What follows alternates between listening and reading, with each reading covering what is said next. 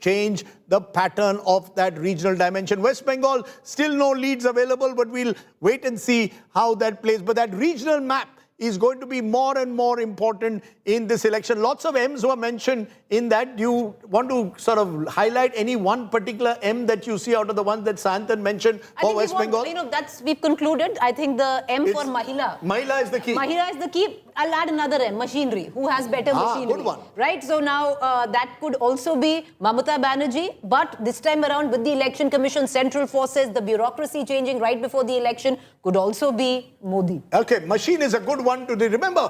Just a quick factoid. When Mamata Banerjee defeated the left in 2011, it came on the back of Panchayat elections victory in 2008, Lok Sabha 2009, Municipal Corporation 2010. West Bengal often change, regime change comes ground up, not top down. Will this be different? Could the BJP do what Mamata did to the left in 2011 in 2026? We'll wait and see. Pramod Madhav is joining me because Adav Arjun, one of the key contestants of the TVK in Chennai is Vijay. Am I got the name right? Vijay. I went and met him. I asked him about the fact that his father-in-law was the casino king or the lottery king who had given electoral bonds to all parties. Pramod is with Adav Arjun. What are you picking up, Pramod? Tell us. Pramod, Rajdeep. Okay, Pramod's, yes. That one lead is from Chennai right now for the TV. It's very interesting. Perambur seat, Vijay is leading from the Perambur seat. Okay, now tell me, Chennai dominated traditionally by the DMK. 16 on 16. They've got 16 on 16. They got 36 out of 37 if you look at the outlying areas of Chennai as well. So if TVK starts making inroads into Chennai, where both Udaynidhi is also contesting in Chepauk, and you've got Stalin in Kolattur. There's 1,000 lights, that lovely constituency which he used to contest for many years as well. But the fact is that's where Vijay will try and damage the DMK presumably in the urban areas, and as you said, Western Tamil Nadu, AIADMK. 100%. And I think for the DMK right now, Rajdeep, it's not just the urban pockets like North Tamil Nadu, like Chennai, but the other pockets as well, whether it's a central Tamil Nadu or South Tamil Nadu. These are areas that the DMK did extremely well in 2021 at the cost of EPS, at the cost of AIADMK. If TVK breaks into Chennai, like I said, DMK managed to get 16 on 16, clean sweep last time around. That urban vote will 100% be split. The question is how much? So much so that Pradeep Gupta actually predicted in his exit poll, Rajdeep, the likes of Kolattur, the likes of Chepauk, which is Udaynidhi, Stalin seats, even those are going to be tough battles. If that is the case, that will be another big headline that really emerges. But there's a reason Vijay chose Perambur. There's a reason Vijay chose Trichy East. It was very clear messaging. It was very clearly important symbolism involved in the fact that Vijay wants to lead the fight for Chennai right now, knowing full well that's where the TVK stands the maximum chance. Okay, one of the results we're getting or leads, make it very clear, postal leads, is Pinarayi Vijayan leading.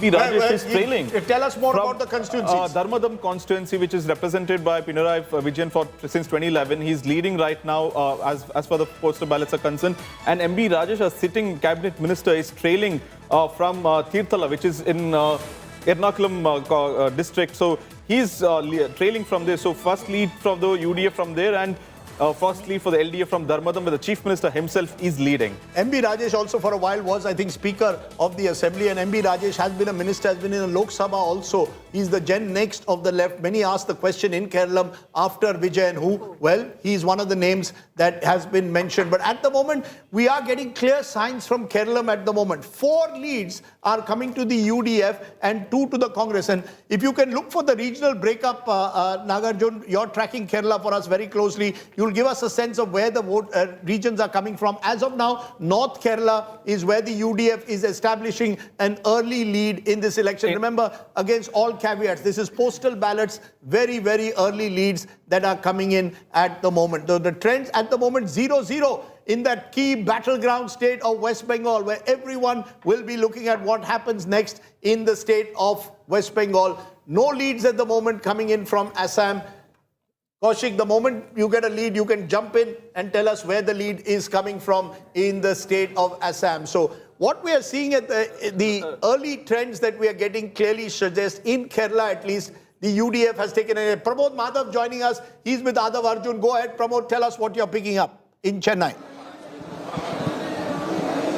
Certainly, Rajiv, like we said, this is one of the important locations in Loyola where we are having on the ground floor, that is for Perambur, Vijay and Kolattur. And this is the second floor where Adavajana is also standing right behind us. And he is also standing here monitoring the postal votes. Officials have stated here that the postal vote has begun. And behind me, you could see he's actually standing. One of the officials, and over there, he says he came over here by 8 a.m. itself, and he's over at the spot. And they're actually, he's now right now going ahead and also standing over here monitoring everything. But this is a space where we are also having Egmore on one side and Villivakkam on the other side. This is a counting center for that. So here, since considering that close to 3 star candidates are contesting at this spot, everybody's keen and very carefully we have been asked not only to take certain kind of things over here. And this is also Anna Nagar Kati, who is also the candidate from DMK, who is also present at this location. That is Anna Nagar Kati, who is over here. And everybody has already come over here to hear this location, this spot. Adavajana is already inside right now and he's monitoring the postal votes that has begun over here as we speak, Rajiv. Okay, remember, these are all postal ballots that are coming in at the moment, and therefore postal ballots often give you a disproportionate idea of what's happening. BJP tends to do well in general in postal ballots, particularly in states like West Bengal. One lead for the DMK. Tamil Nadu. Where I'll just find out for you where that's coming in from right now. So the DMK, remember, is operating from a much higher base. They won a substantial majority last time. So therefore, they can afford to lose a few seats, but they can't afford to lose a substantial number, particularly in North Tamil Nadu and Chennai. That's where they will have to ensure that they retain at least 60 to 70% of their seats. They cannot afford to lose out there. Southern Tamil Nadu generally presents a much more mixed picture. So as you're seeing, the first trends still start to trickle in. These are postal ballots. We expect EVMs to be only opened around 9 a.m. in most of the states. So it's a very gradual process now that the Election Commission follows. The first focus is always on postal ballots across the states. What we are seeing also at the moment clearly in Assam is the first 2 leads are coming, Kaushik, from your home state of Assam, and both those leads are coming as of now in Upper Assam. So we are getting 2 leads for you, and both leads in Assam as of now are coming from Upper Assam. So Kaushik, you want to again explain to us the significance very quickly. What is it that Hemanta Biswa Sarma needs to do to score a big victory? Is it dominate Upper Assam completely and then pick up hope that there's a division of votes in Lower Assam? Of course, without dominating Upper Assam, he cannot expect to win Assam because there are 27 crucial seats, and along with Upper Assam, you have to add the northern bank of Brahmaputra. So those 16 seats, so 27 plus 16 seats, in these seats, the BJP has to win, and these are the seats where the challenges are there. As you mentioned about the alliance between the 3 parties, last time it was not there, this time it is there. So that also creates a perception. Add to that Gaurav Gogoi's popularity among the youth. So these are the challenges that Hemanta Biswa Sarma faced. And in Upper Assam, he is seen as an outsider because he is from Lower Assam and he is a Brahmin. He doesn't belong to the Ahom community, which usually dominates Assam politics. So despite these challenges, he had several things going for him. First is his beneficiary schemes, his own personal popularity because he has been a minister in Assam and a chief minister for last 20 years. In fact, on 13th of May, he would complete 25 years in Assam Legislative Assembly. The 2 leads that are coming in right now, Kaushik, just to let you know, in Assam, Lakhimpur, a BJP leading from Lakhimpur and Jagir Road, which is an SC constituency. So these two constituencies belong to, Lakhimpur belongs to Manav Deka and Jagir Road belongs to Piyush Hazarika. Both are Hemanta Biswa Sarma loyalists, long-time loyalists. Both have come from Congress and they have nurtured their constituencies so well that it's next to impossible to defeat them in these constituencies. So there is no surprise in these two Kaushik, one thing that even the Congress says very loudly in Assam is that this is a fight between the old Congress and the new Congress. Of course, it is. And that's how it's panning out. What percentage of BJP candidates would be former congressmen? How many of them? I think more than 30%. More than 30% of the BJP candidates in Assam are former congressmen. Yes. Okay. Remember, the BJP has also opened its account at the moment in Kerala. The BJP, remember, has only one. Is coming in from Palakkad. Shobha Surendran, the candidate, is leading right now. That's one of the seats that the BJP has targeted. There's Nemam in Thiruvananthapuram. And there is, of course, their old seat in Kasaragod, which they've tried for years. And Palakkad was number 3 on their list of seats that they could look at. Those are the 3 seats that the BJP is hoping to make a breakthrough in. Remember, they've only won 1 assembly seat in the history of Kerala assemblies. That was in 2016, Mr. Rajgopal in Neelam. But in Lok Sabha last time, they won the Thrissur Lok Sabha seat. Suresh Gopi has become, of course, a minister in the government. So the BJP hoping to make a break. Yes, so in all, 11 seats trend that has emerged from Kerala. UDF at 6, LDF at 3, BJP at 1, and the others at 1. Which exactly this party is? Others. I can give you a region-wise breakdown, which is that in Travancore, of those 6 leads that have come in, 3 are with the UDF, 2 are LDF, 1 with the others. The other leads that have come in, No, it's the 10 is independent. 4 is Okay, West Bengal, it's independent BJP. supported One by the one. UDF. Yes, West Bengal West first Bengal, lead. BJP has lead Opened its in one account. constituency, opened its account. It's just we're going to try and figure out exactly where that lead is. But right off the bat, BJP leading in 1 assembly seat in West Bengal. Okay, so the first lead in West Bengal is going to the BJP. And remember, for the BJP, every seat that they get in West Bengal, they will hope that that takes them beyond 100 and closer towards that magical 147 mark is what they will be looking at. So every seat in West Bengal will be looked at very, very closely in this election, because every seat in a way becomes a seat do or die, as some are saying, for both sides in West Bengal. The first lead in West Bengal is coming to the BJP. In Assam, at the moment, the BJP appears to be steaming ahead. They're leading in 6. In Kerala, it is the Congress-led UDF leading in 6, the LDF in 3, others in 1. Rajdeep is the independent who's leading from the Ambalapura seat right now. It's Mr. Sudhakaran, who was a rebel candidate of the left. He could not get the ticket from the left, and the UDF supported. The Congress has not fielded a candidate. Now he's one independent who's leading in the others. He's supported by the UDF also, so we can count him in the UDF tally. So the BJP's lead is coming from Purulia. They had won 6 of the 9 seats that is there. Last time. Yes. Last time. Remember, Purulia is, of course, was made famous for the Purulia landings that took place all those years ago, became part of what was seen as a terror or a subversive operation that had been launched. We never really knew exactly what had happened. Kim Devi, you will recall, was the person who had put in various packages thrown from the air. But Purulia, large tribal population, and the BJP hopes to dominate the ST seats of West Bengal like they did in 2021. Yes. Well, you're right there, large ST population, and it also has a large Hindi-speaking population. The lead that is coming in from the Purulia district is coming in from the Purulia city, Rajdeep, and this is what the BJP had also held the last time around. This is where they want to make a lot of inroads, Jungle Mahal area of West Bengal. They need to capitalize on Jungle Mahal and then dent Mamata Banerjee in her bastion of presidency. Okay, the lead's now gone up to 7 and 3 for the TMC. 7 and 3. 3 leads for the TMC, 7 for the BJP in these early postal ballots. Remember, many of these are coming from the Jungle Mahal area. Some are coming from North Bengal. These are traditional BJP heartland. So you've got to go to, it's only when the battle comes to southern Bengal that we will get a trend emerging. But as of now, in these early trends, BJP leading in 8, TMC in 1. BJP. Tamil Nadu at, DMK at 4 right now in the leads there, Rajdeep. So DMK at 4. I'm seeing right now in the region-wise, it looks like largely these early trends are coming in from the Chennai region. So if you go by these early trends, it's 4 and 3 now. 4 and 3, DMK at 4. The TVK is fluctuating. I think we're back to 3 right now for the TVK. So interesting numbers that are coming in. Largely all of these numbers from Chennai. Yes. Okay, Nishit Pramanik, who is contesting. If you look at Kerala, there is 11 leads coming, of which 6 are for the UDF. And all these 11 leads are spread across the state. It's not from any one region that the leads are coming from. So interestingly, Nishit Pramanik, who is contesting from one of the SC seats, is leading. He is an important face of the BJP. Among the big faces, we are yet to get any other update.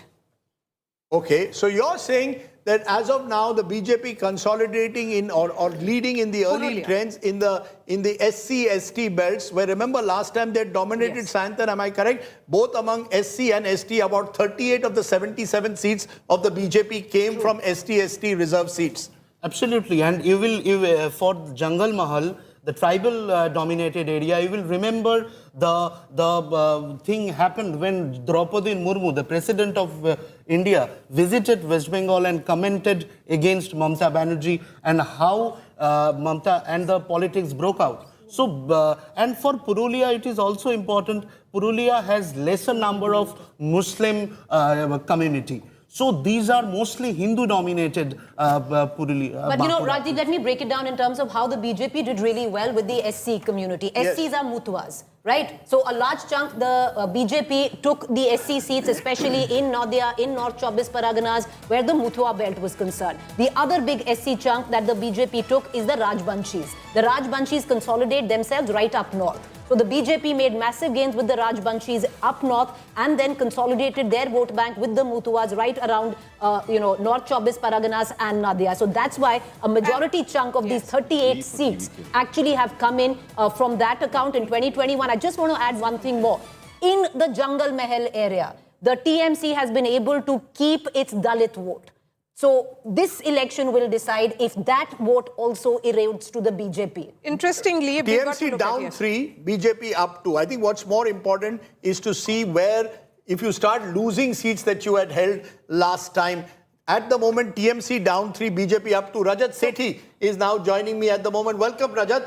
Namaskar, Vanakkam, Namaskar. Tell me, what is it that you believe will be crucial? The BJP now taking a sizable lead in these postal ballots, 21 plays 11.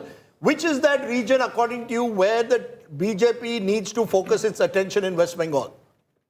Which will be decisive? I think the first change, and we've been sitting together, the first change here is that there is a Nitin Naveen's small moniker down there, which is a new thing. I mean, should we put him, Amit Shah? Because Amit Shah was there, invested hugely in West Bengal, or Prime Minister Modi? No, I think you spent enough resources on putting his photo over there, which is looking good. The BJP is going into this decisive elections under his leadership. And of course, with Prime Minister and Amit Shah ji leading it. But I think BJP has to do really well in southern Kolkata, and especially the Jungle Mahal area that we've been talking about. If it does not go out literally sweeping this area, then you will see that the overall numbers will get hard. But I believe that BJP will do exceptionally well in the Midnipur, West Midnipur, East Midnipur region. They need to do exceptionally well there. Right now, where the BJP is doing really well is where they had done well the last time around, which is the upper north West Bengal region, Rajdeep, and making inroads and holding on to at least their seats that they did well in Jungle Mahal, which was largely their lot came in from Purulia. So we're not getting the southern Bengal seats at the moment. We are getting, there is one seat, Dhane Khali, which is the TMC leading, which is the only seat where we have leads. But the TMC is actually doing better in Jalpaiguri, which was pretty much swept by the BJP the last time, is what I'm going to just get a breakdown on that. To clarify, these are postal ballots. Remember, please be very careful before you start celebrating. Don't distribute the laddus. Please send the sandesh, whoever wins, to the studios, but do it after 12 noon when we have clear results. Do not believe that this postal ballot power play is going to be influential. But I think one trend which is emerging more than any other at the moment is both in Tamil Nadu and in Kerala. Because Kerala, it's not just postal ballots, we're told there are some EVMs also that have been opened there. And North and Central Kerala is where the UDF is getting their numbers. In Tamil Nadu, Rajdeep, Axis My India had predicted that DMK would be facing a difficult chance in urban constituencies. Both Kolattur and Chepauk, both Udaynidhi and his father, MK Stalin, are leading at this point of time early trends. However, the Axis My India had said that both father and son might be finding it difficult. But as of now, both father, son, CM and Deputy CM are leading from DMK. Okay, we're getting both the major parties are neck and neck at the moment in the state of West Bengal. 25 plays 27. Just a minute ago, it was 25-25. But it is neck and neck in that crucial battleground state of Bengal. As expected, Bengal will go possibly as a state where region by region we'll have to see who takes the edge. In the early phase, the BJP holding on to its bastions in Jungle Mahal, in Purulia, in the tribal belt, and in the northern parts of Bengal. We'll have to see whether that can now spread into central and then eventually into southern Bengal. Most of these seats, Rajdeep, are coming from Cooch Behar, Alipurduar and Darjeeling. These are the tea gardens, the lovely tea gardens of West Bengal. Yes. There is one seat, Malatipur, where Congress is... surprising. Yes, Congress is leading. Now, this is very important, Rajdeep, because Malatipur comes under Malda. It is a Muslim-dominated seat. Now, if Congress does well in Malda and Murshidabad, that means they are taking away the Muslim seats. which will be the Muslim population. So that's Mausam Noor's seat, right? One of them? Yes. In Malda. Yes. So she was the former MP of the Trinamool Congress, earlier with the Congress. Of course, comes from ABA Ghani Khan Chaudhry's family, a noted family of that region. You get lovely mangoes in Malda, of course, apart from anything else. You're saying that one of the fears the Trinamool Congress will have to look at is how much does the Congress break into their Muslim vote. Am I correct? Absolutely. Okay. Because it That's- is only the Congress. Behrampur is where the BJP is leading. As of now, it's a seat in, 22. Murshidabad, 22 seats in that district. Only 2 were won by the BJP. One of them was Behrampur, where Adhir Ranjan Chaudhary is standing. But right now, the BJP candidate is leading from Behrampur. Tamil Nadu numbers going up fast, and I can tell you, Rajdeep, that the breakdown largely is from Chennai, where the DMK right now is leading with 9. AIADMK has opened its account, and largely that's from Chennai with 1, and TVK is at 1. So we've got that, and West Tamil Nadu, where again you've got a clear lead at this point. The TVK has opened its account, DMK has opened its account in Congo Belt, which is the AIADMK stronghold. So far, they're at 0, Rajdeep. TVK is leading in the Congo belt in Tirchangdu and Karaikudi, where Siman is contesting also. But in Kerala, Rajdeep, Rajiv Chandrasekhar, the president of BJP, is trailing from the Nemam seat at this point of time. Okay, so the interesting thing, Akshita, about Tamil Nadu is that urban bastion, the urban citadels of the DMK are still giving it rewards. Just now, Nagarjun mentioned both Udaynidhi leading in Chepauk and MK Stalin in Kolathur. Presumably, if this Vijay factor has to work first day, first show, those cities have to go switch from the DMK. That is critical. That's not happening in these early trends. Absolutely. There are essentially Chennai, Coimbatore, all of that. He will need conversion. If that doesn't happen, then there's no question of him having a big bang debut right now. And looking at the numbers that are coming in, and these are early trends, we'll constantly keep saying these are early trends. 22 to the DMK, 2 to the TVK, 2 to the AIADMK. So right now, it's a comfortable lead for the DMK. The DMK will want these trends to stick right now. Yes, right. Mr. Shastri.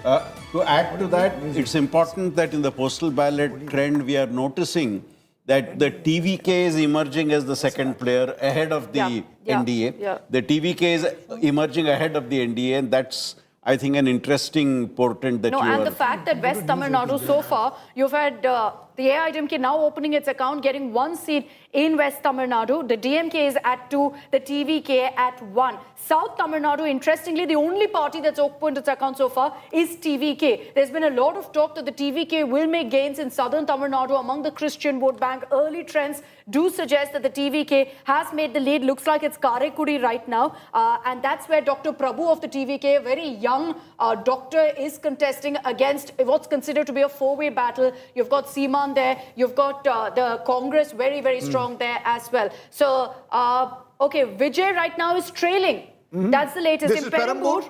Because remember, he's contesting two seats, one in Trichy, one in... we don't have the leads yet in Trichy East, but in Perambur, he's trailing. Again, early trends that are coming in. Udaynidhi, MK Stalin, and MK Stalin seat of Kolathur is just 10 minutes away from Perambur. But in Perambur, right now, Vijay is trailing. We can confirm that for you. In the lead is R.D. Shekhar, a strongman of the region. Adhir Ranjan Chaudhary is trailing from Behrampur, and surprising part, Shubhendu Adhikari in postal ballots as of now is leading from Bhabanipur. Interesting. So, Shubhendu Adhikari leading in postal ballots in Bhabanipur. That's a big one. Mamta Banerjee in Bhabanipur in postal ballots is trailing. But we'll wait and see how that plays out. Yes. Congress is leading in 2 seats, Rajdeep. Muslim-dominated 3 seats they were leading in. Now, and 1 tribal seat up north. Interesting, because the Congress's best case, they think they'll get 5 or 6. We'll wait and see how that plays out. Last time they got 0. Congress and left was 0. Yes, Congress is fighting independently this time, and they are also leading from the Mothabari seat. It is very important seat, because you remember the violence broke out where people chased the legal officers. And the massive... This is Murshidabad. Yes, the Mothabari seat where... And from Mal seat, which is an ST seat, the Congress is leading. It's a tribal, that's basically... Interesting. So we'll wait and see how the Congress plays out and what role they play in West Bengal. I mean, remember, the Congress was the dominant party of West Bengal, but that was a dominant party in the years when I was born, the 60s and the early 70s. After 75, West Bengal changed. After 2011, it changed again. Will it change again in 2026? In Nadia, Rajdeep, in Nadia, which is where the BJP, out of 17 seats in the Nadia district, 9 were picked by the BJP. These are dominated Mutua constituencies, and they are seemingly holding forth, at least in that No, belt but I'm right surprised now. that from Murshidabad, you have a trend of the BJP leading. No, Murshidabad, in Behrampur itself, the sitting MLA is BJP. So what could happen? Is BJP. You could have a possible division of votes of Muslims in some constituencies, but remember the Trinamool Congress won 20 out of 22 seats in Murshidabad. So they have more at stake at Murshidabad. In Malda, there is an expectation that the Congress could do well. They've had MPs from Malda even at the height of the Mamata wave. So Malda, you would expect the Congress to do a bit better. They will also hope to pick up a few seats in Murshidabad. So that's the interesting part. Tamil Nadu is giving us a much clearer trend. That in 24 at the moment, Akshita, to the DMK, AIDMK to TVK 4. So big early trend established in these postal ballots. And Chennai largely, Rajdeep, you were talking of Villivakam earlier, so I've got those leads coming in right now. DMK's Kartik Mohan is ahead of Adav Arjuna. I think this is a battle everyone's watching out for because Kartik Mohan also is a very influential figure. His father, has been representing Annanagar constituency. So many thought that Kartik Mohan, who's essentially very, very close to Stalin's son-in-law, Sabrishan for the first time stepped out to campaign for Kartik Mohan, as did the DMK first family. Kartik Mohan right now is leading in Villivakam, and as we continue to track that, Vijay at this point is trailing in Perambur. Okay, this will, right now, if Samserganj, it saw maximum deletions in Murshidabad. BJP is leading from Samserganj. Samserganj is a constituency, Rajdeep, which has over 60% of the minority vote. And as I speak, in Samserganj, in Murshidabad, the BJP is leading. And this was the controversy. This is something that even Mamata Banerjee, in one of her press conferences, had quoted, that if in Samserganj you're going to make BJP lead, that means this election is run by the EC. We'll wait and see. Remember, these are all postal ballots, and even before the EVMs open, we are not going to count our chickens. We're just trying to sort of give you a sense of what's in the postal ballots happening. At the moment, TMC marginally ahead in West Bengal. In Assam, the BJP dominating Assam, Kaushik, 30-9. It appears that there seems to be nothing. What's the top limit that you see? What was the top limit that the BJP can achieve in Assam? What's their best hope? 100 out of 130? I'll talk about BJP first. BJP contested in 90 seats. I think they can go up to 80 plus. They may. On their own, the BJP on its own, without the AGP. If this trend holds. But otherwise, I think 70 plus is a very safe number for BJP. Okay. The Chipok seat is interesting for me because Chipok was where the great cricket ground is, always associated with Chennai. Udaynidhi and the Stalin family has dominated. That's why he made his debut and of course is hoping to win. Meanwhile, Mamta trails from Bhabanipur in early trends. These are early postal ballot trends, and Mamata Banerjee is trailing in Bhabanipur at the moment. So that is one big piece of news that's coming in from West Bengal. But the TMC in these postal ballots, meanwhile, has established some kind of a lead over the BJP. They're leading in 66 over 50 of the BJP. Yes, Sandeep. If you look at Tamil Nadu, Rajdeep, you have trends for more than 30 seats. And of them, nearly all 23 the DMK is leading. So this goes against a lot of the past. So what is it? Stalin is trailing right now in Chepok.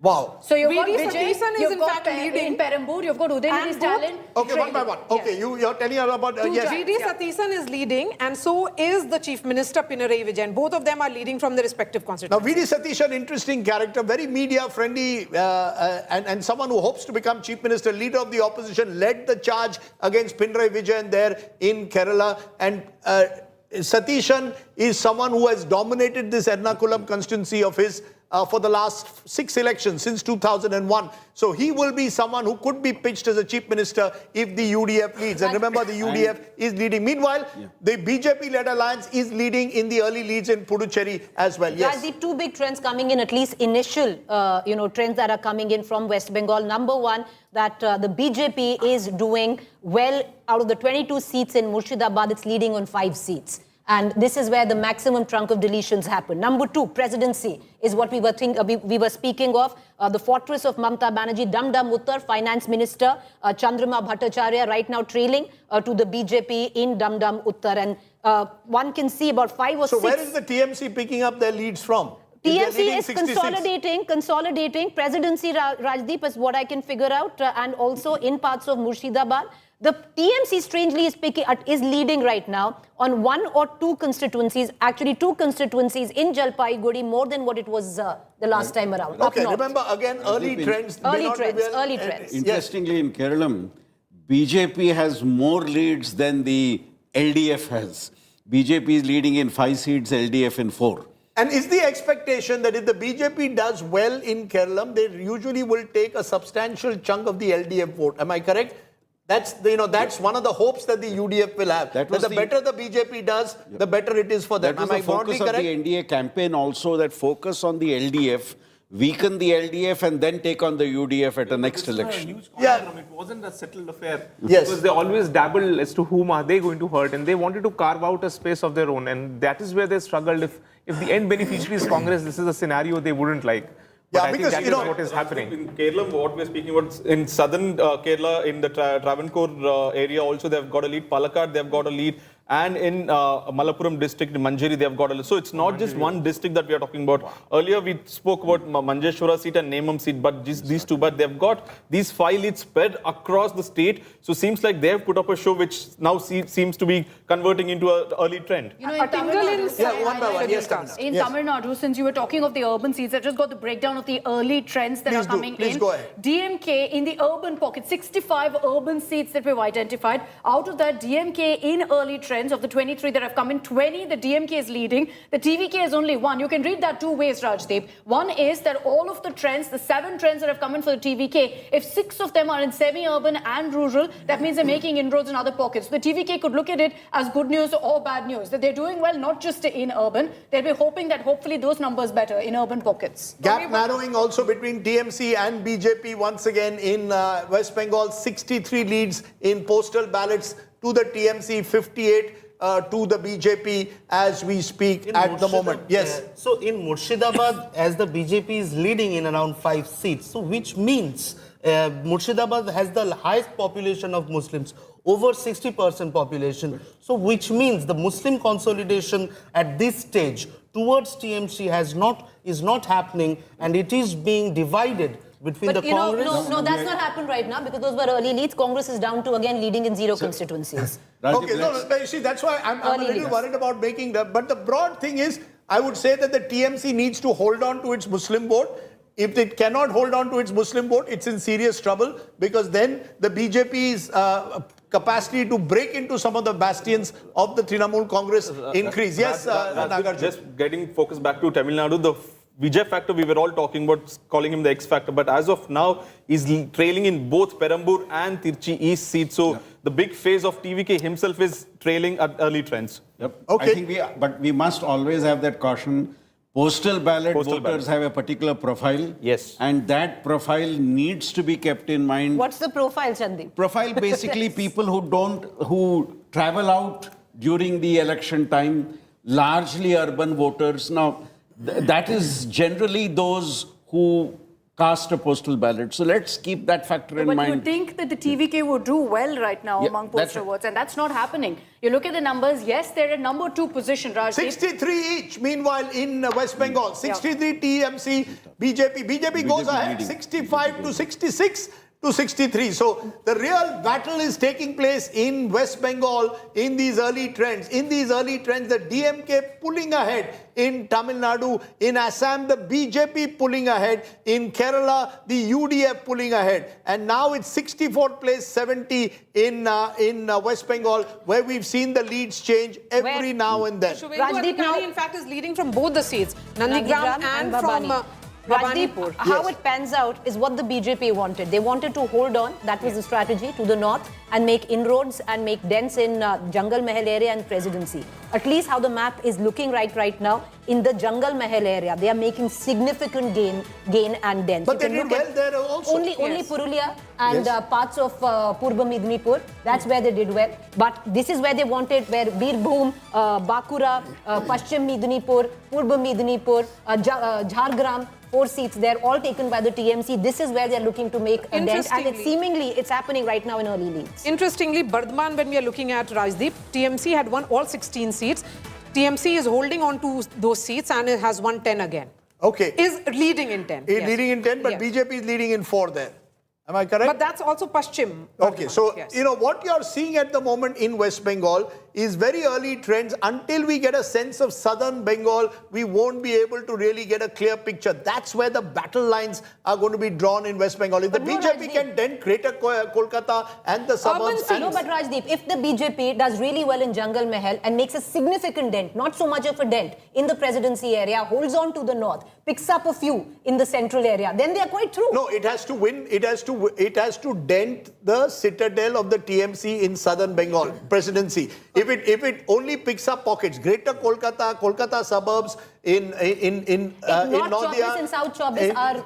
North Chobis is where they'll hope to do well, because they've already got a few seats 5 there. seats, They they won last have a base They have a there. lead right now They already. will want to win in Hooghly. They will want to win in Bardhaman. They'll want to win in Purba Bardhaman. So and there's a significant 13-seat lead now emerging in these early trends for the BJP in West Bengal. So the BJP at the moment in West Bengal, 151 seats. They are, as of now, slightly above the halfway mark in these very early trends that we are picking up So when we are in looking West at Bengal. presidency, Rajdeep, TMC is ahead in 25, BJP in 19. Overall, this entire region, 108 seats that we're looking at, had gone the Trinamool Congress. Yes, that's right. If the BJP can keep this same ratio, the BJP has a real chance of breaching Fort William, something that they've not done. For the first time, they will have the lotus blooming in Bengal BJP if they right can now do in this. presidency, last time around the BJP got 18 seats in the presidency region. Yes, they are Viewers, already at right now the BJP is leading on 19, one more than what it got the last time around. just want It would need to do a lot more than 19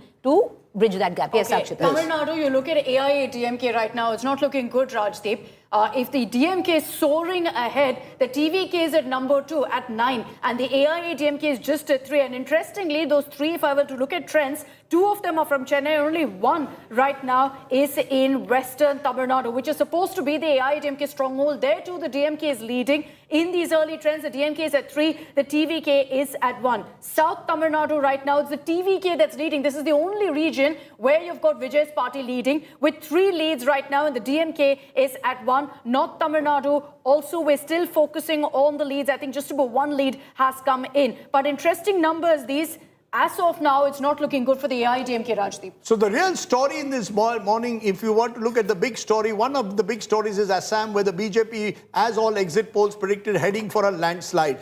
What is also very clear, the UDF is building a sizable lead, but the BJP isn't doing badly in Kerala at all. They're leading in 6. Yeah. If these leads hold, it is an incredible performance for the BJP in Kerala. But the real story is in West Bengal, where the BJP has the early lead, and in Tamil Nadu, where there's an even bigger story, where a clear trend is emerging of the DMK pulling ahead. 43 to the DMK, just 4 to the AIADMK, 11 to TVK. So a split vote of anti-incumbency is propelling the DMK forward, at least in these early postal ballot trends. So the real surprise there is that the DMK now pulling ahead in Tamil Nadu. When we look at the Muslim factor and which are the seats in which Mamata Banerjee is doing well, in Muslim population of more than 40%, there were 62 seats in all. Trinamool Congress leading in 24. When we look at low, which is up to 20%, the BJP is leading in 56 of those seats.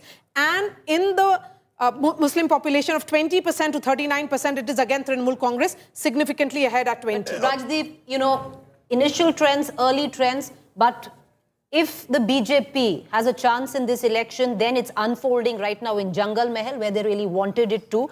Look at it. 56 seats in the entire Jungle Mahal, Medinipur type region. Out of that, the BJP is leading on 25 right now, the TMC leading on just 9. This includes Rajdeep, Purba Medinipur. This is where Nandigram is. Purba Medinipur has in total 16 seats. Last time the BJP won 7 and 9 were taken by the TMC. Suvendu Adhikari was responsible for Purba Medinipur. Let's go up. He comes from there. Let's go up. Pashchima Medinipur, which had 15 seats, 13 had gone to the TMC last time. Only 2 were won by the BJP. This is Kharagpur Sadar, where Dilip Ghosh is coming from. And what you see in that area right now, at least in the initial leads, is a saffron surge. Jhalgram, Rajdeep, 4 seats, all of them swept by the TMC last time. Jhalgram was also the same area where Prime Minister Modi ate Jhalmuri. And out of those 4 seats, 3 is where the BJP is leading. And I'm looking So at Jhalmuri presidency. works. I'm looking Jhanmuri at works. presidency here, 108 seats in all. It's even Steven perhaps between the Trinamool Congress and the BJP. 26 for the TMC as per early leads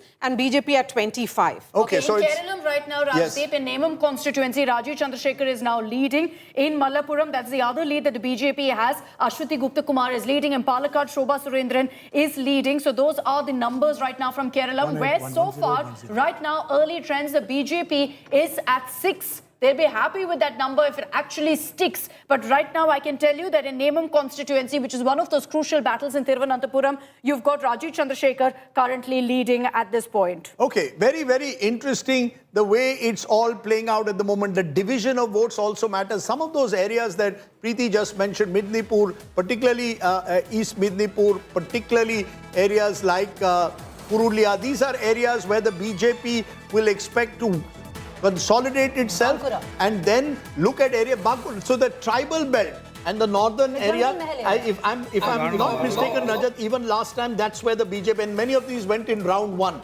What seems to have happened, the seats that went in round 1, as of now, of course, when presidency comes, we'll get a better idea, but that's where the BJP is consolidating. Someone called it subaltern Hindutva. When the BJP first came to, emerged in 2016 in West Bengal, do you see a very different kind of BJP that appeals to tribal voters in Bengal? Started seeing early green shoots right from 2016 elections. Then they consolidated in 2021, and these are the areas where BJP has to literally sweep. In order to ensure, and this is what is happening. I mean, if you look at the tribal seats, there are around 30 seats, and BJP is doing almost 4/5 of those tribal seats.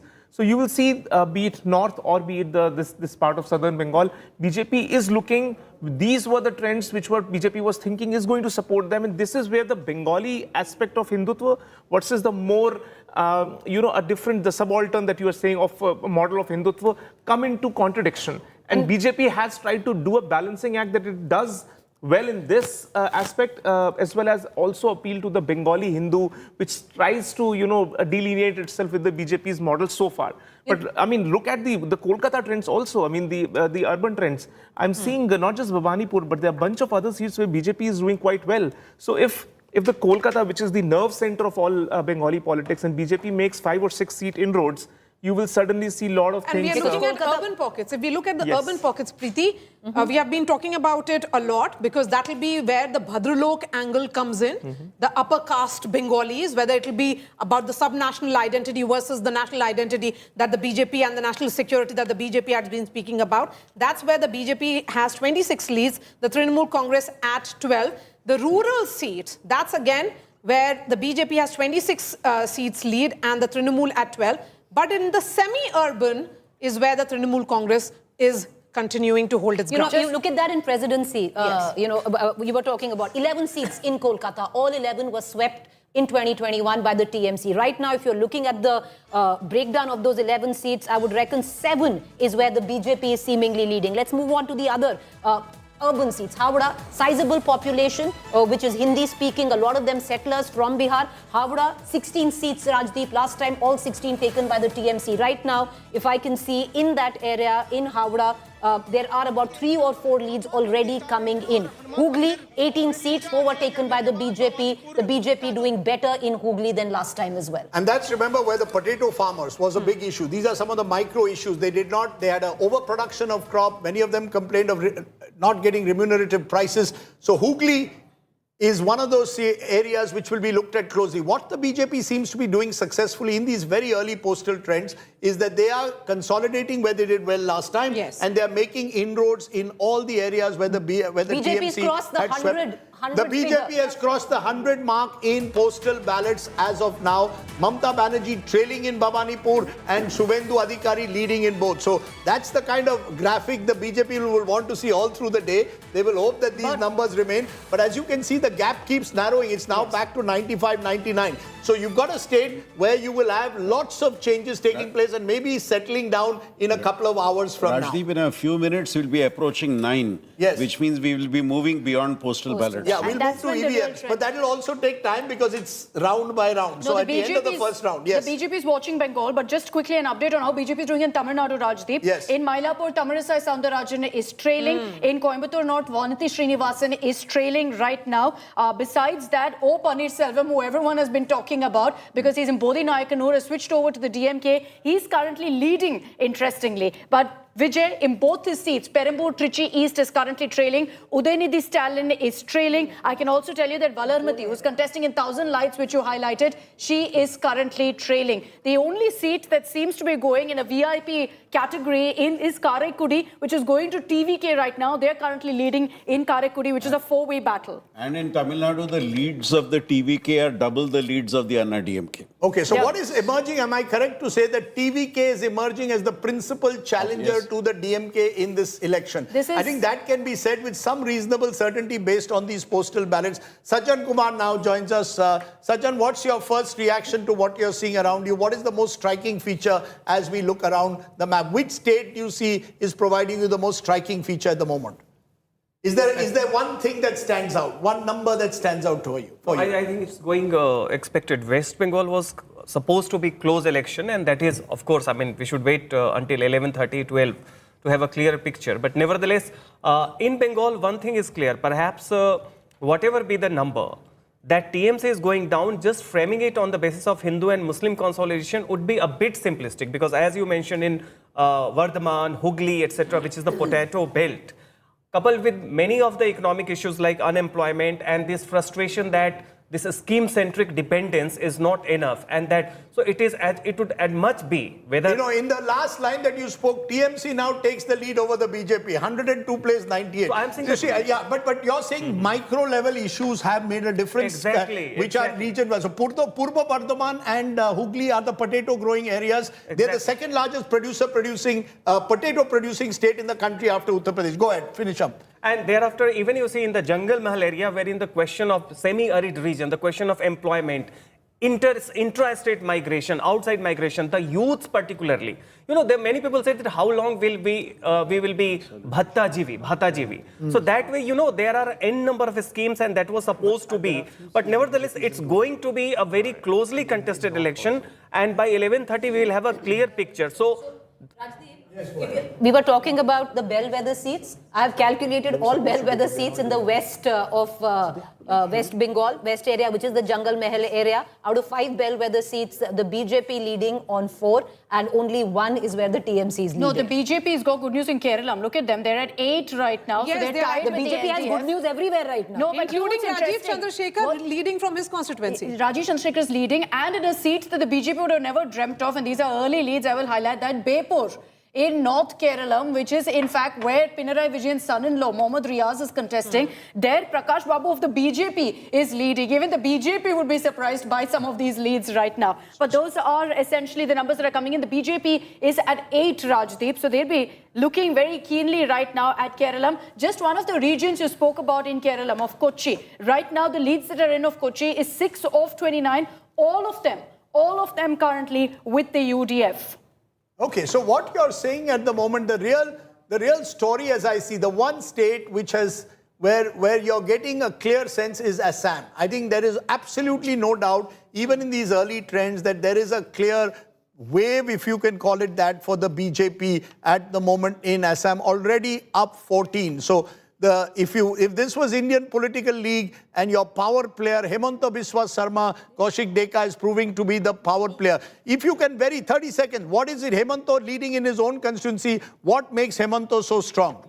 Expected lines, but what I'm surprised... What makes him so strong? I'm telling you, there are some surprising results, like BJP is leading in constituencies like Golakganj, Gauripur, Mankacha. These are areas, Muslim-dominated areas, and one constituency, newly formed constituency, but heavily Muslim population, Mondia constituency. And I think BJP has got the trick that in that constituency, there are TMC, one former congressman now contesting as TMC candidate, then there is a Congress candidate. So over there, currently trailing in Kolathur constituency as well. So Stalin, Udaynidhi Stalin, Vijay, all of them are trailing. Vijay is trailing in both of his seats. Stalin is trailing in Kolathur. Udaynidhi Stalin is trailing in Chepauk.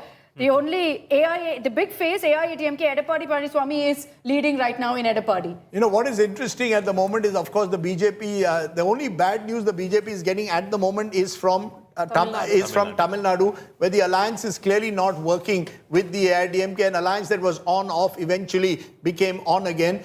Kerala could see a tectonic shift if those numbers hold, but it is unlikely. Let's be very honest that, you know, given the nature of Kerala politics, the small margin, these are postal ballots. Once the postal ballots around 9 o'clock are over, I think then we will get a correct picture of what really is happening in Kerala. But the UDF is surging ahead again in postal ballots. Once the actual turnout comes, you can expect in many parts the battle to become much, much closer even in Kerala. So expect close battles everywhere. Particularly in West Bengal, 110 for the 111 for the BJP, 99 for the TMC. It's changing all the time there in that state. And the DMK is the one which is consolidating its early stage. But look at TVK. They are coming. Picking up. You know, they are picking up. And the truth of the matter is, if these numbers hold, the TVK could well hope to hold the balance of power. Because if you add TVK and AIADMK, they're 58. That factor will also have to be looked at.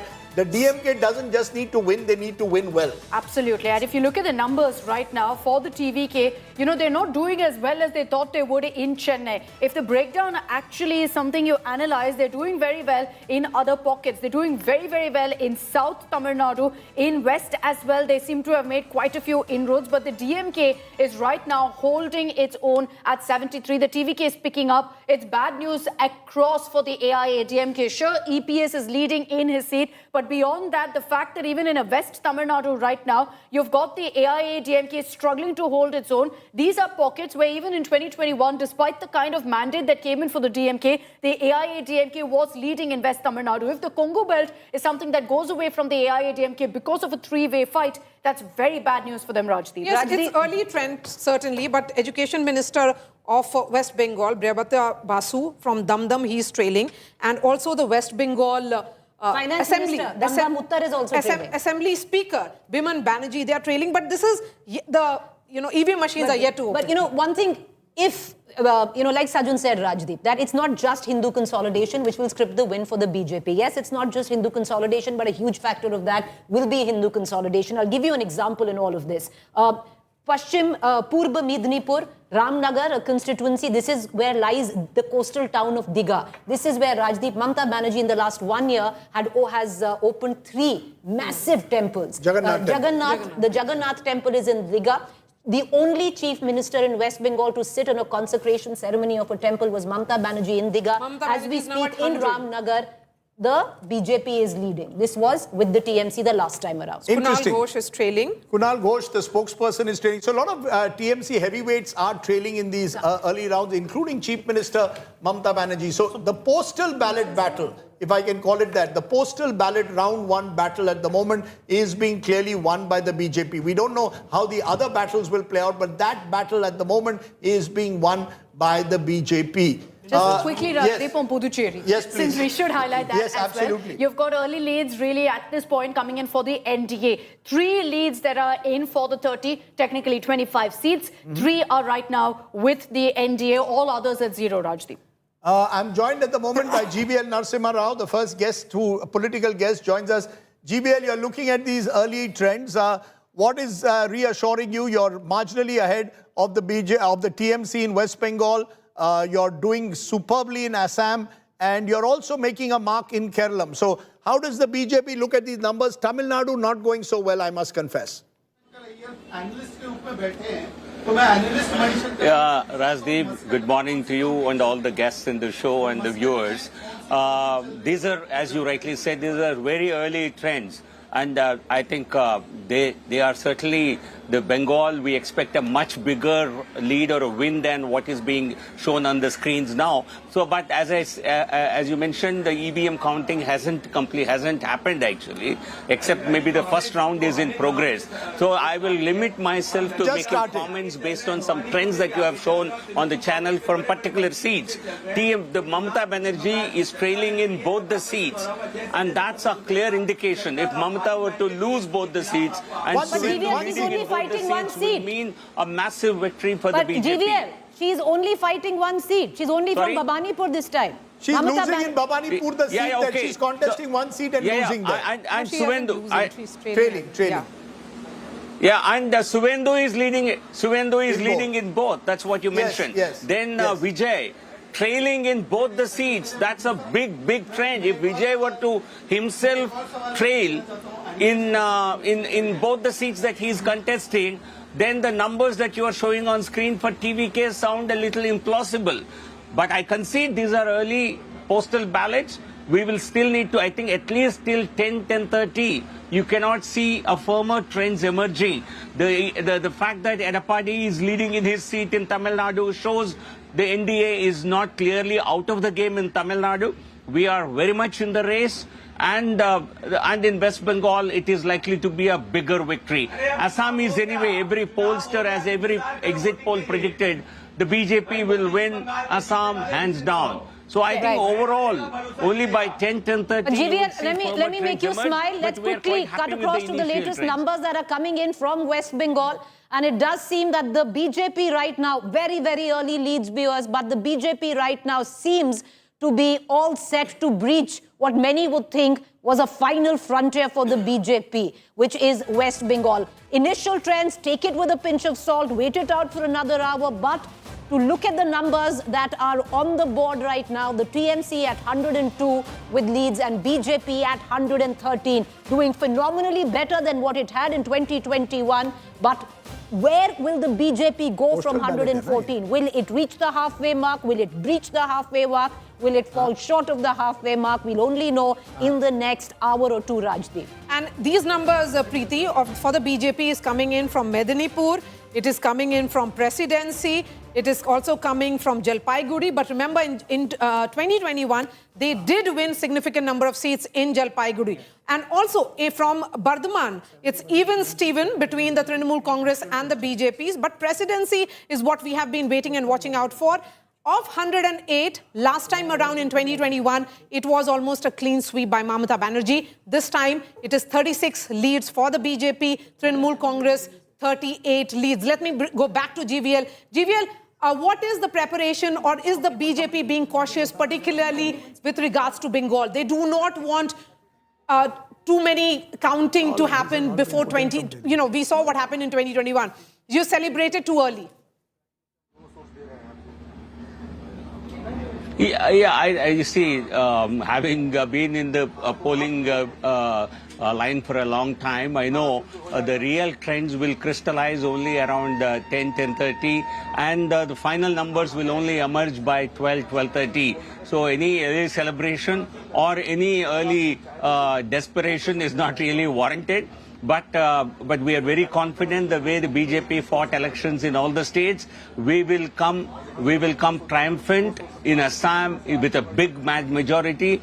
We will turn the government in West Bengal. We will certainly make the first BJP government in West Bengal. And we will certainly have a significant opening in Kerala.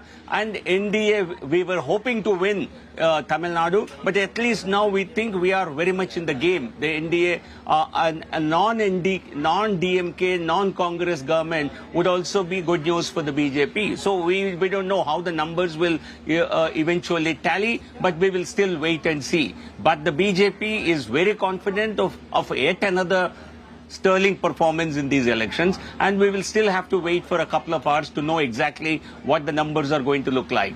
Okay, a couple of trends on Tamil Nadu that I'd like to highlight right now. In Congo Belt, West Tamil Nadu, the AIADMK has essentially all the leads that you see of 21 there. 10 of it is coming from West Tamil Nadu. So they seem to be, to some extent, continuing to maintain that West Tamil Nadu is where their best performance will be. But what's interesting is that the TVK shot right ahead there. The TVK is in #1 position of West Tamil Nadu at 15, the AIADMK #2 at 10, and the DMK at 8. So in West Tamil Nadu, I remember going there in places like Tirupur, where the Vijay support popularity was immense. That's also reflecting in these early trends. One seat that I want to talk about is that of Avinashi, where Union Minister L. Murugan is contesting. He's trailing right now. He was up against two young 28-year-old women, and DMK's Dr. Gokilamani, a first-time candidate, 28 years of age, She's the one currently leading against L. Murugan. So the Union Minister is currently trailing. But these are important leads that are coming in from West Tamil Nadu. I'll just quickly focus on Chennai, where it looks like the DMK early trends is holding its own off the 37 in Chennai and the entire North Tamil Nadu belt. You've got the DMK plus a 24, TVK just at 6 at this point. So whatever leads the TVK is making at this point, based on these early trends, it's at the cost of the AIADMK, because in West Tamil Nadu is where they're making maximum dent, and then in southern Tamil Nadu, which was always expected, always a mixed bag between DMK and AIADMK, there too the TVK is making inroads. Just a word on Bengal, Rajdeep. Please go ahead. There are 15 plus rounds in most of these constituencies. So Bhawanipur in all 20 rounds, Nandigram 18 rounds, and not even the first round has been completed. EVM machines have just about opened. So that's the health warning we have to give to our viewers when we look at these numbers across the country. You know, which is why I'm very, very reluctant to make any kind of statements based on what's happening, because we'll have someone on social media clip. This is what Rajdeep said at 9:05, and I will have egg on my face. I already have so much egg on my face. In fact, that I've become- Chinsura has 27 rounds. That is the highest. Then you have Behrampur 16 rounds, Kharagpur Sadar 20 rounds. That is how intense these elections and also are. what's happened is that because of the counting agents Yes. being there in the polling stations with such high pressure on them, there is a possibility of ordering recounts, of going through that Yes. process. West Bengal is going to be so competitive that it will probably take us, well, possibly even into midnight if it's a close run race. If it's No, one in way... Tamil Nadu too. No, Tamil Nadu, I think, Is settling fast counting at least. In West Bengal, because every vote, every seat is being contested, who knows how long it will take. So it could be one very long Indian political league that you've got ahead of us. I think what is very clear in these early trends is, because that really is confirming what we've been seeing even in the exit polls, is Assam.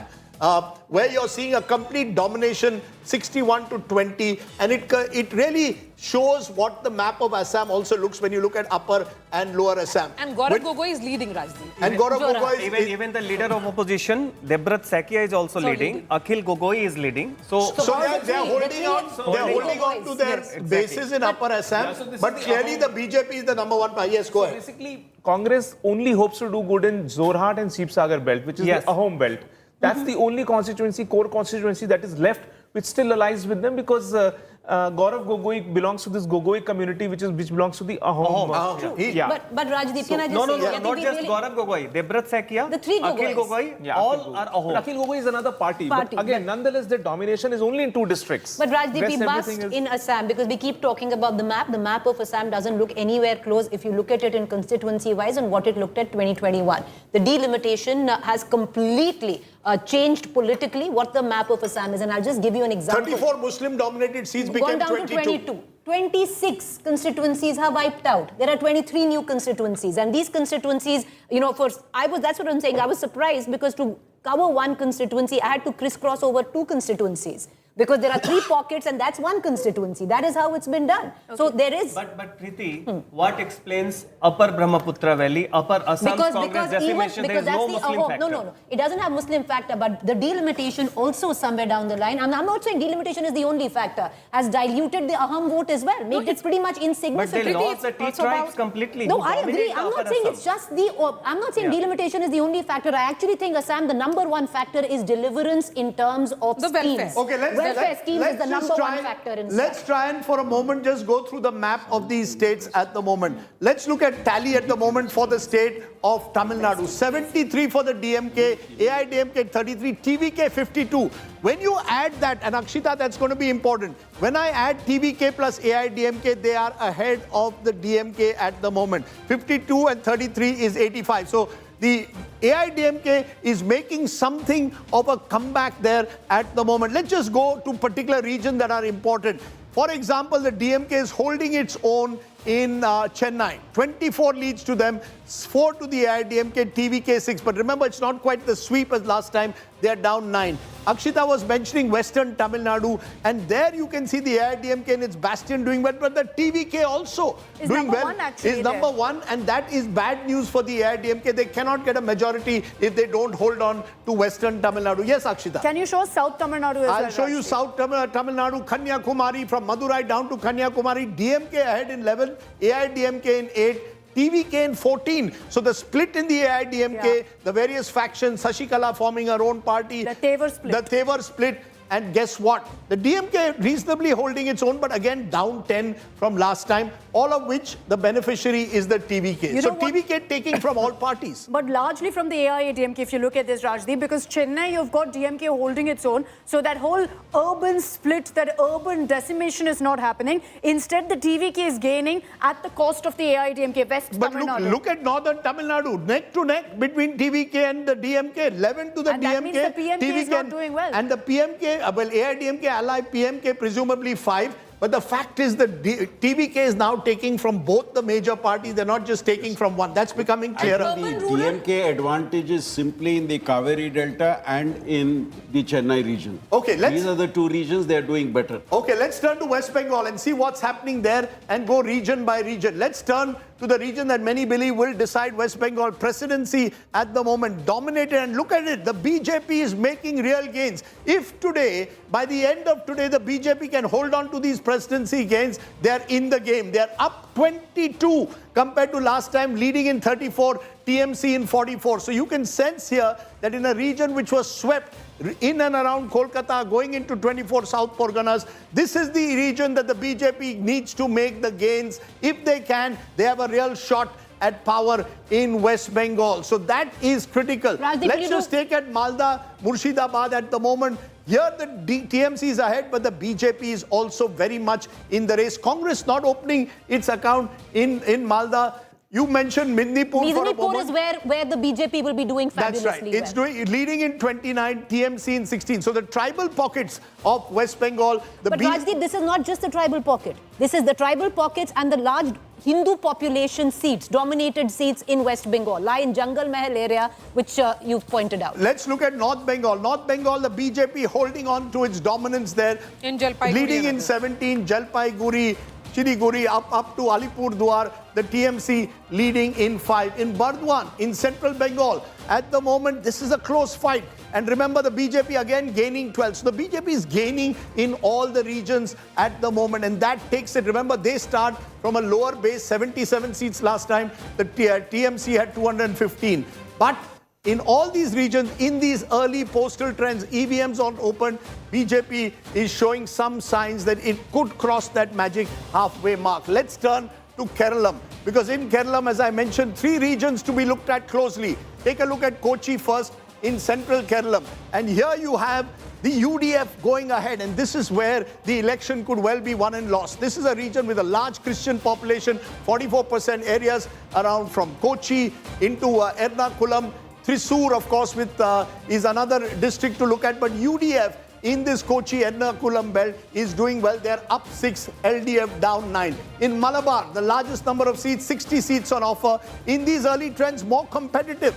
The UDF, which has the Muslim League here, the largest Muslim population, is in the Malabar belt. It is competitive. LDF, of course, Vijay leading in his own seat in Kannur, 10 place 13. And then when you go to Travancore and into southern Kerala, it's the UDF, which is making gains. Now, this is surprising. Normally, you expect this to be the the LDF bastion. No, the Erava erosion seems to be happening here. And the BJP leading in 4 years. So the BJP leads are coming here, but the UDF is consolidating. Ramesh, Chenitala is trailing Rajdeep from Haripad in Kerala. Okay, I'm not going to comment on any of the leads of these candidates because they will remember this. And when they win, highlight the TVK has gone ahead of the DMK right now.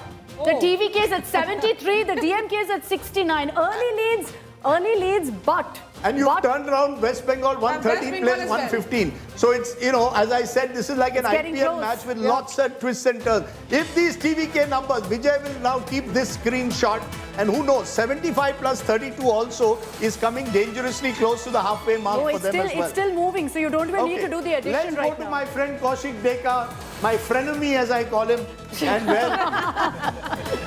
What is that called in Assamese? Kaushik, you have to be very careful. Search past the DMK becomes number 1 in these early trends, but please be very careful. These are only early postal ballot trends. The first round of EVMs has only just begun counting. Maria gave an excellent statutory warning. In states like West Bengal, there are 20 rounds, and therefore it could change round by round if it is going to be a close contest.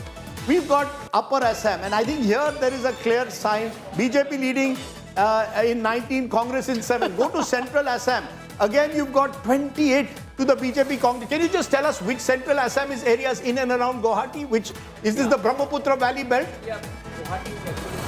Central Assam would be Nagaland district, Morigao district, and in Dorong district. So as you go around the Brahmaputra Valley, across Brahmaputra means northern bank and southern bank. So but that's where the BJP is just dominating. Is that in Central Assam, Morigao, Nagaland, all these were earlier Muslim-dominated constituencies. There are a huge number of Muslim-dominated constituencies, but after delimitation, I'll tell you, it has become.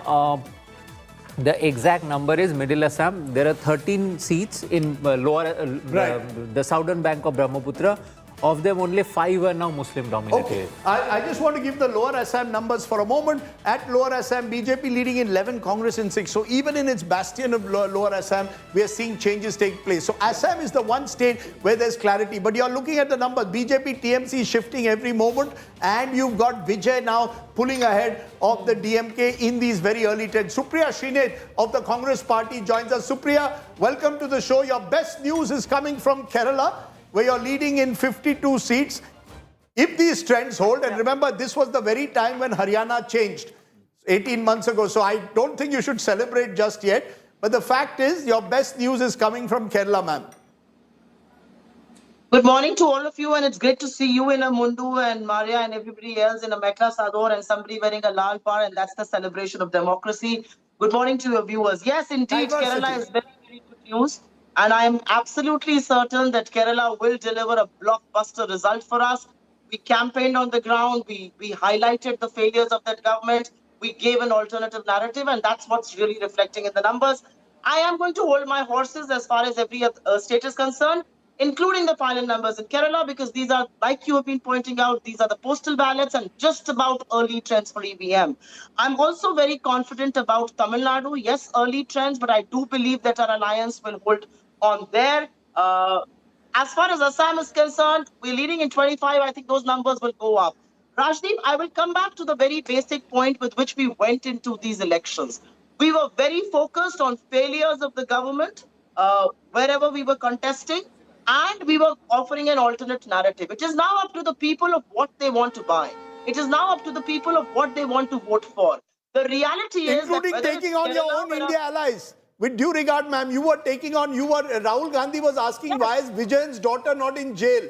He was accusing Mamata Banerjee and the TMC of corruption. You all sit together in Delhi and accuse each other of corruption in the states. And there is no irony in that at all. We have all come together to form the India Alliance for the larger goal of defeating the BJP. But when it comes to individual states, we will be highlighting those issues. There is no irony in that. But then, Supriya, how does it work out? You're corrupt. 1 second, Supriya, how does it work out? You're corrupt at the center, at the state level, which was the charge of Rahul Gandhi, and a charge he made not in Murshidabad, where you have shots at certain seats, but in Kolkata. So Mamata Banerjee is corrupt in West Bengal, but on a national level, because you need to take on the BJP, she's kosher. There is irony in that, no? What is ironical in that? I don't understand. Where are you finding faults in that? The reality is that in a democracy, electoral politics is fought with reality on the ground. The reality on the ground in Bengal is that there are shortcomings of the Trinamool government, and those have to be highlighted. And for the larger good of this country, we are together in the center to defeat the BJP like we did when they were trying to build it. Supriya, let me ask you another question there. Trying to bring in a flawed, undemocratic delimitation. It's true. It's a hypothetical question. I don't think there's any irony. I don't think there's any double speak in that. So I don't know why you're finding faults in it. Okay, nobody's finding faults. It was only a question. You're winning right now, at least leading in Kerala. Take heart in that. But what I'm talking about, Supriya, is a hypothetical scenario. If Mamata Banerjee is to win, Mamata Banerjee's clarion call was, I win Bengal, I come to Delhi. And that would be a threat to the leadership of Rahul Gandhi and your party of being the fulcrum of the alliance that you call that she's a part of. Should be tired of asking each time there's a state election? You know, that's the question all of you keep asking. I'm It's saying not- Mamata Banerjee said it, Supriya. I'm not Let me asking please it. Come to it. Right. Let me please finish. The Congress has 99 MPs in the Lok Sabha. I mean, put your minds together. Who will be the fulcrum of that Can you tell alliance? me one This thing? is Are not these a real time to numbers or pick not? faults and remind each other of statements. This is a pure mathematical situation. The Congress has 99 MPs. Who do you think is going to be the fulcrum? The Congress have presence from Kanyakumari to Kashmir and from Assam to Porbandar. Who do you think can be the fulcrum? The TMC did try and fight elections in Goa, in Tripura, in Assam, and everywhere else. We've seen the results. With all due respect to their leadership in them, it is not about the India alliance and who's going to lead. It is about the states that have gone to elections. Very heartening numbers coming from Kerala. I want Great to- numbers that will Supriya, also put Supriya, Tamil I'm just Nadu- going to stop you. I take your point. You're saying the Congress is the fulcrum at the center and you will fight your India allies wherever necessary, but at the center hold together. We'll see how that works. You don't see an irony in that, but that's okay. That's your, you're the political spokesperson of the Congress. But the big news at the moment is that Vijay is now well ahead of the DMK at the moment in these early trends. Akshita, give us the big picture. No, so we're showing you the live seat tally right now. These are early trends, yes, but Vijay has now reached 81. And the DMK with the allies is at 61.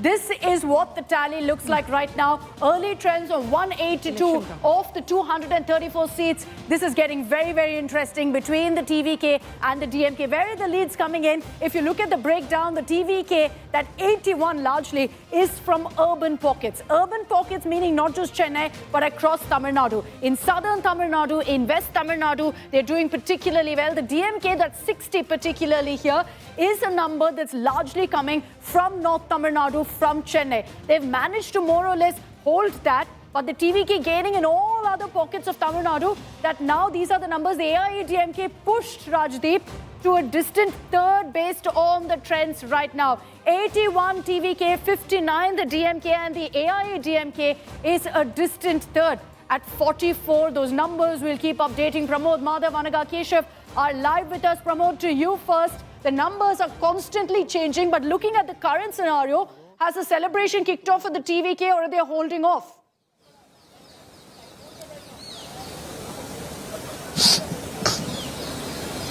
Pramod? I don't think Pramod can hear me. Anaga, you're at the DMK headquarters. What's the mood there?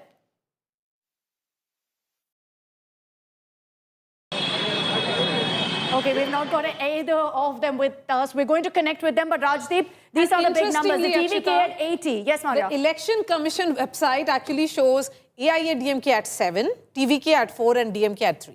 Okay, so those are, of course, those are numbers You know, we'll keep highlighting of what the Election Commission is showing. That is their And so it's going to website, take a because few that's the- hours. The Yes. EC usually, I think, by about 4, 5 p.m. starts showing proper trends.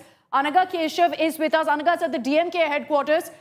Looking at these numbers right now, Anaga, TVK at 80, DMK at 59. What's the mood in the DMK camp? Are they nervous looking at this currently, or they believe that they'll make up?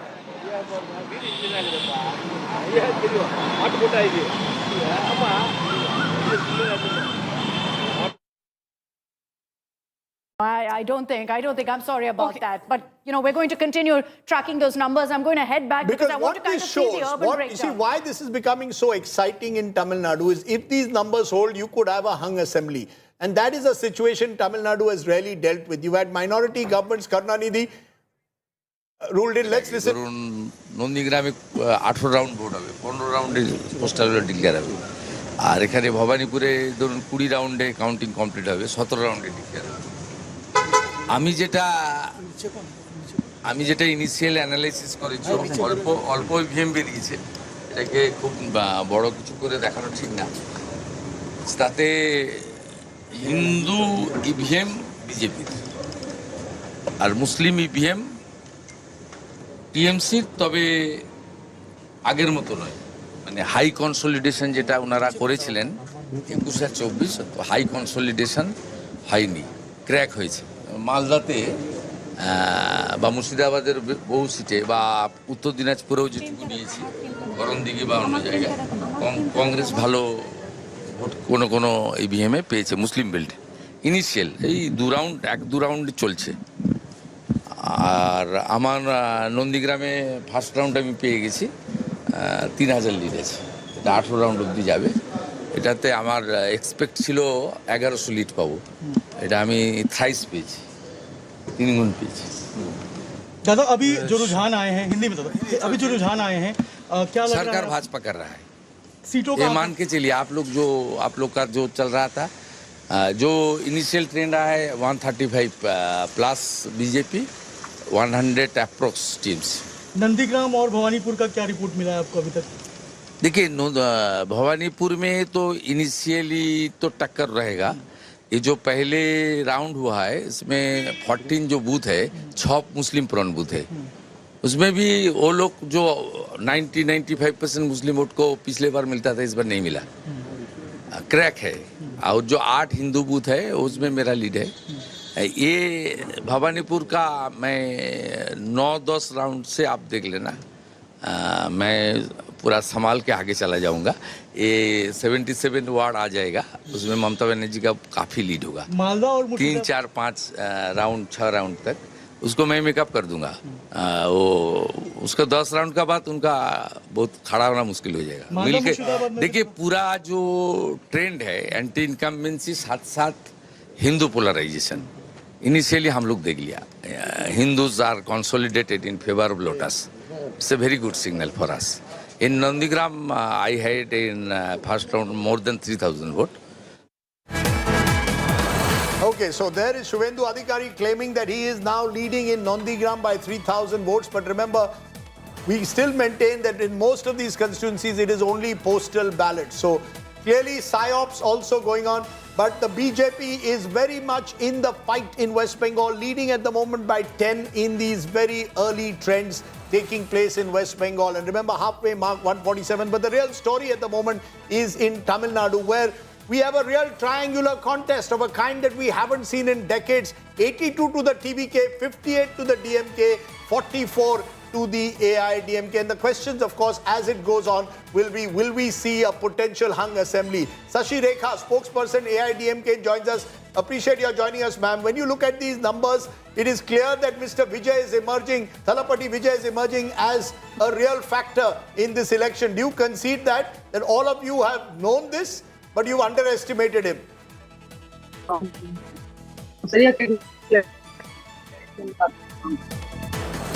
I think we're having a bit of a problem with the connection. We'll connect with her because this is not looking good right now for the AIADMK. Just on the question of urban pockets, Rajdeep, and this is across Tamil Nadu where we've identified about 65 urban seats. You look at the trends right now, the TVK has gone ahead of the DMK in these urban pockets. They're consolidating their numbers in urban pockets. But besides that, DMK has managed to hold their own in Chennai. Chennai, they've still got a sizable lead.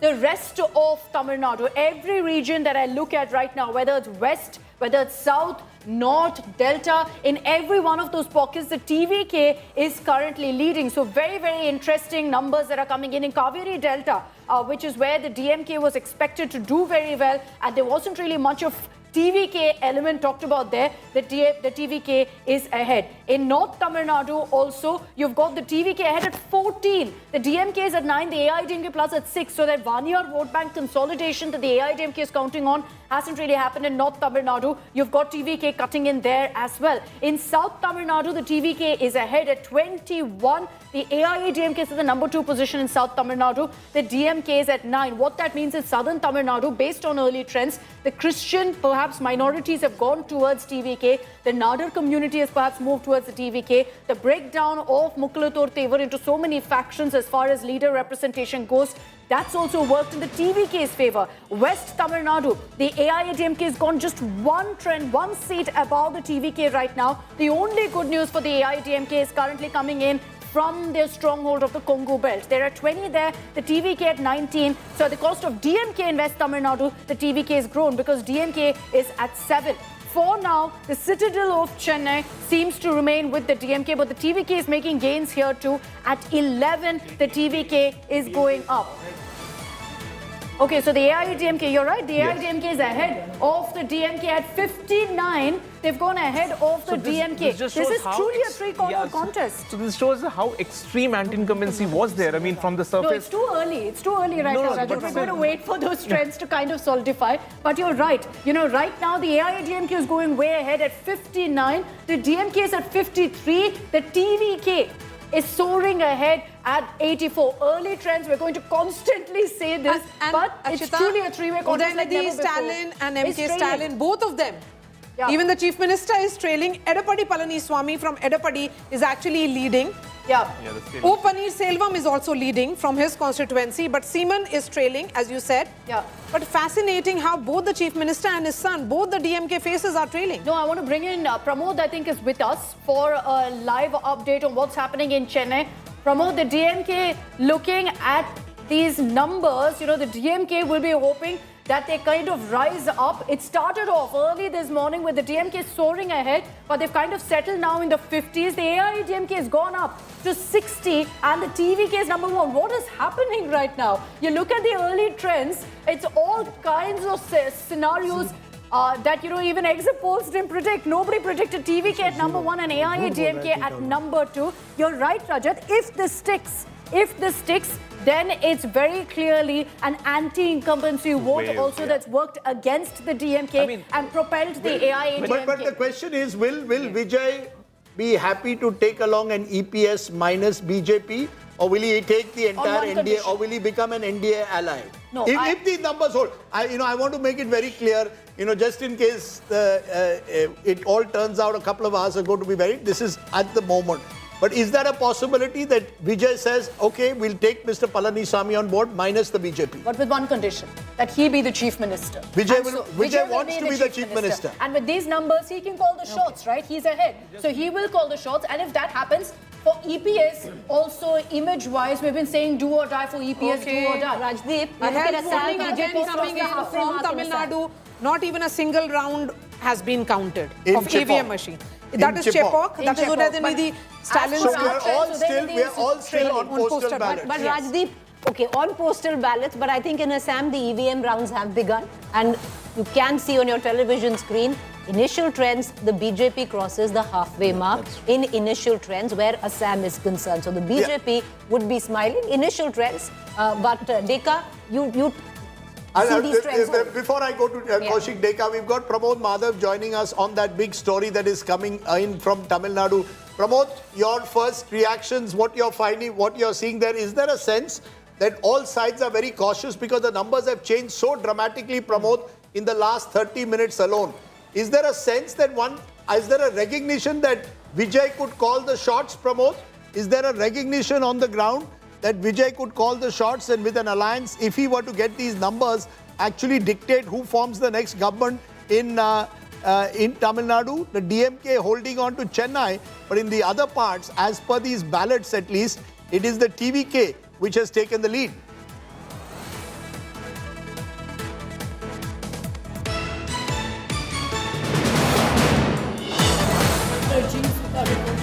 Okay. Struggling to connect with them in Chennai. In most of these states, only first round has just about begun. And first of how many? First of 22 rounds in Please be alert. 22 rounds per state on an average. But on EC, I will tell you the EC trends on Tamil Nadu. 14 to the AIADMK, 13 to TVK, 7 at DMK.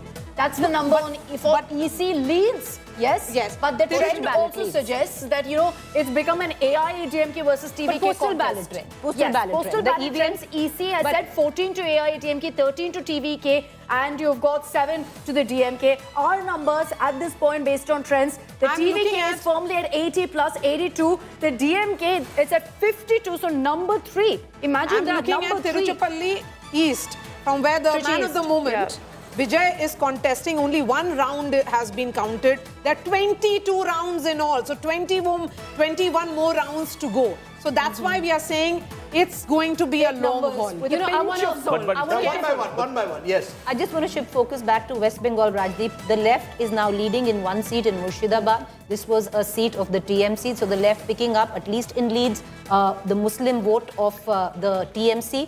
What's also interesting is Humayun Kabir's party, AGUP, is also leading in one seat, so also cutting into the Muslim vote of the TMC.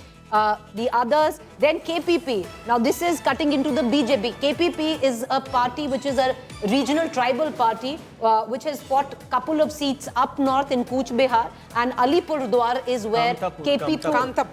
So KPP is leading in Alipurdwar in one seat, and Independent is also leading in Arambagh. Now, this independent was interesting because Himanta Bagh is his name, and the BJP candidate from this seat is also called Himanta Bagh.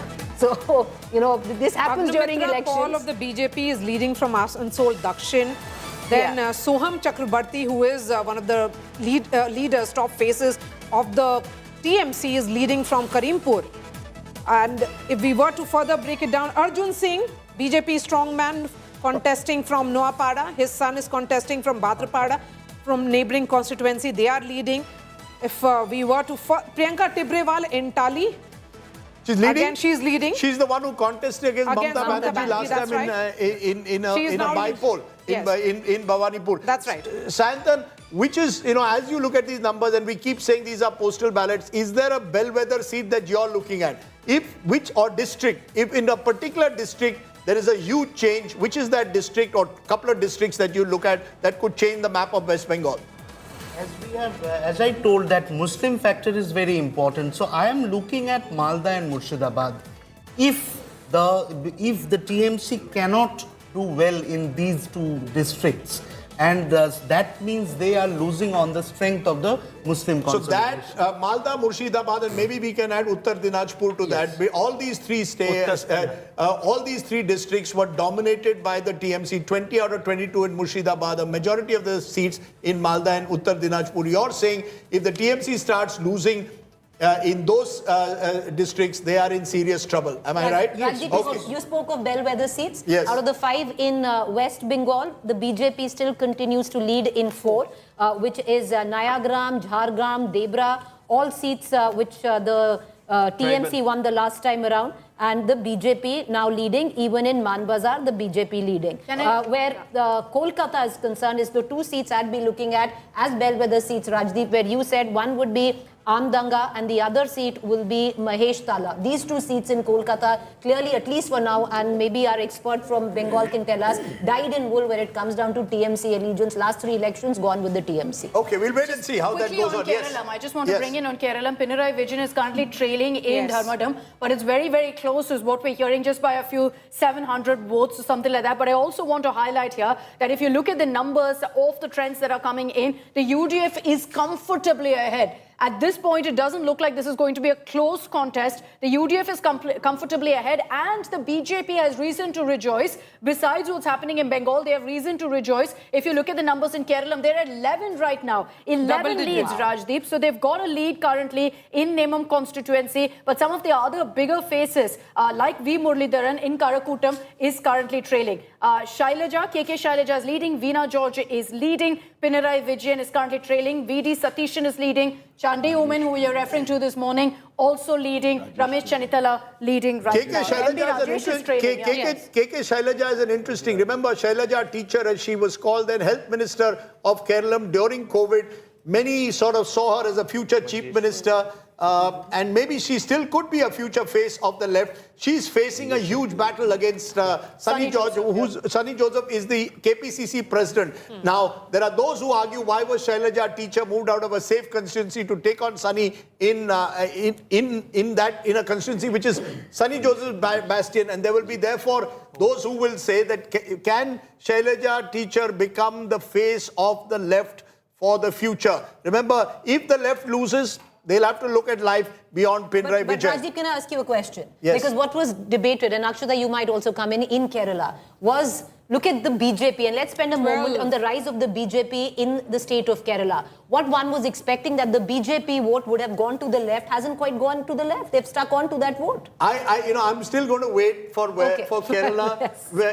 to see how well the BJP does, because if they get into double digits, it's a tectonic shift in Kerala politics for a party which has only won 1 assembly seat. If on the other hand they lead in 2 or 3, which is what is the general expectation, that there are 3 seats where they are in play, you could add 2 others where they may come number 2.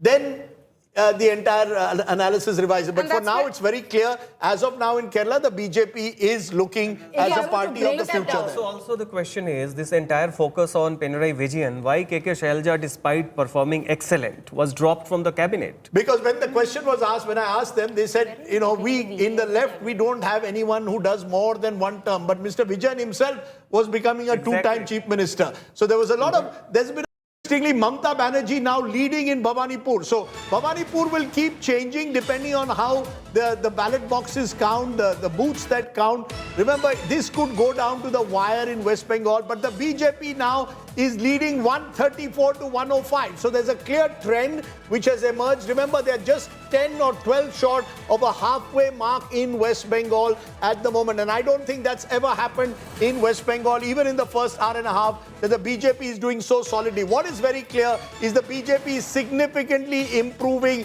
in West Bengal. The urban areas, Swapan Das Gupta is leading right now in initial trends in Rash Behari. So urban areas, Hindu-dominated areas, what was expected that the BJP would do well, at least in early trends, is doing phenomenally well. No, For the BJP to come close to... Is postal ballots being counted at the end in Bengal? Because there's a lot of talk about this. That in Bengal, postal ballots are being counted at the end and not They've in the now beginning. started the first round. First round has just begun of a 20-round battle in West Bengal. But as you're seeing some trends emerging, Zafar Islam joining us. Zafar, your first reactions. You're doing well at the moment. It is a good day for the BJP. You're even pulling ahead now of the TMC in West Bengal. That's true, Rajdeep. As expected, that we are doing exceedingly well in West Bengal. Our estimate, which we have already spoken on your channel and various other channels, I have personally spoken to you earlier, that we will definitely get more than 180 seats in West Bengal, and it is not because of only our effort. It is also because the people of West Bengal wanted a change. They were looking for a change, and they wanted a party which can give a good governance and better governance model, who can work for the welfare of the people and work for the development of the state. And that's why they were looking for change, and it's something which is very apparent in the trend which is showing currently, that we are leading in 140 seats as against TMC 102. And as we grow during the day, we will see that more counting happens. We will definitely go towards the 180 seats, 100 to 100, 180 to 200 seats somewhere. In around that number of seats, we are likely to get. Would you be a little careful right now? Would you be a little careful right now? Because yes, the picture looks very rosy for the BJP at 140 at present, and that margin or the gap between the Trinamool Congress and the BJP seems to be increasing. But in most of these constituencies, only the first round of vote has been counted. See, I understand it is the first round. That's why I said the trend is showing that BJP is surging in West Bengal. But as we have counting of more number of rounds, then you will see that BJP is going further ahead. You've joined us at the perfect time, because if you look at it right now, in early trends, Assam, the BJP has breached the halfway mark. In Kerala, the BJP is in double digits. It's leading right now and 8 short of the halfway mark in West Bengal. And even if you look at your alliance right now in Tamil Nadu, you're the second alliance in the lead. So perfect time during counting to join us, Zafar. See, overall, if you just see the performance of Bharatiya Janata Party in every state, I was on your show with you and Rajdeep, and when I had told you that in Kerala we will see the best performance so far we have shown in the state of Kerala, and it is very apparent from the fact that we are leading in 12 seats in Kerala, and we are confident that we will get more than, I said, double digit, and we will have a number of, finally we'll have seats. But it can all change, Zafar, in 2 hours Likewise, from now. When you join us Tamil again. Nadu. Can I talk about Tamil Nadu right now? First round of counting, 31 ministers are trailing. Yes. 31 ministers are trailing, the biggest including sign. Stalin, including Udayanidhi Stalin. They're all trailing right now in their seats. Senthil Balaji, Coimbatore South is also trailing. So these are interesting. Aman Arjunan essentially is AIADMK candidate there, strongman of the region. He is currently leading. So this is big updates coming in from Tamil Nadu. Those numbers on our screens, where DMK is at a number 3 position now. TVK, as per the trends, is shooting right ahead, 82. The AIADMK at 66. So they're essentially going by these trends, bettering their 2021 numbers. And then you've got the DMK right now at 55. And in the first round that's happening right now, I can tell you that 31 ministers, Stalin, Udayanidhi Stalin, and several others, all of them currently are trailing. Is this a message of anti-incumbency hitting the DMK government? It's early trends. I can also confirm for you that at the DMK headquarters, they'd set up for this mega celebration chairs. They'd put up all of these shamianas. It's being removed right now. So we're going to try to get a reporter live from there. But so early, even though EVMs haven't been counted. But they seem to be jumping the gun and lost rather than us. I just feel that if these anti-incumbency trend carries on, they will further reduce, because that's how consolidation happens. It happens in the direction in which things are heading. I'm very surprised. And TVK numbers are interestingly coming from across the state. Kaveri Belt 18, Chennai 14, DMK though is doing better than the TVK at 17, North Tamil Nadu, TVK better than DMK again. There was an awning here. Okay, so that is the report from the DMK headquarters. That is also being taken down. Cadres are also asked to slowly disperse from this place. Just about an hour back, this entire place was filled with jubilance and celebrations and slogans, and there were chairs everywhere to sit. But now, all that I can sense around me is a sort of a grim atmosphere, some sort of a silence, a dreadful silence of giving up. Look at that clock. There was a clock here with a countdown that said 3 hours to go, 4 hours to go, 2 hours to go, but now that is also being switched off. So this is a strong sign of DMK giving up based on early trends. Look at the way they are rolling back the shamiana right behind me. Even this shamiana is being taken down. The DMK wants to make sure that they really don't celebrate even before the actual results come down. Look at the way the shamiana is being taken down. So this is the cadres. They are being asked to slowly disperse. There is some sort of a grim, tense, disappointing atmosphere that I'm sensing here at the DMK headquarters. You know, every single election, just based on the early trends, we have seen the kind of party cadres who burst crackers, bring in sweets, the jubilee and celebration. Even Annadurai and Kalaigner's statues have been garlanded. That was the kind of preparation that the DMK had undertaken. Bringing in flowers and cadres wearing costumes right over here. He is a follower of Kalaigner Karnanidhi and he was wearing Kalaigner's costume. Every single person that's that I am surrounded by is grim. There is disappointment because based on the early trends, what we can see is that the DMK is trailing. TVK's Vijay is winning based on the early trends, and therefore the DMK is showing signs of giving up very early on based on postal ballots, based on the early trends. No, this is surprising. Rajdeep, you'll see usually politicians jump the gun in celebration. Here, politicians are jumping the gun and saying that we accept and concede right now. So images from the DMK headquarters, stunning really, that the DMK seems to have already decided that they've lost this election, Rajdeep, when I was giving them the benefit of time. You know, that's a bit surprising because we are, if you're in the first couple of rounds, unless you see politicians sometimes pick up a trend faster than we do. And they've clearly seen that there is no wave for the DMK. There is strong anti-incumbency and the AIADMK's performance also. 31 ministers are trailing. Yeah, 31 ministers. I have a piece of news. Trisha is on her way to... She finished. She went to a Tirupati darshan. Yes. She's finished her darshan. That's She's coming back. fascinating. Trisha being... Trisha is Vijay's colleague and a very good friend. But I'll just show you, region-wise breakdown right now of what it looks like. Where really has the TVK gained that we're seeing this kind of an advantage? I'll focus first on Chennai because there was a lot of talk that Chennai is where the TVK will do very well. And just look at it right now. The DMK has managed to kind of essentially still hold the lead, but it's getting very close down to the wire in Chennai with TVK currently at 14. And so of the 37 seats, we've got trends for 35, the DMK at 17, the TVK at 14. This is the only place where the DMK is ahead. In every other pocket, if I were to look at Kaveri Delta, where there were some suggestions that there was anti-incumbency, farmers were very upset with the DMK.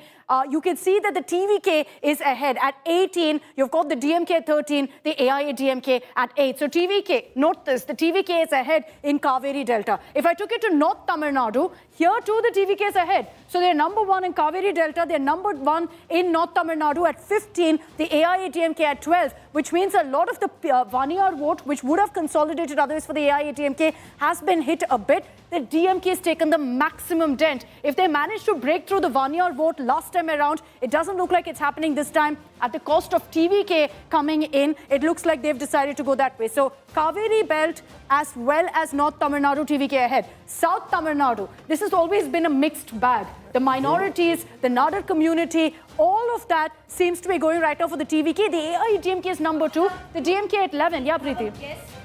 Joining us, Dilip Ghosh, who is the former party president of the BJP from West Bengal, right now standing from Kharagpur Sadar, leading from Kharagpur Sadar, joins us. Dilip Ghosh, namaskar, welcome to India today. The last time I spoke to you, Dilip Ghosh, you said it is going to be a sweep of the BJP. Initial trends right now keep you 3 short of the halfway majority. नहीं, बस थोड़ी सी इंतजार करिए और just first round second round शुरू हुआ है, उसमें से रुझान आ रहा है। बिहार जैसा चुनाव का रिजल्ट बंगाल में भी होने वाला है। लोगों ने धूप में पानी में खड़ा होकर के वोटिंग किया है, वो भी ऐतिहासिक वोटिंग हुआ है 95-6% तक। तो ये परिवर्तन का वोट था और परिवर्तन की तरफ भी होगा और जबरदस्त रुझान जो था वो रिजल्ट में आएगा। दिलीप घोष जी, सवाल ये है कि अभी फर्स्ट और सेकंड राउंड है 2021 और इस बार के चुनाव में आपको क्या फर्क दिखा कि आपको लगता है कि भाजपा स्वीप करेगी और सरकार बनाएगी? दिलीप घोष जी, हाफवे मार्क हो गया इनिशियल ट्रेंड्स में। Okay, that's important. The BJP has crossed the halfway mark in West Bengal. This could be history in the making. 148 placed TMCs, 102, and a number of them leads are coming from the presidency area, which is the TMC stronghold. If these trends hold, history is being created in West Bengal. Go ahead, Dilip Ghosh. नहीं, देखिए पिछले चुनाव में ये जो 91 lakh vote जो कटा है ना, फॉल्स वोट, इसका 10% वोट ले लेते थे टीएमसी। मैंने टोटल 10% उनका जो वोट होता था उसका ये फॉल्स वोट होता था और 10-15% लोग जो वोटिंग नहीं करते तो वो भी वोटिंग किए हैं। ये बीजेपी का पक्ष में जा रहा है। और पिछले 5 साल से बंगाल में जो घटनाएं घटित रही है, जो लॉ एंड ऑर्डर का प्रॉब्लम्स और कानून व्यवस्था से लेकर के एजुकेशन, इंडस्ट्री और बाकी चीज़ों का हेल्थ, जो चरमरा गया हालत, लोग इससे मुक्ति चाहते हैं। 50 लाख युवा बंगाल छोड़ के पलायन कर चुके हैं, भुखमरी के कारण, काम के कारण, पेट के कारण, अपना परिवार छोड़कर बाहर रह रहे हैं पूरा देश में। वहाँ की तरक्की देख रहे हैं और बंगाल पीछे जा रहा है देख रहे हैं। ये सारी बातें आएगी चुनाव इसके समय, इसलिए लोगों ने लाइन में खड़ा होकर भरपूर वोटिंग की है। तो मुझे लगता है कि जो महिलाओं को कैसे देखते हैं? सवाल ये था कि अभी तक, क्योंकि अभी अर्ली ट्रेंड है, ये हमेशा माना जा रहा था कि ममता बनर्जी के साथ महिला खड़ी रहेंगी। अगर ये ट्रेंड होल्ड किया अगले 2 घंटे तक तो ये क्लियर हो जाएगा कि शायद महिला ने भी एक महिला मुख्यमंत्री का साथ छोड़ दिया। कोई महिला पुरुष गांव शहर नहीं है, बंगाल के हर व्यक्ति आज सोच रहा है कि यहाँ परिवर्तन होना चाहिए। इसलिए जो महिलाओं का सम्मान नहीं देते हैं, उनका सुरक्षा नहीं देते, महिला सुरक्षा एकदम जीरो है यहाँ। जब आरजीकर वाली घटना में महिलाएं लाखों की संख्या में कैंडल लेकर के मार्च किया रात को 1 बजे, वो बात भूले नहीं लोगों ने, लोगों का मन में है उसका। और प्रतिरोध ये लोग चुनाव में किए हैं, उसका नतीजा आपके सामने आ रहे हैं। और ये भी मैं देख रहा हूं कि आरजी कार की जो वो भी जीत रही हैं पानीहाटी से। सो एक तरह से आपने प्रेसिडेंसी एरिया को ब्रीच किया है। दक्षिण बंगाल जो गढ़ माना जाता था टीएमसी का, वहां भी आपने किया। तो आप कह रहे हैं महिला भी आपके साथ आई हैं और उसके साथ साथ अर्बन वोटर्स भी आए हैं। जी बराबर, पिछले 3 जोन में हम लोग अच्छा किया था, 2 जोन में विशेष करके नॉर्थ बंगाल और जंगल महल। अभी जो राढ़ बंग है उसमें थोड़ा मिला था। अभी कलकत्ता में नदिया और हुगली, हावड़ा, कोलकाता, नॉर्थ साउथ 100 से ज्यादा सीट है। 24 परगनास में अगर देखें दिलीप घोष जी, तो एक स्वीप दिखा रहा है बीजेपी का। साउथ 24 परगनास, जिसमें लास्ट टाइम आपका एक सीट नहीं था, 32 असेंबली सीट्स में से। वो हमारा कमजोर क्षेत्र है, जो डायमंड हार्बर फलता को लोग इतना चर्चा हो रहा है, वो भी साउथ चौबीस में। वहाँ लोगों को वोटिंग करना नहीं, 15 साल से लोग वोटिंग नहीं कर पाए। पहले उनका कार्ड छीन लिया जाता था, वोटर कार्ड। आज महिलाएं रास्ता में आके किस प्रकार स्टेटमेंट दे रही है, वो दिलीप घोष जी, एक चीज बताइए। देखिए बहुत इनिशियल ट्रेंड्स हैं, समझ में आ रहा है। 1-2 घंटे के बाद में ये क्वेश्चन जाहिर है पूछना चाहिए, पर अभी आप बता दीजिए, आप हमसे जुड़े हुए हैं। अगर बीजेपी सरकार बनाती है वेस्ट बंगाल में, जो आप कह रहे हैं बनाती है, तो क्या मुख्यमंत्री शुभेंदु अधिकारी होने चाहिए क्योंकि नंदीग्राम में ममता बनर्जी को हराया, भवानीपुर में अभी लीड कर रहे हैं, या पार्टी डिसाइड करेगी? बिल्कुल पार्टी डिसाइड करती है। हमारे पार्टी में कई लोग होते हैं कार्यकर्ता, जिसको प्रोजेक्ट किया जाए तो सामने आते हैं। हमारे जैसा कार्यकर्ता सालों साल आप हो सकते हैं क्योंकि आप ही थे प्रेसिडेंट जब 77 तक बीजेपी पहुंची 3 से। हाँ, तो वो बैटन कर लेके कोई आगे जा रहा है, पहुंचाएगा मंजिल तक। इसीलिए बीजेपी का ही मुख्यमंत्री होगा और कोई भी हो सकता है। उसमें हम सब मिल करके उनके साथ रह करके बंगाल को आगे बढ़ाएंगे, सुशासन देंगे। I want to show the story within a story in Bengal, which is presidency. Take a look at this area, dominated by the Trinamool last time. BJP now leading 49 to 39. And this is the area which could well decide the future of West Bengal. When you look at the map of West Bengal, if in the presidency area, this is the kind of lead that the BJP gets, seats that they've never won before. You're seeing the saffron surge taking place in presidency at the moment. Should this remain, BJP will form a government in West Bengal for the first time and create history in the state. These are all seats. Let's take a look at some of the margins to get a sense of what are the margins at the moment. Less than 500 at the moment out of the total 248, BJP in 143, 99 TMC. So a lot of the margins are very, very close at the moment. These are the early rounds. The leads are barely 500, 600. So that's the one caveat that we need to give, because if you look at the margin less than 1,000, there are about 100 to the TMC, 142 to the BJP. So the margins are very, very close. Less than 500 in particular is critical. These seats, if they flip, they will decide who leads West Bengal. But what is clear is that the TMC is on the downward track, the BJP is on the upward track. And in presidency in particular, this could become the critical factor at the moment to decide this election in West Bengal. Close margins, less than 500. Every round it could change. But in these early trends, advantage to the BJP in West Bengal. And that's huge news, as Dilip Ghosh was just saying. Actually hold, it will be that battle of narratives of subnationalism versus nationalism, where the BJP said that when it entered Bengal, the issue of distrust vanished in the last 5 years. And if these numbers hold, it was about the issue of national security highlighted by Home Minister Amit Shah, the issue of SIR being linked to infiltrators and, doing away with the wrong voters in that list. So it's very interesting how Bengal is also moving away, if these numbers hold again, from subnationalism, which was largely about... But Maria, I feel it's the perfect storm. If these numbers hold, it's the perfect BJP storm has hit for the 150. 150. That's a big, again, number for the BJP. Remember, this is a party that has never gone beyond 77. 77 is the best the BJP got, which was 2021.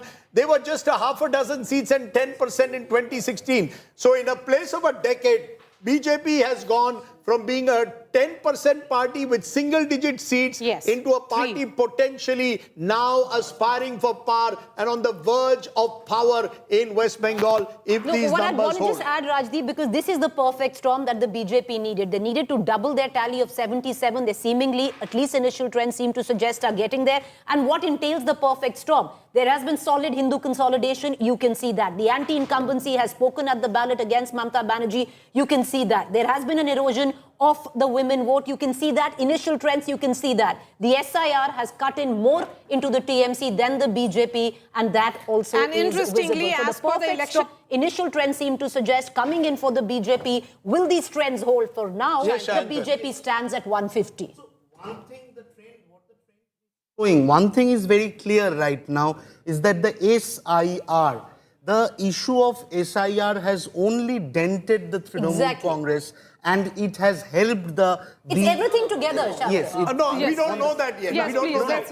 I'm saying the trend. Wherein the SIR was not the issue, and therein it is the hub of Abhishek Banerjee. Demographically, you have a substantial Muslim constituency.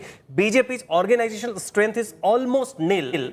And yet you see BJP is, even in Diamond Harbour, it is leading as of now. So it shows that it is not just SIR, it is something anti-incumbency which was multiple layers. And BJP at present, as per the Election Commission website, party-wise vote share is standing at the same vote share that the Trinamool had in 2021. So That is 48% and Trinamool at 38. Okay, so if these numbers hold, today's Chanakya would be perfectly right because these were his numbers. TVK has hit 100. And what is interesting right now is they're 17 short of the halfway mark or the big mark, and is number 3. All the 3 candidates of his party are trailing at this point of time. Can I draw up a scenario for you, Just a second. Adav Arjun in Villivakam is trailing. Basi Anand is trailing in T Nagar, and also you have Nirmal Kumar trailing in Thiruparakundram. So all the 3 juniors of deputies of Vijay are trailing in their seats. But I think on the ticket largely was Vijay. Rajdeep, since you've been asking me about the scenario of what happens if it's a hung house of combinations, we've got that very interestingly also on our EI.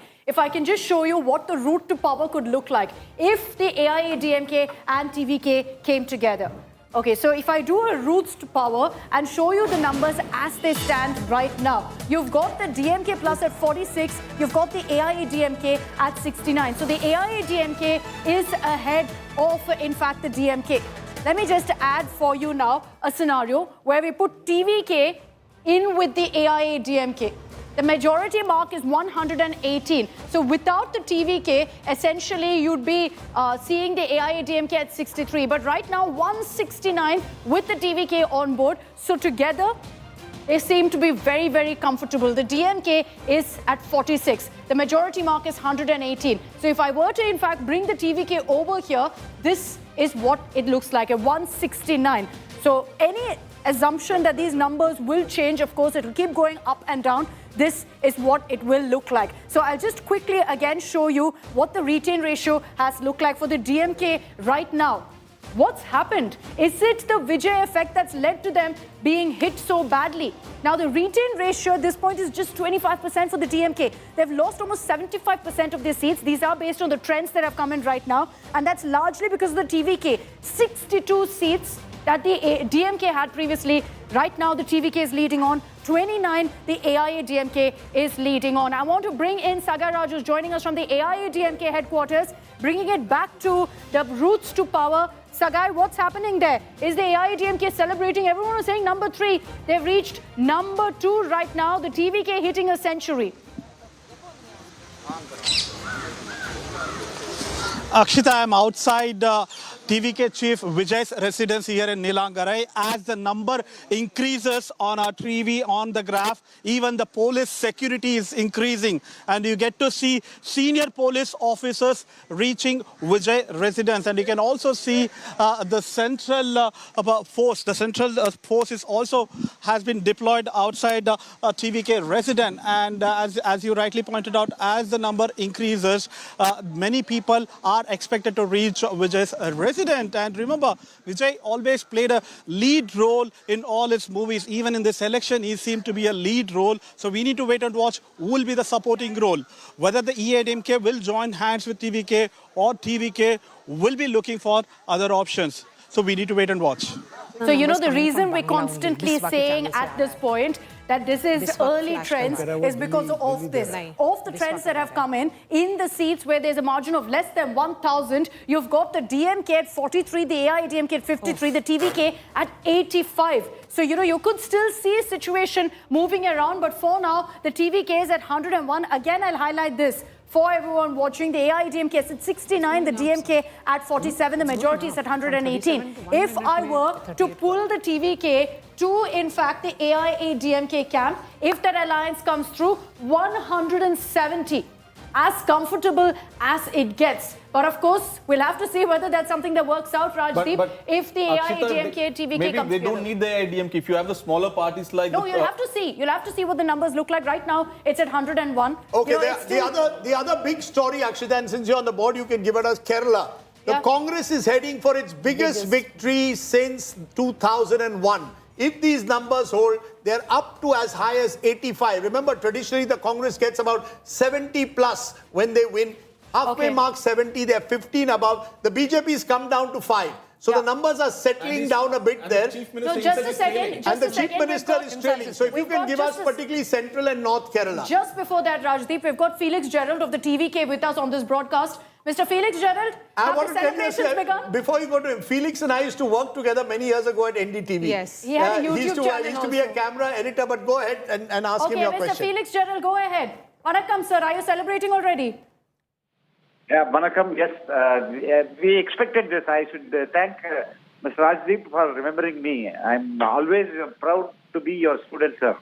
Now, yeah, I can take the political question. No, go ahead. I want to understand. You've hit century. Are you aiming for more? Do you think that you'll need another party's support, or this is about a Vijay wave now? No. I don't think that we need any other party support. We have been telling there is a silent wave. It's a people wave. It's Vijay wave. And now on the result day, people are understanding the power of our leader, the charismatic power of our leader. And this shows that Tamil Nadu is waiting for a change. People are not happy. They are actually fed up to be with both parties, both AIADMK and DMK. So people wanted a change, and the change is happening now. I want to understand from you. Let's say a scenario where a Vijay wave doesn't happen, but it's still at 100 plus. Will the TVK be open to alliances? Are you open to postpone alliances? No, the wave have started. You will see the wave will increase its momentum and its magnitude. And this is going to be, we have been telling, this is not a normal election. It's a phenomenal election that happens once in 50 years. That is what's happening now. Help us understand that how is that the able to take DMK votes and not the anti-incumbency votes, and the AIADMK is surprisingly performing quite well, and how is that the TVK taking everything out of the DMK pocket and not from the AIADMK pockets? It is not something like that. We are we are penetrating the traditional vote banks of both the parties, DMK and AIADMK. We are destroying their vote banks. That is the reality. And soon you will understand how we emerge as a single largest party in Tamil Nadu. Say that AIADMK is performing quite well in Delta and the South. South we had been routed in the 2021 elections, and now they've come back. AIADMK is performing quite well, surprisingly, in the southern region. I think what's very clear, and thank you, Felix Gerald, for joining us. As of now, congratulations. We're going to wait for a few hours to have you with us, and maybe by then we'll have solid results. But what's very clear is the TVK is gained in every belt, irrespective of any other factor. Yes, Mr. Shastri. If I could add a point on what with regard to Kerala. Yeah. The UDF is doing well in all the three regions. And interestingly, in Malabar, the Congress has a few more seats than the IUML. Interesting. Rajdeep, what did you want me to focus on in Kerala? I just wanted to see North Kerala and Central Kerala. You can do the region-wise gap. Tell us which region. I've started with Kochi. Central Kerala. You've got UDF essentially almost wiping out that zone. 21 seats to the UDF, the LDF at just about 8. So they're down. They were at about 18 last time in Kochi. They've come down and the UDF has gained here. If I were to look at the North Kerala belt, this is where, in fact, the LDF has been hit. They're at 22, whereas the UDF is at 37. Interestingly, in North Kerala, the BJP is at 3. Yeah. 19 for the Congress and 17 for IUML. Okay, so we'll give that breakdown as well. The IUML, of course, was an alliance that was expected to benefit the UDF. And then if I look at Travancore, here the BJP's got 2, the LDF at 18. Here again, the LDF dented badly, the UDF at 27. The LDF, as far as Travancore is considered, which is some of your urban pockets as well as the Erava belt, that seems to have hit them badly. So this is what it looks like. I'll just quickly show us the VIP candidates also of Kerala. It's not looking good for the left simply because of this. Pinarayi Vijayan was battling for a historic third term. Instead, he is currently trailing at the Dharmadam seat. Now, besides that, some of the other big faces who are currently we're just going for a moment to Aparajita Sarangi while we get your audio to Aparajita Sarangi, Member of Parliament, BJP, joins us.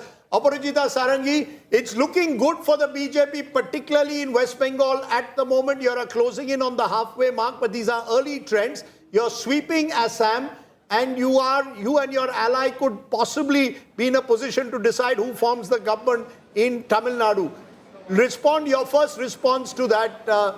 Which is the state? Because Bengal is presumably where you want to score a big win and create history. That is where I think all your attention presumably is now.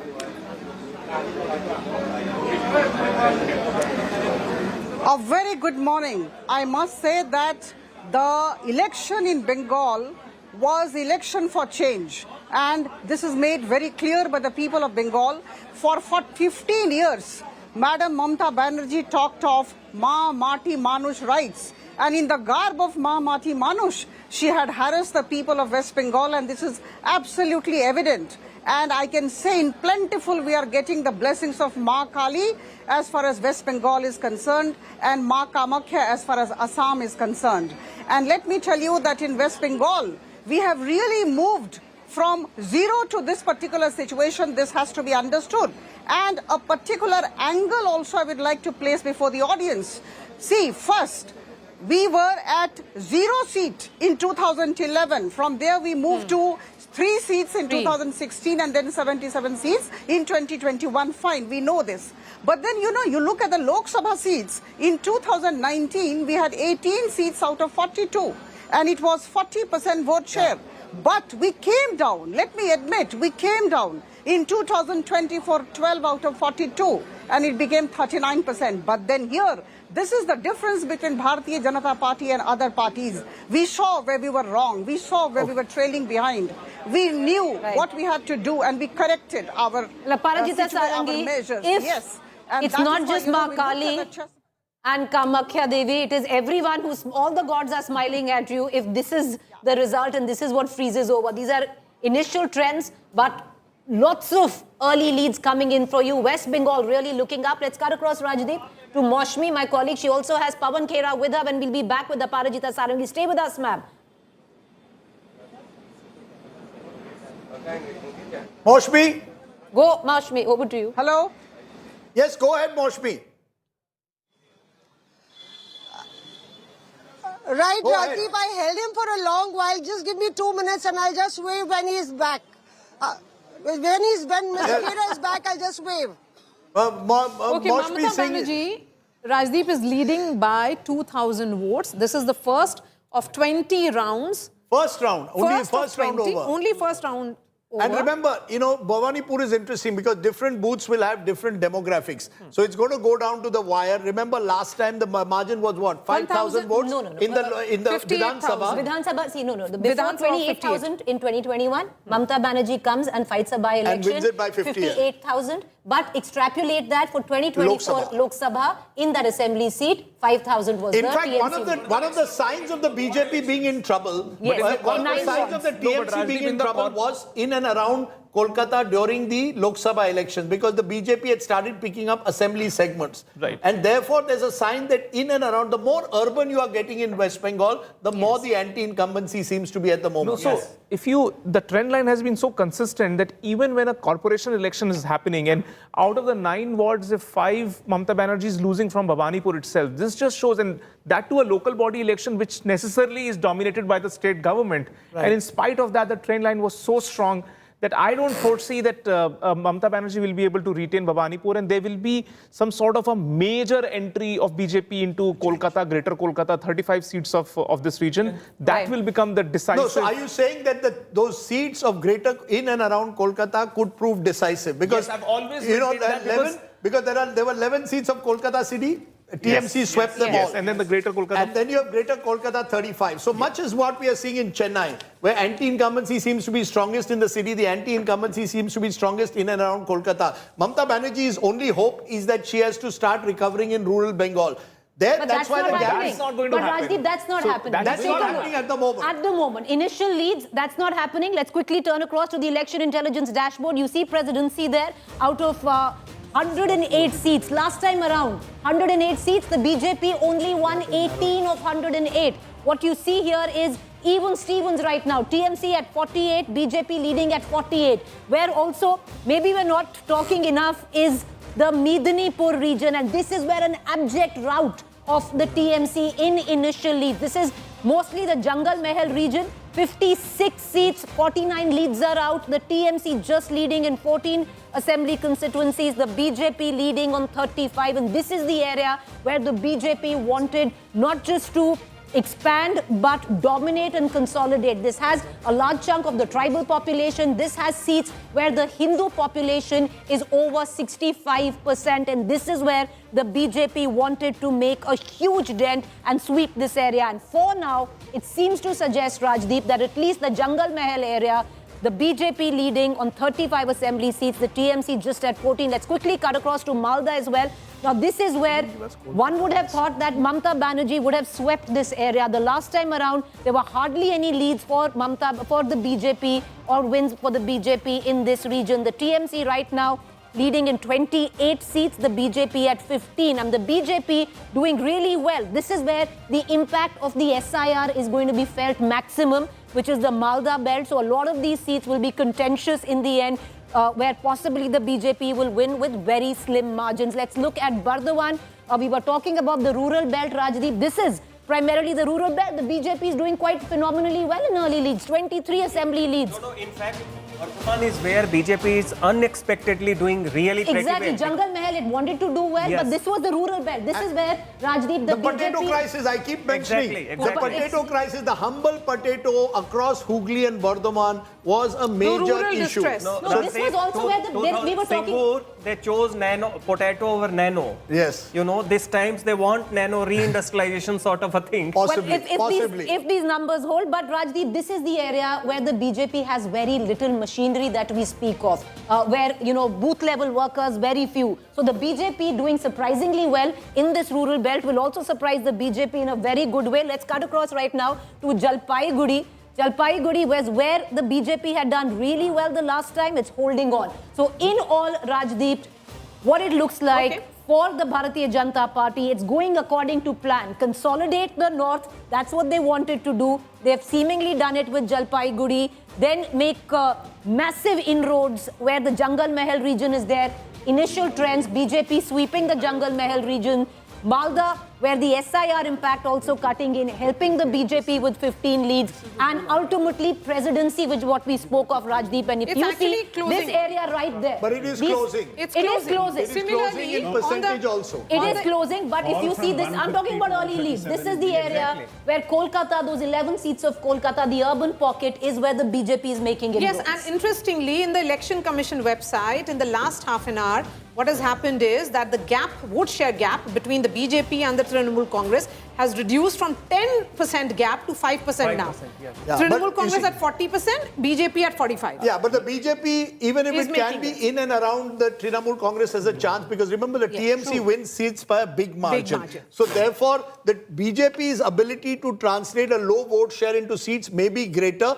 Where I think things could change is Malda, for example, in the first round, because remember the BJP, much like as you saw in West Bengal, has limited chance of winning seats in Malda. They can only win in a couple of seats where there's a complete split in the votes between the Congresses. So that's we've got to watch out for. Bardhaman, there is genuine sign of rural distress, perhaps hurting the TMC, and the TMC will have to be worried about what's happening there. But let's go to Maushmi Chatterjee. Maushmi Chatterjee, why do I keep calling? Maushmi Chatterjee was one of my favorite actresses. You were in Balika Badhu. You are our Balika Badhu. Maushmi Singh, please speak to Pawan Kheda. I register my protest. I have been called Mausami in Bengal umpteen number of times, but I am Mausami, and that's like Mausam and seasons. Let's get our spotlight on Mr. Khera, because Rajdeep had literally pulled him out for you. I'm seeing him. Go ahead. Yes, I'm seeing him after a month, and I'm going to interview him almost after many weeks. You can shoot your questions if you have. I'll take the first one to Mr. Khera. Mr. Khera, how do you assess the leads? Some good news in Kerala, in Tamil Nadu, it doesn't look good for your alliance. How do you see them? It's too early for me or for any responsible political person to comment on such early trends, because when you talk about early trends, we are basically talking about postal ballots and perhaps a couple of rounds. On a seat where there are 20 rounds, perhaps more than 20 rounds, so it's too early for us to comment on these leads or these trends. Well, would you like to take a question to Mr. Khera? Because Assam, we are seeing a big lead of the BJP, and Hemanta seems to be consolidating on his... Whether it's Kerala, where you're saying that we have huge leads, or whether it's Assam, the rule of the game doesn't change. We have to wait for a few more hours for these results or these trends to settle down. We saw he received a very heroic welcome by his workers. Sir, can you put this on and you can ask a direct question I've given? Maushmi, I'd like to ask Mr. Khera, what does he make of the results in Assam? Because Pawan Okay, he's patched already. You can ask your question. Pawanji, Preeti Chaudhary here. I want to know Sorry, what you make of I missed your question. Can you repeat? Pawanji, Hi. Preeti here. I just want to ask you, what do you make of the initial leads that are coming in from Assam? BJP plus 94, Congress 28. Keeping in mind all that has gone down in the last 1 week, including where you have been. As a responsible political worker, I don't think it's the right time for us to comment on these very early trends, because these are trends based on postal ballots and perhaps a couple of rounds. Let's wait for a couple of hours and then perhaps these trends will settle down and then we'll be in a position to comment on them. Okay, I want to ask a question with regards to Assam. Given the kind of campaign that the Congress ran, or absence of it, do you see this as something that you could have achieved but you could not? Did you run a not so right campaign there? I don't think it's the right time for us not the right time for me to indulge into any premature analysis. Let the results come out and then definitely we'll analyze together. Okay, you can hear the Dhol Nagaras right there. Lots of Dhol Nagaras playing out at the Congress office, Rajdeep. Sorry? So this is Venugopal. Well, I have been stuck with all the reporters, so I don't even know what they are celebrating about. So let me go to a television and then I'll be able to comment. No, but can I understand from you? Can I understand from you, Mr. Khera, is this for Kerala and the possibility that Mr. Venugopal could go to Trivandrum as the Chief Minister of Kerala? Are you celebrating and his bidai, or what is it? Are you giving him a bidai to Trivandrum? That's a very, very loaded question. Very, very loaded question. I'm asking you. And I think it's very premature to talk about.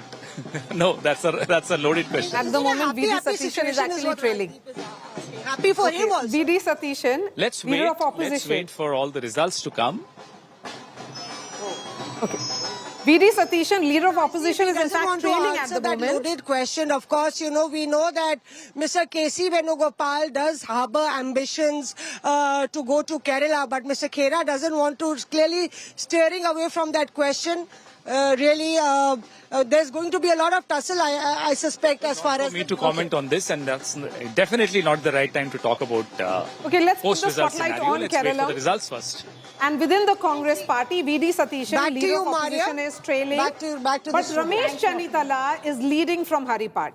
So if these actually numbers hold and this initial trend, I mean, perhaps it would be many more rounds that would have been through in Kerala by now. And the BJP is at 3 right now. So I think it's come down to single digit. Yes. The BJP is at 3 in Kerala. Mr. Muralidharan is actually trailing now. Is trailing, yeah. And Can I even just George highlight Kurian once is trailing. again Tamil Nadu, because Yes, please go ahead. I'm just astounded by those numbers. 103 for TVK, 49 for DMK. Stalin is trailing in Kolathur. Udaynidhi is trailing in Cheppok. TRB Raja is trailing in Manargudi. Anbil Mahesh is trailing in Thiruverumbur. You've got the TVK leading in Tiruparankundram right now. You've got the TVK leading in a Karur, where the stampede happened, Rajdeep. TVK But you know, leading there Akshita, the last 3 days, Akshita, Maria and I have been anchoring, and every time we've gotten so much heat from the DMK on the Access My India exit poll. It does seem, Rajdeep, that Pradeep Gupta seemingly DMK close by. It's close. No, he said 98. No, but Pradeep Gupta said DMK would be number 2. The AIADMK would be a distant number 3. I would think flip has happened. I would think that flip has happened. I would think Pradeep Gupta will take this because he predicted TVK. No, this is a pretty remarkable sweep by the TVK, the only one who's talking about if anyone gets over, if TVK gets anywhere close to 100 or over 100, Pradeep Gupta has had a great poll on Access My India. Questions will remain, why hasn't he predicted Bengal? And one of the reasons is because, as you can see, with every passing hour, Bengal gets closer and closer. It's 134, 127. When we were discussing it just half an hour ago, it was 150, playing about 110. So there was a difference of about 30. That's come down to a difference of about 5. Even in vote percentage, Maria has been pointing out, the difference has narrowed, which was 10%. Now it's 3%. Is 3%. There was a 10% difference just about an hour ago, which has come down to 3. And you would expect, if the differences were around the same, then both sides have a chance of reaching 147. Because then you will, then the margins will be low. Rajdeep, can I and ask remember, you these are only something? 2 out of 20 rounds. Can I ask you something? For Yes. someone who has tracked so many elections, Yes. if you're looking at West Bengal right now, are we looking it going down to the wire? Is it a close election? Because most were saying this is going to be a one way or the other. I don't want to even predict Early that. trends. I don't even want to predict that because it could go one way towards the BJP or it could pull away towards the TMC. It could go either way. It could go either way because we just don't know how the trends will actually fructify in the next 2 hours. What is very clear is that this is a tight contest at the moment, but with the big but, that it could go either way and one side could win clean. And That's my sense. Most of these constituencies, Rajdeep, are in the upwards of 15 plus rounds. Bhabanipur alone has 20 rounds, only one round is over as per the Election Commission website, where Mamata Banerjee is now leading. Why is it slow? Why does the counting... You see what is happening? I'll tell you what is happening. If one polling agent objects, yes, then it has to be the recount. So Bengal, we could be here till tomorrow morning then. Because it will go on. It's going to go on. Keep going. Okay, can I see now? Again, there's a 15-seat gap. But yeah, go ahead, Sandeep. No, I think the difference in West Bengal is largely in the presidency. Only this region no, is Bardhaman is the story. Bardhaman, Jungle Mahal and a big dent in presidency. You can't win the election on No, that. you need- win. it's a you have to perfect win the election on presidency. I agree. Okay, but just to give, why we are being so careful. Less than 500 in West Bengal at the moment. 96 leads for the TMC, less than 500. 106 leads for the BJP, less than 500. Now, if this flips around, either the BJP goes and reaches 180 or Mamata Banerjee goes and reaches 160, 170. So you've got, and with every passing minute virtually, that gap narrows or widens depending on which region you're looking at. Less than 1,000. These are also seats that you need to look at. Less than 1,000 at the moment. TMC leading in 99, BJP in 112. And these are only 2 rounds out of 15. Now, we don't know where the ballot, each of them also has very different demographics. Are the Muslim-dominated constituencies Rajdeep, will you look at over 5,000? Sorry? Over 5,000? Over 5,000, you probably won't get a single one at the moment. Because I don't think enough, there are some less than 3,000 at the moment. 109 TMC, but less than 5,000. Yeah, it is all very, very narrow because at the moment the gaps are, I think you have to look at 500 and 1,000 because those are the seats that can flip. Take a look at Muslims. How many seats with low Muslim, who is leading at the moment? This is not, Rajdeep, this is not the Muslims, this is the Muslim population. Yeah, up to 20%, less than 20%. If you look at medium seats where Muslims constitute between 20 and 36%, BJP leading in those. So high level of polarization taking place. And where there are more than 40%, it's 40 to the... Now, all of this could flip.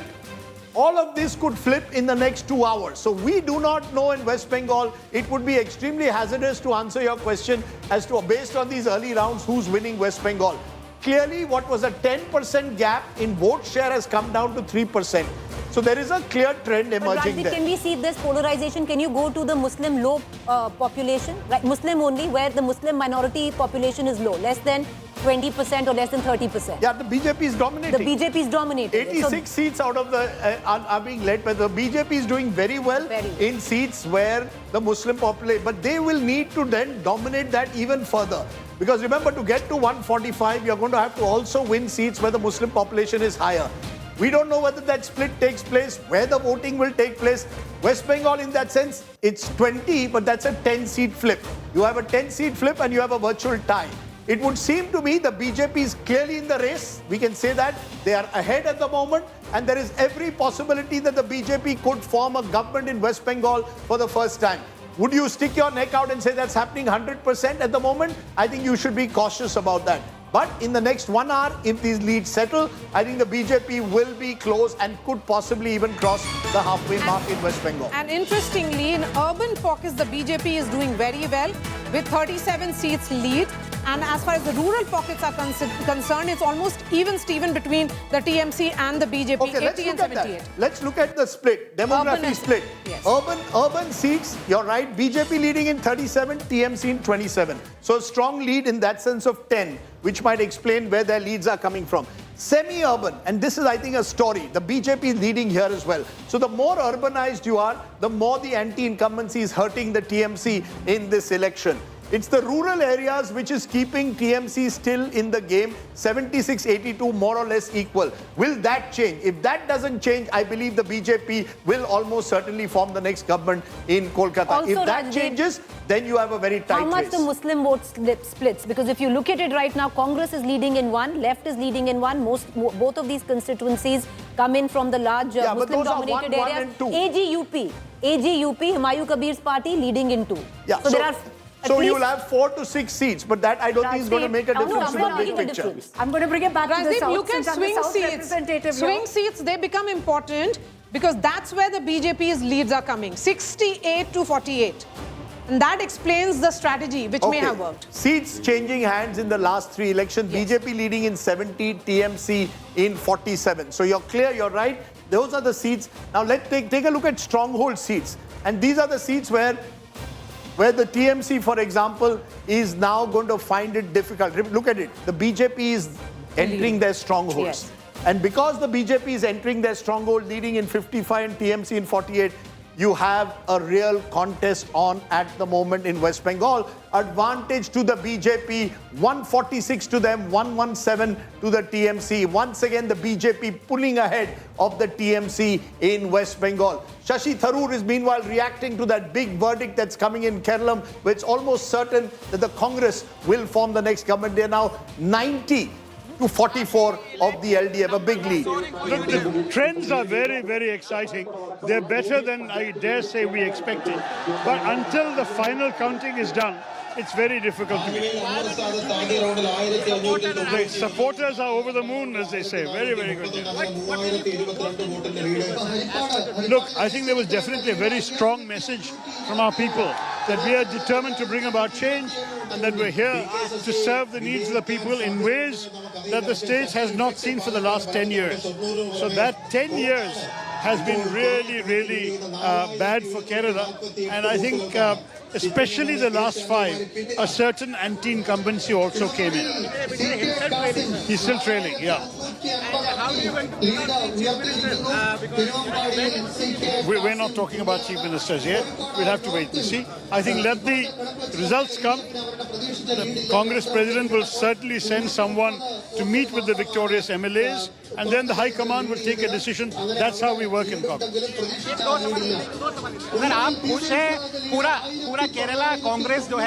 यहाँ के जनता के आवेश आप समझ सकते हैं. हम बहुत 10 साल से इंतजार करें और अभी लग रहा है कि अगर हमें इतनी बड़ी मेजॉरिटी मिली तो काफी स्टेबल गवर्नमेंट हम दे सकेंगे. मतलब हमें कोई भी छोटी मोटी बातों के लिए हिलने की जरूरत पड़ेगी नहीं. हम स्ट्रांग रहेंगे, मजबूत रहेंगे अगले 5 साल और इसमें बहुत सारे मेरे ख्याल में चेंज हम ले आ सकते हैं. हमारे स्टेट परिवर्तन ले आ सकते हैं. आपके फेवर में क्या काम किया आपको लगता है? मैंने बता दिया आपको बार-बार क्यों बताएं.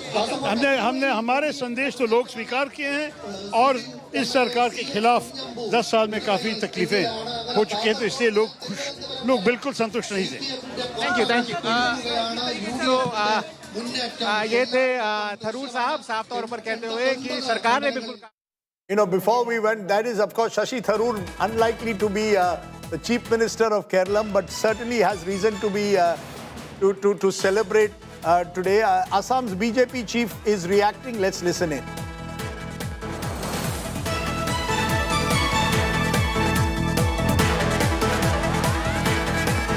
मुकाबले अब एक चीज़ हमने देखा कि पिछली बार बीजेपी अपने दम पर बहुमत नहीं थी. अभी के आंकड़े फिलहाल लग रहा है कि जो एग्जैक्ट पोल है वो एग्जिट पोल जैसे जा रहे हैं. निश्चित रूप में बीजेपी अपने आप जो मेजॉरिटी चाहिए असम में सरकार बनाने के लिए 64 चाहिए और 64 से बहुत आगे निकल जाएंगे. बीजेपी अपने आप असम में अकेले दम पर सरकार बना सकते हैं, लेकिन हम लोग अकेले सरकार नहीं बनाएंगे, ये भी क्लियर है. एनडीए का सरकार ही होगा. आपके अलाइंस का हार्ट बीट पहले ही बढ़ा हुआ होता नहीं, कि सैकिया साहब कह रहे हैं हम ट्रिपल. हम पहले भी साथ में थे, अभी भी साथ में है, आने वाला समय में भी हम एनडीए के नाते हम लोग आसाम को एक विकसित सुरक्षित प्रदेश बनाने का हमारा जो यात्रा हमने प्रारंभ किया है उसको हम आगे बढ़ाएंगे. अभी ये जो ट्रेंड है, अगर ये यही बरकरार होता है शाम तक, इसका क्रेडिट किसको जाएगा? सैकिया साहब को जाएगा, हेमंता बिस्वा जनता को, आसाम के जनता को जाएगा. क्योंकि आसाम के जनता ने तीसरी बार के लिए भाजपा के ऊपर, एनडीए के ऊपर जो भरोसा जताया है और तमाम हमारे जो कार्यकर्ता है, हमारे वरिष्ठ नेतागण हैं, प्रधानमंत्री नरेंद्र मोदी जी से लेकर नितिन नवीन जी से तक, अमित शाह जी तक, सभी हमारे नेता, राष्ट्रीय नेतृत्व और प्रदेश में असम के लोकप्रिय मुख्यमंत्री डॉक्टर हिमंत बिस्वा शर्मा का नाम तो बोलने का आवश्यक नहीं है, उनको भी क्रेडिट जाएगा, सर्बानंद सोनोवाल जी को भी जाएगा। असम में भी हर स्तर के कार्यकर्ताओं को ये क्रेडिट जाएगा, क्योंकि ये इतना इजी नहीं है।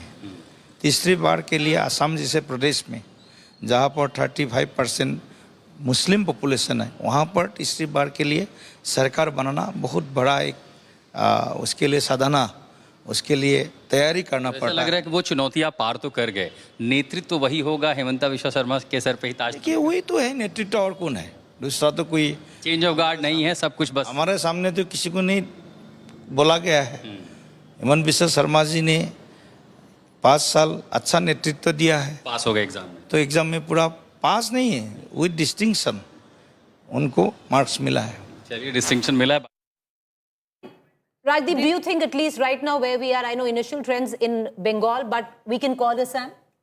We can certainly call We Assam. can call Assam. We can call Assam, and we can say that Hemanta Biswa Sarma has completed a hat-trick in Assam. We can call Kerala and say that the UDF will form the next government. And we can say at the moment very safely that the DMK will not be the #1 party of Tamil Nadu. It will require. And in Bengal, we can say BJP holds the aces. We can say that at the moment. Whether they will, how big that ace will be, whether it will be closer. And in Puducherry, the NDA, in NDA, well, 6 and 4. So we'll wait for Puducherry, small state. We'll wait a little bit more. But I think the big takeaway would be that it's great news for the party.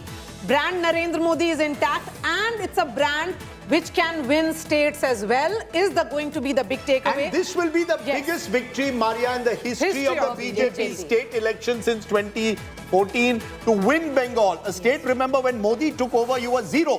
From 0, you went to half a dozen in 2016. No, you How went much was it? 3 in 2016 to 77 in 2021. Between that, 18 seats in the Lok Sabha, down to 12 seats in 2024. And here it is at 147 at the moment. This victory, if the BJP actually consolidates, it is great news for Home Minister Amit Shah. It's his plan which has worked.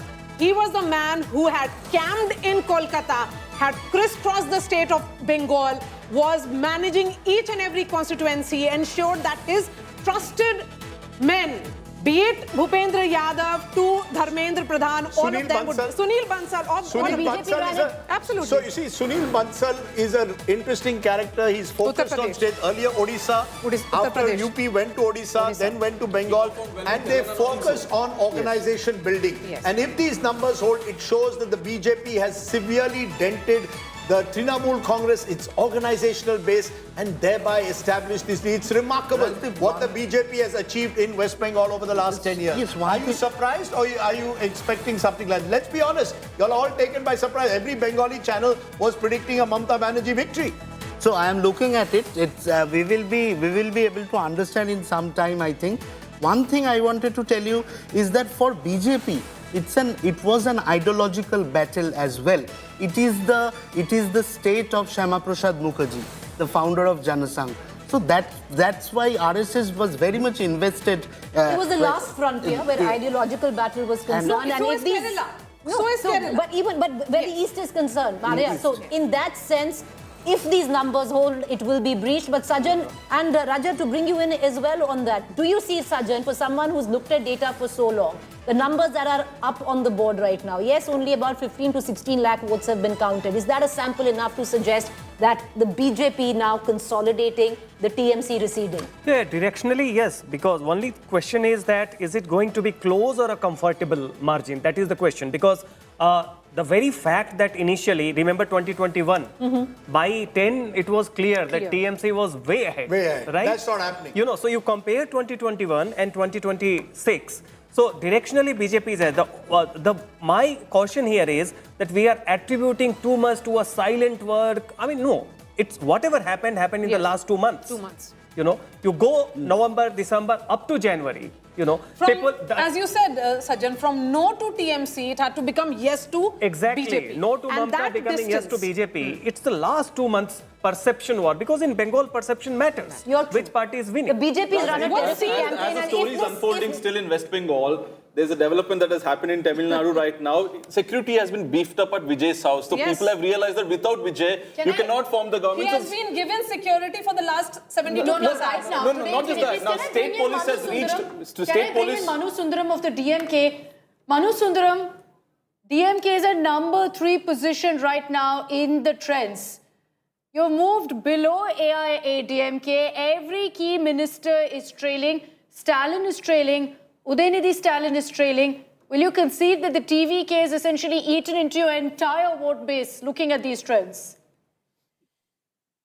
Akshita, I think the fact is that for the last 50 years, the DMK and ADMK have been the only parties in government in Tamil Nadu.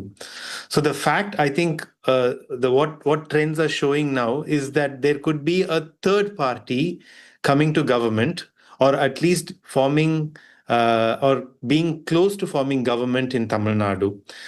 The second part of my remarks will be to your question, Akshita, which is that the TVK is eating into votes. Right now, there's two ways to look at it. Obviously, it's eating into the anti-establishment vote, like I said, of the two established parties. Okay, Shuvendu Adhikari is speaking. Let's cut across to it. Expected result 3, 4, 5 77 number word এখানে মমতা ব্যানার্জি ভালো lead নেবেন আমি যা প্রথম থেকে বলেছি 7, 8, 9, 10 আমি ওই বড় লিড কভার করব এবং 10 রাউন্ডের পর থেকে আমি এগোতে থাকব এবং expected Mamata Banerjee again defeat in Bhabanipur assembly Malda মুর্শিদাবাদে মানিকচকে যেভাবে দেখা যাচ্ছে ভালো লিড করছে বলবে মানে যেই আসনগুলো আনএক্সপেক্টেড সেগুলো এক্ষুনি কিচ্ছু বলবো না বিজেপি সরকার করছে এটুকু বলবো এবং ক্লিয়ার ম্যান্ডেট একদম ক্লিয়ার ম্যান্ডেট বিজেপি সরকার করছে না না না it's too early to say anything দাদা দক্ষিণ কলকাতায় আপনিও এগোচ্ছেন স্বপন দাশগুপ্ত তিনিও অনেকটা লিডে রয়েছে তৃণমূলের গড়ে কি এবার কার্যত কলকাতাতে শিক্ষিত লোকজন হিন্দুরা তারা মমতা ব্যানার্জিকে রিজেক্ট করছে ইনিশিয়াল ট্রেন্ড তাই বলছে এবং সবচেয়ে বড় কথা হচ্ছে ভাষার নামে জাতের নামে হিন্দুরা বিভক্ত হয়নি সিদ্দিকুল্লাহ চৌধুরীর মতো লোক পিছাচ্ছে সৈকত পাঁজা আমার ভাই এগোচ্ছে it's a very good symptom ডায়মন্ড হারবারে দীপক হালদার এগোচ্ছে ইটস আনএক্সপেক্টেড মানে যে সিটগুলো বাকি তো এক্সপেক্টেড শিবপুরে আমরা এগোচ্ছি নর্থ হাওড়া এগোচ্ছি ভেরি গুড ট্রেন্ড কলকাতাতে বিজেপি দাঁত ফোটাতে শুরু করে দিয়েছে রাসবিহারীতে এগিয়ে রয়েছেন স্বপন দাশগুপ্ত ভবানীপুর বলছেন না কেন 2200 ওঠে গিয়ে এরপরে আমি পেছাবো 77-এ যেখানে ওদের ভোট অনেক আমি অনেকটাই পেছাবো তারপরে আমি মেকআপ করবো আমি যখন 70 নম্বর ওয়ার্ডে coming in Aparajita Sarangi, if you're still with us, Meeta Chakraborty, national spokesperson of the Congress, Tuin Sinha now joining us of the BJP. Tuin, you're already seeing Suvendu Adhikari's smile getting broader by the moment. This could be history in the making. The BJP for the first time could be forming a government in West Bengal. How do you see this? Is this Poriborton? The TMC says that the state power has been misused. How do you react? What would you say today? Well, good morning, Rajdeep. Good morning, everybody. You know, the entire, I think, Bengal knows the results, so I don't think you need to be so conservative. It's a decisive win ahead for the BJP because for the last 2.5 hours now, this consistent lead has been holding. You know, and if you remember on the day of exit polls, I had on your show very clearly said that many of the pollsters underestimate when there is a momentum clearly building up in favor of BJP.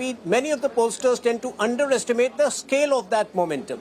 So yes, I mean, it's 170 plus. It's a very clear rejection of the so-called Diamond Harbour model, which was again on display 2 days back when Abhishek Banerjee, you know, kind of tried to justify the raiding and the intimidation of voters in the Falta constituency. It's a civilization. For us, you know, the entire fight for Bengal was more than just a political battle. It was an ideological fight. It was a civilizational fight. And yes, it's a watershed moment for West Bengal for the last 3 days. You know, even though Mamata Banerjee has been trying to build up bravado, has been trying to display a picture of bravado. I can tell you TMC workers have been quietly weeping in their homes. TMC chole gache, Didi chole gache, that's what they have been weeping. And today, I don't know what will happen by the end of the day. So all their bravado is gone, no more threats on national TV, no more threats in rallies. I think Bengal is on the cusp of big change. You have all reasons to say what you have just done. It's going to be 11 a.m. any moment, and it certainly appears that BJP is consolidating, and they are looking at 45% vote share. Which is about a 7%. I think we should. The BJP got 38% last time. What is they could more go important? up to 45. That's a 7% swing. The TMC had 48%. They are going down what to is 40%. more important, Rajdeep? So you've got What a is more 7% important? swing. What the BJP needed was a What is more 5% swing. important, Rajdeep, They're getting is that these 7%. gains are uniform.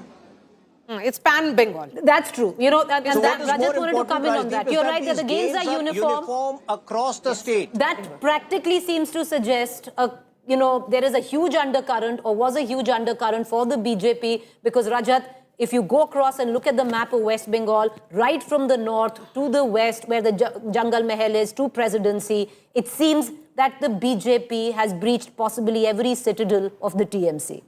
That's right. I was just checking, around 15 sitting ministers again are trailing, all are trailing. from the TMC, which just shows this just is the trend line which doesn't change over time. And even if the election, what we are seeing is that BJP was derided for being culturally out of sync with Bengal.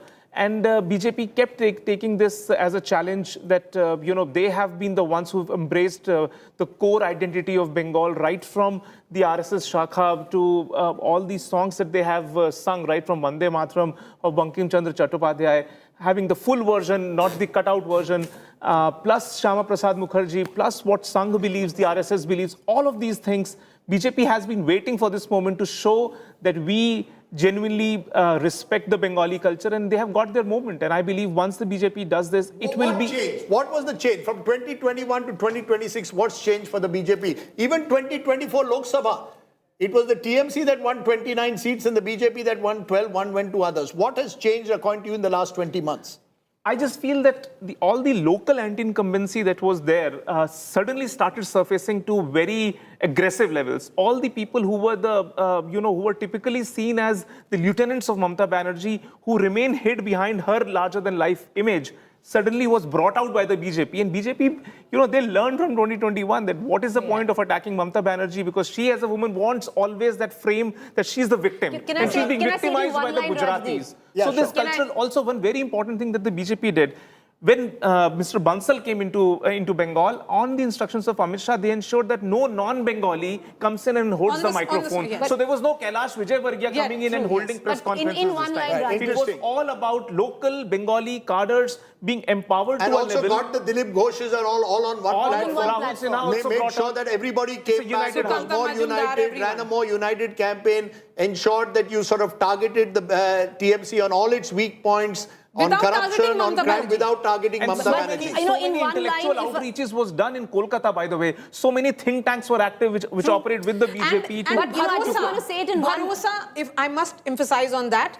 when the BJP manifesto was unveiled in Novotel Hotel in Kolkata, the emphasis was on Bharosa nahi bhai. In the sense that forget about bhai, it should be about bharosa. Rajdeep, that is the traveling of that distance which has happened in the last 20 months. In one line, if I can say, the BJP, of course, ran a terrific campaign, but ultimately, it was that the BJP was able to convince the voters of West Bengal that they can come to power. And I think a lot depended on that. For TMC, Yes. To be fair, they tried to neutralize anti-incumbency by changing almost 1/3 of 74? candidate, right? Yes.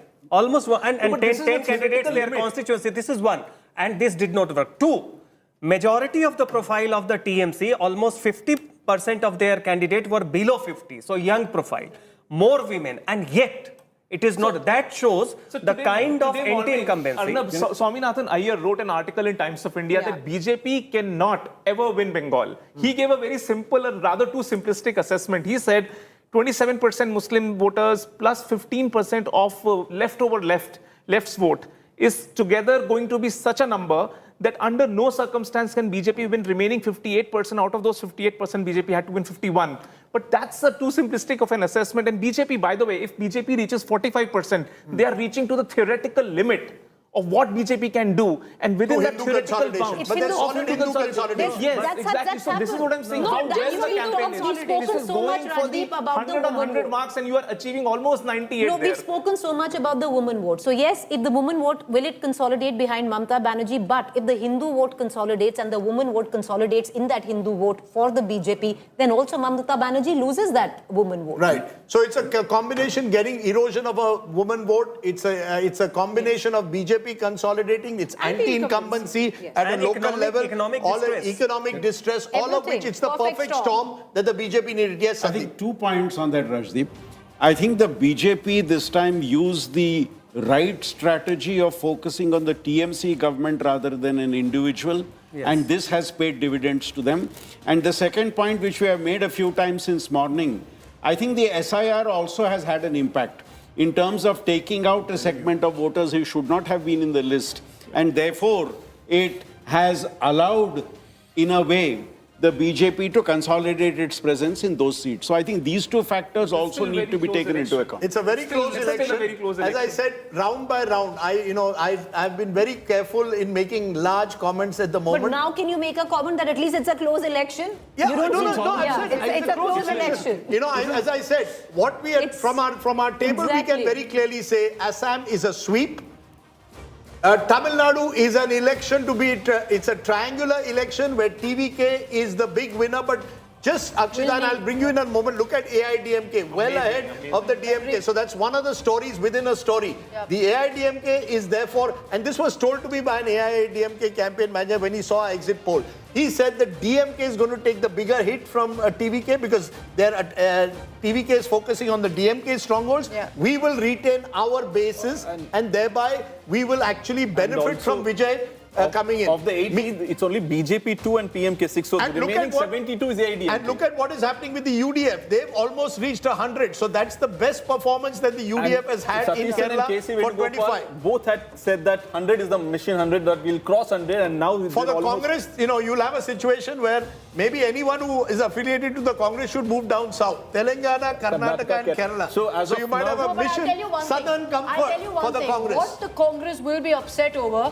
is that they missed a golden opportunity in Tamil Nadu. Yes. They didn't have They missed a golden opportunity. But you know, their worry was if we tie up with... I'll show you that. Let me show you. Actually, just a second. Congress Neta and sitting MPs texting right now saying that if he had tied up with Vijay, we would have swept the state. But imagine now Vijay, for a minute, if Sandeep Vijay does not, it misses out on the majority, the most likely ally is the Congress. But Sandeep Shastri, so much, because I remember we had every political analyst on our shows earlier, and everyone said that Vijay is missing out, foolhardy not to ally before he goes into this election. Yes, well, not foolhardy, but very, very brave for the TVK to go into this election without an ally on board. Because here, you're practically, you have the pick of the lot. No, but Preeti, look at them. They're at 103, so they need that support. But you have the pick of the lot, you can take anyone. Let me show you a situation right now where if we were to look at the party-wise breakdown on the leads, you have the Congress at this point leading on 4. So let's say this 4, let's say the Congress chooses to join the TVK, that brings them to 108. So they'll reach +4 here if I were to only add this. And then you add in some more parties. Let's talk about any of this. Seeman unlikely. NTK is at 0, by the way, so I don't see NTK joining hands. Maybe the VCK. Leading in one seat, the 1 out of 240, that's the PT. Okay. You can add that as well to the So you bring one more, +1. And I think that we can add maybe the VCK. We don't have that breakdown, but let's say of the 5, they have another 2. They still need a few seats here. The CPI is at 2 right now. So, you know, it'll be interesting to see if any of the smaller parties dump the DMK and come over. That's not enough, though. They will need more, because right now they're at 105. That's 9, 10. They reach 112. Still not good enough. They need more numbers than that. But we'll have to see, because these are still trends. What I think will be comfortable for the TVK is if they reach 110. If they reach 110, then you have the Congress, you have these smaller parties, maybe the left, maybe some others join hands. The DMDK is another one. So of that 5, if you have a VCK and you have a DMDK, and maybe that's 5 there that will come with them, then they'll be in a comfortable position with just smaller parties. Why smaller parties? Because that will mean that Vijay calls the shots throughout. There's no need to even accommodate those smaller parties. Yeah. You will be at the mercy of them. So it's better to have someone like a PMK come on board and with PMK. Pounds of flesh. No. I think that if the Congress missed out on a golden opportunity, they may choose to make amends. Okay, Shuvendu Adhikari is speaking to us. I'll just come back to Mr. Shastri. Finally हम जीतबो finally कितना आपने कहा था 25,000 के आसपास vote नहीं मैं कोई आंकड़ा नहीं बताया मैं जीतूंगा अच्छा से जीतूंगा छोड़ अरे भाई छोड़ो ना छोड़ दो क्या कर रहे हैं शुभेंदु अधिकारी इस वक्त आप देख सकते हैं जा रहे हैं दावा कर रहे हैं वो जीत का भवानीपुर काउंटिंग सेंटर में पहुंचे हैं काउंटिंग अभी 77 नंबर में ममता आगे रहेगा अभी आगे चल Mr. Shastri, you were making a point.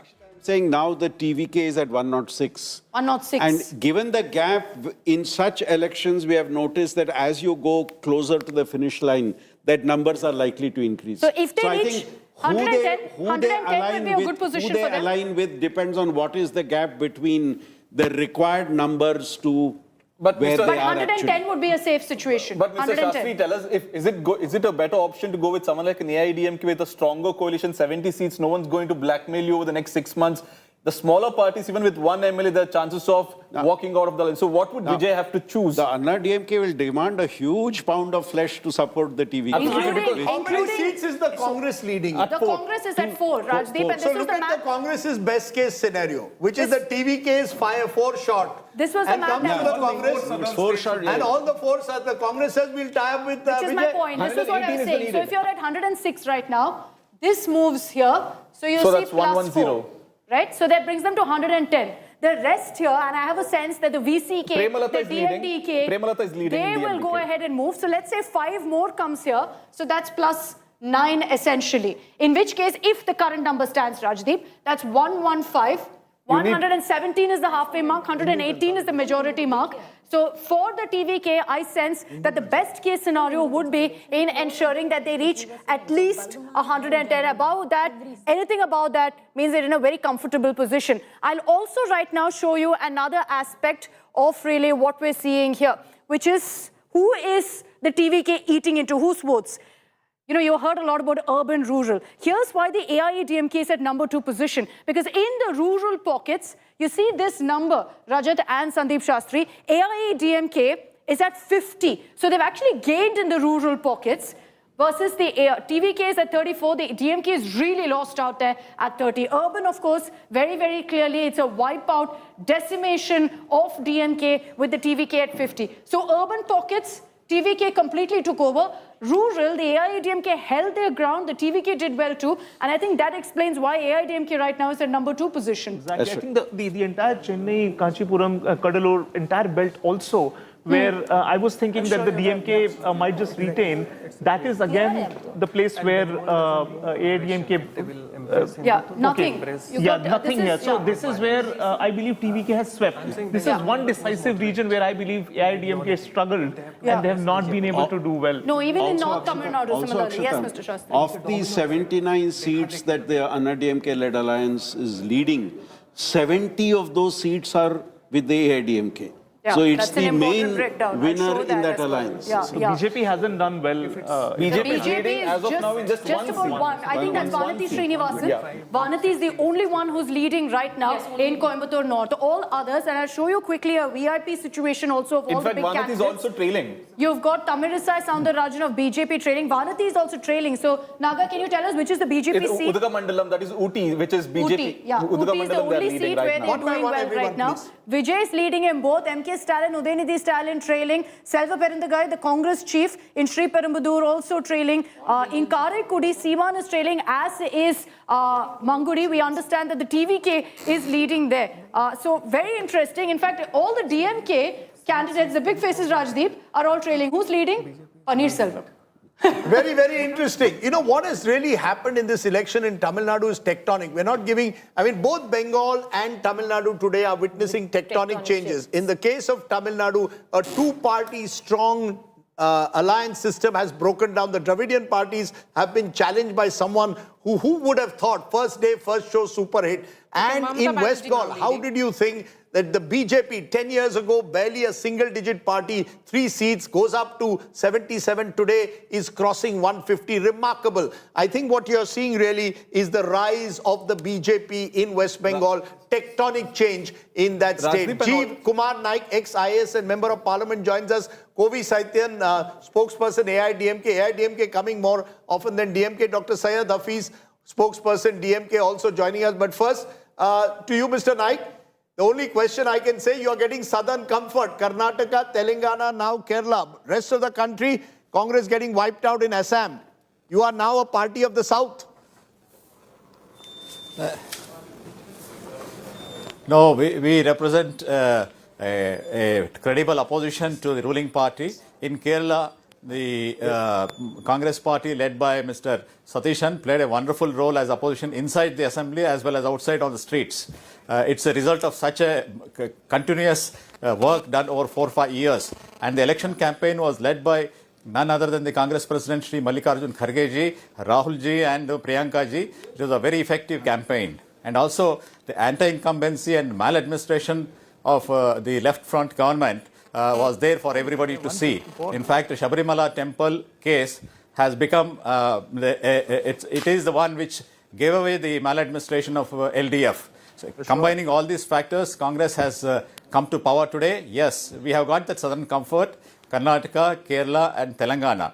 I am sure we will expand our footprint once again across the country. Biggest takeaway from Tamil Nadu will also be, Akshita, that both the Chief Minister and the son, Udayanithi, are trailing even now. TRP Raja is trailing. TRP Raja, all the Anil ministers, Mahesh is important trailing, big faces PTR are is trailing, Durai Murugan. Senthil Durai Balaji Murugan is is trailing. trailing. I mean, I can go on and on. Honestly, it's a long Rajdeep, list. also the biggest takeaway for the BJP is they have It's a finished rejection. 2 regional parties, TMC and DMK. DMK used to give 40 MP seats free of cost to Congress and others, and TMC with another big chunk. So today's BJP big victory is both in Tamil Nadu and in West Bengal with 80 odd End of the India alliance. Yes. This could be the end of the India alliance. Absolutely. Because the TMC will say the Congress targeted us. The DMK will say the Congress never fully joined our campaign. Rahul Gandhi didn't do a single joint rally with Stalin. I mean, is this the end, Mr. Naik, of the India alliance? What happens to the India alliance now? The BJP is winning state after state. They are capturing Bengal. They won Assam. They are the number one party. Is there any India alliance left? Congratulations to the parties which have won today. But Rajdeep, that is not the way to look at the whole result. I'm sure you understand that the central politics is different and the state level politics is totally different. No, we are definitely one as an India bloc at the central government, at the central level. But at the state level, we need to establish our own presence and we need to fight for our space.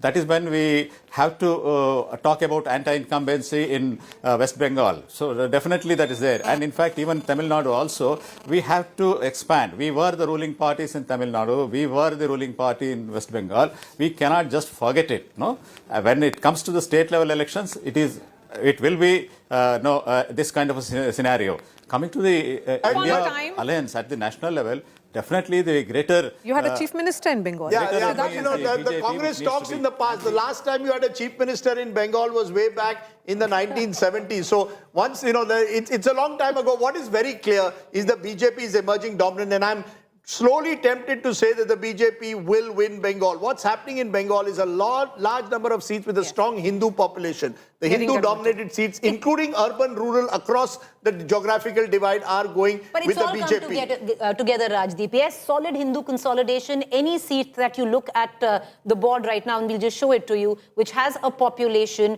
of less than 30% of Muslim population, that means anything which is over 60% of Hindu, has been swept by the BJP. And I just want to remind our viewers, the last time around, the BJP already had 50% of the 70% Muslim vote in 2020, Hindu vote. 70% of the Hindu vote, the BJP already had 50% of it in 2021. So what you're practically looking at is the BJP has seemingly achieved over 70% of the Hindu vote here, and it's not just limited to that. like we said, it's a perfect storm. You have Hindu consolidation at one end. You have anti-incumbency, which has spoken at the ballot. You have delimitation, which now clearly has cut into the TMC and not so much as the BJP. And then you have the woman vote. The SIR, which has cut into the BJP, then the TMC, and then you have the woman vote, which has clearly eroded and now no longer but when a has chief got minister Mamata of Banerjee's three back. term is still at 126, can it be seen as rejection of Mamata Banerjee? That's the arithmetic, Maria. That's the arithmetic as well. If I come down from 215 to 126, it will be seen as a, I mean, you know, you can clutch at straws and say you're still in the race. And that's because there is a demographic that still continues to support you. And you've got a machine that's still there. Arithmetic. But as we've seen in the past, once you decline, the left went, Maria, in 2011 to about 60 odd seats. By the time 2017 came, they were virtually 16, they were wiped out in Bengal, and today the left is hardly there. They win 1 or 2 seats. Mamata Banerjee's challenge, as regional parties challenge, once you start losing, how do you hold on? As we are seeing, you know, it's very difficult to hold on because in Bengal, the machine will now be controlled by the BJP. Yes, Rajan. Yes. I have seen Tripura, another state where very recently left, who has been in power for 25, 30 years at stretch, they've been absolutely removed, obliterated from the entire state of Tripura. And Tripura is another Bengali state. I think in Bengal, once the BJP comes in, it will come in as a hegemonic force, so much so that the entire Trinamool would be uprooted for several years to come now. And this is what I feel. And BJP knows this is one ideological project. Once they have won, they will never allow it to slip out of their hands. They will do Assam model, whatever model, to contain the constituencies of Muslims, but they will not leave the state. This is going to be a hegemonic bastion for the BJP if they win today. Very interesting. Just to, you know, also today is historic because the left could now be will not be in power in any state of the country. They are losing Kerala and losing badly after 10 years in power. It's a virtual flip of what happened in 2021 in Kerala. Pinarayi Vijayan is being swept out of power. Tom Vadakan joins me. It's one of the only states, your home state of Kerala, with the BJP leading in 1 seat only. Everywhere else, it's a saffron surge. Tom Vadakan, your quick response. BJP and allies on the states. Rajdeep, we had great expectations in Kerala. I accept it. We will have to examine it very closely, what has happened, the candidate selection and the strategy. So it will be difficult at this juncture to make, some value judgment on what has happened and what the course correction. Our leadership will examine it very closely because we had high hopes there in Kerala. Things didn't happen as we desired. So I think we'll go back to the drawing board, have a good look at what went wrong, and then come back and fight it out.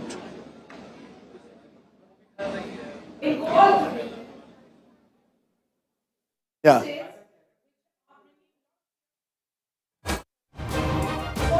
Yeah.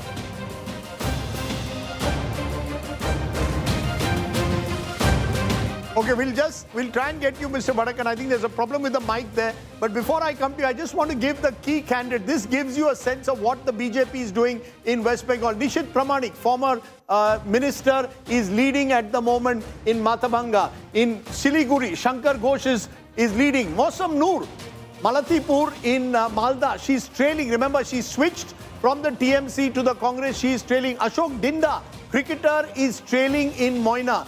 Agnomitra Paul, who will be a face of the BJP, Asansol Dakshin, someone who's taken on Mamata Banerjee consistently, is leading. Pawan Kumar Singh in Bhatpara, the son of Arjun Singh, is leading at the moment. Madan Mitra, one of the few TMC heavyweights who's leading at the moment in Kamarhati.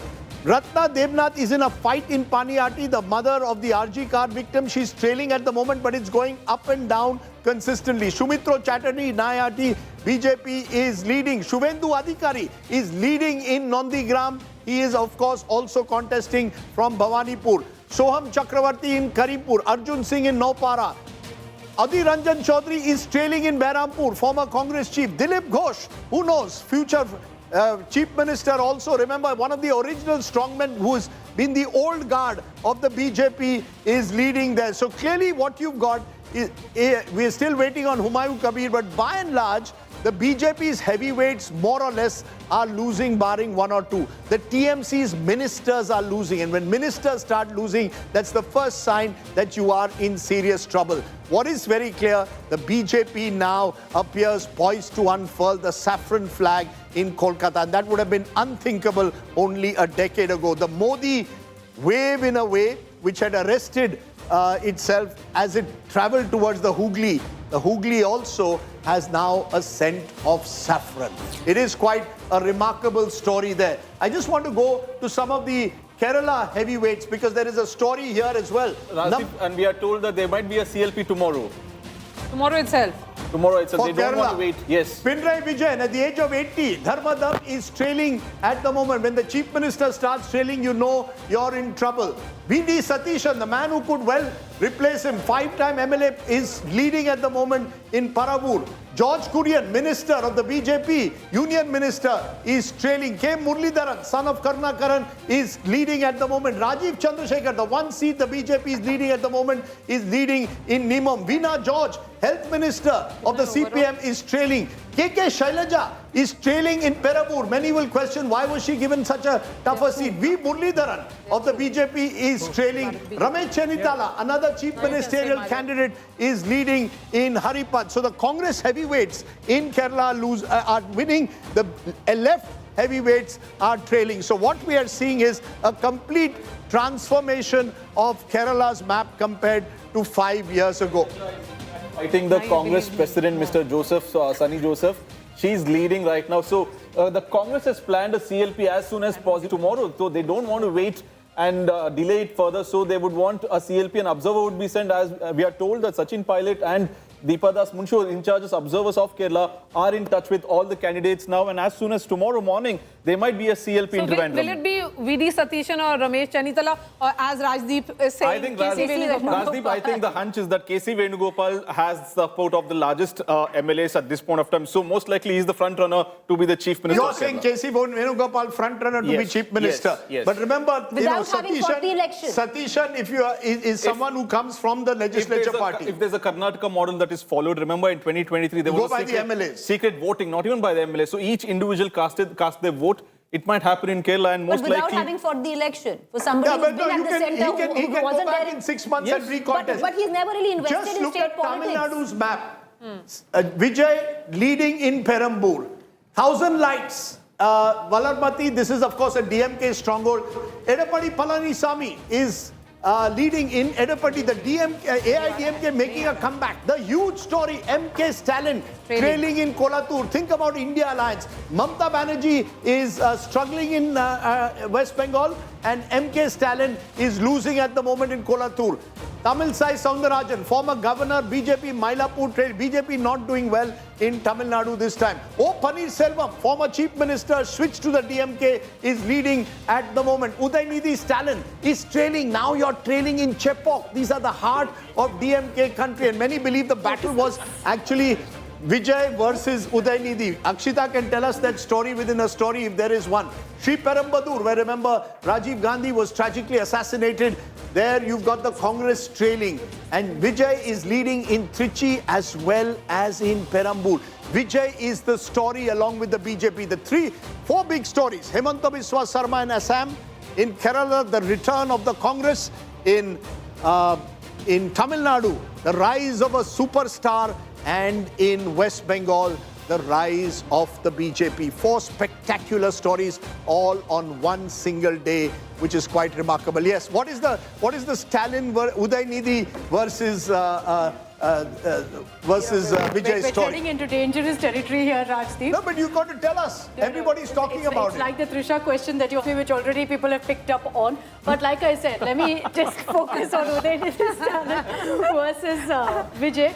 Look, you're right, there's a personal rivalry there, so much so that there were questions about whether Vijay entered into politics just because of that rivalry with Udaynidhi Stalin. These are visuals on our screens of Vijay's father celebrating right now with the rest of his family. Vijay's father is someone who, even before Vijay entered politics, had done a lot of the movement of ensuring that, he launches the Fans Association. Just look at that.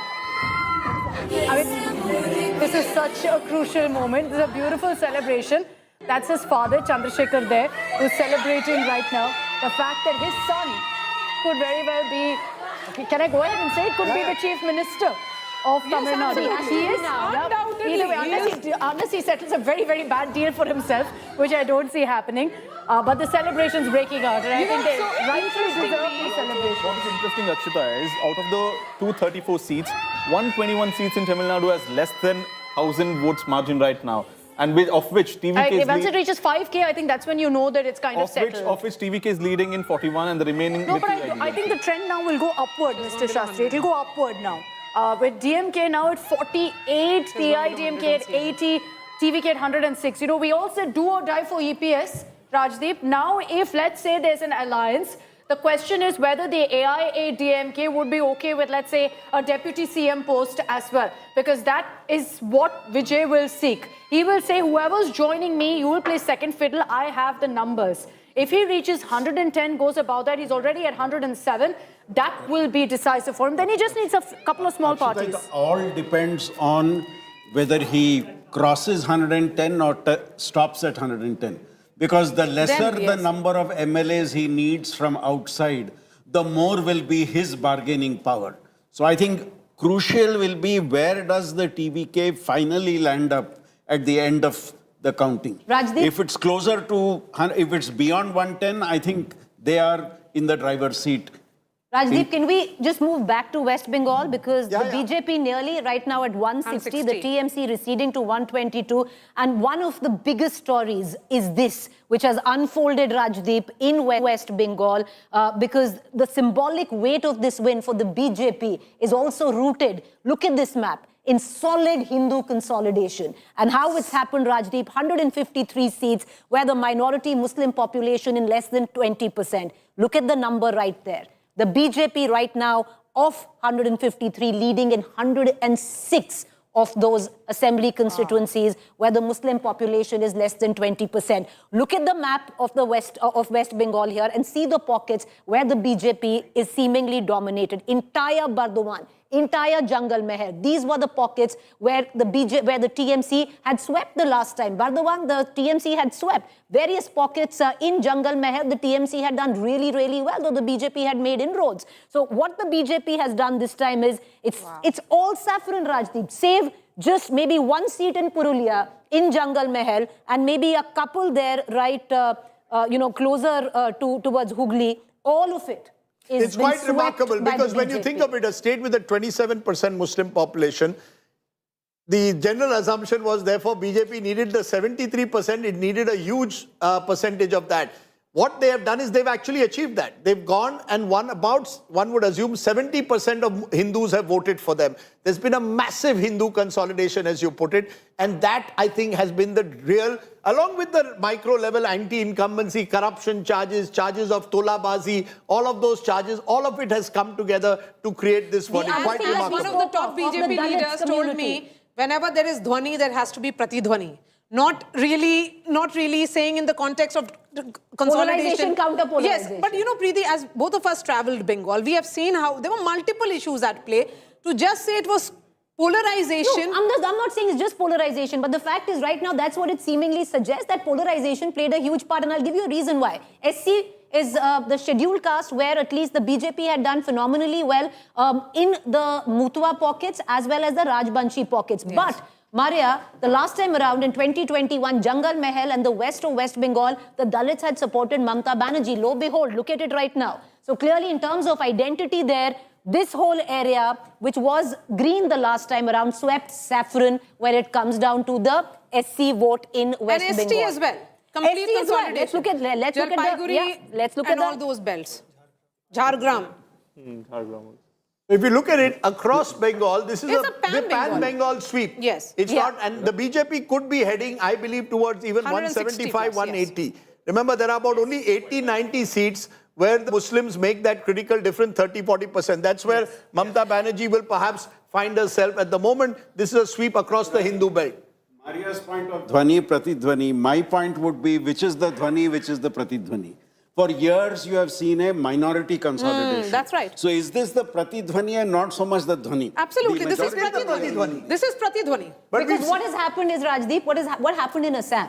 Now, clearly, the politics of Assam is filtering in now to the politics of West Bengal, because Assam with a 40% Muslim consolidation, usually one would suggest BJP would have never won. But their politics, because you had a counter-polarization of the Hindu vote in Assam, now for the first time playing out in the state of West Bengal. But I would also say, Preeti, while we look at this consolidation of Hindu and Muslim, there is also consolidation of sub-nationalism versus nationalism. What the BJP says, their issue of nationalism and national security versus what Mamata Banerjee has been speaking about. When you speak to the BJP leaders, they emphasize that they were able to assimilate themselves in the culture of Bengal. They were not a party of outsiders. Okay, let's just getting two guests at the moment. Kovai Satyan, spokesperson AIADMK, is joining us. And we are also joined by a spokesperson of the DMK. Kovai Satyan, DMK's Syed Hafiz is also with us. Okay, we want to go to Kovai Satyan. Kovai Satyan, will you support Vijay to form a government? Will you, if he comes to you and says, let's do a coalition, will you support it or not? Yeah, good evening, Rajiv. That's another speculation. So we can't answer I'm for not speculation speculating. now, Those since are only numbers 4 are showing rounds that. out of 20 vote counting is just completed. The end of the day, the results will be clear that AIADMK EPS will form the government in absolute majority. What No, but I was doing the math, almost sir, 50 you're not anywhere constituencies, the close vote to an difference- absolute majority. Vijay is just 8 away from it. Are you willing to share power with Vijay? I'll ask you this 10 different ways. You can give me 10 different answers if you want. The answer and the decision of the General Secretary is final and binding. So in my authority, I don't have answers for that hypothetical question.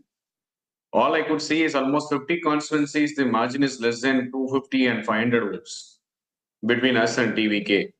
So with just 4 rounds completed, by 2 o'clock, you will get to know the trends have changed. But all I'm happy is history repeats. 2011, DMK lost the title as the opposition party. 2026, history repeats. DMK loses the title as the opposition party. This we've been saying for the last 1 year. DMK will be routed in Tamil Nadu. 32 ministers out of 34 are trailing. It's a clear indication that this government is all set to be shown the doors. Even MK Stalin for that matter and Udaynidhi for that matter are trailing in their own constituencies. So this is the mandate. People have decided that they wanted a change, and the winds of change is in favor of AIADMK. You will get to know by 2 o'clock. Yes, so Syed Hafiz, will the DMK finally concede that they got it wrong? Okay, we'll try and connect with Syed Hafiz, but you know, what is evident also here is, Kovai Satyan, that DMK's number has gone down, yes, but you are not the primary gainer of the anti-incumbency. It is perhaps the TVK, the new player in the market that is being experimented by the people. See, we've been saying with the arrival of the newcomer, AIADMK will not lose big. It will be DMK whose majority of the vote share, particularly the minorities, will have a shift in the pattern that I could see by the results coming out. TVK is indeed helping us to gain foothold in the southern parts. Now I'm looking good in my western belt of 57 constituencies where we are strong. Our ally is now showing trends of positivity in the northern.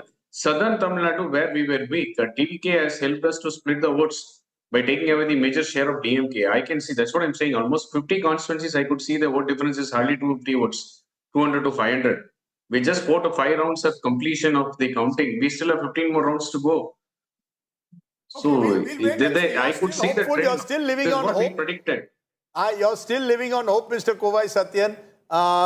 You know, politicians live on hope till the very last moment, till the last vote is counted. But what is very clear is Vijay has emerged as a major factor, and it appears no government in Tamil Nadu can be formed without him. That's becoming increasingly clear as of now, unless there's a dramatic shift, which you're saying will take place in the next couple of hours. What is also very clear now, and we are almost tempted to call it, is that West Bengal will see a BJP government possibly for the first time, unless something dramatic changes in the next 1 hour. But now these leads are consolidating, there's a pattern emerging, and barring certain districts where Mamata Banerjee's party is holding its own, across large swathes of Bengal, including the presidency region, including Diamond Harbour, the sort of bastion of Abhishek Banerjee, there also the BJP is leading. We are seeing a tectonic change taking place in the state of West Bengal. So what you've seen in the last couple of hours is historic.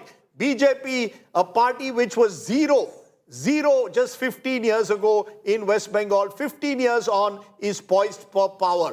Mamata Banerjee, 3 terms in power, is poised for an exit. In Assam, you've got a situation where the BJP is creeping onto the 100 mark, its best ever result in Assam. And guess what? The Congress is still around, but only in Kerala, where it's creeping towards the 100 mark. And the BJP-led, or should we say the AINRC-led alliance is leading in Puducherry. Okay, I want to go to Syed Hafiz. You're joining us. Have you conceded now this wave of anti-incumbency sweeping away all your leaders, including MK Stalin?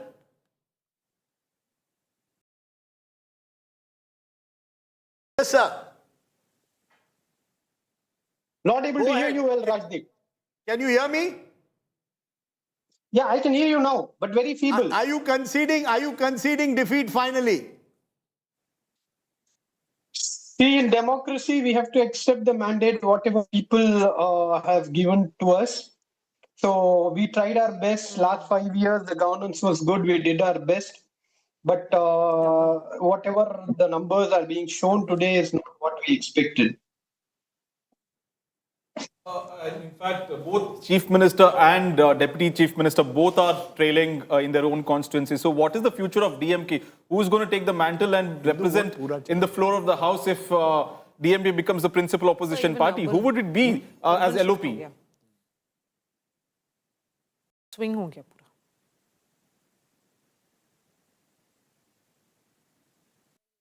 Dr. Hafiz, can you hear us? Okay, we'll try and see what happens. But look, Rajdeep, can I ask you a question? Yes. At the back of what we're witnessing in Tamil Nadu and now what we are slowly looking at a trend that is formalizing.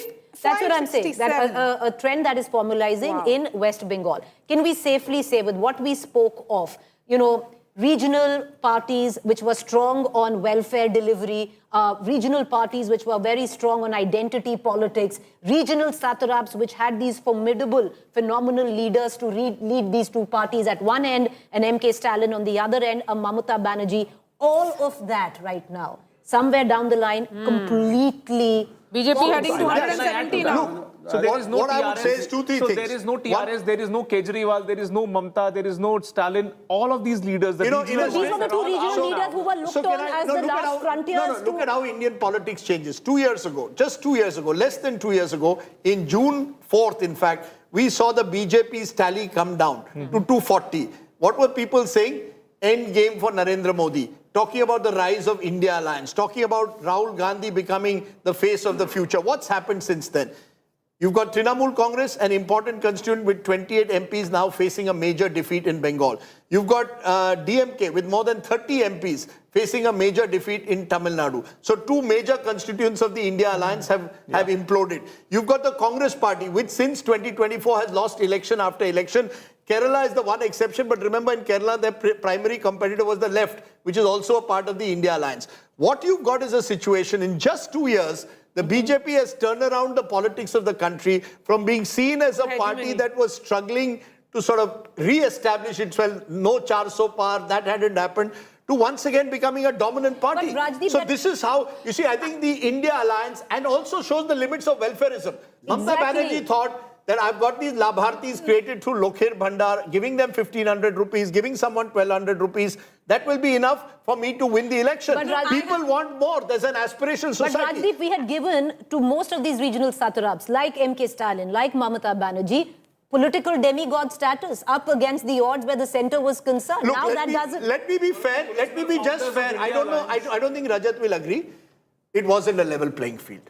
But whether you look at Sir and the way Sir took place, whether you look at the central forces there, not easy for a regional satrap for Mamata Banerjee. In the case of Stalin, I think it was clear that somewhere down the line, Stalin also perhaps thought that as long as I've stitched this 20-party alliance, I'm okay. He didn't even take Vijay seriously for very long, didn't even want to mention his name. So I think Mamata Banerjee has been hit also by the sense that she was seen by the end as appeasing Muslims. The corruption and criminalization allegations against her government were catching up. The handling of RG Car, all of that helped contribute to the BJP's rise. Plus the fact that I think state power at the end of the day lies with the center. All of it has resulted in the But this perfect will storm. also dramatically weaken Mamata Banerjee's position as a national figure. That's it over. will dramatically She will now have to go back to the drawing board. And does she have the stamina to do so? She's 72. Very difficult. It's also It could be the end of the road. Some would say, I never say end of the road for any politician. Rajdeep- But Mamata Banerjee will face tough times But going Rajdeep, ahead. here is the party which went down from 77 in assembly to 12 seats in the Lok Sabha.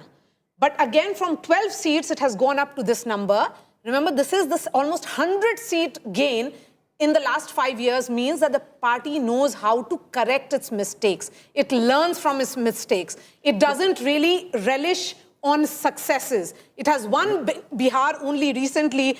Its first chief minister in Samrat Chaudhary has been appointed, and still now... So how many chief ministers will the BJP have now after this? 17? 18 now. 18. This will be now. the 18th chief 18 minister. now. And if it is Shubhendu Adhikari, then first Himanta Biswa Sarma, who is an import. Then you have Samrat Chaudhary, import from RJD and JDU. And here it is import from TMC. They're all making BJP now, but they are not. All this change we are seeing after the Lok Sabha election, it started with Haryana, Maharashtra, and now has come here. So it's a gradual process. Haryana and Maharashtra was very different than what a Bengal looks like. No, I'm saying the win in Bengal. One by one. I'm saying the change process started there and now has come to this stage. I just want to dwell on the thought about the regional satraps. I was astounded at the number of faces that have fallen. Uddhav Thackeray has retired. Biju Janata Dal decimated. Not retired, but lost. Uddhav Thackeray has just said that he's leaving the politics now and he's giving it to his son. So he's out. There is no JDU and Nitish anymore leading the state of Bihar.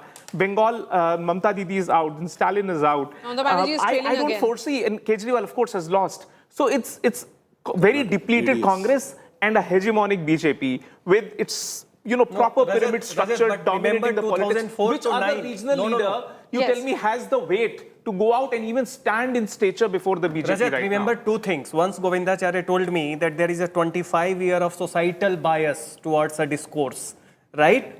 Remember 51 to 77, then came a brief period 89 to 2014, coalition era sort of a thing.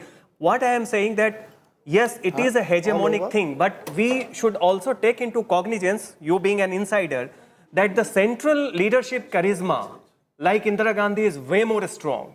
But at the state level, organization is strong, but the faces, the tectonic pull factor, that used to be when BJP was not the hegemonic party. But Remember in the certain regional states, they have satraps. managed to found leaders. Like Himanta Biswa Sharma alone is holding the fort. And Yogi. If you see a Shubhendu Adhikari come in, he'll hold But the you fort see, pretty Rajasthan, strongly. Chhattisgarh, Odisha. See, again, Even I Bihar- am of the view, these are problems for the BJP's organization. They have found a way to actually address this systemically. What I find it profound after today is all of these top echelons of the leadership, which was along the BJP or on the opposite side of the BJP, all systemically out, which just means there's just one leader now, Narendra Modi. Story of expansion of footprints. If current trends hold, and the BJP adds West Bengal to its kitty, then the NDA-ruled states would account for 78% of India's population.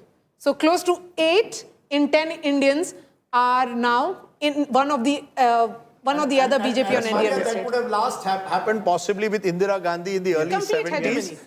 Even by and possibly this brief period where Rajiv Gandhi was in power, but even then, it was a very brief period. Ramakrishna Hegde took over in Karnataka, NTR in Andhra. So really what you're seeing is the BJP, which was dominant, now becoming hegemonic. That's the word even that was used by Rajat. And what we've seen is once the BJP enters a state, it's very difficult to dislodge it.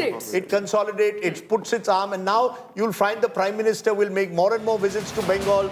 The center, and you'll have a double-engine sarkar. Now, one of the complaints of the TMC was that the center was not assisting it. All of that will play. So a mixture of Mamta's own faults, Mamta Banerjee's own faults, plus the center makes it more and more difficult. But the EC trends have now come in because, yes, the Election Commission puts out trends slowly. I think we can call Bengal safely. We can say now, West Bengal, BJP will form a government in that state for the first time. And therefore, a slice of history is being created in West Bengal. The TMC now lagging well behind the BJP in West Bengal. This has been a tectonic shift in Indian politics. What you're seeing is in every state a major trend. The good news is there will be, possibly barring Tamil Nadu, no post-poll drama. In Tamil Nadu, yes, so he's about 7 short of a majority. And we have already Congress at 4, DMDK at 1 and BCK at 2. And so with these 3 parties, he's good to go to be the Chief Minister of Tamil Nadu now. In fact, let me just say that Rahul Gandhi, or when I met Vijay said he actually was a fan of Rahul Gandhi, which is not something you hear from too many politicians. And he said, no, I like the guy and he tweeted about him, wished him happy birthday and was hoping for an alliance with the Congress. But now you're giving a backdoor entry to Congress party. They've lost this election. Look, they may want a toehold in Tamil Nadu. But it's also about 2029. One by one. Rajdeep, the future of Congress is also about 2029. They feel that if they go with TVK for the 2029 Lok Sabha, either with 30 and 10 seats or 20 seats, they might sweep the polls once again. So you're saying they will give up on the DMK now? I feel so now. So that's another end of the India alliance. Mamata Banerjee may give up on Rahul Gandhi or vice versa after the allegations made. End of the India alliance as well. One by one, please. A sitting MP has just texted me from the Congress party saying that we should have ideally gone with TVK. We would have swept and would have been the deputy CM. Yeah, but go ahead. Yes, so this number of 176 plus is what Home Minister Amit Shah's own assessment was, that it will be upwards of 170. Having said that, one of the top BJP leaders told me that if BJP were to win this kind of mandate, what will it actually mean? Since 1300, in the state of Bengal, this is for the first time a party which believes in national security and nationalism will take shape. That a government which believes in the ethos of India will be formed. Barring 4 years of Siddharth Shankar Ray, when it was that the state was governed as per the ethos. Of course, the BJP's pitch has been about infiltrators, that Ghuspatias, which were seen as pan-Bengal. But I think this number of 176, and it's only going up, and Mamata Banerjee is sliding below 110 now. It looks like that the BJP's wave, it's a wave election, and it was an undercurrent. It's a lot of factors at play, Rajdeep. But again, I'll say it's sub-nationalism versus nationalism as much as we talk about consolidation. Right, so you can see the celebrations beginning in Bengal. The BJP has begun the celebrations in and around Kolkata. This is a day the BJP has waited for a long time. Saffron is now all across Kolkata, and the BJP is citing Amit Shah's bye-bye Didi dig. Shah 8 a.m. counting, 1 p.m. Didi, Tata, bye-bye. Amit Shah's poll prediction is coming true. Remember, Amit Shah had predicted this also in 2021 and got it wrong.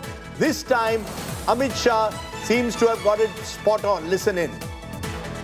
4 मई को सुबह counting चालू होगी, 8 बजे ballot box खुलना शुरू होगा, 9 बजे पहला round, 10 बजे दूसरा राउंड, 1 बजे काउंटिंग समाप्त और बीबी दीदी tata good bye. Okay, so, this is being sent to me by a Congress leader who's saying today's trend of Indian politics, regional parties highly weakened. Now it's Congress plus versus BJP plus. So the Congress suddenly wants to take control. She's saying end of the era of the big leaders from the region, Mamata Banerjee, MK Stalin, Pinarayi Vijay, Naveen Patnaik, Nitish Kumar. There is something in the last part of what he says. A number of the solid regional leaders who have dominated politics are being pushed on the background, and now you have regional parties taking over in a way. Also taking over is Maria and Preeti. Tell us, Maria, what and Preeti, what is how the strongholds have shifted. So just look at this. So while we are looking at TMC's stronghold, and let's look at this number. 61 seats gain for the BJP in Trinamool Congress stronghold, a gain of 61 seats, and that means that the Trinamool Congress is down by 61 seats. That's how the TMC strongholds look like. And when we were to break it down further, let's go region-wise, Preeti. Malda, that's one region that you had traveled. What was the issue that was resonating here? Well, Malda, this is the SIR impact. Yes. So like I said, there are multiple impacts and Maria and I have been breaking down the impacts. We spoke about the Hindu consolidation, Maria. Malda region will reflect the SIR deletions and how it's cut into the TMC and not so much the BJP. And this practically shows the impact of that. 49 seats, this is Malda, Murshidabad region, Uttar Dinajpur region, where the population of the Muslim community is over 60%. And you can see right there that the BJP is leading on 19 seats and the TMC at 28. Left at 1. Others, which is Humayun Kabir from Nauda, is leading because he fought 2 seats. He's leading from Nauda. And in this region, there are significant number of SC seats. That's why when we say it's about consolidation of the Hindu majority, that's where Barwan comes in, Ghazoli comes in, Gangarampur comes in, Hemantabad comes in. All these are SC seats, which is scheduled caste seats. Let's move to Medinipur. Again, a constituency or region traveled widely by Preeti. Here, just look at the region. I remember Rajdeep, if you remember the first time around, this was the region and I was having a conversation with Rajdeep. I was traveling through Jungle Mahal and I told her that TMC is losing this election at that point of time. And he says, I'm going to earmark your message to me later on. But this was the region, Maria, if you look at it, break it down, and this is where you see the actual consolidation also of the Hindu vote, the tribal vote, the SC vote all coming in. Last time around, this was the only region that the TMC had held on to the Dalit vote. And that Dalit vote has squarely shifted because the BJP won, the Rajbanshis in the north, the SC community, the Mutwas in Nadia and North Chobis Paraganas, but the Dalits of West Bengal, namely Jungle Mahal, Medinipur, were consolidated with the TMC. And you can see a complete wipeout of the TMC in this region. Yes, so you are seeing that shift where the BJP has made significant gain of 24 seats, taking its lead to 47. And Maria, if you remember, Suvendu Adhikari was responsible for this very region. Yes, so that's what right. will happen the is... man of Medinipur. Exactly. The He was responsible for this very region. So not will he win his seat in Nandigram. Bhabanipur is still right now a close contest. But he can go back to the bosses and see what I've won. I have won you Medinipur. I've delivered. I've delivered. Let's look at presidency. 108 seats in all. This is the Kolkata region, Hooghly, and important regions including South 24 Parganas, the North 24 Parganas, Hooghly, Howrah, Nadia, and Dam-Dam Kolkata. and the entire area. And Kolkata. So here you see it. South Kolkata, of presidency, South Kolkata is where the TMC has held strong, but massive surge of the BJP in North Chobis Paraganas, and you can see that. This is Nadia, where of course the BJP had done well in the last time. They've consolidated there, but they've swept North Chobis Paraganas. 2 regions were very important. Headquarters post 6:30 p.m. Rajdeep. So the celebrations begin. He will join the BJP celebrations and he's done that consistently, addressed the party workers. The last time he did that was in Bihar a few months ago. Now he's set for Bengal. And remember, at that meeting also he had said that now after that we've conquered, the Ganga has now reached Bihar. Yes. It will move towards the Hooghly and move towards the Bay of Bengal. So this is a big win again for Prime Minister Modi and the BJP machine, as they call it. The machine is purring after having had a bit of a setback 2 years ago in the general election. The BJP right on top. And in fact, Akshita is telling us you have 2 blockbusters in one day. Can you just show us your big chart that you have where you say there are 2 blockbusters in one day? What do you mean? The Durandar? Durandar 1 and Durandar 2. I don't know. I mean, Durandar, I don't know how well it did, but Jananayagan was the name of Talapati Vijay's film. And Jananayagan is essentially the pick of Tamil Nadu. So 2 blockbusters in one day. We've decided to give it a bit of a filmy twist because of what's happened in Tamil Nadu. The fact that a superstar has transitioned into a super neta and in all likelihood into a super CM, because you have had both the BJP and Vijay, both Talapati and BJP stellar Modi, both of them breaching, easily crossing a century essentially. So interesting times, the 2 states everyone was talking about of Tamil Nadu and Bengal. Yes, Maria? I've almost declared the Chief Minister of West Bengal with the face of Shivendu Adhikari. I mean, there's the man of the moment. There's Home Minister Amit Shah along with Prime Minister Modi, but that's also a declaration. I agree. He's the face of maybe the BJP Bengal, but you never know with the BJP who will be the Chief Minister. Yes. I think on this side it's fairly clear. as far as Vijay goes, they've reached 110. I think that's a very, very good number for TVK. And so obviously alliances, etc. come to the fore. But I think very clearly you can say from a superstar, he's become a super CM. Now he's done what NTR. Rajdeep, he's done it. NTR, of course, MGR was there for a long time. You see, NTR, that kind of magic, instant success. Yeah, NTR won a big majority. I mean, he swept his way, but and in lesser time. But let me be honest, this is almost as big because when you do it in a state like Tamil Nadu with these established parties there, NTR only had to take on the Congress. There was just the Congress in Andhra Pradesh. So he just came in as on the base of Telugu pride and swept his way through. Now you've got someone who's broken two entrenched or gone ahead of two entrenched parties. The question is, what does he stand for? We don't know. Yes. What is Vijay going to do that's different to the others? He's come into power without doing any interviews. When I asked him that, he said, I want to retain my mystique. It's worked. So it's worked. Now, and that shows also that politics today is not necessarily always about your manifesto, it's also about your performative nature. Vijay was able to almost translate that cinema appeal into the real world by promising that I will provide you different kind of politics without saying what's the difference. No, but Rajdeep, he didn't tell me what's the difference. He's just gone there and given a performance. And the fact that Tamil Nadu has gone for it just shows people want novelty. No, I agree. I don't know how much novelty it's your Gen Z.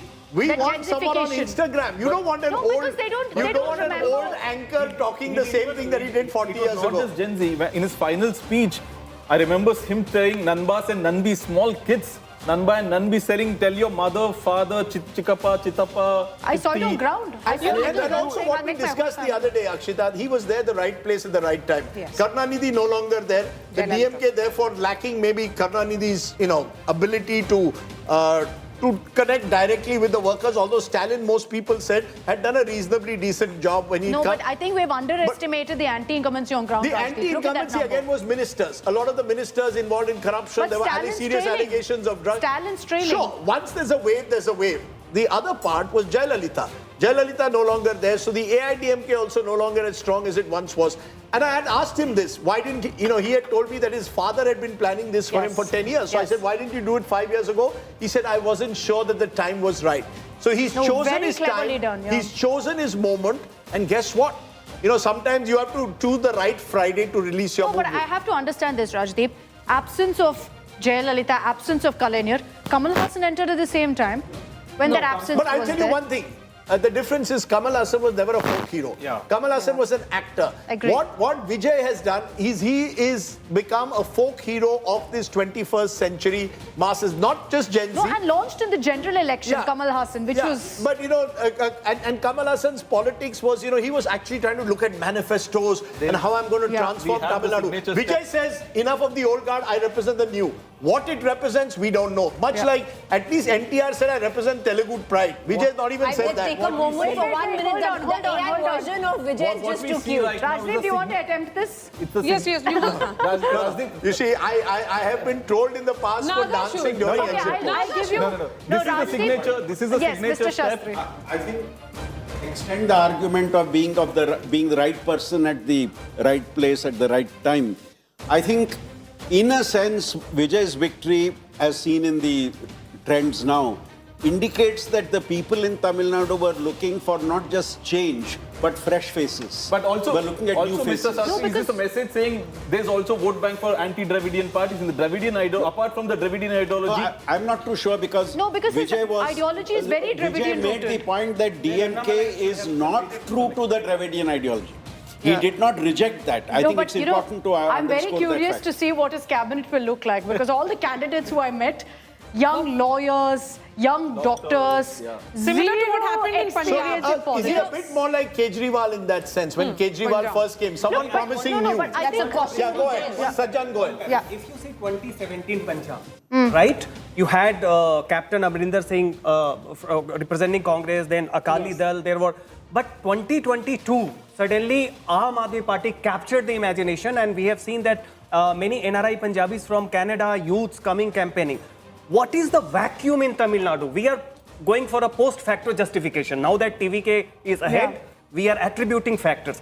Was the vacuum so intense that without any background, because apparently the scheme centering outreach was there, Personally, CM's image was very clean. Organizationally and in terms of alliance, DMK had done very good work. Yeah. And yet, you see, they are trailing. I think in a wave, all the rules get thrown out of the window. Everything. So what was the vacuum? Why? Everything. Because I'll tell you why. In an assembly election, you'd think that local candidates matter, for example.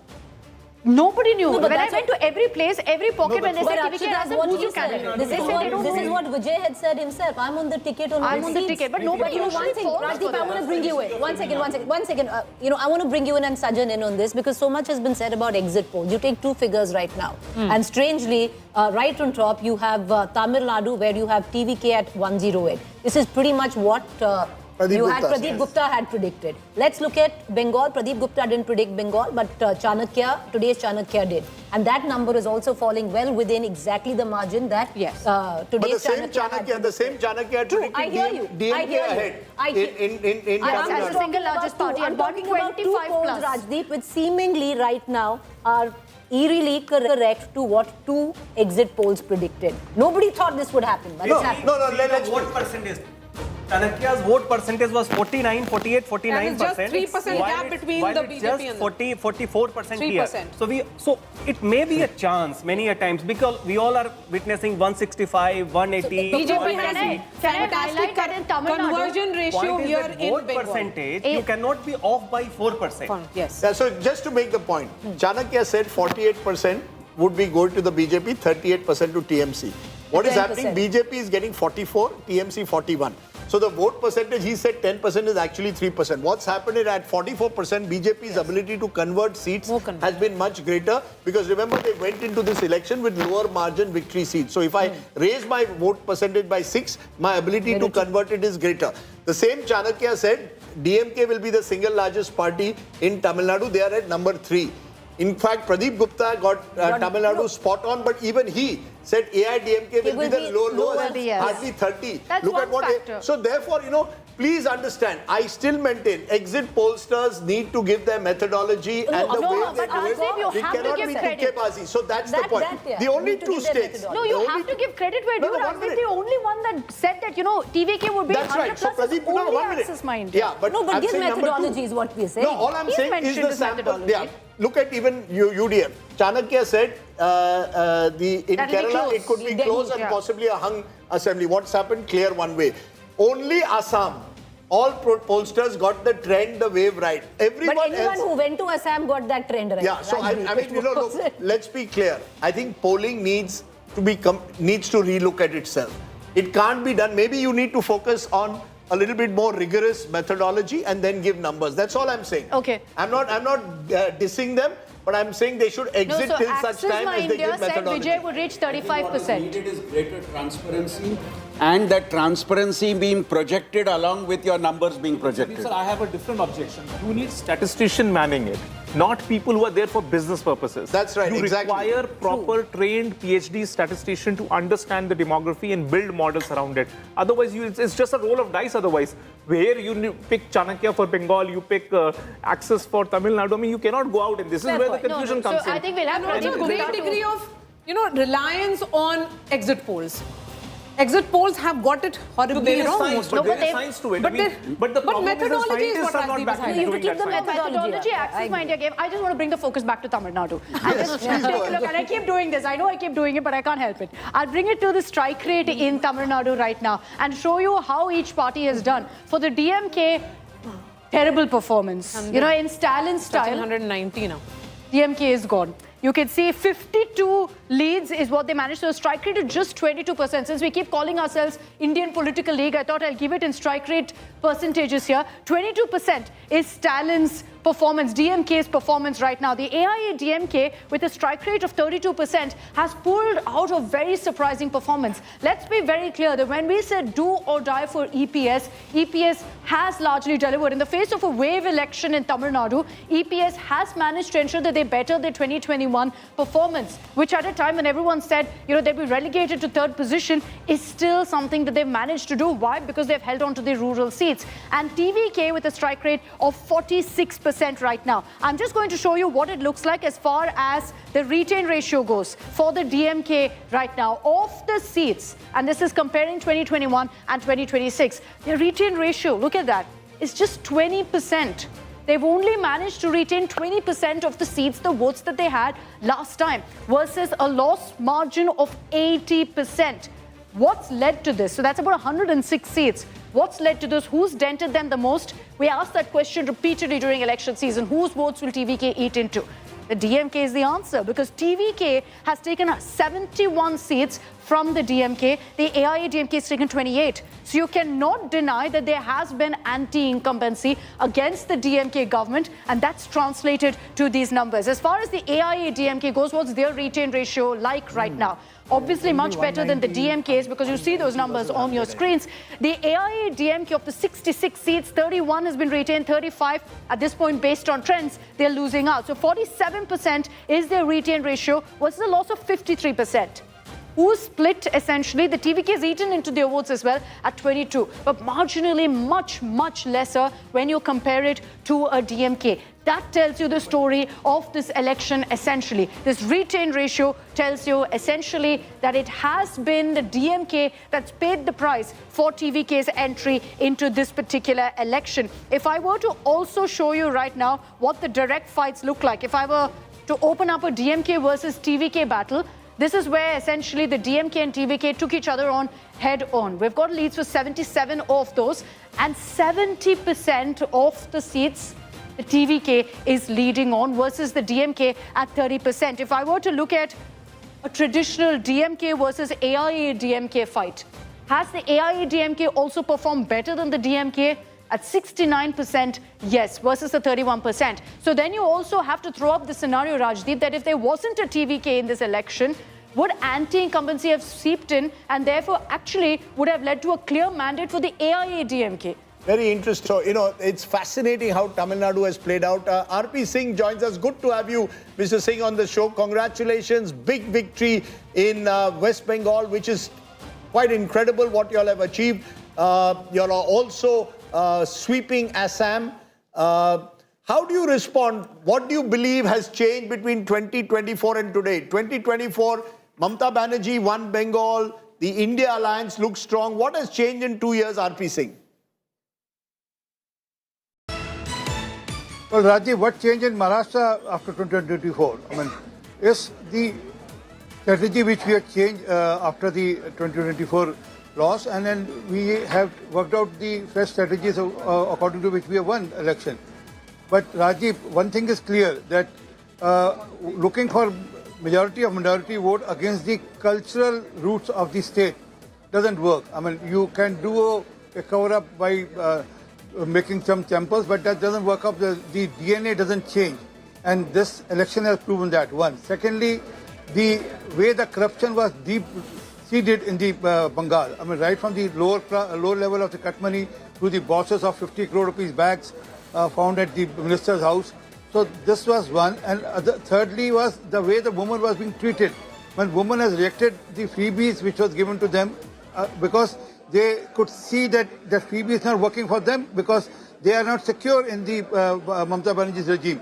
And also the cultural, if you hit cultural root of the state, it works against you. I mean, Mamata Banerjee has again and again hit the cultural root of the state. No, Mr. RP Singh, we are seeing total Hindu consolidation. Mamata Banerjee is winning Muslim majority seats. You're winning the Hindu majority seats. So there is a Hindu consolidation. Mamata Banerjee's Muslim card seems to have been met by a BJP's Hindu card. You are seeing it as a Hindu card, we are seeing it as a cultural card. I mean, if you stop the Durga Puja, Durga Visarjan, and then give permission for Muharram, so that message goes. It's not us, and then don't treat it as a Hindu versus Muslim. It is basically cultural roots being hit by Mamata Banerjee. The cultural roots of Bengal was being hit by Mamata Banerjee, and that has really hurt the Bengali sentiment. Okay, I'm going to go and just see the celebration shots. Our correspondent Munish is there in Kolkata. Munish, take it away. इतिहास बना पाए हैं और इसी के लिए जबरदस्त उत्साह देखने को मिल रहा है। तो कुल मिलाकर तस्वीरें जबरदस्त तरीके से बदलती हुई नजर आ रही हैं पश्चिम बंगाल में, खास करके कोलकाता में बीजेपी के दफ्तर में। और यहाँ पर अब जो लोग हैं वो कहीं न कहीं आश्वस्त से नजर आ रहे हैं और जो गुलाल से खेलने का नतीजा यहाँ पर भी देखिए तस्वीरें आप जहाँ पे आप नजर डालेंगे वहाँ पे जो लोग हैं आपको गुलाल से जो होली खेलते हुए नजर आएंगे। मोदी जी की जय जयकार है जी। आज कहीं ना कहीं प्रधानमंत्री नरेंद्र मोदी की प्रशंसा हो रही है और इस वक्त हमारे साथ एक महिला मैडम गुलाल से होली खेल रहे हैं आप। जी बिल्कुल, अभी ये जो भगवा रंग से होली जो हम लोग खेल रहे हैं वो जीत का जश्न है और ये सेलिब्रेट करने के लिए मैं मुंबई से बंगाल आई हूँ और ये हम लोगों को भारतीय जनता पार्टी को पहले से ही विश्वास था कि इस बार बंगाल भगवा रंग में कायम हो जाएगा, भगवा रंग में रंग जाएगा और भारतीय जनता पार्टी की ही सरकार आएगी। भारतीय जनता पार्टी की सरकार आएगी और भगवा में रंग जाएगा पश्चिम बंगाल, ये कहना है महिला कार्यकर्ताओं का। और इसी वजह से अब जो माहौल यहाँ पर है परिवर्तन होता दिखाई दे रहा है और जो बीजेपी के कार्यकर्ता हैं वो कहीं ना कहीं जश्न मनाते नजर आ रहे हैं। कैमरामैन संजीव के साथ मुनीश पांडे, कोलकाता, आज तक। You have it, the celebrations beginning in Kolkata. Saffron is the color. Remember, Prime Minister Modi will be at the BJP headquarters at 6:30 p.m. to address his cadre. So what we are seeing, BJP narrowing in on the 200 mark. West Bengal living up to its reputation. Once you win big in there. Prime Minister Modi's Jhalmuri and Jeet ka Jalwa is what we are being told. Swad bhi, swag bhi, sarkar bhi. Are those tweets that are being put out? No, he hasn't put out any of those tweets. Okay, those are, I was wondering for a moment whether the Prime Minister... There's somebody innovative on our news desk. Yeah, somebody innovative on the news desk saying Giving that you a little flavor for the election. That's the flavor of the election. At the moment, Pishi, Bhaipo have been pushed out of power. Really, this is a big setback for Mamata Banerjee. The BJP approaching 200 marks. So 15 years after she came to power with a similar mandate, 15 years later, it could be the end of the road, at least for now, for Mamata Banerjee. That's the big transformation. 188 is playing 98 in West Bengal at the moment. And it's a slide only for Mamata Banerjee. Rajdeep, it looks like she has... Okay, meanwhile, we are getting Anil Antony of the BJP joining us. Anil is one of their spokespersons, the face in Kerala. Anil, news from Kerala is that you are leading at the moment, if I'm not mistaken, in one seat, which is Nemam, where your chief minister, there are two seats, sorry, which you're leading in. So you've doubled, you were 0 last time, you've gone to 2. But it's the only state where you're not able to really spread your wings as you've done today in West Bengal. Is that the next 10-year project? Thank you for having me in the show. As far as Bharatiya Janata Party is concerned, this is a very good, successful day for us. Yes, Kerala is one of the states where the party is still in a different trajectory as far as electoral politics is concerned. But like you already said, last time we didn't have any seat. 2016 was the first time the party won a seat in Kerala. Now we are leading in 2 and around 5 seats we are strongly contesting. We are hoping that we will win some more seats, but 2 is what it is at this moment. But when we look at, let's say, just 2 of the other states which is going to polls today, which has gone to polls today, Bengal and Assam.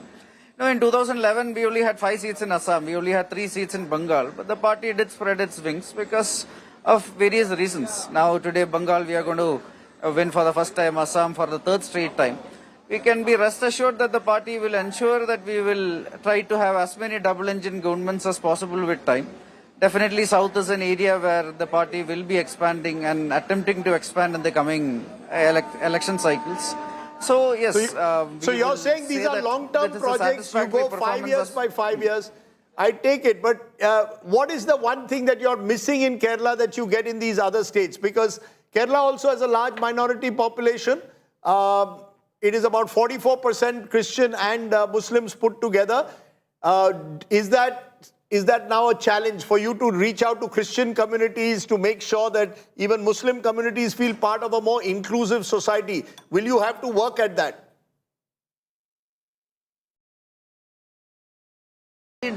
See, I'll just give an example. Like there is a bypoll that happened in Nagaland also today, which the party has won with a majority which is 10 times more than last time. Last time the party won with 400 votes. Now it is almost 4,000 votes.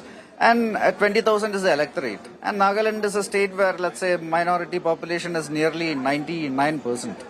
you know, there are many northeastern states like Mizoram, Meghalaya, Nagaland, like many of the northeastern states. But Anil, You know, just stay on with totally us. I 8 just want to bring in Rajat northeastern states Sethi into this and, conversation because we are talking about now what is a clear BJP win in West Bengal. A huge win. Huge win in West Bengal, and the symbolic weight of that win, Rajat, is immense.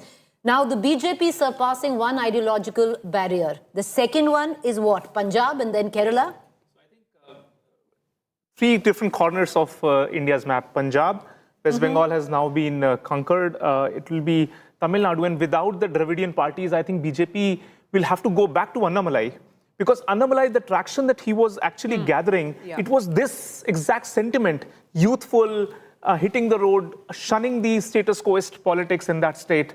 But he was removed at the wrong time, perhaps, and TVK and Vijay started dominating that There's already word that but they are happy. Amit Shah is already going to do Padiyatras in Punjab.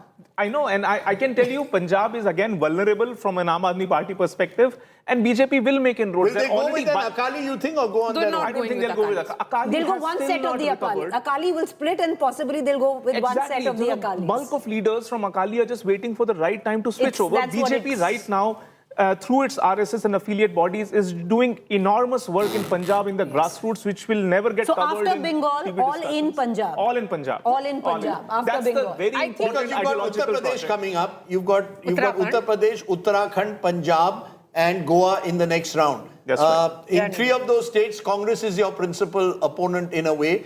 BJP has always preferred the Congress as its principal opponent. Punjab is the one state. Of course, Samajwadi Party in UP, but you think that the next target will be Punjab to build a sort of, one of the only North Indian state which the BJP hasn't been able to match. And there also there was this ideological barrier. Like so much was said that the Bengali Asmita doesn't quite go along with what the BJP brings.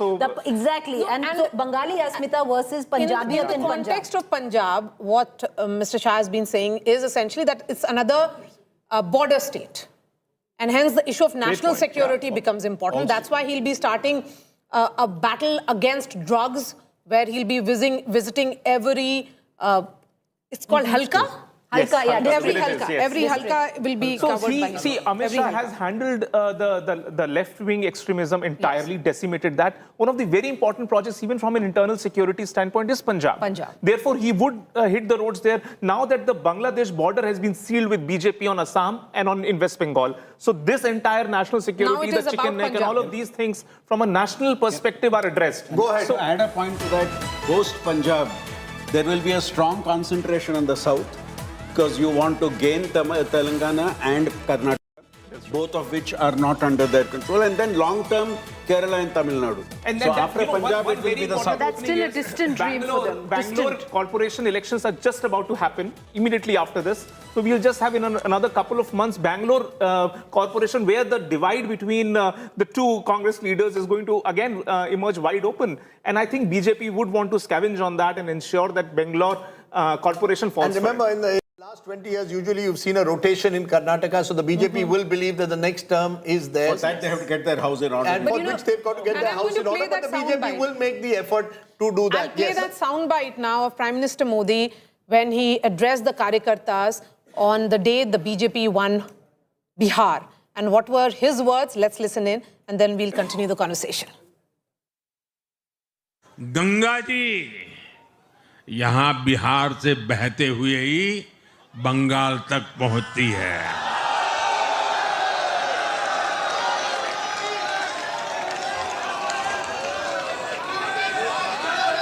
Bihar ने बंगाल में भाजपा की विजय का रास्ता भी बना दिया है।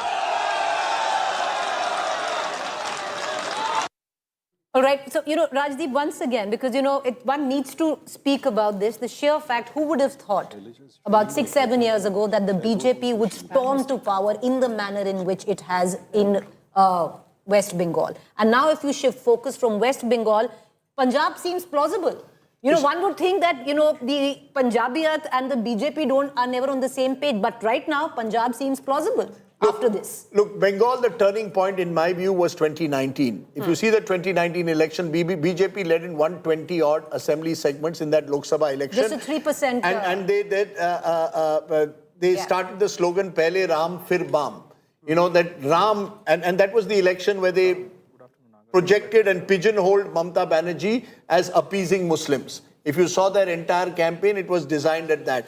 Mamata Banerjee recovered a bit from that by 2021 because I think BJP got their campaign wrong. Plus, it was during the time of COVID 2.0 when that election was held. So there was another kind of distress which she was able to put on the center.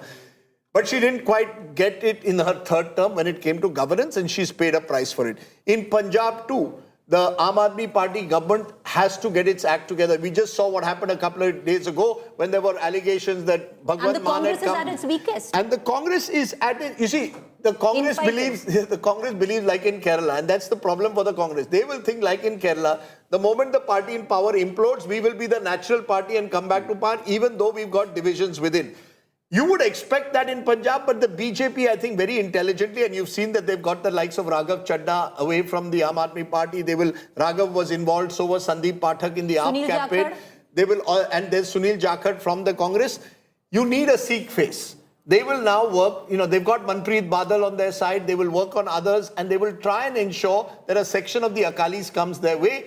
It's not easy, but remember, once it becomes three-cornered, that you'll have three parties, the AAP, the Congress and the BJP-led alliance, you don't need 50%. You need 30-32% to actually be a contender for power. Not easy, but as we've seen with Bengal, never write off the Bharatiya Janata Party. I mean, you know, every Bengali regional channel was saying Mamata is winning. Every national channel, most of them were putting the BJP ahead. The regional channels don't seem to see the undercurrent sometimes that lie beneath, and this time the big undercurrent is, I think, a Hindu consolidation and a strong anti-incumbency. They've come together for a perfect storm. Also in West Bengal, if you see, in the leads, except for 3 seats, one where you have the left CPM leading, one AISF leading, and one independent. Congress is nil. Yeah. The direct contest is between the Congress and between the BJP and TMC. I don't think there was a break or fracture in the Muslim vote. Not at all. No, there was Hindu consolidation and Muslim counter consolidation. There are two biggest takeaways, you know, including Kerala even. One, the very dependence on Muslim vote is no more the plank of winning election. You see Samajwadi Party, RJD, yes, now Western TMC, UP. Western UP, the entire myth has been that 77 seats in Western UP cannot be won by the BJP. Look what has happened. And two, it is becoming really, Gen Zs are not only the deciding factor, they are pulling along the family votes. Otherwise, how do you expect TVK? You know, it means that along with them, entire family has also voted in big numbers. In fact, news coming in that the state Congress leadership and the cadres have informed the party leadership that they want to ally with TVK if the numbers fall short, and the High Command to take the final call. So the message has been Congress? given. The Congress, the state unit. We should try and get Manikam Tagore, who was pushing this from the Lok Sabha. There's also Praveen Chakravarti, who's been pushing this idea that come together. The state unit has told the in-charge secretary, who's from your state, Rajdeep, Goa, Mr. Girish Chodankar. So Girish Chodankar will communicate this message to the High Command, whatever the request has come in from the party local unit. So the cadres and the local leadership want TVK to be allied with Congress, and the 5 seats as of now they're leading would want to support TVK. Okay, let's just look at what happened in that sense in West Bengal. When we speak about this, I think it's important to recognize what happened in presidency. This was a region that Mamata Banerjee had dominated last time. I think she had won close to 90 of these 105 seats, this time 52 each. So this is the region in and around Kolkata, into 24 South Parganas, where you've seen this dramatic transformation take place in West Bengal. You can even take a look at what happened in the big point of the polarization that's taken place. Muslim population up to 20%, so less than 151 seats. BJP's won 123. They have actually done in West Bengal what they did in Maharashtra, the Maharashtra model, that wherever there are states where the BJP has even half a chance, you consolidate the entire Hindu majority. So the point being taken that if you are seen to be overtly, seen to be in any way a Muslim appeaser as the BJP projects you, automatically it goes against you because there is Hindu consolidation. In the last election, there was signs of that. There were certainly signs in 2019. Now it's reached an extreme point. It can't go beyond that. But the BJP took it to that saturation point as they did in Maharashtra. So that's an important takeaway, because the moment you go into the high Muslim seats, the TMC wins 39 and the BJP 20. That's where it's more than 40%. has cut in, Rajdeep. Yeah, possibly SIR has cut in, and possibly, you're right, possibly to some extent. But again, it would not have changed the verdict given that it's so big. Had it been 150, 155, we could have argued that SIR was the factor that had affected it. Now it's much more than just SIR. It is strong anti-incumbency that has felled a government after 15 years in power. There's an interesting election, by the way, Archita, going on in your state of Puducherry, Union Territory of Puducherry. Thank you. Because it's not a done deal. I'm trying to get our numbers of Puducherry, but if you look... It's at 15 for the NDA. It's 15, it's just at the halfway mark. And Three 11 others. for the Congress. Yeah, and there are three others. Each independent, of course, will have his or her price. One of the interesting persons who's involved in that campaign with the NDA is Santiago Martin's son. The lottery king, who's leading at the moment, and the allegations were that a lot of cash was being distributed in the election by various candidates. But a small state, at least there was a fight. Now, one would try and again ask 15, the Congress, 11, could the Congress have put more in, if you're not investing in Tamil Nadu, at least invest in Puducherry. The same seat-sharing drama happened, Rajdeep, till the very last minute, and the DMK held their ground. And so ultimately, there too, the Congress had to concede to the DMK, and this is the biggest Where does the DMK go from here then? If this is the verdict, what happens to the DMK? The AIADMK, certainly Palanisamy lives to fight another day. Right? If this works out, he becomes potentially the leader of the opposition. Which he already was. He already was, but he lives to fight another day. Where does Vijay go? The big question now is, how do you form a government in Tamil Nadu? You've been giving...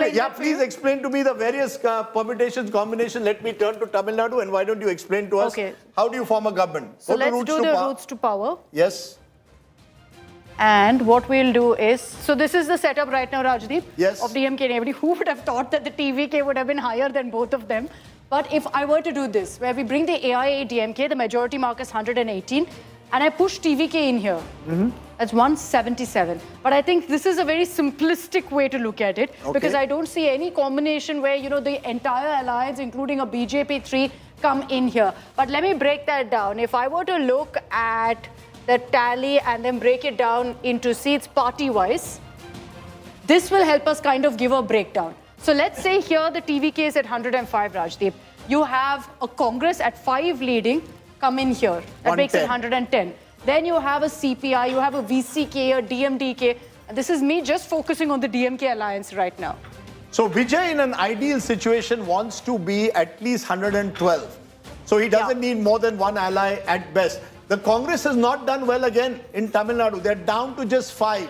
You see, the Congress had, what, 10 or 12? 8. Okay, so the Congress again, a good point to go to Anshul Avjit to get a quick reaction from the Congress. Is the Congress ready to give Vijay support from the outside? Are you ready to leave the DMK and join hands with Vijay? No, I mean, we're counting chickens, right? Let the process unfold. Let's see what happens. We decided to go with the DMK during the elections itself. The results in Tamil Nadu have been no doubt like a thunderbolt. I mean, I didn't expect it at all. There was only one outlier. So let it sink in. Let's see what's happened. Let us analyze the situation. There's been an emphatic victory in Kerala for us. I mean, in many ways, it's going to be a record-breaking victory. I know you'll want to celebrate Kerala, and we'll give you that opportunity. But just on Tamil Nadu, did you miss a golden opportunity, Anshul? There was so much talk within the Tamil Nadu Congress that, look, we should grab this and ally with the TVK. Was the ultimate decision to stick to playing second fiddle to the DMK a wrong move?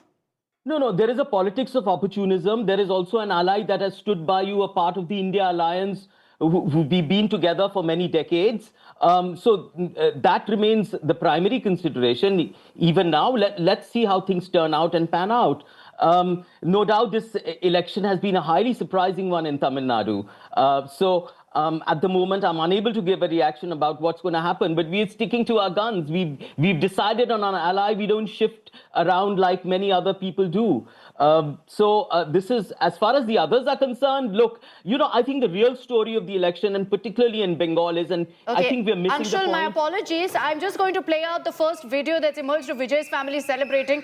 They've all got whistles with them. This has been a very noisy election, courtesy this one simple Rajdeep of a whistle. That's the entire family? That's the full family. Pretty that's large his family. father. No, that's his father and his mother. Do you see in the pink sari? That's his mother. She's a singer, by the way. Do you know who he's very close to? He's close to a friend of Nagarjun, Jagan Mohan Reddy. Yes, he attended a family member's Recently they went for a wedding also. Yeah, they recently went for a wedding, and Jagan Mohan Reddy and Vijay, both of them are Christians. And both of them have family connections. And there was talk that the YSRCP could also at some stage have a tie-up of kinds with TVK. Yes. Speaking of this whistle, Rajdeep, this symbol came as a boon. You know how to whistle? No, I don't. But during the IPL match... Can you do it, Rajdeep? No, I can't do it this way. I always tried as a I kid, think but we I can just couldn't. do... PK thing. No, but Okay, it go was ahead, go very- ahead. No, Go ahead. but this whistle was a boon to Vijay and TVK. Starting from the kids to adults, everyone, it was easily available. The symbol was known. It was there was recall to the symbol. Hence, and even during the IPL match, even during CSK playing, every audience, instead of holding the flag, would just take whistle. And the tagline was also whistle Podu. So there was absolute brand recall that Vijay had because of the whistle. And now we can see his family celebrating, holding whistle in hand, and is just short of 12 seats from the halfway mark. So that 12 is a magic number that he'll need now. The big arithmetic combination will have to happen. Who All will... the talks now. Vijay will have to prove himself to be a master politician in ensuring the right kind of dialogue and getting the right parties on board. Okay, let's bring in Yashwant Deshmukh now. Yashwant Deshmukh, of all the states and all the numbers, what's most surprising for you? Not really surprising. The way Tamil Nadu has voted is surprising a bit, because instead of going for a statewide split of the opposition, it has actually got consolidated in urban and rural pockets. So in the entire urban pocket, Vijay has swept. In the entire rural pocket, Adapalli Palaniswamy has swept. So either ways, the casualty is DMK, because there was, as Rajdeep said, there was a strong emotion of anti-incumbency, which was always there. Our routine way of looking at the data at the state level was that, okay, there is huge incumbency. If ADMK and Vijay could come together, they would have kind of swept. But because of the division of vote, we don't know what is going to happen. And now it seems like that everybody has swept, barring the TMK. So people of Tamil Nadu have kind of picked up their own person to defeat the DMK. That's how it looks like at the moment. But Yashwant, so have the people of West Bengal then. What do you make of the numbers of West Bengal? Were you expecting The numbers of West Bengal are very, very clear. There has been anger there against the TMC rank and file, against the misgovernance. No doubt about that. But it would be wrong to say that this is not a result of near complete Hindu polarization in the state of West Bengal. And at some point of time when we will be doing the post-mortem, Rajdeep, I would love your data team to see and do a very clear graphic of placing all the seats that Jamaat had won in Bangladesh elections with the entire belt who has won on the other side of the border. I definitely feel that apart from the misgovernance and everything, there was a very strong Hindu card at play also, because of whatever the unfortunate things that were happening across the border in East Bengal. There's no denying that. You can see that even now in terms of the seats that the BJP seemingly has swept. Nearly, and it's saying a lot, nearly every seat which has a population of the minority community less than 20%, the BJP has swept that seat. Exactly. And by the way, there would be a narrative of soft. I'm sure that must be happening right now, Rajdeep, and you will be discussing in the evening as well, that wherever the maximum deletions have happened, have those seats have gone for the BJP? No, it hasn't happened that way. There has been a very keen contest. In fact, BJP has won where big time, where not so many people have been deleted. That's true. West of Bengal. So exactly. So in West Bengal case, I think the mandate is beyond the SIR debate. Anybody and everybody who is saying that BJP is winning because of SIR would be completely doing disservice to the analysis and lying to the teeth in that way. Yes, this is beyond SIR. To be fair, where the BJP's win is concerned, number one, massive Hindu consolidation. Number two, anti-incumbency has spoken at the ballot box. Number three, there is an erosion of the woman vote. And number four, would you also look at the fact that, yes, SIR has not been the factor, but partially, especially in the Malda belt, a little bit here and there. But overall, Hindu consolidation and anti-incumbency has been a potent storm for the BJP. Absolutely. And it's the fact that, SIR will be a factor just the way it would be factor in any other state. But it is not the factor. You correctly mentioned the 3 points which have played much bigger role than the SIR that one would have imagined in that way. So this is basically a near complete victory of anti-incumbency. And one thing which I want to say, and I have said this in private conversation as in public with Rajdeep many a time, in India, it is perfectly okay if you are going ahead doing a pro-minority or pro-Muslim politics. There is no problem with that, and it has never been. But now, for the last 15 years, I am looking at a trend. If you get branded as anti-Hindu, you have a problem at hand. A.K. Antony report for the Congress exactly pointed this out after 2014 debate, and the results in Assam are exactly underlining the same thing, what is happening in Bengal, neighboring Bengal. So it also makes it very difficult. It also makes it very difficult to truly practice secular politics, because the moment you do any step which is seen to be pro-minority, immediately you will be branded as anti-Hindu.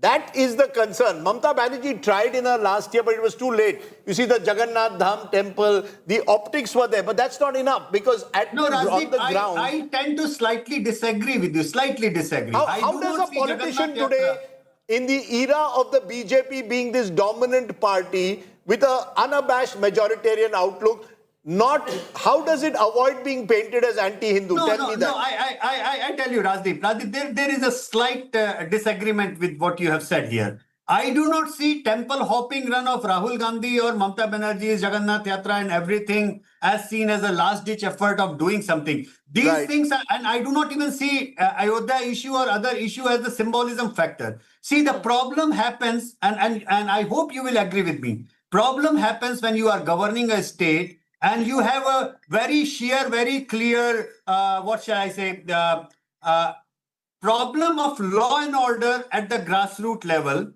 which tend to get overseen by the police and the people in power just because they are trying to protect their minority vote bank. I am saying it upfront and blunt. Problem happens when in the minority votes, in the lalach of minority votes, they start shielding the criminals coming from that background. And that only creates problem for the common people who are not communal in that way. But when the BJP goes to campaign, see, you have a problem because they are shielding the Muslim criminals. You have a problem here. So we cannot say that these people who are doing the secular politics, they cannot wash out of that particular sin. That in order to protect their minority votes, they have been protecting. Big chunk of machinery have been protecting big number of criminal pieces coming from that side of the... Okay, so I have a question for you, Yashwant Deshmukh, because 2024 will now increasingly be seen as an aberration. Absolutely. Because every assembly election after that has been won by the BJP. Yeah, that's true. It was an aberration and it will remain an aberration. We have discussed this, Radhip. I mean, and in other informal sessions as well. I mean, the entire 2024 mandate was from two states particularly where the internal fighting of the BJP got the numbers down. One is Rajasthan and one is Uttar Pradesh. Yes, Maharashtra was a big dampener for them. But beyond that, what was it that Congress actually tried to build on further? Did they go back to the basic idea of where they are coming from and what the problem is? The organizational structure, their problem with not finding the good rooted organization in place. A party with 20% vote bank in India, you know, you are looking at Kerala result, they should celebrate it. But what has practically happened in Kerala, Rajdip? What exactly has happened in Kerala? Congress has won that state because minorities have overwhelmingly voted for them. And Mr. Vijay lost the race because there was anti-incumbency. But the fact is, CPM is the Hindu party of Kerala, which is now fighting for its survival in the coming years with the Hindu space of Kerala with the BJP. That's exactly it. Indian politics, therefore, is getting more and more polarized. You look at it. I mean, he's right.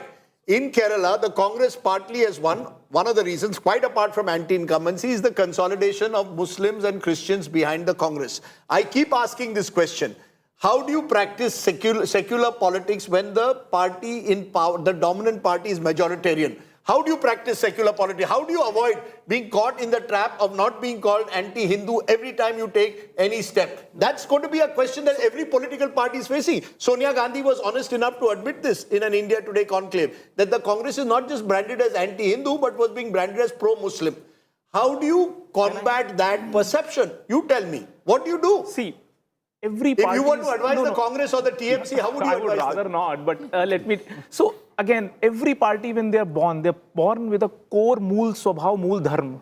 Mool dharma is what is your core identity, core ideology around which you galvanize the masses.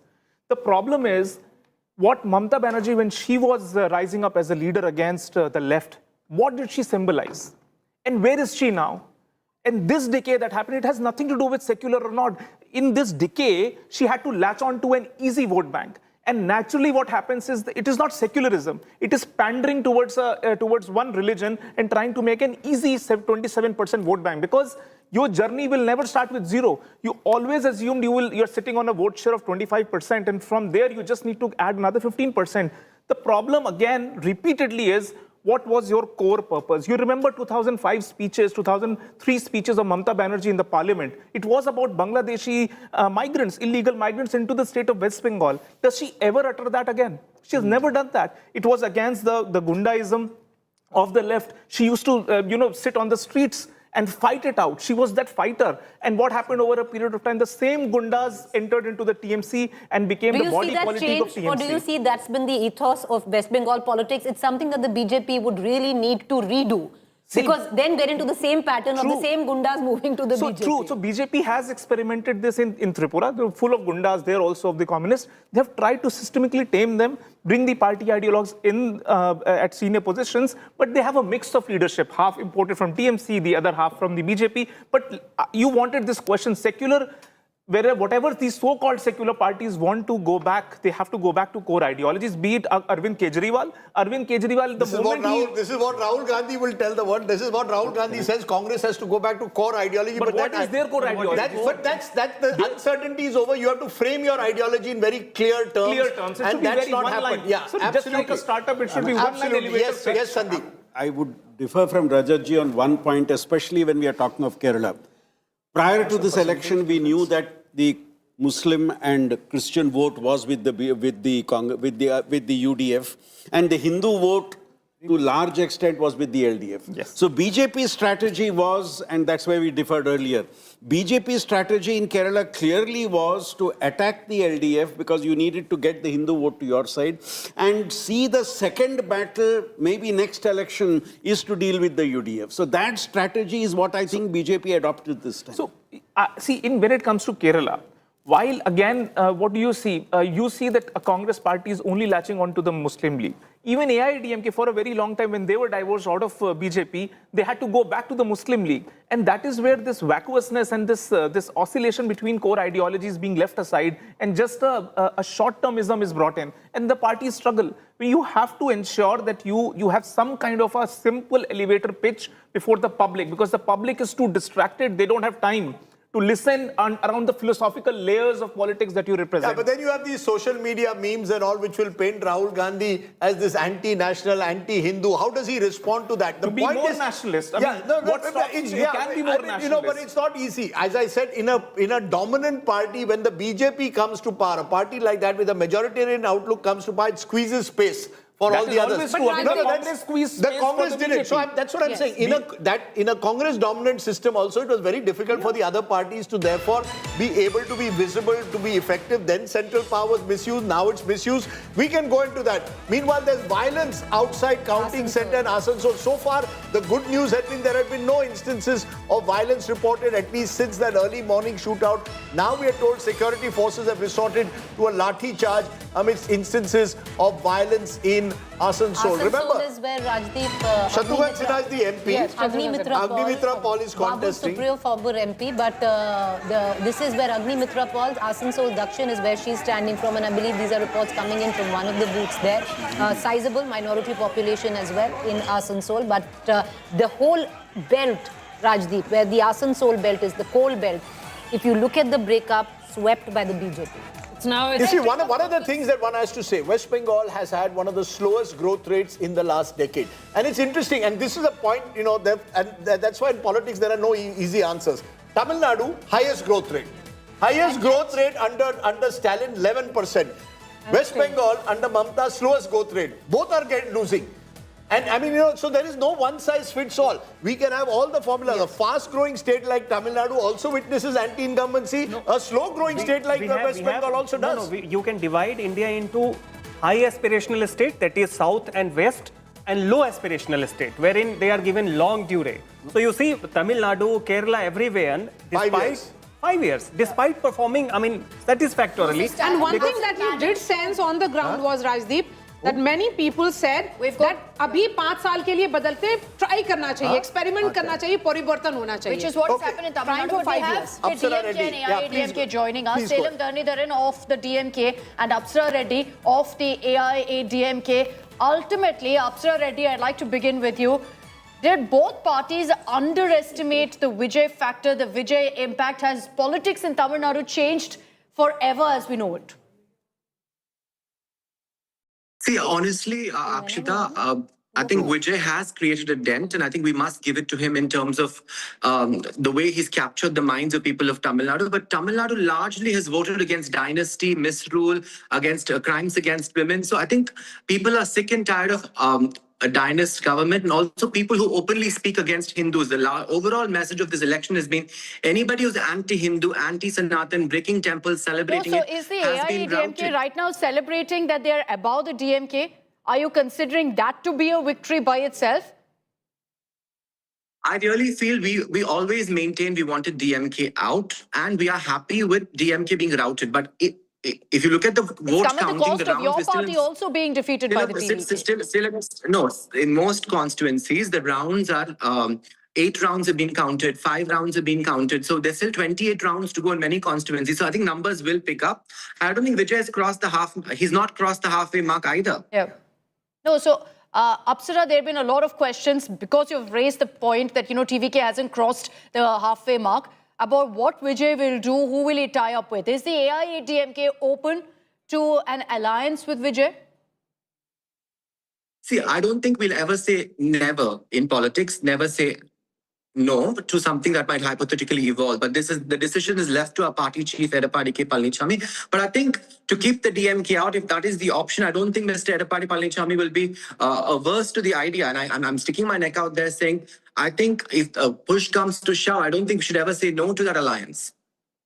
Okay, interesting. So the AIADMK there, you've got for the first time confirming that Vijay is very much an option. The TVK and AIADMK alliance could be very much a possibility. Apsara, the problem for you is that Vijay right now is at 105. He may not even need the AIADMK. He may go ahead and join hands with smaller parties and say, look, we'll go ahead and form the government. If a scenario, and I'll give you another scenario now, if the AIADMK has to pick between the BJP and the TVK, power with the TVK, with BJP, it's more of, loyalty and the fact that you are already in an alliance. Would you go ahead and pick TVK? I think it's still very early to, to do the arithmetic that way. I think we need to wait till all the rounds are counted for each constituency. I'm still very confident that AIADMK will register a significant vote share and significant seats, that we will be relevant in Tamil Nadu politics. All right. Thanks, Apsara Reddy, for those details. Sagaraj is joining us live from outside Vijay's residence. Interestingly, Rajdeep, there's no TVK office in Chennai. Vijay has 2 residences. One which I went to, which is on Marina, which is near the beach, which is the apartment block, which I went to, and the other one... He's saying near Marina. Yeah, no, there is one which is an apartment block, East Coast Road, I think. East Coast Road, that's where he has one, which is on an apartment block. And then I went to his sort of cottage, which was again somewhere near the sea. And I waited is an understatement, I waited outside for 2 hours. I waited outside for 2 hours because I was told when his car comes out, sir, wave at him and he'll stop. We waited, he never came out. And then I said, that's enough. And I sweltered in the heat. So Vijay is very difficult to pin down also. Think about this. This is a chief minister who's going to become probably the chief minister without ever having given an interview, without having told us what he stands for. So we're going to find administrative experience. Zero. So I just wonder whether, he will want to go into a messy alliance in the first instance. That won't be to his advantage. Tamil Nadu is heading for a very difficult season. No, so what are you suggesting, Rajdeep, that he'll go for an easy... What's the easy alliance for him? Look, what happened in 2006, you recall, minority government led by Karnataka. But Karnataka was an expert politician, understood how to... And there was no ripples whatsoever. But Vijay is not... If his best case scenario is allow himself to go past 115, then, you can get a couple. That's not happening. He's not moving past He's not moved for a while. So that's why I'm asking, what is the safest option for him, where you'll say that, look, this is the best deal he's cut out for himself? It's a tough one. You see, I don't think he'll want to even tie up with the AIADMK.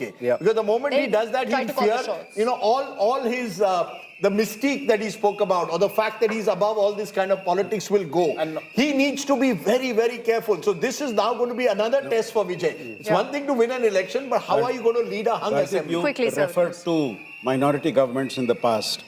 I won't be surprised if parties like the Congress and smaller parties take this stand. You form the government, we'll support give you you from outside outside. support. So same thing as Karnataka. We've done the math. We've done the math on that. I think he'll need a bit more if he's at 105. I'll bring in Salem Dharnidharan of the DMK. The DMK right now, Dharnidharan, languishing at the number 3 position with just about 57. What went so horribly wrong for you? Okay, before that, Mamata Banerjee is speaking for the first time. আমাদেরগুলো পরে দেখাবে এবং অনেক জায়গায় 2-3 round counting করার পরে প্রায় 100টা জায়গায় counting বন্ধ করে রেখে দিয়েছে এবং কল্যাণীতে ধরা পড়েছে 7টা মেশিন যেখানে কোনো মিল নেই। এটা টোটাল ফোর্সফুলি সেন্ট্রাল ফোর্সকে দিয়ে চারিদিকে তৃণমূল কংগ্রেসের অত্যাচার করছে, অফিস ভাঙছে, জোর করে দখল করছে। এসআইআর এর নামে আপনারা দেখেছেন ভোট লুট করেছে যাতে যে সিটগুলো জিততে পারে। কিন্তু এখনো এমন 70টা সিট আছে, 100টা সিট আছে যেগুলো আমরা এগিয়ে আছি সেগুলো বলছে না, টোটালটাই মিথ্যে নিউজ খাওয়াচ্ছে। আগে ডিআইসিও এই খবরগুলো দিত, কিন্তু তাকে কালকে চেঞ্জ করে দেওয়া হয়েছে। টোটালটাই ইলেকশন কমিশন নিজের ইচ্ছে মতো খেলছে এবং সাথে কেন্দ্রীয় বাহিনীকে নিয়ে, এবং আমাদের পুলিশরা টোটাল মাথা নত করে কেন্দ্রীয় বাহিনীর আন্ডারে কাজ করছে। সুতরাং আমি সব আমাদের কাউন্টিং এজেন্টদের, আমাদের সমস্ত পার্টির কর্মীদের বলবো, অত মন খারাপ করার কারণ নেই। আমি বলেছিলাম সূর্যাস্তের পরে আপনারা জিতবেন। 3 রাউন্ড 4 রাউন্ড কাউন্ট হলেও এটা 14 রাউন্ড থেকে 18 রাউন্ড কাউন্ট হয়, তখন আপনারা জিতবেন। ওয়েট অ্যান্ড সি, ওয়াচ, আমরা সবাই আপনাদের সাথে আছি, আপনারা কেউ ভয় পাবেন না, নিশ্চিন্তে থাকুন, আমরা বাঘের বাচ্চার মতো লড়াই করে যাব। সবাইকে নমস্কার জানিয়ে বলছি, প্লিজ দয়া করে কেউ কাউন্টিং এজেন্টরা এবং প্রার্থী ক্যান্ডিডেটরা তারা ভোটিং এলাকা ছেড়ে আসবেন না। Strong counting agents and our party workers to stay at the center, saying just 3 or 4 rounds have been counted. There are many more there. She's also accusing the central agencies of intimidating her agents and claiming that voter intimidation took place earlier. So Mamata Banerjee may not accept defeat so easily. So that's the problem. In Tamil Nadu, it's a hung assembly.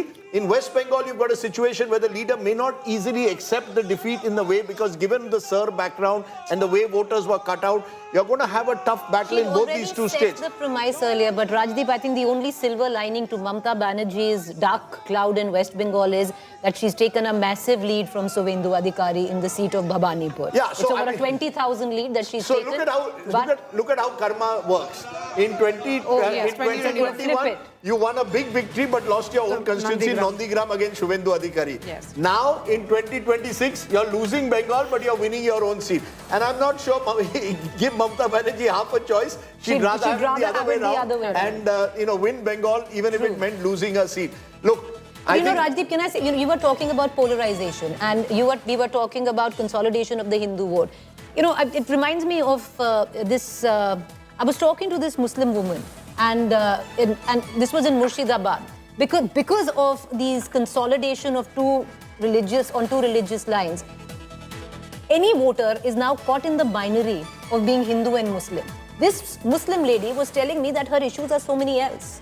Like she has issues with this, she has issues with that, she would have voted for something else. But because she's caught in this binary, and that's she's what not voting as a woman, but she's voting as a Muslim. No, she says, she says, because I'm caught between this, that I have to vote for the TMC, so I'm going for the TMC. One of the things I'll be looking forward to in a post-poll is to see the Mahila vote. True. How much of that Mahila vote? Remember, she had a 12-point lead, 14-point lead, in fact, in the CSTS post-poll in 2021. How much of the Mahila vote has Mamata Banerjee lost? Yes. I'm presuming a sizable amount. If that sizable amount has been lost, how much? Why?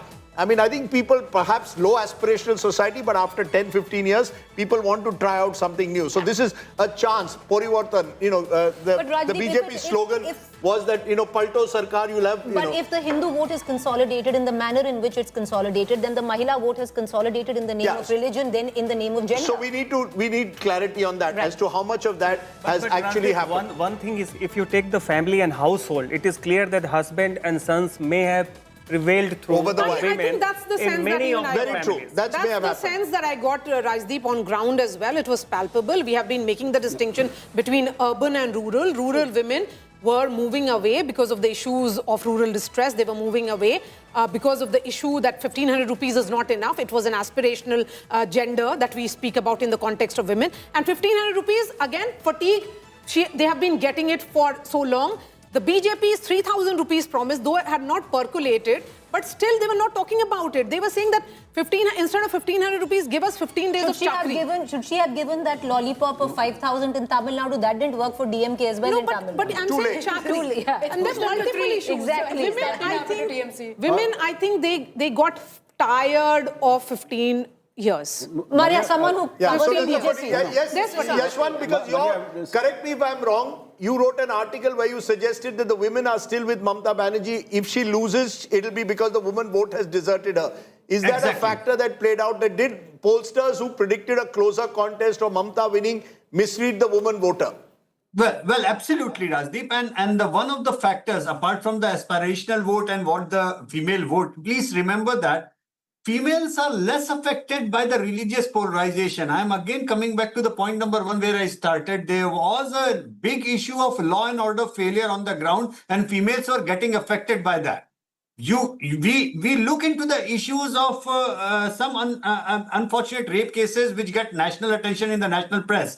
But look into the semi-urban and the rural Bengal, the exact collapse of law and order actually impacts females more. And I would like it compared to something which worked in UP. In UP, when females voted for Yogi, everybody thought it's because of Bulldozer Baba image and Bulldozer Baba communal polarization.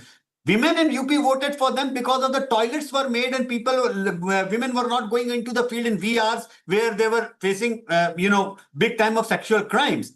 So basically, if you look into even the females moving away, it will be coming on to the same point. At some point of time, females, even those who were voting for Mamata Banerjee, they said enough is enough. And this is a question of law and order and our own security. And this is a vote against the rank and file of the TMC way of doing the politics, which it So in the inherited. urban belt, you heard, you're right, you completely heard from quite the a bit, left front. where women... I want to bring in someone who was handling the call centers of the BJP in West Bengal, and Rohan knows a thing or two about handling call centers. He did it in the Congress. He's doing it more successfully now with the BJP. Rohan, good to see you on the show.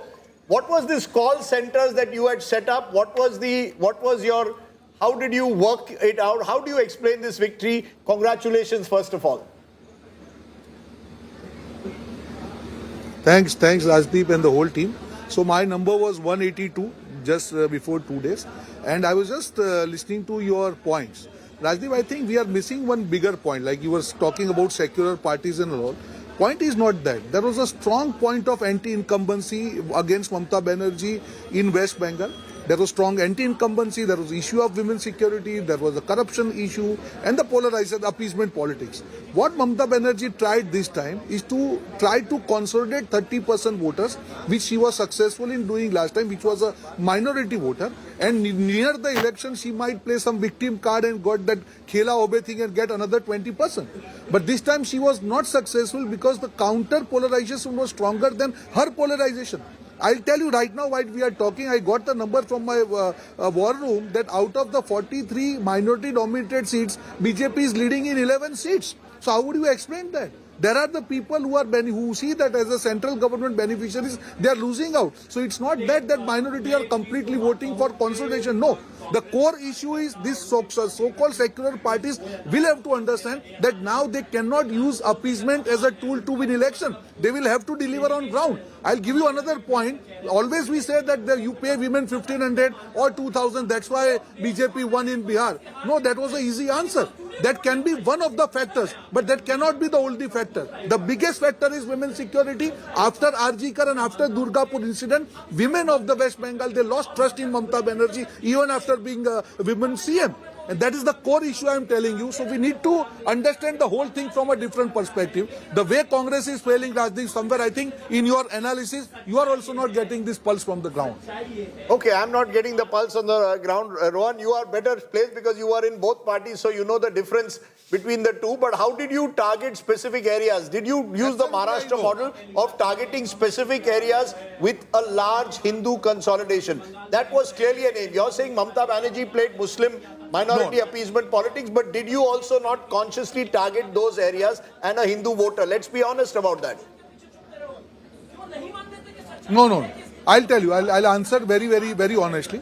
So we had clear-cut targeted around 200 seats. And in that 200 seats, the idea was very clear that where BJP is winning, which are A booths, we have to increase our votes by 200 votes. And wherever we are in C booth, where BJP is losing the booth, we have to increase our votes by 50-60 votes. So it is not that we have worked only on the booths where, there are no minority. No.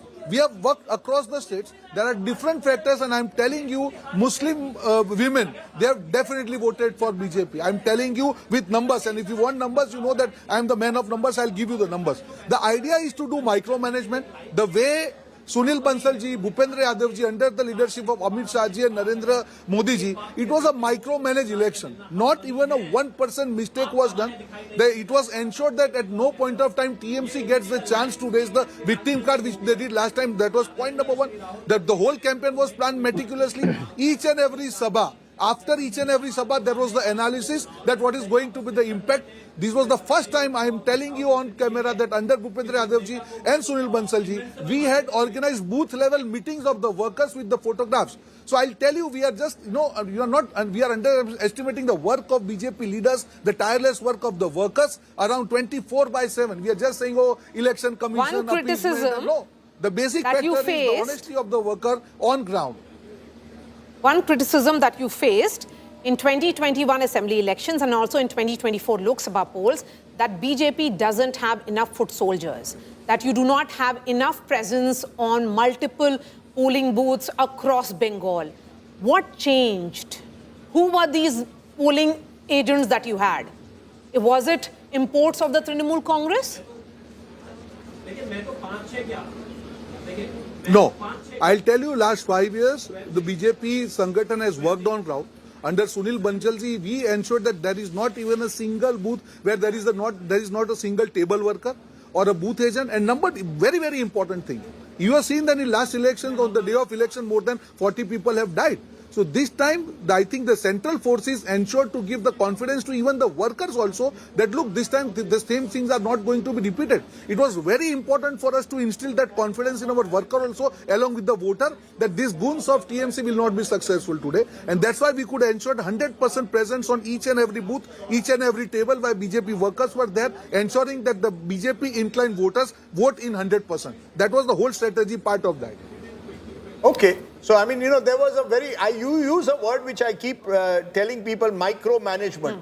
This is something that the BJP has now made into a fine art, identifying booths, looking for the, areas, grading them into A, B, C category, the vulnerable booths, the booths where you have an advantage. Yes. All of this is done. Who do you then give maximum credit, Rohan Gupta, in conclusion for this victory? Is there an individual? Was the team? You mentioned Sunil Bansal, you mentioned Bhupendra Yadav.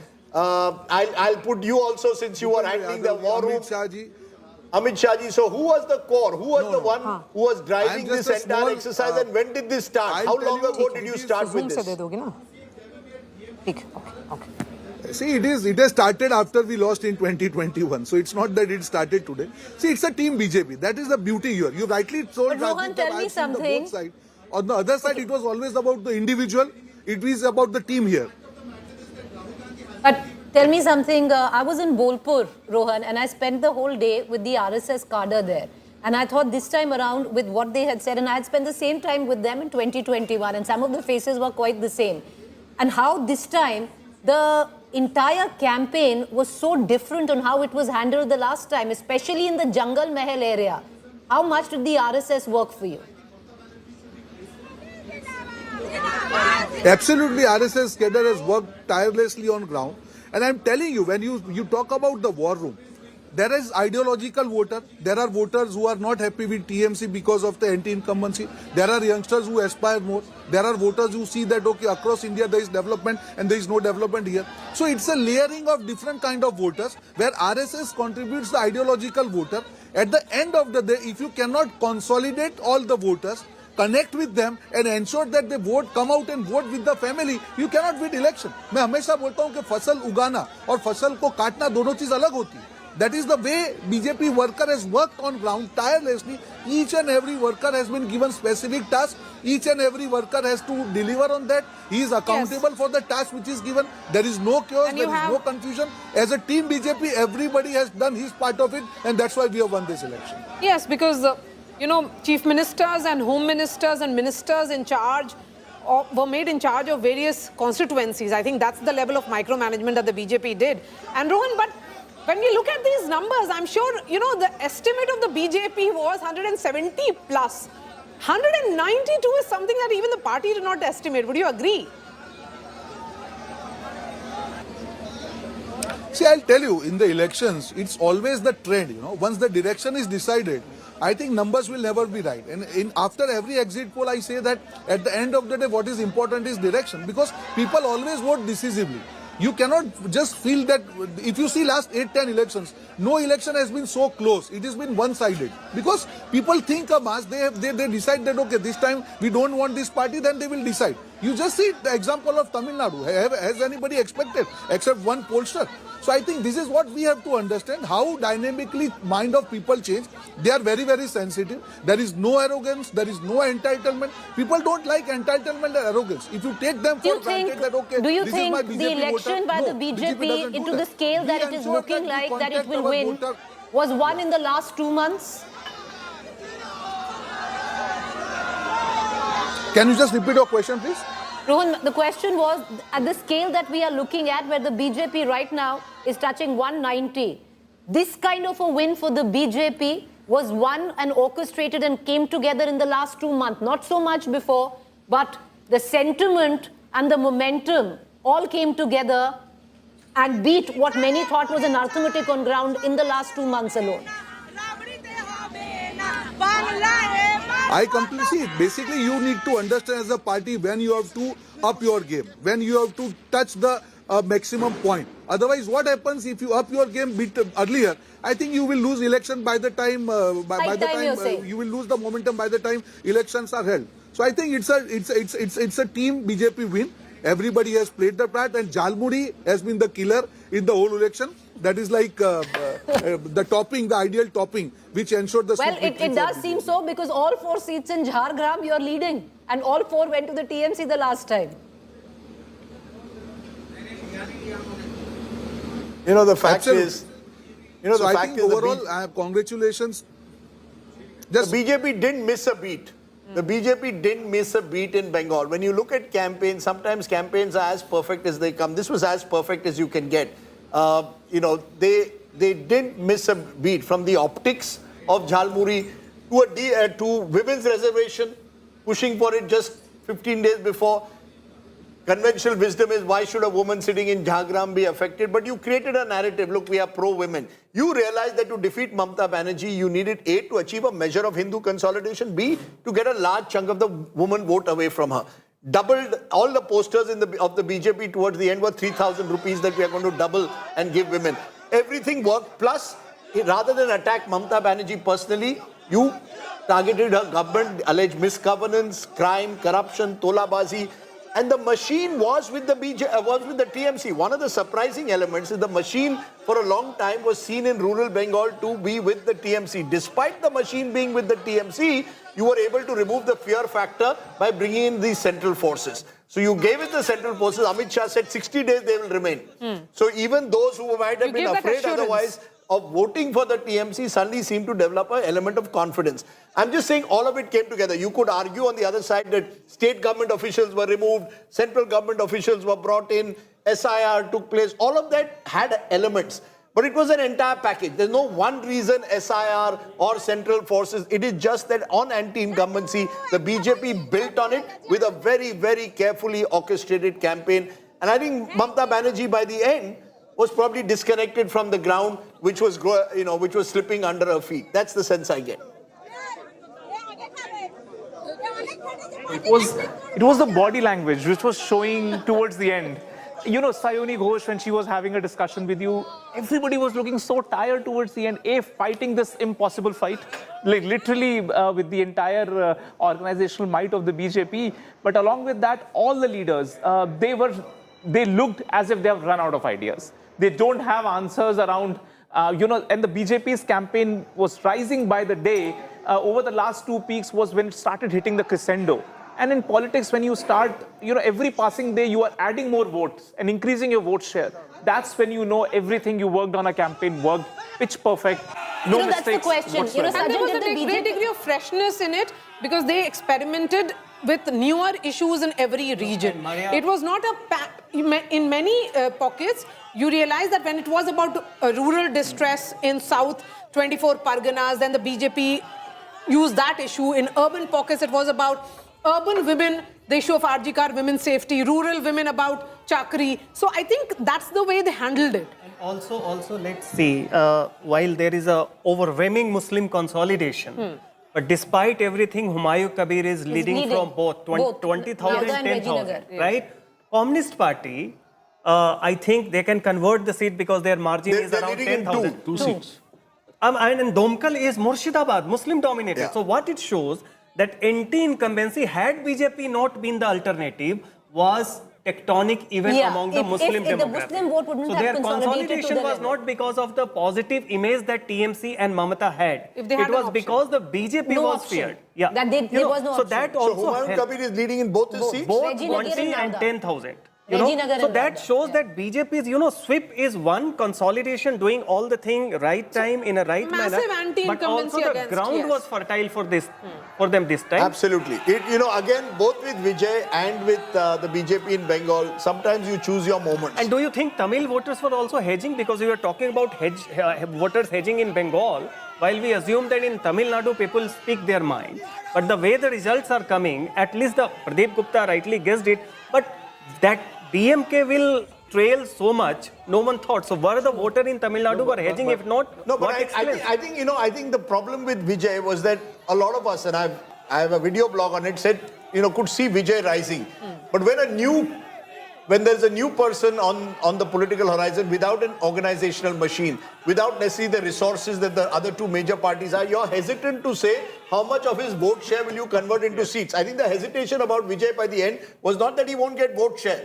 Will he be able to convert that vote share into seats? And I think to that extent, I think there was a sense that even reporters picked up both. I think they picked up anti-incumbency in Bengal and they did pick up the fact that there was a Vijay factor. It's just that we cannot estimate the exact nature. As you say, the vote difference between the TMC and the BJP is about 3% only.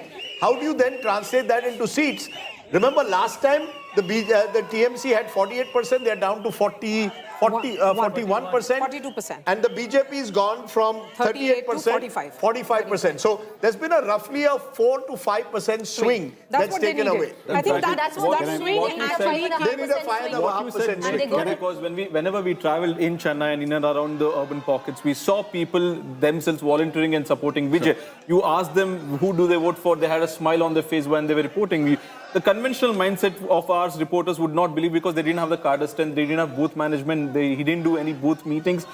Even on the polling day when we went on booth... whether the euphoria would translate into the vote. Yes, also Preeti, when we went on the polling booths on the day of polling on April 23rd, we didn't see the energy of the TVK cadres at the polling booth, but we saw voters wearing the white shirt and the brown pant. That was his campaign style. Vijay was always wearing the white shirt and the brown pant. So voters, wanted to send out a message. They themselves were wearing it. Every third person in the polling booth was wearing that. Can I add a point on Tamil Nadu? Yeah, go ahead, please. It's basically this. We are talking of the anti-incumbency vote. If you look at the North Tamil Nadu region and West Tamil Nadu region, the beneficiary of that was the AINRC. Yes. If you look at the Kaveri Delta, Chennai and South Tamil Nadu, the beneficiary of that was the TVK. So that anti-vote has gone to both the sides and it has helped AINRC consolidate in northern and western Tamil Nadu. Let's look at that. Let's look at that for a moment. Let's take a look at how Tamil Nadu has played out. If you look at North Tamil Nadu, there you've got areas in and around close to Chennai. DMK had swept. They're down 17. Guess who's the beneficiary? 18. But I'll tell you, I won't be surprised if a large number of these are PMK seats. This is the 1 year belt. And being an ally with the AIADMK, the AIADMK alliance has done there rather well. Let's turn from there to Western Tamil Nadu. When you look at Western Tamil Nadu, here the AIADMK in its bastion has held its own. But the TVK has also made enormous gains. Now, you've got a situation, therefore, where the TVK has taken from both the parties. It's just that the leads that the AIADMK had in Western Tamil Nadu were formidable. Plus, the fact is that this is their bastion. And therefore, they've been able to do reasonably well. It's the DMK's bastions where the urbanized, more urbanized, semi-urban, where the DMK has taken a hit. The moment you move to South Tamil Nadu, in South Tamil Nadu, Madurai, Kanyakumari, areas in and around that, here it's the TVK, which one? So TVK doing well in North, it's doing well in Chennai, it's doing well in West, and it's doing, let's take a look at Delta region. The Kaveri Delta region. Now, here on the other hand, this is where Karur happened. Despite where Karur happened, the TVK is still holding with the DMK, 15 each, AIADMK is 11. This is the largest farming community, the Delta region. So you have anti-incumbency, the farmers also. Farmers but the point is, and I think this shows how technology has changed. Urban-rural divides are evaporating. Rajdeep, if you have an Instagram reel... Can you go through the Dalit seats, SC seats in Tamil Nadu? We'll try and do the SC seats in Tamil Nadu. Caste, Do we have castes? Yes. Let's take a look at caste. SC seats. Take a look at what has happened in the SC seats of Tamil Nadu. TVK is up 69. So the TVK seats, this is seats with more than 20% Dalit population. Now this is something that many people were also writing about, that there could be a Dalit minority consolidation around Vijay. So Vijay is really become a symbol of attraction to a wide variety of groups. And again, we come back to it. In this day and age, with Instagram playing such a major role, Vijay was not even addressing rallies. I went to a rally, I almost drove to Cuddalore and he cancelled the rally at the last moment. But his Instagram following was so high, whether you're sitting with data so cheap, you could be sitting in rural Tamil Nadu or urban, you're still caught in the Vijay phenomenon. And that's true of West Bengal as well. The barriers that we think that exist between rural areas and urban, there's a growing urbanization of India. No, but there is even... Rajdeep, rural, if you see, it's a one-third, more or less. Rural areas. Let's see that. It's more or less an equal divide if you look at One third, yes, you're right. AIADMK, in fact, leads in the rural areas. But you go to semi-urban, and there's a large part of this country which is becoming semi-urban with highways connecting the big cities to smaller towns. Vijay is leading there as well. And then you go to the pure urban constituencies as such. 50%. Look at it. Vijay is definitely an urban phenomenon. But had he been just an urban phenomenon, he would not be the party number one. So, his vote has come from all over. More than it's urban versus rural, caste versus caste, I think this was about age. Anyone below 50 affiliated themselves with TVK and Vijay, and anyone above the 50 were either with the traditional What did they find so parties. attractive? I mean, it's the charisma. And Tamil Nadu has always had a towering leadership. Either Karnanidhi or Jayalalitha, they always had a towering personality. And there was a vacuum now, and they saw Vijay to be the towering personality. And remember, he's also the highest paid actor in Indian cinema today. No Shah Rukh Khan, no Amitabh, no Salman. He made a statement at a rally, which was interesting. He said, look, I am sacrificing my film career where I can make 250 crores on a film to be with you. There was a photograph of him with MGR, and we should draw the contrast. MGR was in politics 25 years before he became Chief Minister first time 1977. Vijay is first day, first show hit. Yes. I mean, within a year of forming his party. He's at his peak right now, having 4 movies, 1,000 crores He and Ajit, I'm told they are the two top, right? No. Ajit Kumar and Vijay. Yes. Rajdeep, demographically, one factor that we are witnessing SC seats, why it's important? Because you have 6% Christians, an overwhelming majority of scheduled caste population we know in Tamil Nadu are Christians. They do not have those declared because of the reservation issues. So that's about 26%. So one of the undercurrent across the constituency beside Gen Z could be, and so 20% Dalit, 6% Christian. Moving Part away of those from Christians DMK. are also Dalit Christians who are moving away. Muslims may well have stayed by and large with the DMK was the general belief. That also will have to be tested. But what is very clear, Vijay was an urban phenomenon, but is no longer just an urban phenomenon, is no longer just also Gen Z phenomenon. Yes. He's gone beyond that. Yes. You cannot win a state like Tamil Nadu, which is so diverse in many ways, without having actually touched a chord right across. And I think the DMK will be surprised with just the extent of anti-incumbency. Mamata Banerjee's been in power for 15 years, so you could sense anti-incumbency. To be fair, DMK, highest growth rate, I come back. Tamil Nadu had an 11% growth rate. Employment, Tamil Nadu was looking good on most economic factors. Despite that, when you lose, it just shows when a corruption scandal takes place, someone's going to jail, it goes over every Instagram, memes are put out, the DMK went back. And also a message to political management consultants, because the DMK also had so many political consultants working from them, each of them telling me exactly what's going to happen, all of them proven wrong. So it's a day which is humbling for several people. But Aishwarya Paliwal now joins us from the DMK. Take it away, Aishwarya. BJP headquarters.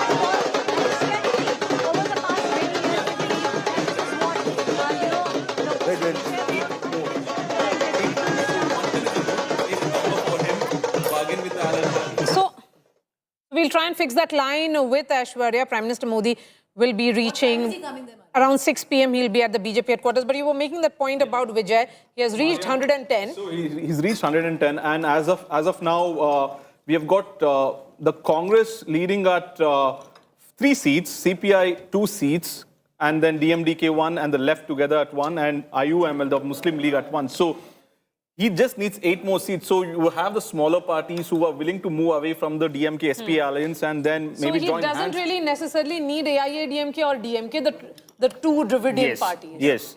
But also like, the bigger question is... The smaller party is VCK and CPI. VCK, DMDK, left and IUML. 10 of them. So he is good. Non-DMK 10 are there. But how does the Congress navigate the fact that they are part of the India alliance? Stalin was... and Rahul Gandhi called each other brothers, sharing softies and ice cream. How do they now navigate overnight? You say, okay, goodbye, Mr. Stalin. Welcome, Mr. Vijay. The India alliance that was initially formed, we saw in Delhi what happened, AAP versus Congress that happened, when we saw left versus Congress happening in Kerala now. Is there a traditional form that the India alliance that was formed back then, before the Lok Sabha election, doesn't exist today? So should we say 2029 is a done deal? Has today said that the road to 2029 is a done deal for Prime Minister Modi? The BJP is returning to power for a 4th time. Should we say that now? Yes. Can we say that conclusively? Yes. Because you have a big catchment area of 42 Lok Sabha constituency Bengal. It's a big Maharashtra having settled. UP somehow will be managed. Now we have 42 Bengal. So BJP will now have a majority sooner or later in the Rajya Sabha as well, with these kind of numbers that come in. They anyway have majority. They don't have a majority on their own. They'll now have a majority on their own in the Rajya Sabha as well. There's all talk of delimitation, of changing seats. I just wonder whether all of that will be put on the back burner for now. Will the BJP go into 2029 now almost as certain favourites to win that election? All of what happened in 2024 is forgotten. And the opposition is coming. Can we say the opposition is in total disarray now? There is no path to resistance to the BJP coming in from any corner of the country. Anymore. You don't see that happening? I don't see anywhere path to a challenger What about the inside story? Because the story would be now within BJP, not outside. Surely no one is going to replace Prime Minister Modi. No, that's settled. But below that, now UP was the central thing. Now Bengal is also in the kitty. As of today, the situation looks to be very much in favor of the BJP with no serious opposition. But Rajdeep, we have all seen 3 years is a long time in politics. That's true. And what changes? What changes between now and 2029? I don't see anything changing. There's an Uttar Pradesh. There's an Uttar Pradesh where again the same issues will arise. The same kind of narrative will be played. Is Akhilesh Yadav, what do you say? Is pro what was the narrative? All of that will play out. But Rajdeep, what was the narrative of the TMC right before? So the TMC was so sure, and I think one of the main reasons that the TMC finds itself in a spot that it does is because there was complacency and there was a sense of overconfidence. And that wasn't there in 2021. 2021, the TMC had their boots on ground. They were rattled right from the word go. They went all in. That wasn't there this time around where the TMC was concerned. Through and through, there was a sense of overconfidence that we have it in the back, to a limit where many in the TMC would also tell you that we are winning West Bengal, Akhilesh will win UP, and therefore you see what happens in 2029. Before 2029, this government is going to fall. All of that narrative has fallen by the wayside. There is no room in politics where you're dealing with a juggernaut like BJP for complacency. Could we therefore, could I twist it around to say the Congress will be quietly happy? Because they will say all these regional parties, all these regional parties that have challenged us at the center are now slowly being pushed into decline in their own state. Rajdeep, they're happy Will 2029 once again be Congress versus BJP? They are, even if they are happy, it's not that they are getting any advantage. The advantage is going to the BJP. When you spoke about a tweet which said BJP plus versus Congress plus. Now, where is that plus for the Congress? They will ask all these BJP parties plus to join them on Congress. their terms. The Congress will say, we will dictate terms to you now. See, so far they haven't been able to do it. I don't think when they themselves are in the din, they can gobble up support. No, but if today Rahul Gandhi sits across a table to Stalin, he can dictate terms. If he sits across to Mamata Banerjee, they can dictate terms. These regional parties will be dependent on Congress. Unlike ahead of the 2024 elections, when they could call the shots. All this could have happened had Rahul Gandhi himself been a leader. He himself lacks leadership Rajdeep, skills. If you have that, everything will follow. The problem what does he stand for? There is lack of consistency. There is lack of aggression consistently against the BJP. You pick issues where the common people do not relate with absolutely. The lack of an alternative idea. One by one. The lack of an alternative idea. The mold for the opposition has been broken now. Yes. A new mold has to be cast. What is that? Now, exactly. What is that? I don't see any imagination coming in. I see zero imagination coming in from the opposition on this account. The mold is now you have two biggest regional satraps, which you have the DMK and the TMC falling by the wayside. Where is the opposition? Why should the DMK or the TMC listen to what the Congress is asking them to do? So what will they do? How do they revive themselves? You will see more a likelihood of the regional satraps coming together minus the Congress. That would have happened if Mamata Banerjee would have won this election. That's not happening now. With that back to the wall, that could happen. Now that won't happen. Now it will have to be by default the Congress itself, but there has to be, like I said, the mold is broken, the mold needs to be recast, and there is absolutely zero innovation in the lab of the opposition. A regional third front and the Congress-led front. There is no advantage BJP that way. But Sajjan, there is no front, nothing left. I mean, today, TMC, what was Mamata Banerjee's last parting statement? Trinamool rahi to milungi. Trinamool rahi nahi, to main wo nahi milengi. Abhi she's going to take on a break. I think she's anyway old. I don't think Bypo has the courage to actually go and fight it out. These are all potted plants. Udaynidhi is a potted plant. Bypo is a potted plant being cultivated in and around the security of a satrap trying to provide the shelter. When you go out and you are exposed, what will he stand for? I mean, there are anyway too many ED cases and all of that against both Udaynidhi and him. I don't think they are fit or they are made to fight it out on the streets, though they are the young generation, the Gen Z who can connect with the younger lot. But they are not being battle-hardened or steely-nerved to fight it out with the BJP for a long haul. That's where I see the challenge with the opposition. So what happens? So therefore now whatever battle for 2029 is more within the BJP, who will be the face for the future? So the story will come from within the BJP. The story is no longer about the opposition now. The story is about who comes within the BJP. But Rajdeep, can we focus on who's the BJP's face in West Bengal? Maria, you've been very closely following West Bengal. You interviewed Suvendu Adhikari as well.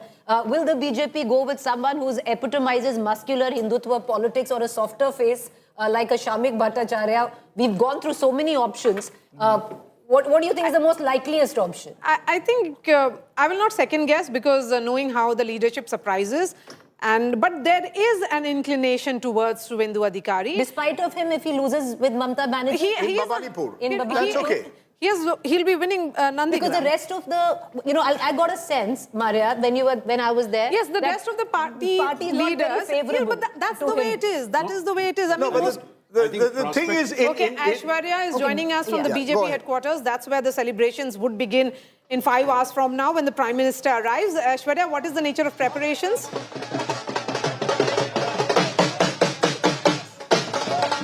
Well, let me just show you. It is celebration, pre-celebration rather, let me tell you, that's taking place here at the BJP headquarters. Large cutouts of Prime Minister Modi and the BJP flags. That's what you are seeing here at the moment. In fact, let me tell you, the full band, baja, all of those things have now been brought. Prime Minister Modi's cutout, that is also something that we will be showing you. Jai Shri Ram Nare, those are what you are hearing now at outside the BJP headquarters. A holi of sorts is now being played and the saffron color is in the air. So these are the things that you can very clearly see. This is what is now being done. A holi that is now being played here. So these are the pre-celebrations that we are seeing. And let me tell you, the celebrations will be many folds more when Prime Minister Modi arrives at almost 6 p.m. That's what we understand. That's the time that Prime Minister Modi will be inside the BJP headquarters, and then we will see massive celebrations taking place. We'll get a clarity also on when the legislature party meeting will be held, particularly in Bengal. That's going to be a massive, it's a massive victory. The BJP on its way to touch 200 seats. Unimaginable feat for the party. But who all are there at the BJP headquarters? Where is Home Minister Amit Shah? This is his victory as well.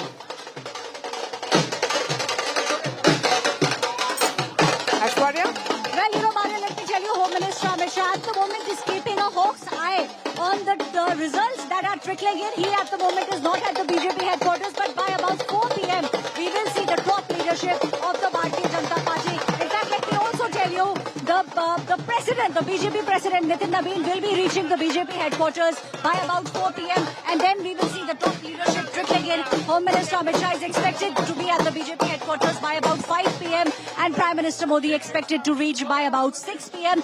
The leadership will start trickling in from 4 p.m. and then we will see the Prime Minister and he will be speaking with the people. Nitin Nabin has come to be extremely lucky for the Bharatiya Janata Party. Yeah, He's that lucky charm. Ever since he's come, you've had Bihar and now you've had Bengal. First Chief Minister, Bihar happened around, just before. First Chief Minister. But I think the one person who strengthens today is Amit Shah. Yes. Yeah. You see, for Amit Shah, Mission Bengal was very much part of his entire agenda from the time he took over as BJP president in 2014-15. The first place he travelled to, the difficulties he had, he chose Kailash Vijayvargiya. In fact, Siddharth Nath Singh was their General Secretary in charge of 2016. Then it was Kailash Vijayvargiya. Didn't work twice.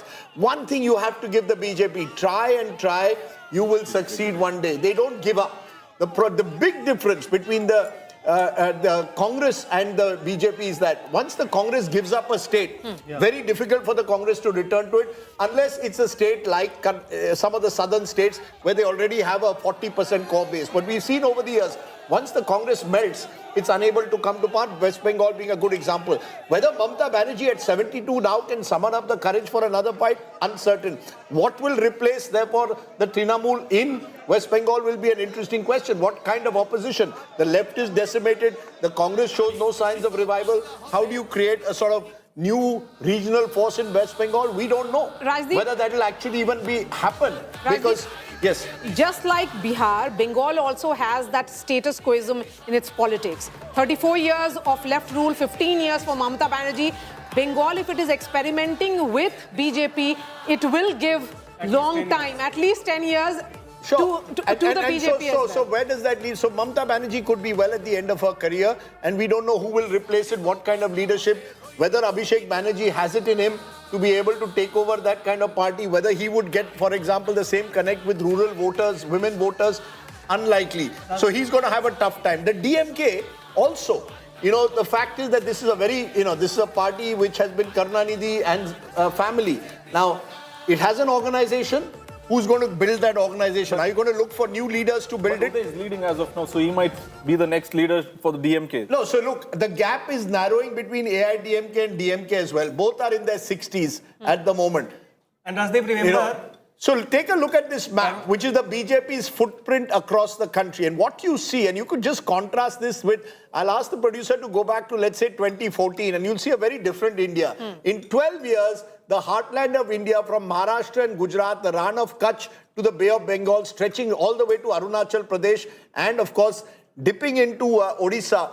all of that dominated now by the BJP. There's a little bit of blue up there. I don't think Jharkhand now, all eyes will be on Jharkhand after Bihar win and Bengal win. There was so much instability That's where right, good Jharkhand point. was concerned. I think that's turning saffron and very what you soon. said earlier about Punjab, remember Punjab and Himachal were the two parts we were showing which were non-saffron. Himachal goes to the polls end of next year. Punjab goes at the start of the year. Will you have, by the end of the year, almost a Congress Mukt Bharat where except for Nagarjun's home state of Karnataka, which also goes to the polls in 2028, Telangana, which also goes in 2028, and Kerala now. so Kerala, no, you could have a situation foreseeably, I'm not saying it will happen, by the end of 28, leading into 2029, where the only state which is BJP, which is not BJP ruled and, is Kerala. But that's also as of today. That's also a coalition. Yeah, so that could be the only state. I mean, are you therefore saying this is even bigger than the Congress possibly in its pomp in the Indira Gandhi years? If this happens, that is the kind of saffronization that we are seeing happening around us. Nehruvian Congress. Yeah, so then do I need, if that happens, how much of resistance will there be to, for example, there was resistance in Parliament to delimitation. What kind of resistance will continue? Will there be South-North divides? All of this will also play out. But that will continue till 2029 because the opposition has Congress, numbers. wherein the opposition were from within Congress. You see all the factions, rainbow, fighting each other. So BJP may emerge wherein the southern lobby versus the other side, they all will put a cross pressure group. So and accordingly, the central leadership on a will side take a call. note, 78% of India's population, 72% of land area is now BJP. That's overwhelming. In fact, the BJP That's a started dominant. We are a saffronized India. 2014, it was 8 states Right. which were with the NDA, including the BJP. Then the BJP went up. In 2018, they did go down when they lost those states, Madhya Pradesh, Chhattisgarh, Rajasthan, closer to elections. And then the picture changed again. 2024, the BJP goes down in terms of its Lok Sabha numbers, and now we have seen one state after another, only consolidation by the party. on a side note, Gaurav Gogoi has lost his seat in Jorhat. So And look at that. That is another change. Now think about this. He won Lok Sabha Jorhat against and all he the lost odds. his assembly seat. And he's losing, or he's lost or losing. Lost, declared. Seat is Okay, declared. so that's, it's fascinating to see how much things have changed in 2 years. And that's the only thing the opposition can cling on to. That if you stay in the fight, you never know what tomorrow brings. Not easy for the opposition, given also the fact the BJP is an arsenal. Rohan Gupta, I heard him, but the fact is what he doesn't accept resources, state power. You've got everything going for you. This is a party which will do Sam Dam Danda Bhet to win an election. I'm not saying it. Also, leader of opposition, Debrat Sakia, by a margin of 22,000, is trailing. Is trailing. Nazira. And Pradyut Bordoloi, whom you interviewed, is he winning? He's winning. So he switched over to the at the right time. He's winning. Okay, we have to cut across to my colleague Munish, who's right now at the BJP headquarters in Kolkata. जिस झालमुरी को लेकर बंगाल में राजनीतिक गरमाई थी, प्रधानमंत्री नरेंद्र मोदी जब झालग्राम में जाकर झालमुरी खाए थे, उसी झालमुरी के साथ में जो बीजेपी के कार्यकर्ता हैं यहाँ पर, वो सेलिब्रेट करें। इनके हाथों में झालमुरी है। मैडम, प्रधानमंत्री मोदी जी ने झालमुरी खाया था और उसी के साथ आप लोग सेलिब्रेट कर रहे हैं। झाल लेगे छे दीदी, झाल लेगे छे, झाले मोड़े जाए दीदी, झाले मोड़े जाए, संडे से होबे ना, राबड़ीते होबे ना, बांग्ला एबार फोटो खींचाए। तो आप देख सकते हैं कितनी खुशी है इनके। इसका सिंबल क्या है? प्रधानमंत्री ने जब झालमुरी खाए उसके बाद में जबरदस्त पॉलिटिक्स हुआ, टीएमसी उनके ऊपर आरोप लगाई। जहाँ भी जाते हैं आम पब्लिक से मिलते हैं, कभी बता के कभी नहीं बता के, वो अपने हिसाब से जाते हैं।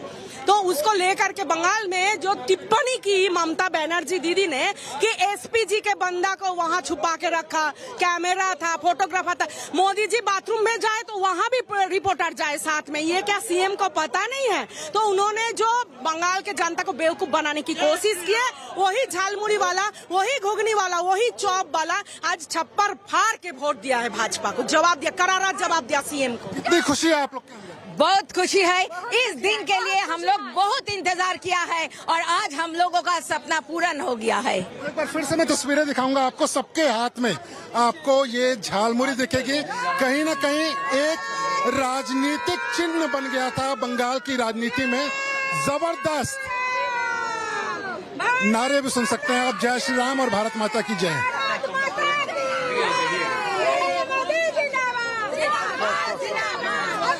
तो अलग अलग तरीके की तस्वीरें यहाँ पर दिखाई दे रही हैं, काफी इमोशनल भी हैं, काफी उत्साहित भी हैं कार्यकर्ता। पहले हमने देखा लड्डुओं के साथ में, फिर भगवा कलर की होली, और अब झाल मुरी के साथ में यहाँ पर जश्न मनाया जा रहा है बीजेपी कार्यकर्ताओं के द्वारा। It's taken 15 years to see those scenes in West Bengal. Clearly a dramatic shift has taken place in that state. And you're seeing a number of women coming out. Remember that Mahila vote is the one, and we look at the numbers towards the end. How did that woman vote shift away from Mamata Banerjee will be part of post-poll analysis. One of the other analysis that we are going to do is routes to power in the state of Tamil Nadu. That's throwing up, as of now, a hung assembly.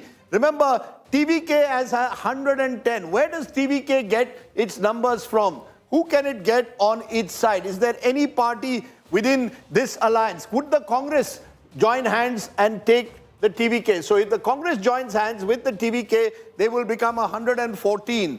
Then you've got the CPI 2, you've got the CPM 2, you've got the DMDK 1. If these parties join hands, then you could have a majority of for Vijay. So Vijay will need, as it turns out, if we look at party-wise distribution, that's when you'll get a sense of how Vijay at the moment is the one who could be your tally. Take a look at the tally, and we look at the overall tally, which is as it is at the moment. If you look at it party-wise, and take a look at it party-wise, this is the tally as of now. Vijay then at 110 out of 233 is going to need the other parties, particularly the Congress, which is just winning 4 out of 28 at the moment, possibly the CPI, and maybe the rest, the smaller parties like the VCK here. So for Vijay, the routes to power could well be getting hold of some of the smaller allies of the DMK. Meanwhile, Vijay's father is speaking. Listen in. I'm very proud and happy, total, me and my wife, because my wishes to my son, because I'm seeing last 2 years his confidence level. Okay. His confidence level is fantastic. And faith, I'll come. I'll come as Chief Minister of Tamil Nadu. 1% doubt is not there with Vijay. That is his confidence level. I'm appreciating that attitude. Okay, there, Shantan, you're joining us while we are looking at those scenes, of course, from Tamil Nadu celebrating. But West Bengal, we saw a little while ago all the women. Those are scenes of Vijay, by the way. First pictures that are coming in. Vijay had gone on a temple run. He'd gone to Shirdi. He'd gone to Tirupati. Earlier visuals. These are earlier visuals. Tirchendur, he had gone to see the Murugan temple there. Tell us something, one thing that our national audience needs to know about Vijay that we don't know, Nagarjun. What is it about Vijay? What is the kind of films he makes? What is it that makes him such a hero? One, he's a mass hero, and if you see his old movies, such as, not quite old, the recent movies, Bigil, Marcel, Bigil in fact was Whistle in Tamil. So that was a super duper hit. And also Marcel is someone called brave, someone being brave, Marcel, bravery. So his movies has always been anti-establishments, giving out a message. And Jananayakan, literally the car that he used in Jananayakan movie, the number plate was CM 2026. Unfortunately, it didn't release, but the trailer had it. It'll release now to bumper the audience, Chief I'm Minister sure. himself can release the movie. Anytime. In fact, so that movie was a trailer to be, the stage set before the elections for Vijay. That movie unfortunately didn't get released and got leaked. It went into a controversy. That's Vijay's mother. Right there in the visuals that we are seeing, wearing the pink sari, and we saw already Vijay's family celebrating. It's completely that extended family. Vijay's father seated in the middle, Vijay's mother, his cousins, all his relatives. Now they are blowing the whistle, the symbol that TVK represents. And whistle podu in Tamil, that's how they say it. So you can whistle. You can see the kids also enjoying and celebrating the victory. It's quite historic. A debutant getting 110 seats in a three-way fight. And what does he stand for? Well, that's the big question, Maria. We know that he represents he wants to represent the Periyar ideology, Anna's ideology. When he on his campaign van, you can see all of them. Ambedkar, Periyar, Anna Durai, all of them in the campaign van, but he's not given any interviews, and his signature in every campaign was DMK versus TVK, Tiya Sakti versus Tuya Sakti, evil force versus the good force. That doesn't augur very well for the likes of us, Naga. Sorry? That doesn't augur very well for the likes of us, that he ran his entire campaign without a single interview, and yet he's come up to where he's come. Razi was lucky to go have a cup of coffee with him. I spent 1 hour with him, and he was more than happy to chat for another hour. The moment I said, can we do an interview, he said, Razi, maybe now it's the time to get an interview with Vijay. Now it might be even more difficult now that he becomes the chief minister. Now his mother is speaking, I think, there. Gonna be the chief minister, as a lot of people in Tamil Nadu has voted for Mr. Vijay Thalapathy to be the chief minister of Tamil Nadu. How excited you are? You are blowing the whistle here. What I can ask from you, I'm totally confused, because the people of Tamil Nadu has given up a ballistic majority to Mr. Vijay. How do you see this, ma'am? I am so happy. She's not only his mother, she is the first fan of Vijay. First fan. Today he's so happy. From morning 3:30. Okay. Can you take this? We are going to dance. Yeah.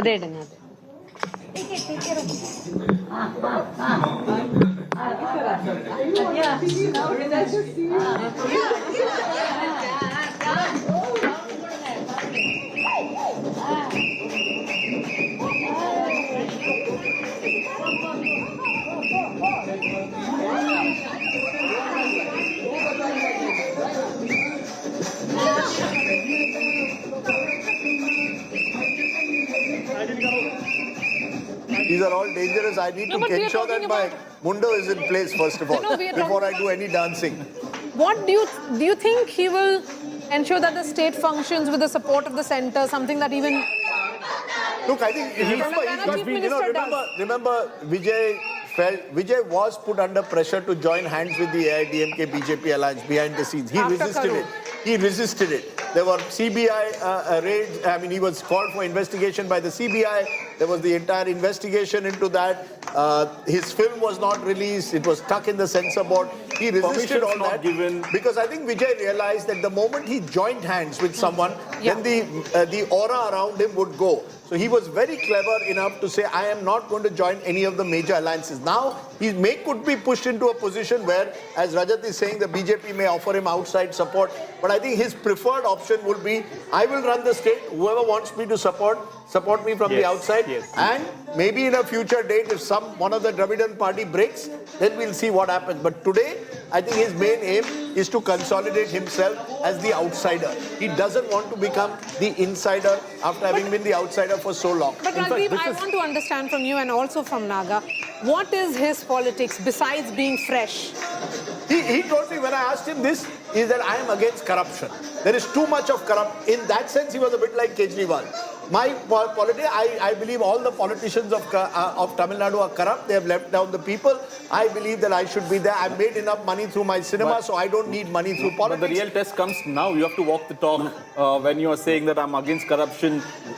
So to respond to Maria's question, I think his strength lay in the fact that people did not know what was his actual policy priorities. He was seeking votes on his charisma.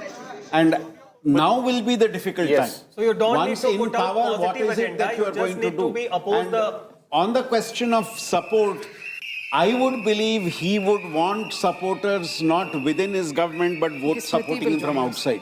He would want a free hand in creating his council of ministers and tell other parties, you support me, but I want support from outside and not by joining my government. So I think Vijay is quite a phenomenon. in that sense. And I think it will take a lot of analysis to understand. But it just opens, it just shows every now and then India throws up something which completely mystifies us. Kejriwal of 2013? Yeah, I think it's the closest to that. But remember, even Kejriwal came through a movement. Vijay has not done any of that. He's not been involved in that sense in any movement in Tamil Nadu, none of it. He's taken his cinematic appeal to the screen. The closest I can see is NTR, but that was in another India, in a very different world. No Instagram, no social media. You didn't have any of that, but NTR was a phenomenon. NTR would be thinking, did I miss my bus last time when TDP came to power? But still, there is a lot of option for junior NTR to also plunge into the Andhra politics. We don't know. Yes, Preeti, one minute. Let Preeti finish. No, what you're saying is there are similarities, Rajdeep, to Arvind Kejriwal's win at that point of time. Because that time as well, if you remember, we were shocked because the kind of number of people who won just because Arvind Kejriwal was on the ticket. This time around, I don't even know, we know half the names of TVK candidates. They have won in this massive wave of TVK. And I think that's where lies a cautionary tale for Vijay. Yes, he's a superstar, all-consuming, overpowering, very different from an Arvind Kejriwal. But this is where a cautionary tale lies on how he runs his government. Yes. I would also make a distinction between NTR and Vijay. NTR had only a Congress in power to challenge. Here there were two players. Yes. Now, the reverse side of that is NTR had a huge majority, whereas now Vijay will come either with being close to the majority or with the support of others. But also, I think this also does the transition of the old guards making way to the new guards. So next 25, 30 years would be Uday versus Vijay versus maybe preferably Annamalai for the NDA as face. So someone who's in 40, 45 of their age. So that would be the next new generational shift. New generational shift. So it would be Vijay versus Uday versus Annamalai. Okay, Shantan, you've written the book Battle for Bengal, Battleground Bengal. Just a quick word on Bengal since you were with us last. It's clear the BJP has won. What does this day mean for Bengal? Are we seeing now a complete regime change for the next 10, 15 years? Yes, so as far as the trend... Is it over for the Trinamool Congress? Let me be more direct. Do you believe it's all over and out for Mamata Banerjee? Now she can't at 72 make a comeback. So how the trend looks like, I don't think that Mamata Banerjee will be able to form the... No, forget now, but for the future, will she ever be able to make a comeback? I think the biggest challenge in front of Mamata Banerjee will be the keeping its flock together. Because you know that people now in West Bengal politics, you know this change of ship, it has become very common. And the first... So the TMC will break? Yes, of course. I think that there will be pressure within upon the TMC, and it will be very difficult for her to retain the party. So who becomes the opposition in West Bengal?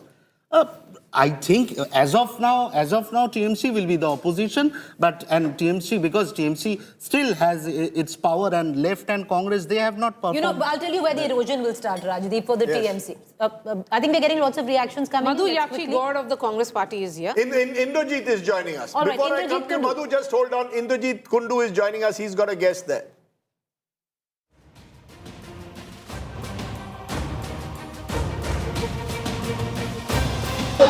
Celebrations has broken out in Kolkata. As you can see, BJP workers have already started playing with saffron gulal here in South Kolkata, out with flags. You can see how people are out on the streets, even those who are in the car. Only Modi, no Mamta, no Vijay Banerjee, no Bangladeshi Musliman. So celebrations out on the streets of Kolkata, Jai Shri Ram chants across the city. As you can see, colored in saffron, with BJP workers coming out in large number to celebrate the victory. They're placing saffron gulal, and they're out with music and box out on the streets of Kolkata. So a tectonic shift in the politics of West Bengal, with the BJP clearly poised to form government by uprooting the Trinamool Congress government, Mamata Banerjee's government here in West Bengal. It's a historic verdict that has come out. On one hand, Mamata Banerjee has now appealed to her, counting agents to not leave the counting centers. She has alleged that slow counting is taking place. But BJP workers, they don't want to wait, because the trends show that it's going to be a smooth, clear victory for the BJP here in West Bengal. An exuberance out on the streets of Kolkata. This is going to be the same visual across West Bengal today as the 15-year-old reign of Mamata Banerjee comes to an end, it seems, as the trains are clear now from the Election Commission's counting. And BJP workers do not really want to wait, even though some of their leaders are still sounding cautious. But workers exuberant, and saffron gulal is flying in the air as BJP workers come out in large numbers to celebrate. With camera person Lisa and Indrajit. For Indrajit there reporting from the enthusiasm.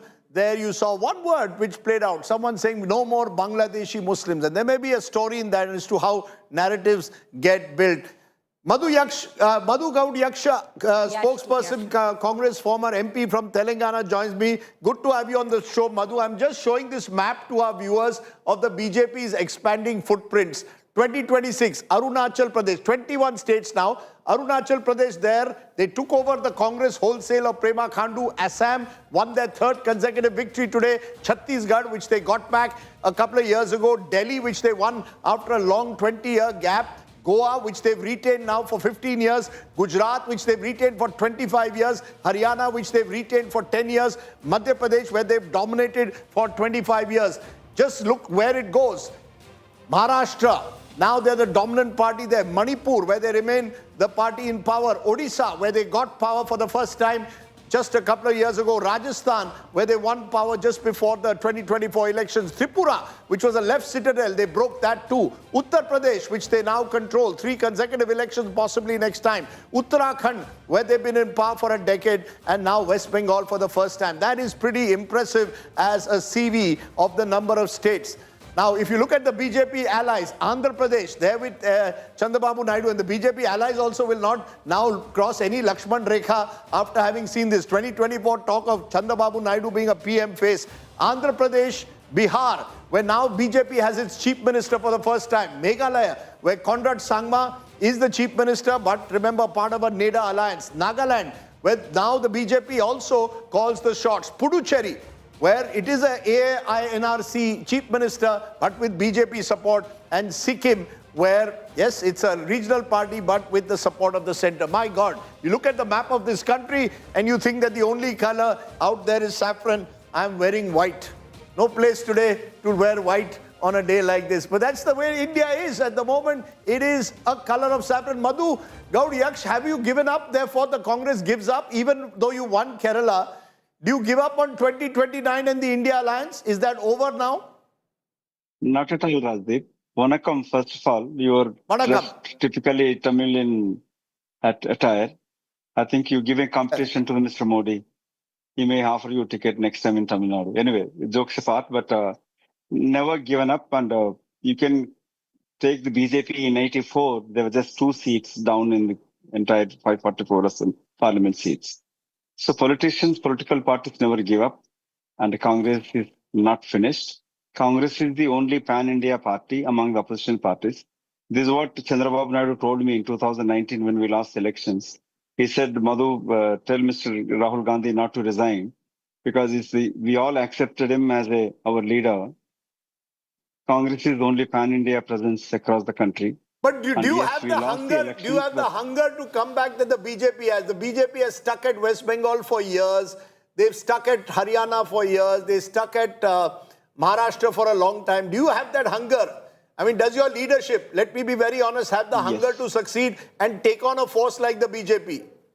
Yes, it is indeed. In fact, our Chief Minister Revanth Reddy asked Mr. Gandhi in the last district president's meeting of Andhra Pradesh, Telangana. And Mr. Gandhi did say that, yes, he is going to lead and he wants to be the Prime Minister. And then only the entire Congress cadre across the country will work for it. Okay. And secondly, Rajdeep, it is something to be able to learn what BJP is doing. But Mr. Yashki, I'm sorry, and usually one shouldn't speak of these things, but to put it out right there, the fact is, tell me. Your leader Rahul Gandhi was in the Andaman Nicobar Islands when you were in the heat of electioneering in what? You still had stakes in Assam. You might have won Kerala. But now there's word that he's not even in the country. So therefore, when we are talking about you're up against a juggernaut like the Bharatiya Janata Party, all of this doesn't quite work. Intention is not action. Listen, it is Congress is not number 1 and 2 party. Congress has a setup. Mr. Gandhi did his campaign. He traveled across. Even Andaman Nicobar was not vacationing. He addressed, if you see his media bite, the entire environment, how they cutting off the trees, forests, finishing off for one individual, one industrialist. So it's I don't know why you are diverting the other issues here. Madhu, I have a question, particularly what he said, the statement that he issued in the context of Mamata Banerjee just ahead of polling. Given the stakes that were there in this election, particularly in Bengal, do you think it would have been only wise on part of Rahul Gandhi to not issue that statement? To declare a chief minister who was fighting against the BJP to say that she is corrupt? No, as he rightly said it, Maria, you have seen over 15 years, the absolute power makes a leader arrogant and corrupt. And Mamata's arrogancy, not even caring for alliance partners. Congress is accepting as junior partner. We accepted and compromised the cadre's strength. But the alliance partners, they undermine, beat in Tamil Nadu.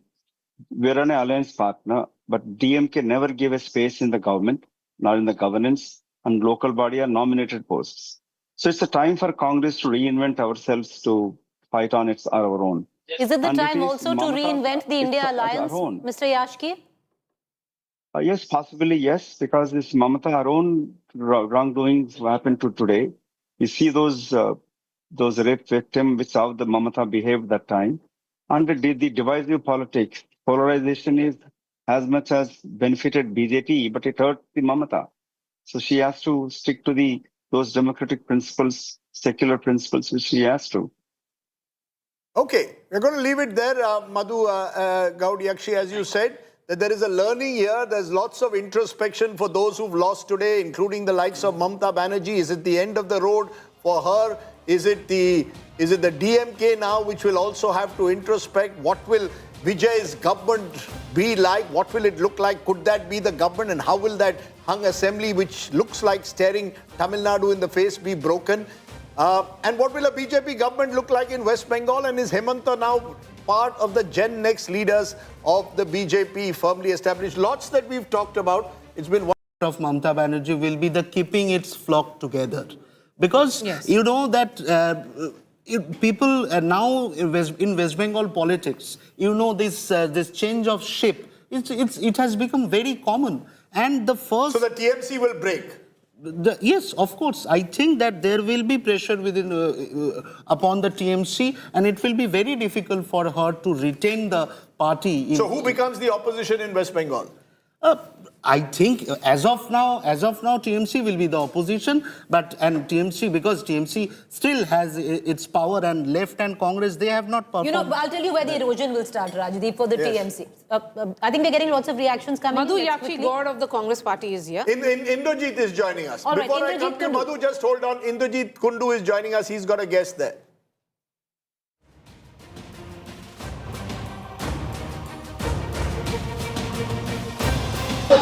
Celebrations has broken out in Kolkata. As you can see, BJP workers have already started playing with saffron gulal here in South Kolkata, out with flags. You can see how people are out on the streets, even those who are in the car. Only Modi, no Mamata, no Vijay Banerjee, no Bangladeshi Musliman. So celebrations out on the streets of Kolkata, Jai Shri Ram chants across the city. As you can see, colored in saffron, with BJP workers coming out in large number to celebrate the victory. They're placing saffron gulal, and they're out with music and box out on the streets of Kolkata. So a tectonic shift in the politics of West Bengal, with the BJP clearly poised to form government by uprooting the Trinamool Congress government, Mamata Banerjee's government here in West Bengal. It's a historic verdict that has come out.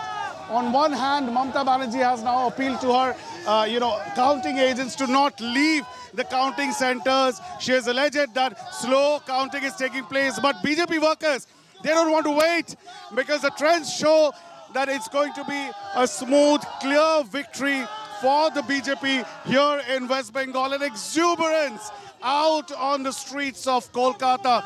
This is going to be the same visual across West Bengal today as the 15-year-old reign of Mamata Banerjee comes to an end, it seems, as the trains are clear now from the Election Commission's counting.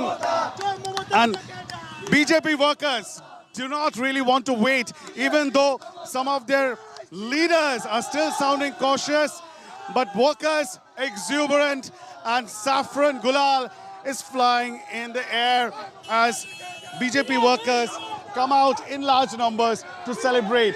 With camera person Lisa and Indrajit. Indrajit there reporting from the enthusiasm. There you saw one word which played out. Someone saying no more Bangladeshi Muslims. And there may be a story in that as to how narratives get built. Madhu Gaud Yaksha, spokesperson, Congress former MP from Telangana joins me. Good to have you on the show, Madhu. I'm just showing this map to our viewers of the BJP's expanding footprints. 2026, Arunachal Pradesh, 21 states now. Arunachal Pradesh there, they took over the Congress wholesale of Prema Khandu. Assam won their third consecutive victory today. Chhattisgarh, which they got back a couple of years ago. Delhi, which they won after a long 20-year gap. Goa, which they've retained now for 15 years. Gujarat, which they've retained for 25 years. Haryana, which they've retained for 10 years. Madhya Pradesh, where they've dominated for 25 years. Just look where it goes. Maharashtra, now they're the dominant party there. Manipur, where they remain the party in power. Odisha, where they got power for the first time just a couple of years ago. Rajasthan, where they won power just before the 2024 elections. Tripura, which was a left citadel, they broke that too. Uttar Pradesh, which they now control, 3 consecutive elections possibly next time. Uttarakhand, where they've been in power for a decade, and now West Bengal for the first time. That is pretty impressive as a CV of the number of states. Now, if you look at the BJP allies, Andhra Pradesh, there with Chandrababu Naidu, and the BJP allies also will not now cross any Lakshman Rekha after having seen this 2024 talk of Chandrababu Naidu being a PM face. Andhra Pradesh, Bihar, where now BJP has its chief minister for the first time. Meghalaya, where Conrad Sangma is the chief minister, but remember, part of a NEDA alliance. Nagaland, where now the BJP also calls the shots. Puducherry, where it is a AINRC chief minister, but with BJP support. And Sikkim, where, yes, it's a regional party, but with the support of the center. My God, you look at the map of this country and you think that the only color out there is saffron. I'm wearing white. No place today to wear white on a day like this. But that's the way India is at the moment. It is a color of saffron. Madhu Gaud Yaksh, have you given up? Therefore, the Congress gives up, even though you won Kerala. Do you give up on 2029 and the India alliance? Is that over now? Not at all, Rajdeep. Vanakkam, first of all, you're typically Tamil in attire. I think you give a competition to Mr. Modi. He may offer you a ticket next time in Tamil Nadu. Anyway, jokes apart, but never given up. And you can take the BJP in 84. There were just 2 seats down in the entire 544 parliament seats.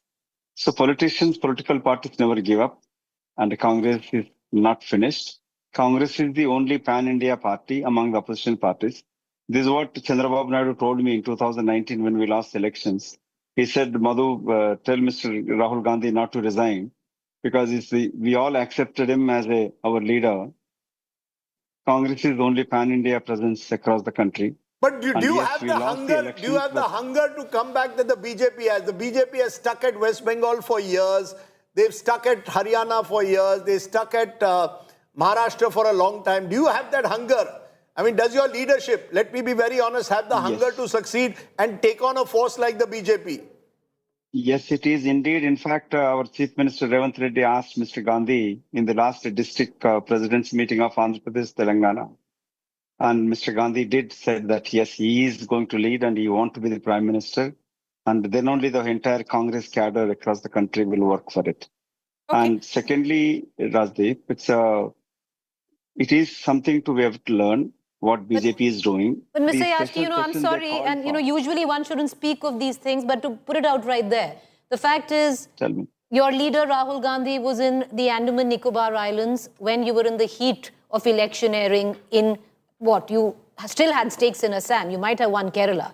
But now there's word that he's not even in the country. So therefore, when we are talking about you're up against a juggernaut like the Bharatiya Janata Party, all of this doesn't quite work. Intention is not action. Listen, it is Congress is not number 1 and 2 party.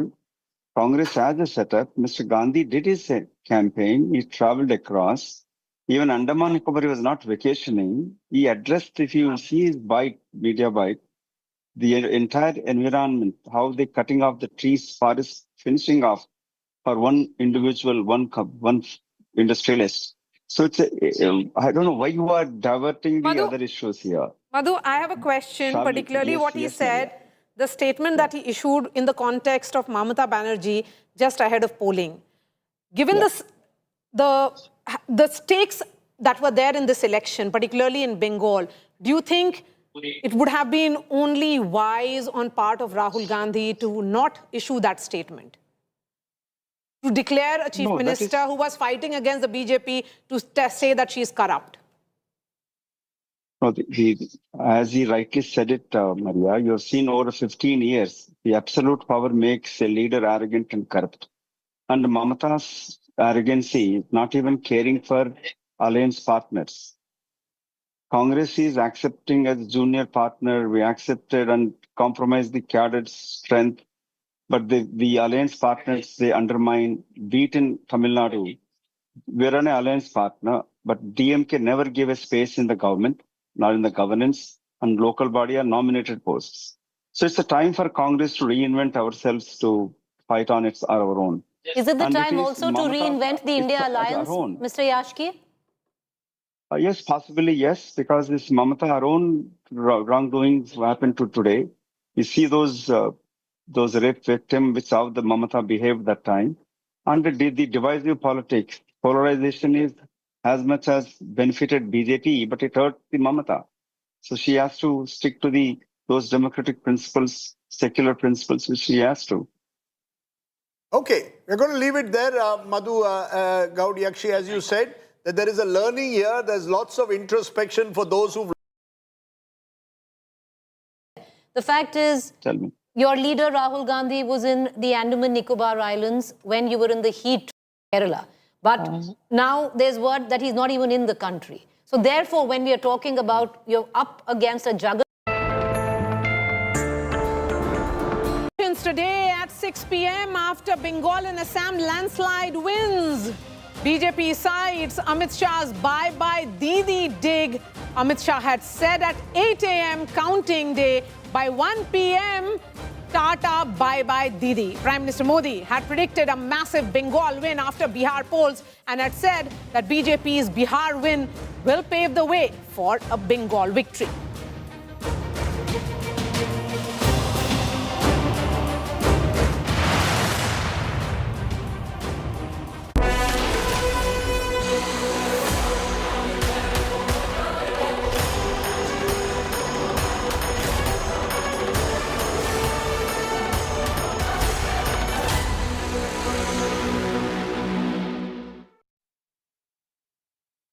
As we try and decode this massive victory for the BJP, we are being joined by senior BJP leader Ravi Shankar Prasad. Mr. Prasad, really appreciate your time. What does this victory mean for your party?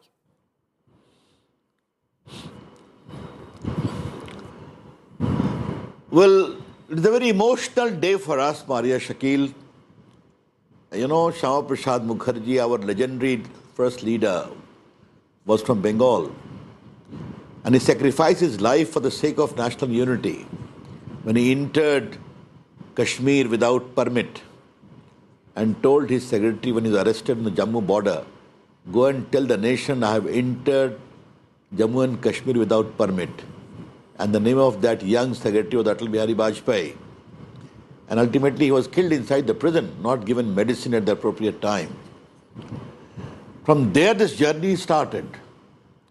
And the second the spiritual virasat of Bengal, from Ramakrishna Paramhans to Vivekanand to Vipin Chandra Pal to Maharshi Arvinda, all this was sought to be completely negated post-independence, except the few years of Vidhan Chandra Roy rule. Left completely decimated it, and DD adopted the left model, lock, stock and barrel, and aggravated it all the more.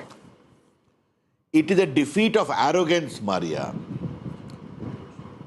ये अहंकार की हार है. And as I must name him, Samik Bhattacharya, my good friend, the president of Bengal BJP, we have worked together in Yuva Morcha for many years. I asked him, he said, Raviji, it will be a rejection, not an election. Okay. I think was so right. People are rejecting Mamta ji. Maria, the second thing I would like to say, it is again a lesson for many others. Was any institution left, be it judiciary, be it election commission, be it insult to the President of India, forget about the protocol even to the Prime Minister? The common people, the voters. I have travelled extensively in Bengal to inquire into many of the malpractices during the Gram Panchayat elections. People are not allowed to vote, not allowed to file nomination paper. They were beaten. I visited villages after villages. Mr. Prasad, today all of them have question. spoken. One question can be asked is, yes. You said that not any institution was left. Bengal Chief Minister, I mean, she's still the Chief Minister, she hasn't yet put in her papers, or the Trinamool Congress will level the same charge, that there was complete use of so many agencies, be it the Election Commission, and that it was not a level playing field in this election. How will you respond to that charge coming from the Trinamool Congress? Very simple response. Was SIR done only in Bengal? Not in Bihar? Not in UP? Not in Tamil Nadu? Not in Kerala? Everywhere it was done. The Supreme Court practically oversaw the implementation of SIR in Bengal. You don't have trust for the judiciary.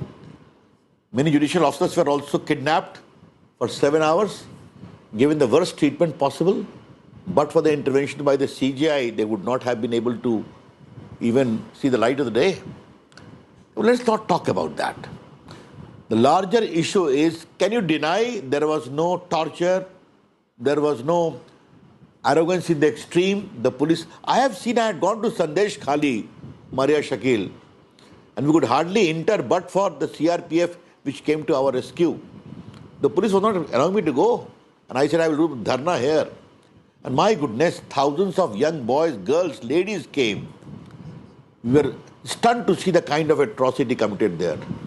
I have gone to many tribal villages while doing the inquiry about these things.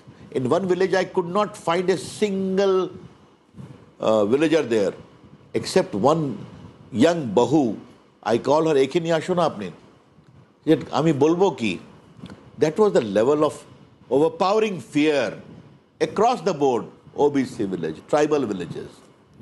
Therefore, people have spoken. And once the people are... And what to say, Maria? What happened in Falta 2 days ago after polling? So many women came on the streets or not? We are still being threatened.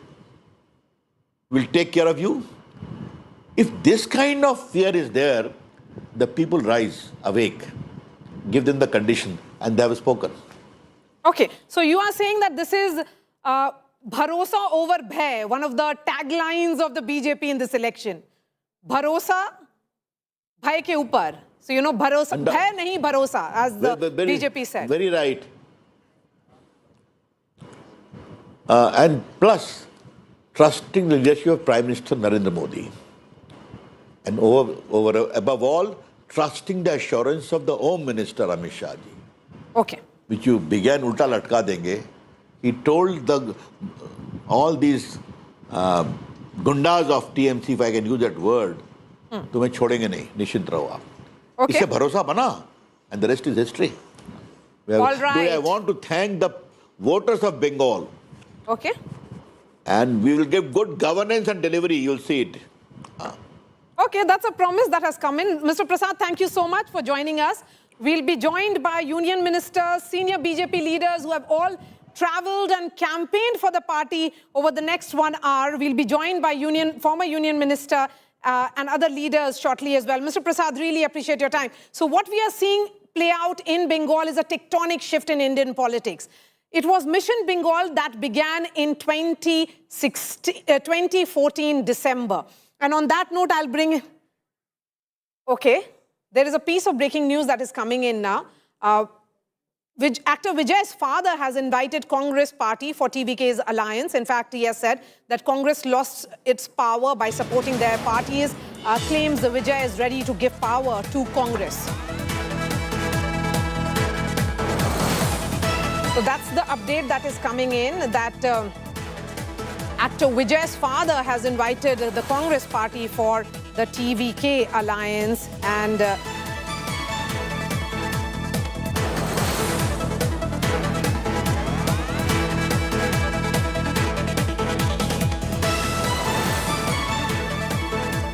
that is coming in. Of course, the big story that is emerging from another state is the state of Tamil Nadu. 234 seats all declared. TVK at 111. It's only consolidating. Could go up as well. Been hovering around 110 to 105 over the last 2 hours, so might not cross the 117 magic number. So he still needs to have a coalition partner. In fact, Vijay's father, Mr. Chandrasekhar, has told that he's ready to share power with the Congress. In fact, he also said Congress has gone behind other parties and lost power. So I'm going to shift the focus back to Bengal.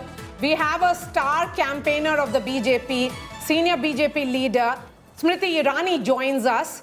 Smriti Irani, let me begin by asking you, you were campaigning extensively. You had connected to the women of Bengal and the people of Bengal by speaking in Bengali. What will you be telling them today after this mandate, ma'am? Today is a day to pay homage to every BJP Karyakarta who was a victim of post-poll violence. Today is a day to give gratitude to the Bengali voter that voted in favor of good governance. Today is a day to poignantly remember every female victim of violence, that instead of being assured law and order frameworks that can deliver justice, was meted out humiliation, injustice under the Trinamool rule. And today is also an ideological day of victory for that BJP Karyakarta that has long seen West Bengal be a bastion of the left, a bastion of the Trinamool, and now sees their total political decimation and sees the sunrise from the land of Shyama Prasad Mukherjee. You're calling this a big ideological victory for the party. There are multiple readings, multiple factors that worked for the BJP. What about the woman voter? What's your assessment of the women shifting away from a woman chief minister? Numbers are not completely in. Hence, for me to give a demographic dividential response would be unfair. But I can only say this, Maria, irrespective of man or woman, today we see a surge in the confidence of that Bengali voter that wanted the promise of good governance delivered. I think throughout the campaign, the Prime Minister, the Home Minister has kept focus on very, very essential issues with regards to the governance of West Bengal. The fact that over 10,50,000 crore rupees was made available between 2014 to 2026 by the Indian Treasury and not completely utilized for issues of development in Bengal.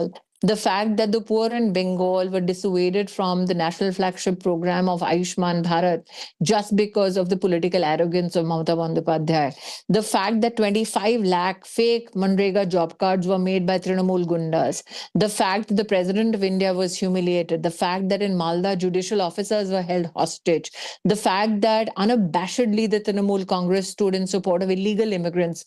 These issues did not escape the mind frame, the mind work of the Bengali voter. The fact that the Trinamool Congress, instead of deliberating, discussing these issues of governance, kept their campaign focus on March, Mangsho, Jhalmuri, I think also did not escape the attention of the Bengali voter. When we look at this number, ma'am, 196, whenever we would speak to top BJP leadership, their own estimate was 170 plus. Did you see this surge? It is a plus on the ground? So it's most definitely a plus with regards to anybody that you spoke to. They are evidencing that now in your newsroom. I think when I went to Bengal, it was not only this campaign, but between the two assembly elections also I've had a consistent, because of my Sangathan, an engagement with my Karyakartas in Bengal. I think post the last assembly election violence, it was heart-wrenching to go and meet families of victims, especially Karyakartas. When you went to rural Bengal, when you went to semi-urban Bengal, genuinely the violence also begot a sense of fear in the everyday living of every Bengali. So to see the victory today, it's a sweet victory not only of the BJP, but also that Bengali that still believes and hopes for good governance. And I'm sure under Prime Minister Modi's leadership, we will, as a political organization, deliver on that promise. Some analysts are saying that this is also massive Hindu consolidation, or would you say this is... This is an Indian consolidation against Trinamool that supported illegal immigrants. This is an Indian consolidation against those who wreaked havoc, used violence as an instrument of state and politics. This is a surge of Indians that did not want to be left outside the purview of good governance that the central leadership and the central government has assured the people of India. What did the BJP do right between 2024 Lok Sabha elections, where their tally from 2019 went down from 18 to 12, to now, where they are forming the government with this kind of a massive, massive mandate, ma'am? To have a prime minister like Modi, to have a home minister like Amit Shah, somebody who's had such a large political Sangathan organizational journey, to have Karyakartas that defied every violent turn that their politics took. I think I can also attribute it to that Bengali supporter, that Bengali voter that continued to believe in the BJP leadership. I also believe that today is also a day to give thanks to the Election Commission and the paramilitary forces that ensured that Trinamool Gundas did not run riot. You yourself and your channel has reported on issues of how in Falta you had seen and evidenced it. Trinamool Gundas came out and told voters that if you don't vote in the favor of Trinamool, women members of your families will be raped. So these are the realities that the Bengali voter had to live with. For them to emerge from that ecosystem of fear, believe in the protection that has been offered by the paramilitary forces, and to the fair and transparent election that has been undertaken by the Election Commission of India, I think today is a victory of democracy, truly, especially when the Trinamool had assured a dance of death. My last question to you, because I'm sure you're getting lots of calls, ma'am, for interviews. So, you know, the Trinamool Congress is saying that there is no level playing field, that there was no level playing field, that there was misuse of central agencies, that the BJP did everything possible to win this election. Then I think it is not only an insult to the paramilitary forces, that is a combine of all Indian states, servicemen and women that come from all states, all districts of our country. It is not only an insult of the Election Commission of India, but it's particularly an insult of the Bengali voter. For the Trinamool Congress to believe that the Bengali voter will be a mute spectator to the destruction of West Bengal, I think is foolhardy. What they cannot come to terms with the fact is that such was the violence, such was the fear of Trinamool Congress, that even Bhaipo had the audacity to threaten the Home Minister of India. So it is a political exile of the BJP Karyakarta that has come to an end. It is the victory of democracy. Priti Rani, always pleasure speaking to you, ma'am. Thank you so much for joining us. So that's the headline, political exile of the BJP workers coming to an end. Professor Shastri, you know, between 2021 and 2024, the reason for the slide of the BJP was also that many Karyakartas thought that perhaps BJP was not even a serious player. So when it is about no to Trinamool Congress, yes, they were upset with Trinamool Congress, and it's evident in this kind of mandate. It had to convert to yes to the BJP. And that's where the point was, that the party had to instill that faith in the people of Bengal. As we were discussing in the break, Maria, often simple arithmetic does not define a result. Emotional chemistry often defines and decides how a verdict goes. And if I were to look at the West Bengal result, the chemistry of the voter-party relationship which the BJP was able to develop, that emotional connect it was able to develop with different segments, because some people are talking of the majority vote, some people are talking of anti-incumbency vote, some people are talking of... So I think it's a combination of all these which came together. Do you think it will be simplistic, Professor Shastri, to make it just about a majoritarian victory? It is not really that. I mean, if you have a rejection of this nature, then there's more to that. That's basically the point I'm making. Each of these explain one dimension of the victory. One dimension. There is a much bigger totality to the victory which people are missing out when they try to single out these factors and say A, B or C. That's why I said emotional chemistry, which brings together all these factors and makes them seamless as one big factor which contributed to this victory. And one thing I wanted to add here, that we must acknowledge that the BJP this time did a very grounded campaign, very localized campaign. In different districts, the BJP appointed their leadership and gave autonomy to work around these districts. Earlier, the focus, the centralized focus, the BJP which used to had in West Bengal, this time this strategy changed. And this localized, as we already discussed, that no attack towards Mamata Banerjee, no personal attacks, mostly looking at development, work. And with, I think this strategy on the ground has really worked. It has helped the BJP to connect with the mass. Yes, we are looking at Bengal, and I will try and zoom in into presidency in particular. We have been looking at multiple factors that worked for the BJP. In urban pockets still, it's 54-52 here. Although last time around in 2021, it was a total sweep of Mamata Banerjee. But look at this number. Gain of 40 for the BJP actually means that their idea of subnationalism versus nationalism worked. What they spoke about was nationalism. They said that this is about national security, not as much about the issue of subnationalism that Mamata Banerjee said that these are outsiders. You know, that point that we have to make, that multiple issues, Sajjan, which is at play here.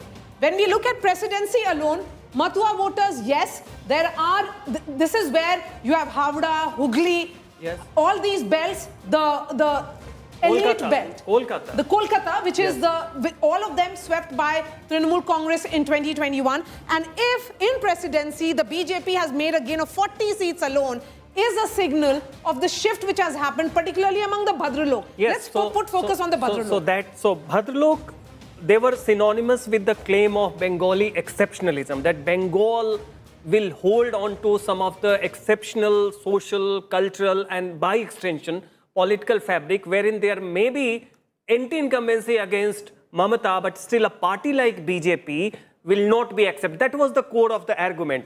And this time you see, we did see divided household, but this would be the extent of shift in presidency region, is precisely because already in North Chobis Pargana, the Mathua and the rural voters had shifted.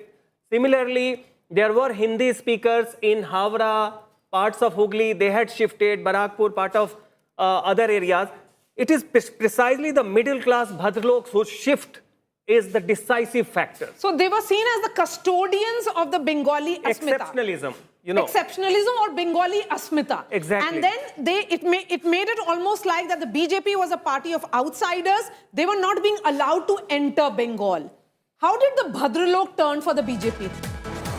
It's fascinating because, you know, as you were talking about Bengali exceptionalism, what has happened is that there has been fundamental shift and the So Gaurav Gogoi has lost from Jorhat with a massive 23,000 votes. Yes. So he was the face of the Congress party in Assam in and Lok Sabha also. and Lok Sabha as well. Yes, massive. Losing by 23,000 is massive. Just to add before you bring, if you want to understand Bhadralok, you know, influence. So besides Muslim, the Bhadralok, middle class Bengalis, last time they came together. Now where the Bhadralok influence is less, 27 seats of Darjeeling, Jalpaiguri, Alipurdwar and Cooch Behar. Not a single seat this time is coming to TMC. The 4 north of the North Bengal. Yes, just look at this Jalpaiguri map. 27 seats. It's a complete saffron so sweep. So where the Bhadralok factor is missing and Muslim factor is not decisive, This is how it looks like. This is Jalpaiguri. what the natural BJP state is. Total Right? sweep in 27 seats. BJP winning all 7. There's been gain of 6 seats. Then again, the point here that has been made repeatedly in the context of Malda, Murshidabad is that these are pockets which has significant minority population. That's where again the BJP has gained 11 seats. Look at this number. Every pocket across Bengal, it's a BJP sweep, and that's the reason why this kind of number can come in. See, Maria, this entire Bhadralok phenomena is fascinating to unpack this. Tell me. I studied at Kharagpur, right? And most of my professors typically belong to that middle class Adda type Bhadralok who sit together over a jhalmudi or a tea and then they discuss politics. See, the problem that has happened is that these were the earlier custodians of the left's ideology. But there is no Marx anymore. I mean, where is Karl Marx ideology? There is no factory floor. Now, the younger Bengali, who are the sons and daughters and the grandsons and the granddaughters of these original Bhadralok, they are now looking at Elon Musk. They are aspirational. I mean, Marx is all out, Musk is in. And that phenomenal change, you need Marx to is out, Musk is in. Absolutely. I mean, who gets motivated looking at the thesis of Karl Marx now? Nobody does, right? So, I believe there is... The older Bhadralok has been now going gradually into the Stone Age. They are replaced by this younger middle class, which is aspirational to the hilt. And this is where the new age Adda discussions that are happening were much more open to the BJP. 2 weeks before the election, it is the same people. I mean, when I used to call some of my juniors from Kharagpur and all, they were saying, yes, change is possible. And it is the same intelligentsia of Bengal which has ushered in, and I kept telling in all your discussions also, BJP will sweep southern, the Jhargram and all of that tribal area, but it is going to be this presidency citadel till they do not win over some section. And I think there is a mini Genzification here too. Yeah. That we all talk about Genzification in Tamil Nadu. There is a Gen Z everywhere. There is a Gen Z even in Kolkata, which believes that why can't Kolkata also grow at par with what Chennai is doing or what Bangalore is doing? Yes, I think there was this larger reading, as you said rightly, and I met a student in Jadavpur University, and he had more reasons, and he gave me a number of reasons why he will drive his entire family to vote to the BJP. His reasons were that everything seems to be going wrong with the state, that the state is blocking the central government schemes. Shayantan, that's what has also not gone down well with the people, particularly the women. They were seen as not benefiting from the central government, and the state government was perhaps being the Roda. Absolutely. I think the aspiration factor is here very important. And as the discussions, as he was talking about Bhadralok, now I am born and brought up in Calcutta.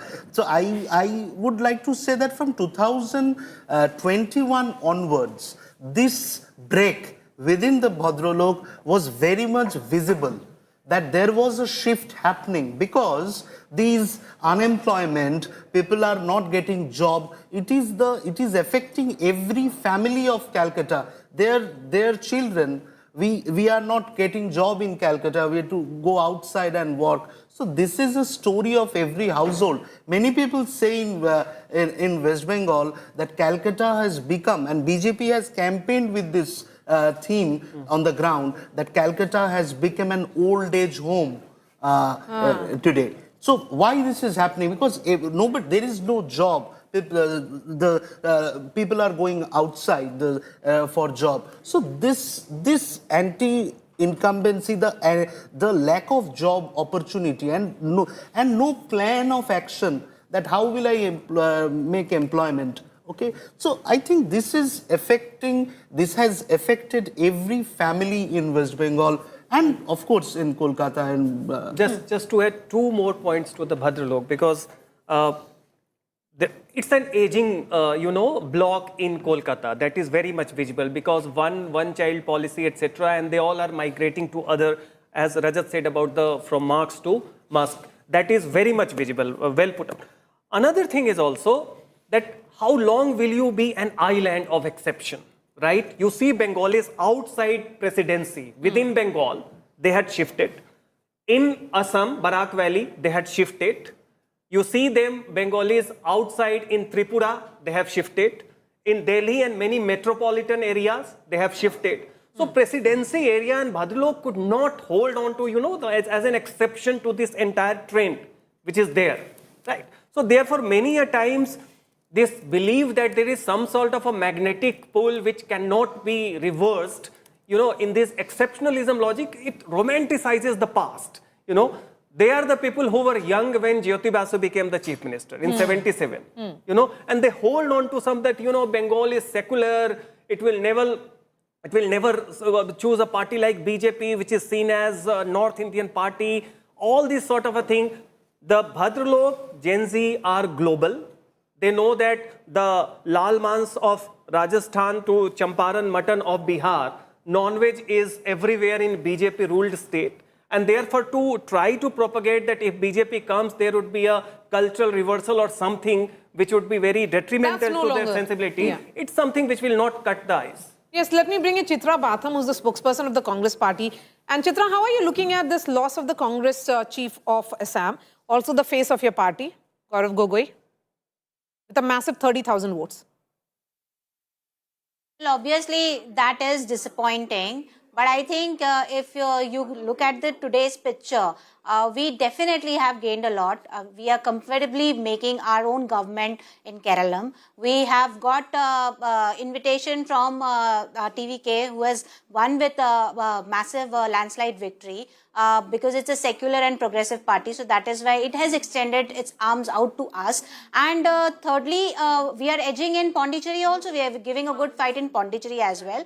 Assam, definitely, it is disappointing the manner in which money, muscle, misery was completely used to influence these elections. The results are completely out over here. And as regards to West Bengal that everybody is talking about, we must look at this respective point that deliberately the counting in West Bengal is being, slowed, because if you look at these numbers versus the number of rounds that have actually taken up, it's not even 10 in certain areas, wherein you have to actually go up until average of 20 rounds in majorly all the constituencies, or somewhere even in 30 rounds. So I think it is too early to say even in the case of West Bengal. It has all consolidated. The BJP has won Bengal and one big. It has formed the government also in Assam. It has made an inroads in number of states. So the Congress party really needs to realize its political opponent. As I said, realize how the party how is its political opponent we are forming the fights. government in 2 states, madam. So I think you should acknowledge Which that states? as well. Have respect Yes. for the other parties as well. Yes, so you're forming the government Kerala in and Tamil Nadu. Tamil Nadu? How, ma'am? Yes, and we've got invitation. We've got invitation from TVK. You've just shown that we have got invitation from TVK. But that is TVK's mandate. 4 seats, and that is a slide from how much from 2021? No. You're 50% down from 2021. That's how it is. It looks like. By extension, forming the government. Where do they get this confidence, Maria? I don't know. I don't know. Please go ahead. Till today, only the BJP has been able to make inroads. Can you hear me? Please go ahead, ma'am. Hello, can you hear me? Yes, loud and clear. Yeah, so all I'm saying is that it's not such a dismal performance on our end as well. It's just that, we don't exuberate arrogance at any level or try to poke fingers at others. We definitely will analyze and introspect wherever we have lost, but definitely it's also a day of celebration in other areas where we have won massively. All right, we will certainly look for this massive surge that you're talking about, Chitra Batham of the Congress party. But one thing is clear, the Congress party is down from 8 in 2021 to 4, and still a lot of celebration happening here. Yeah, in fact, in coalition, with always being with DMK, they've never got power to be in the cabinet. And this time around, they had a lot of turbulence in negotiation because Manikam Tagore has been vocal about having their share of power if they come back to government. But this time around, they have the chance to get at least 2 cabinets out of the 4 people if they start supporting TVK. And these 4 leads, Maria, that we are of the Congress in Tamil Nadu are quite comfortable at this point of time. We have Mailadurattai, Melur, Kolachal in Kanyakumari as well. all of this is above 5,000 except for one Melur seat. So the trend is continuing and this margin would hold good. Almost one seat might be declared. Just 20 out of 21 rounds has been done. So one round remaining. So Melur seat might be declared. So we can comfortably say that Congress might win all the 4 seats and Vijay is at 108 right now. So 108 plus 4, 112. He needs another 5 to 6 seats. That will have to come either from the IUML 2 seats, left 2 seats, and then VCK or one of the smaller parties, DMDK, will have to extend the support. What I'm hearing right now is that the official talk between the Congress and the TVK might start as soon as this evening. Once all the counting is done, Congress has made up their mind most likely to extend the support to TVK and seek 2 cabinet in the So 108 plus 4, that will be 112. And another 6 you need. You need 6. Where is that so coming IUML from? has 2. So if the Congress goes, the IUML, of course, naturally Ally Party would go. And the left also is having 3, leading right now 3. So 3 and 2 IUML together will be 5 and DMDK. Premalata is leading right now. And independent? Yes, sir. If you hear what the Congress spokesperson just now said, now being extended the hand of support by the one which has literally won the election. Now, how do you convert that into your own victory? While you are still a part of an alliance which is trailing in the 3rd position. I think unless the Congress does some soul searching on these issues, now as a national party, they would find it very difficult to now face the BJP as a opposition. So that's a great point. I think DMK still has enough number of bench strength in the Lok Sabha. And if they start deserting their partners like this, as soon as the tide turns against you and you will immediately desert, what kind of an example are you setting? Who will even trust and look up to Congress party? And today, if they have to stand, they must go back to the table with the DMK itself. Maria, in Tamil Nadu, we have 33 seats of the BJP together. Tamil Manila Congress 5 seats and BJP 27 seats. All have been trailing right now. So we don't have any zero, which means the delimitation, the perception that the DMK created, That did not really Chennai versus Delhi, because AIADMK is doing good in their own seats. Yes. It's the alliance partners. BJP is completely decimated in all the 27 seats, except for one, Udagamandalam, where there's 100 seats lead to the other party. But TMC, which is the Tamil Manila Congress of the GK Vasan, 5 seats. So 27 plus 5, completely decimated of the NDA, which is a clear signal that the NDA is doing, AIADMK is doing well, but not the national party. But seems like the delimitation bill struck a chord with the people of Tamil Nadu. No, interestingly, when we look at the DMK and AIADMK tallies now, DMK at 65, AIADMK at 61. So it is DMK which is now very much leader of opposition as far as the party number 2 in Tamil Nadu is concerned. No, but individually, how much do they have? AIADMK is 55, DMK is 53. 54. Yeah, so still AIADMK will have the leader of opposition. Yes, but yes, sir. I mean, we'll have to wait for the final tally because there is very fast fluctuation going on there. The TVK could well go beyond 110 and the Anna DMK fight could still be on who is at the 2nd position. So that, before we draw any conclusion on that, let's wait for the final tallies to emerge. But what a phenomenal number has come from Assam as well. Yeah. Himanta Biswa Sarma. This was an election fought in his face. He was on the ticket The first time. for the first time. It was fought on his name. And we saw him position himself as the Mama of Assam. Made a lot of controversial comments as well during the course of his campaign. But Rajat, what does it do to position him? Where does he go from here onwards nationally? See, he, as a leader, he is a very ambitious leader and he marks his target pretty well. Being a chief minister was his dream, not just in 2015 when he crossed over from the Congress party and came into the BJP, but even when he was serving under Tarun Gogoi as the number 2 in the party, he always kept his eye on the number 1 spot. A lot of people around him say that he has national ambitions and he is seen as probably the one leader after long decades where you are seeing one leader from the northeast part of our country emerging and probably claiming the number 2, 3 position in the center eventually. Yes. I mean, not immediately. So he is eyeing that spot. And who knows, what the future holds. Can he be the eventual first prime minister coming in from the northeastern region? If he, sets that target, he will work on that. He's that kind of a leader. But certainly, if not the numero uno, politically speaking, he will be there at least in the top 5 of the BJP leadership going forward. So a man to look up to, highly ambitious, Machiavellian in his approaches, has not left any chance for the opposition, not even a square inch. I mean, even Congress leaders who are contesting against the BJP, I mean, the folklore there in Assam is that even they take money from Himanta Biswa Sharma to actually go out and contest elections. So out and out, complete domination, total domination. I'm telling you, not an inch is there for an opposition space. Pick Bodos, pick the other tribals, pick the Chai Bagan, even the Bodos, the 2 principal parties in Bodoland.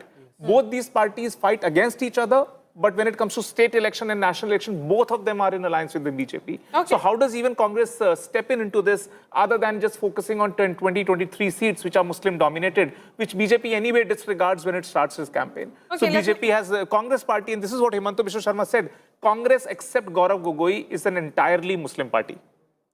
And Congress except Gaurav Gogoi is perhaps a future BJP party. You never know. You never know. They say that within BJP there is a con-JP. So all the Congress leaders are potential, BJP asset if there is a need.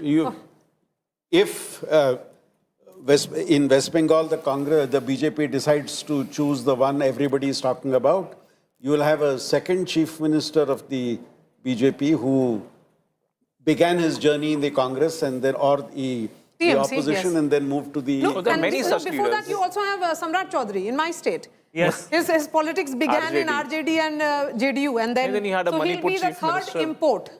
You had a Arunachal chief minister, a whole host of these chief ministers. Let me bring in Munish now, who's joining us from the BJP office in Kolkata. Celebrations are going on, and that's where Shamik Bhattacharya is also there.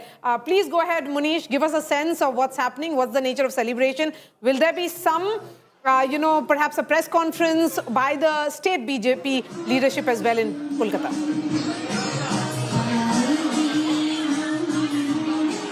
Well, Maria, at this point of time, there is celebration which is happening at the BJP office in Bengal, in Kolkata, and you can see most of the Karyakartas of Bharatiya Janata Party in Kolkata. You can see them celebrating. You can see them all in one color, that is saffron color. And just few minutes back, all of them were dancing. Now there is traditional Bengali music. But, there are many individuals who are celebrating this historic win by the Bharatiya Janata Party and top leaders, Maria, top leaders of Bharatiya Janata Party, right from Bhupendra Yadav to Biplab Dev to Amit Malviya, all of them are still at this office in in Kolkata. And what we have been given to understand is that the celebration will continue for some time, and later on, once the results are clear, then only there will be a press briefing by the state unit of Bharatiya Janata Party. But it is very historic, Maria, as far as BJP is concerned. First time in this state, they are forming a government, and not only they are forming the government, but they are claiming it will be a very clear majority mandate against Mamata Banerjee. Apart from that, Maria, since 11 o'clock, what we are seeing is different styles of celebration. Initially, it was with laddus. Later on, we saw that jhalmuri, which became a talking point. That is playing Munish behind you. West Bengal politics. Which is this music, Shantan? Rabindra Sangeet is playing behind you. That's what it means for the BJP. No cultural threat. No cultural threat. That's what the message is. Go ahead, Munish. Absolutely, Maria, and just to get a sense that what BJP is thinking at this point of time, let me go across through some of the Karyakartas of Bharatiya Janata Party who are, in the celebration. क्या कहेंगे आप लोग, कितनी खुशी है? ये जीत बंगाल की आम जनता की जीत है, जो आज इस अत्याचार से मुक्ति के लिए इतना बड़ा निर्णय लिया है और उन्होंने भाजपा को जिताया। ये भाजपा का जीत नहीं है, ये पश्चिम बंगाल का आम आदमी का जीत है, जो लोग तंग आ गए थे। आज से वो लोग खुल के सांस लेंगे। लड़कियां घर से निकलेगी तो उसको चिंता नहीं होगा कि घर कैसे वापस जाएंगे सही सलामत, वो दिन चला गया. Maria, also there are some women कार्यकर्ता of भारतीय जनता पार्टी. कितनी आश्वस्त थे आप लोग जीत को लेके, क्योंकि ममता बनर्जी ने एक स्कीम लॉन्च की थी महिलाओं के लिए, फिर भी महिलाओं ने क्या वोट दिया? हम लोग पूर्ण रूप से आश्वस्त हैं कि बंगाल की जनता जनार्दन इस बार भारतीय जनता पार्टी की सरकार को चुनेगी और नरेंद्र मोदी जी पर भरोसा करेगी. So there are many women कार्यकर्ताs and emotional scenes. Maria, women can be seen crying here with emotions, full of emotions, and not only they are happy, but what they are saying is "Khushi ke aasu." These are unprecedented visuals which we are seeing at it's been a long BJP wait for office the BJP. in West Bengal. हम लोग 15 साल से अत्याचारित हो रहे हैं. आप लोग देखा है बांग्ला का लड़का कलकी के साथ क्यों बलात्कार होती थी, तो हमारा जो मुख्यमंत्री तो कैसा कैसा बात करती थी. वो बोलती थी जे हाफ रेप हो गया तो 15,000 टका दिया जाएगी, जहाँ फुल रेप हो गया 40,000 दिया जाएगी. क्योंकि आप लोग जानते हैं मेरा कामधुनी में मेरा सहेली के साथ बलात्कार हुआ था. हम आंदोलन किया था, वो मुख्यमंत्री ने बोला था जब मैं महामारी हूँ, तब से मेरा फैमिली का ऊपर मेरा ऊपर टॉर्चर शुरू हो गया था. मैं जेल भी खटी, मेरा घर पे बम मारी, मेरा खून का हुमकी दिया, बहुत कुछ सहना पड़ा, किंतु इंसाफ नहीं मिला हमको, हमारा सहेली को. इसलिए हम चाहते थे जब बांग्ला का माँ बहन को इंसाफ मिले. आज जय हुआ बांग्ला का माँ बहन का, जय हुआ हमारा, जय हुआ. बहुत खुश है. आपके भी आंखों में आंसू हैं. अभी सब मिलेगा. Let me cut across to Ashutosh also, who's joining us from Guwahati. I want to understand from you, Ashutosh, where is the man of the moment, Himanta Biswa Sarma? We haven't heard from him so far. We're expecting him to be here in an hour or less than maybe in an hour. But all I see is only that, how that exact poll number are exactly reflecting how the exit poll numbers were being played. In fact, perhaps much better. Now there's only a Dil Mange more movement for the BJP here at the BJP headquarters. So let there be 3 digits. Let them cross 100. And that's exactly why we see the celebration unfolding. It's no less than Bihu, it's no less than any of Amiya celebration that we are seeing here. All the tradition, the culture, the folk, that everything which is the identity of Assam is reflecting here in the celebration, from the youth to women to everyone all across the section. And perhaps this majestic victory of Himanta Biswa Sarma is way different than how BJP achieved in 2016, in 2021. First time BJP all on the face of Prime Minister Modi. Second time on the governance model of Sarvananda Sonwal. And this time yet again all the model, all the leaders, someone who was really leading the party from the front. कितना बड़ा opportunity आप लोगों के लिए आज असम के लिए?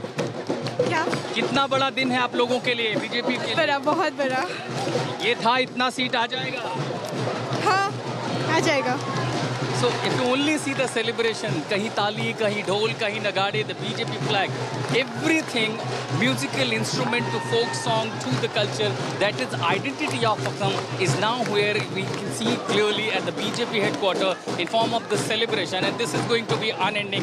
But we're also hearing there's also preparation being done for the oath ceremony of Himanta Biswa Sarma, maybe in 3 to 4 days, and at the same time, larger issue that would remain that whether the allies will also play a critical role in the governance. I put up that question to the BJP Assam president. He said clearly we are not going to ditch our allies, despite the BJP unfortunately giving the margin victory. Ashutosh, we'll keep coming to you. Tuhin Sinha, it's a big day for the BJP from Assam to Bengal.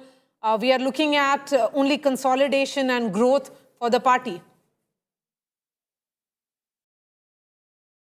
Well, absolutely, Maria. It's one of the biggest watershed moments in the history of Indian politics.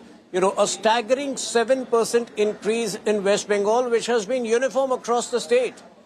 You know, in Assam, it's a pro-incumbency vote. And look at the fault lines. In Assam, it was minority card versus report card. Report card has won.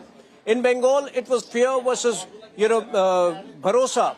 Bharosa has won. So, yes, it's a big day for BJP. You know, we could have done better in the south, but these two states only show that our, east had been, ruling the eastern states or forming government in eastern states had been on the agenda for very long. And today when we look back, it has been an extremely arduous journey for BJP, where so many of our Karyakartas were killed brutally by TMC. So it's the end of a political culture. You are from Bihar, you have seen this political culture end in 2005, and today look at where the Lalu family is. So it's a message for all of those parties which employ violence, which believe in non-democratic means to conquer power, that if you, similarly in Uttar Pradesh in 2017, when we ended the Gunda Raj of Samajwadi Party, today Samajwadi Party is languishing in oblivion. So unless, TMC really does introspection and really, revives itself, I think it's the end of TMC as well for another 10 or 15 years. They're at 95 they are right now. Of course, Mamata Banerjee-led TMC is down by 120 seats. This is the similar gain that has been made by the BJP from 77 seats in 2021 to now 193. That's certainly a huge, phenomenal gain for the party. But there's a piece of breaking news that is coming in from Tamil Nadu. Massive security that has been deployed now outside actor Vijay's house. TVK chief, security deployment at his residence. We are being told that top officials of Tamil Nadu administration are all present now at actor Vijay's house. He will be the chief minister. What's going to happen now? That's the reason I think the security has believed that this is normal protocol, that once we know that the single largest party, usually the police end up at the residence of whoever is the chief minister elect or who might be the chief minister because of the security reasons. We've seen Tambaram police commissioner reach the spot, IG of that range reach the spot also, where Vijay is still inside residence right now, and we saw visuals of Adav Arjun also a brief while going into Vijay's residence to have a huddle or a talk with Vijay, what's going to happen next. As we speak, it's 106 that Vijay is, so he's still fluctuating around 110 to 105. Seems like he might not cross the halfway mark on himself. So we'll have to wait and watch what are the options for him and which party would extend the support. Perhaps he'll make a conglomeration of smaller parties, 4 seats, 2 seats. That's a bigger headache, right? Because in some contentions bill, you might not... And he has not dealt with an alliance. Yeah, he doesn't know how to navigate the treacherous allies. And also the big question is who would contest one seat. Either he'll have to resign from Perambur or Tirchi East. He's leading from both the seats with more than 15,000 votes now. So he'll have to find one more candidate either from Tirchi East or Perambur seat. So, but the bigger question right now is about government formation. We are told that as per our sources, official confirmation that Congress is most likely to extend support and the official talks might begin this evening, and Sengotian is set to come meet Vijay this late in the evening is what we are told. Sengotian is number 2. Actor Trisha has arrived at his Chennai home to congratulate him as well. Yes, she was there for a couple of hours and she left also. Trisha, coincidentally, it's her birthday today. Yes, I was told about it just a few hours ago. Yeah, so... That it's a birthday, and what a big day for her. And like you said, the massive security has been beefed up because we now clearly can say that without Vijay, no government can be formed in Tamil Nadu, and he might be the next Chief Minister of Tamil Nadu, and hence, as per the protocol, police have landed up. So our focus will continue. There has been a saffron surge in Bengal, consolidation in Assam, a surprise entry in Indian politics that has happened from Tamil Nadu. It is, same switch of governments in Kerala, in Puducherry, it is the BJP. So what a day it has been, certainly. News and updates and coverage continues on the other side. Prime Minister Narendra Modi arrives at the BJP headquarters for the big address to his Karyakartas at 6 p.m.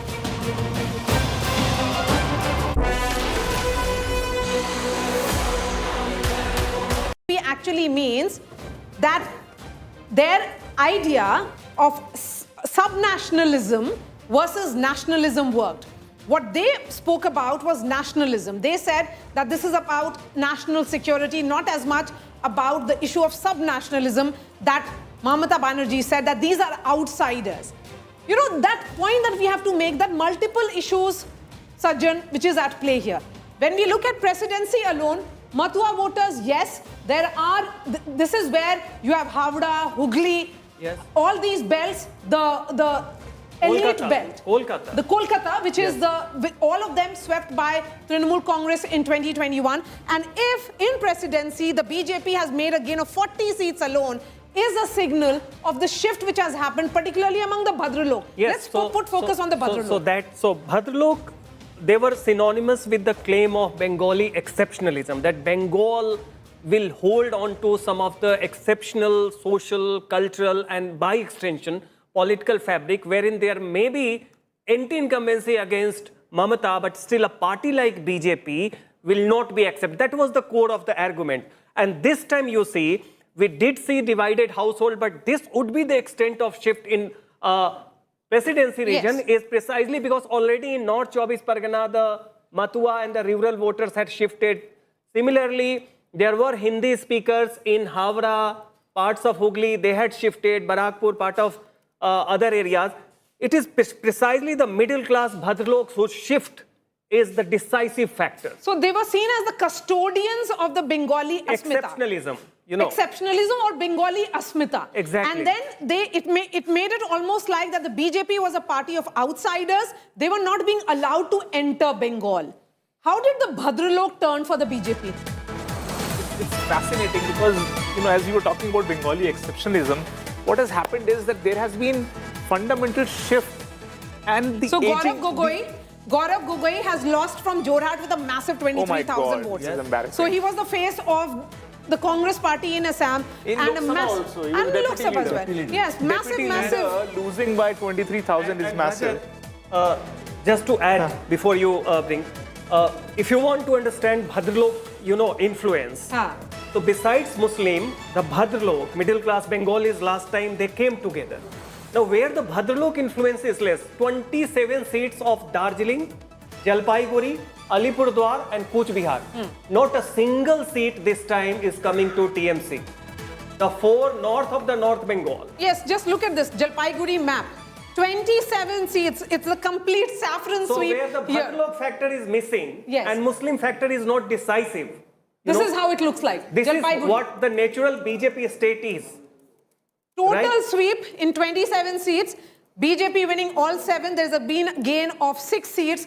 Then again, the point here that has been made repeatedly in the context of Malda, Murshidabad is that these are pockets which has significant minority population. That's where again the BJP has gained 11 seats. Look at this number. Every pocket across Bengal, it's a BJP sweep. And that's the reason why this kind of number can come in. See, Maria, this entire Bhadralok phenomena is fascinating to unpack this. Tell me. I studied at Kharagpur, right? And most of my professors typically belong to that middle class Adda type Bhadralok who sit together over a jhalmudi or a tea and then they discuss politics. See, the problem that has happened is that these were the earlier custodians of the left's ideology. But there is no Marx anymore. I mean, where is Karl Marx ideology? There is no factory floor. Now, the younger Bengali, who are the sons and daughters and the grandsons and the granddaughters of these original Bhadralok, they are now looking at Elon Musk. They are aspirational. I mean, Marx is all out, Musk is in. And that phenomenal change, you need Marx to is out, Musk is in. Absolutely. I mean, who gets motivated looking at the thesis of Karl Marx now? Nobody does, right? So, I believe there is... The older Bhadralok has been now going gradually into the Stone Age. They are replaced by this younger middle class, which is aspirational to the hilt. And this is where the new age Adda discussions that are happening were much more open to the BJP. 2 weeks before the election, it is the same people. I mean, when I used to call some of my juniors from Kharagpur and all, they were saying, yes, change is possible.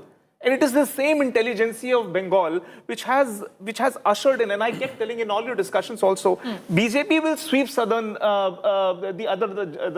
Jhargram and all of that tribal area, but it is going to be this presidency citadel till they do not win over some section. And I think there is a mini Genzification here too. That we all talk about Genzification in Tamil Nadu, there is a Gen Z everywhere. There is a Gen Z even in Kolkata, which believes that why can't Kolkata also grow at par with what Chennai is doing or what Bangalore is doing? Yes, I think there was this larger reading, as you said rightly, and I met a student in Jadavpur University, and he had more reasons, and he gave me a number of reasons why he will drive his entire family to vote to the BJP. His reasons were that everything seems to be going wrong with the state. that the state is blocking the central government schemes. Shayantan, that's what has also not gone down well with the people, particularly the women. They were seen as not benefiting from the central government, and the state government was perhaps being the roda. Absolutely. I think the aspiration factor is here very important. And as the discussions, as he was talking about Bhadralok, now I am born and brought up in Calcutta. So I would like to say that from 2021 onwards, this break within the Bhadralok was very much visible, that there was a shift happening because these unemployment, people are not getting job. It is affecting every family of Calcutta. Their children, we are not getting job in Calcutta. We have to go outside and work. So this is a story of every household. Many people say in West Bengal that Calcutta has become, and BJP has campaigned with this theme on the ground, that Calcutta has become an old age home today. So why this is happening? Because there is no job.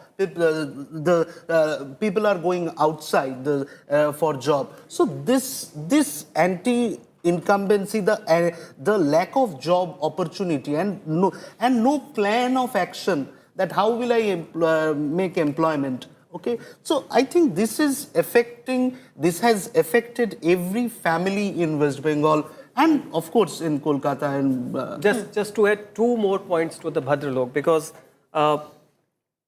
it's an aging block in Kolkata that is very much visible, because one child policy, etc., and they all are migrating to other, as Rajat said about from Marx to Musk. That is very much visible, well put up. Another thing is also that how long will you be an island of exception, right? You see Bengalis outside presidency. Within Bengal, they had shifted. In Assam, Barak Valley, they had shifted. You see them, Bengalis outside in Tripura, they have shifted. In Delhi and many metropolitan areas, they have shifted. So presidency area and Bhadralok could not hold on to, as an exception to this entire trend, which is there, right? So therefore, many a times, this belief that there is some sort of a magnetic pull which cannot be reversed, in this exceptionalism logic, it romanticizes the past. They are the people who were young when Jyoti Basu became the chief minister in 77, and they hold on to some that, Bengal is secular, it will never choose a party like BJP, which is seen as a North Indian party, all this sort of a thing. The Bhadralok Gen Z are global. They know that the Lal Mans of Rajasthan to Champaran mutton of Bihar, non-veg is everywhere in BJP ruled state. And therefore to try to propagate that if BJP comes, there would be a cultural reversal or something which would be very detrimental to their sensibility. Yeah. It's something which will not cut the ice. Yes, let me bring in Chitra Batham, who's the spokesperson of the Congress party. And Chitra, how are you looking at this loss of the Congress chief of Assam, also the face of your party, Gaurav Gogoi, with a massive 30,000 votes? Well, obviously, that is disappointing. But I think if you look at today's picture, we definitely have gained a lot. We are comfortably making our own government in Kerala. We have got invitation from TVK, who has won with a massive landslide victory, because it's a secular and progressive party. So that is why it has extended its arms out to us. And 93%.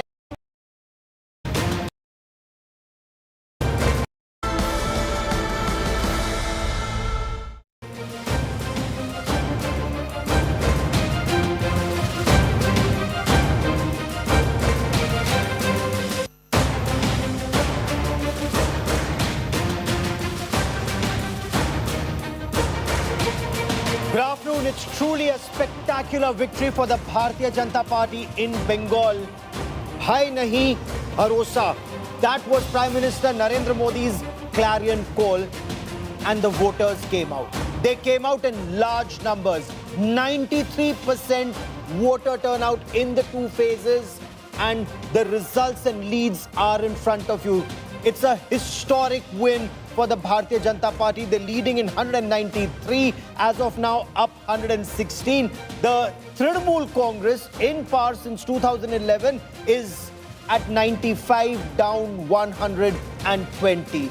For the Bharatiya Janata Party, this is a victory that is as special as their victory in 2014, because this is victory in the land of Shyama Prasad Mukherjee. And I'll tell you about that in greater detail, why this victory, this win, these leads are truly special for the BJP, its voters, its cadre, and the manner in which two people, Prime Minister Narendra Modi and Home Minister Amit Shah, they and the team that they put together, along with the Rashtriya Swayamsevak Sangh, ensured the BJP from 0 in 2011 to 3 in 2016 to 77 in 2021 has now come to 192 plus in 2026.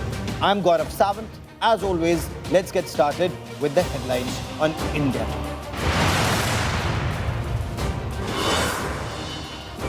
BJP decimates Mamata Banerjee in Bengal. Saffron surge in the state. Landslide victory for the BJP in over 190 seats. End of 15 years of Mamata's rule in Bengal as they manage a meager 95 plus seats. Mamata Banerjee sees red, says counting, halted in many places.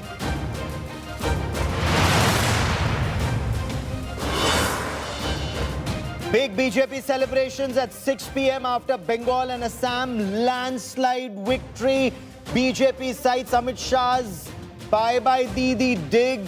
Amit Shah says 8 a.m. counting, 1 p.m. Didi Tata bye-bye. Prime Minister Narendra Modi predicted a massive Bengal win after Bihar poll said BJP's Bihar win paved the way for Bengal victory.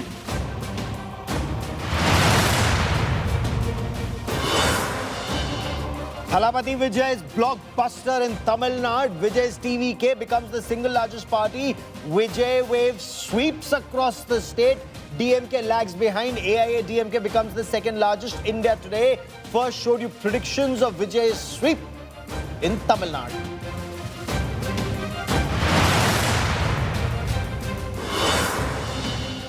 All eyes now on Tamil Nadu government formation. Sources say Congress mulling an alliance with TVK to form the government. AIADMK in second position. Will it play kingmaker in the state?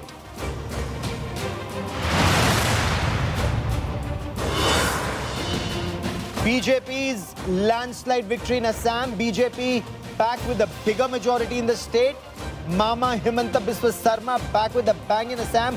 BJP all set to retain power.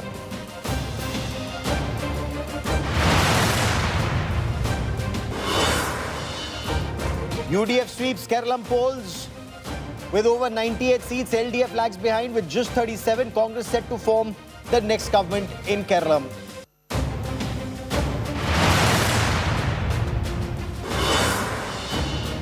India Today's exit polls were bang on. Today's Chanakya poll showed BJP's landslide. Access India exit poll predicted Vijay's TVK to become single largest party.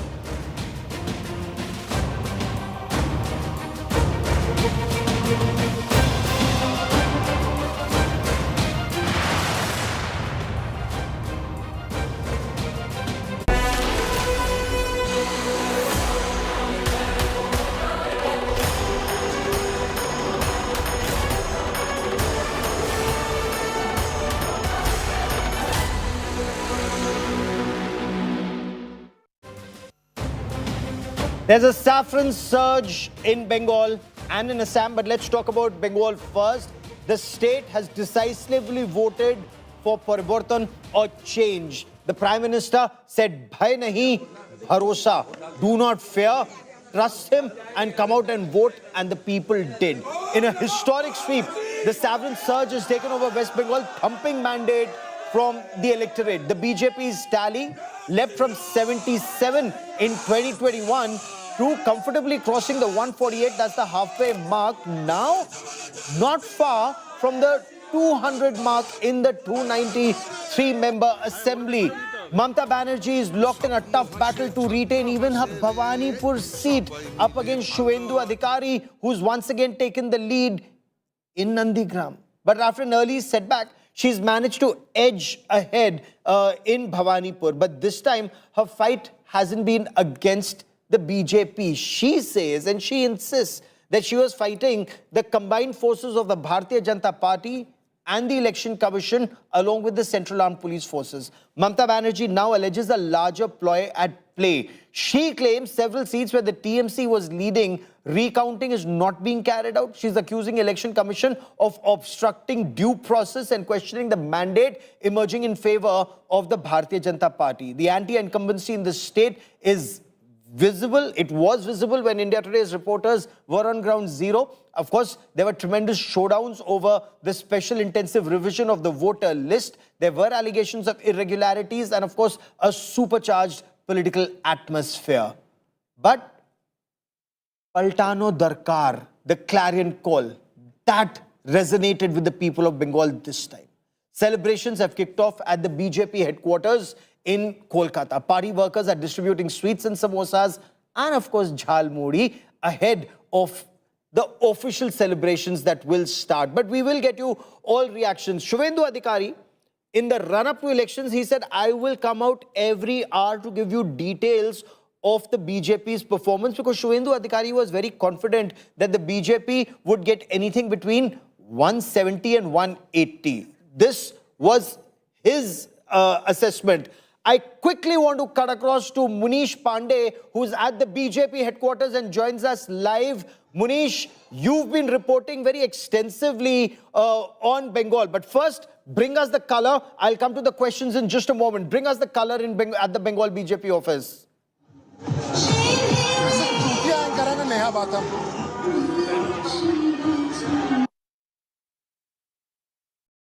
Okay, give us a moment as we reestablish that link with my colleague Munish. But the pictures that you see on your television screen, Shuvendu Adhikari was very confident of his victory and of the victory of the Bharatiya Janata Party. He said, every hour I will come and give you numbers.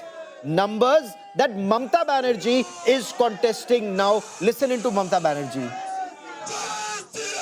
Please দয়া করে কেউ counting এজেন্টরা এবং প্রার্থী ক্যান্ডিডেটরা তারা voting এলাকা ছেড়ে আসবেন না।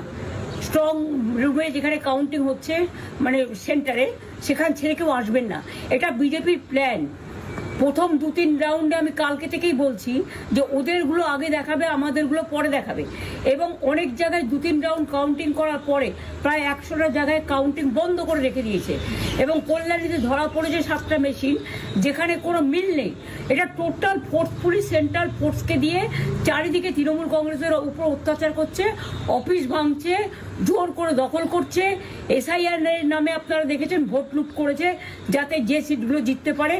কিন্তু এখনো এমন 70টা সিট আছে, 100টা সিট আছে যেগুলো আমরা এগিয়ে আছি সেগুলো বলছে না। টোটালটাই মিথ্যে নিউজ খাওয়াচ্ছে। আগে ডিআইসিও এই খবরগুলো দিত, কিন্তু তাকে কালকে চেঞ্জ করে দেওয়া হয়েছে। টোটালটাই ইলেকশন কমিশন নিজের ইচ্ছে মতো খেলছে এবং সাথে কেন্দ্রীয় বাহিনীকে নিয়ে। এবং আমাদের পুলিশরা টোটাল মাথা নত করে কেন্দ্রীয় বাহিনীর আন্ডারে কাজ করছে। সুতরাং আমি সব আমাদের কাউন্টিং এজেন্টদের, আমাদের সমস্ত পার্টির কর্মীদের বলবো, অত মন খারাপ করার কারণ নেই। আমি বলেছিলাম সূর্যাস্ত পরে আপনারা জিতবেন। 3 রাউন্ড 4 রাউন্ড কাউন্ট হলেও এটা 14 রাউন্ড থেকে 18 রাউন্ড কাউন্ট হয়, তখন আপনারা জিতবেন। Wait and see, watch. আমরা সবাই আপনাদের সাথে আছি, আপনারা কেউ ভয় পাবেন না, নিশ্চিন্তে থাকুন। আমরা বাঘের বাচ্চার মতো লড়াই করে যাব। I quickly want to now cut across to Amit Bharadwaj, who joins us from the Netaji Indoor Stadium. That's where the counting process is on. Where you are right now, describe to us the atmosphere there, because we were told it's very tense till some time back. Both TMC cadre and BJP cadre, they were very keen, waiting for every result. Mamata Banerjee is telling a cadre, do not leave, stay at the counting center. Only some rounds have happened, many rounds remain. What's happening right now?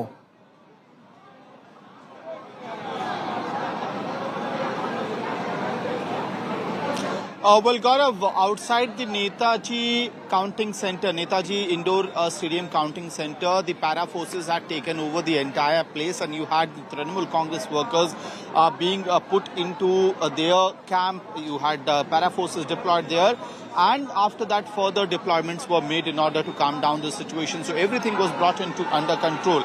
But I want to bring you another color from another counting center, and that's from Bhawanipur counting center, where I'm standing right now, Gaurav. And the streets which used to be green in 11, 16, 21. In 21, I've seen these streets turn green. Now I see the color of the streets change completely to saffron. And that's because the Bharatiya Janata Party has not only delivered a victory in West Bengal, but this victory is a decisive one. Almost two-thirds majority has been already achieved by the BJP in the ECI trends, if you go just by the official trends coming from the Election Commission of India. And that is why you have all pumped up cadre of the Bharatiya Janata Party with gulals, with cracker bursting on the streets, as well as celebration is on. Despite the fact that Suvendu Adhikari is trailing and on this particular seat, but it is again the confidence of Suvendu Adhikari that he had said after 8th or 9th round, I will start reducing the gap, the margin from Mamata Banerjee, and after that, the victory margin for me will begin. And that's why you see the women workers of the Bharatiya Janata Party are here. Ma'am, महिलाओं की बहुत बात हो रही थी जब election campaign चल रहा था. हमने देखा आरजी कौर और महिला सेफ्टी की बहुत बात हुई. आज बीजेपी जीती है तो सरकार से क्या उम्मीदें रहेंगी? भले ये पार्टी के कार्यकर्ता है, समर्थक हैं आप लोग, लेकिन इस एंगल पे क्या उम्मीदें? एक नया भारत देख रहे हैं हम लोग. मैं बोलती हूँ, मैं बोल रही हूँ कि देखिए, हम लोग यद्यपि भारतीय जनता पार्टी के कार्यकर्ता हैं, लेकिन ये जो सरकार भारतीय जनता पार्टी की जो गठित होगी, उससे हम लोगों को आशा है कि बंगाल की उन्नति होगी. बंगाल मेन स्ट्रीम लाइन में. So that's Bhawanipur, women speaking in Bhawanipur counting center about the BJP's surge to power.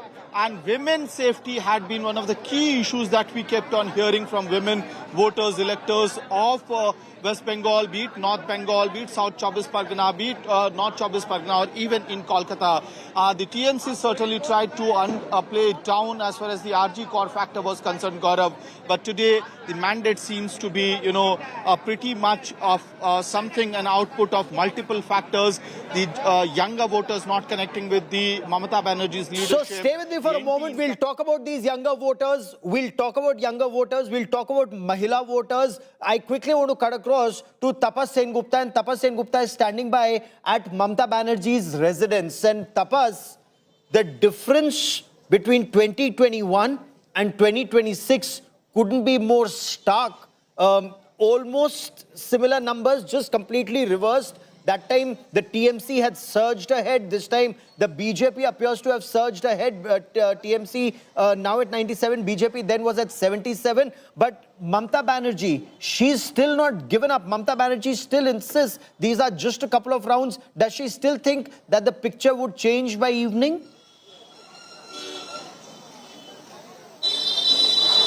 Well, yes, Gaurav, the Trinamool Congress and the Supremo herself still believes that things would change. We are standing outside Mamata Banerjee's residence, and this is what we are not habituated to see during the counting days. In 2021, this entire area, the road was completely closed. There were thousands of supporters playing with green gulal.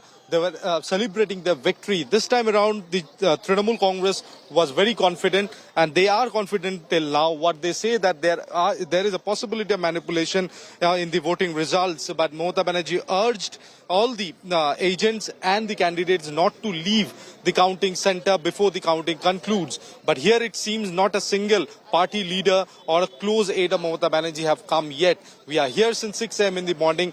Till now, not a single party leader have come to meet Mamata Banerjee. She remains to be inside, and she have been following and closely monitoring the situation. Little while back, Mamata Banerjee expressed that she is confident that by dusk, the numbers would change and go in favor of Trinamool Congress. However, as far as the data being shared by Election Commission shows otherwise, and absolutely what we had witnessed in 2021, the numbers seem to be absolutely opposite for the opposite camp. That's BJP is leading with huge margin as of now, and the trend is very clear that BJP, as they claim, are ready to form the government, but they will have to wait for some more time unless they can complete counting process concludes, and after that there will be an official announcement from the Election Commission. But the mood of Calcutta have changed. The BJP supporters have been coming in large number in front of Mamata Banerjee's residence. They were sloganeering with Jai Shri Ram. They have been going on and off, and police were deployed primarily, and now the central forces have been brought in. I'll show you on the opposite side of the road. Law and order situation still remains to be absolutely under control, but to avoid any incident from happening at this very place, since large number of BJP workers are mobilizing towards this place, they are waiting, they are chanting slogans and then moving forward. Hence, for the central forces have been brought in, but we are yet to hear anything from the Trinamool Congress officially on this. Important point you raise, Tapas, and I want viewers to understand why the presence of central armed forces, central armed police forces are very important. Tapas, after 2021 results, there were massive instances of violence. There were instances of crimes against women.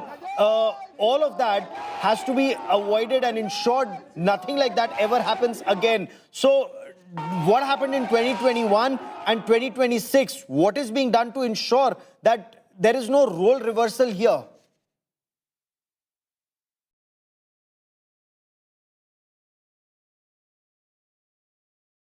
Okay, give me a moment and I'll try and reestablish that link with Tapas Sengupta, because he covered the 2021 violence against BJP's Karyakartas, against women after 2021 election results, and it was horrifying, so much so that the National Human Rights Commission had to send a team to investigate the crimes, because local police were in the eye of a storm for not registering cases or turning a blind eye. But why is the Bharatiya Janata Party's victory in 2026 leads and victory so significant for the party? Many analysts say as significant as Prime Minister Narendra Modi's 2014 victory.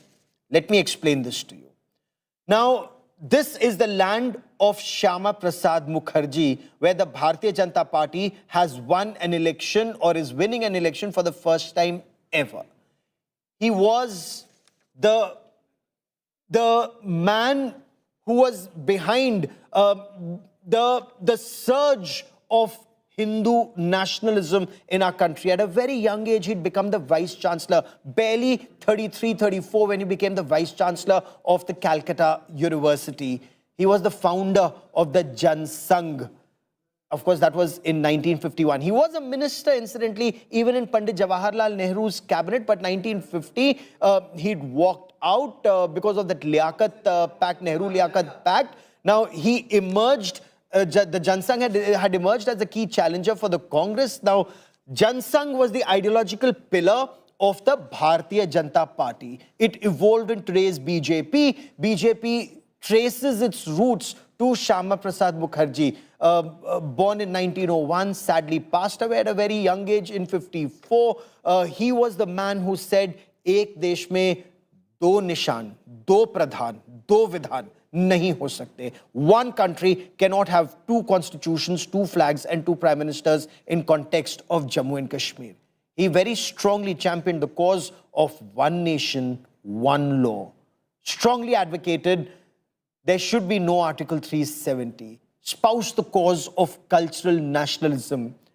Bengal win seen as BJP and especially a target that Prime Minister Narendra Modi had given to then BJP President. At that point of time, it was Rajnath Singh, and subsequently, this was a task that was given to Amit Shah as the BJP President, that focus entirely on Bengal after 2014. And they did. The manner in which Amit Shah focused on Bengal, managed to get it to 77 seats in 2021. They were hopeful of breaching the halfway mark even then. They didn't, but this time they did. And I want to quickly cut across to Sanju Verma, national spokesperson of the Bharatiya Janata Party, joining us on this broadcast. Sanju Verma, congratulations in order, madam. It was a very tough battle, but did at any point of time, did the BJP think that the 2026 may end up being a repeat of 2021?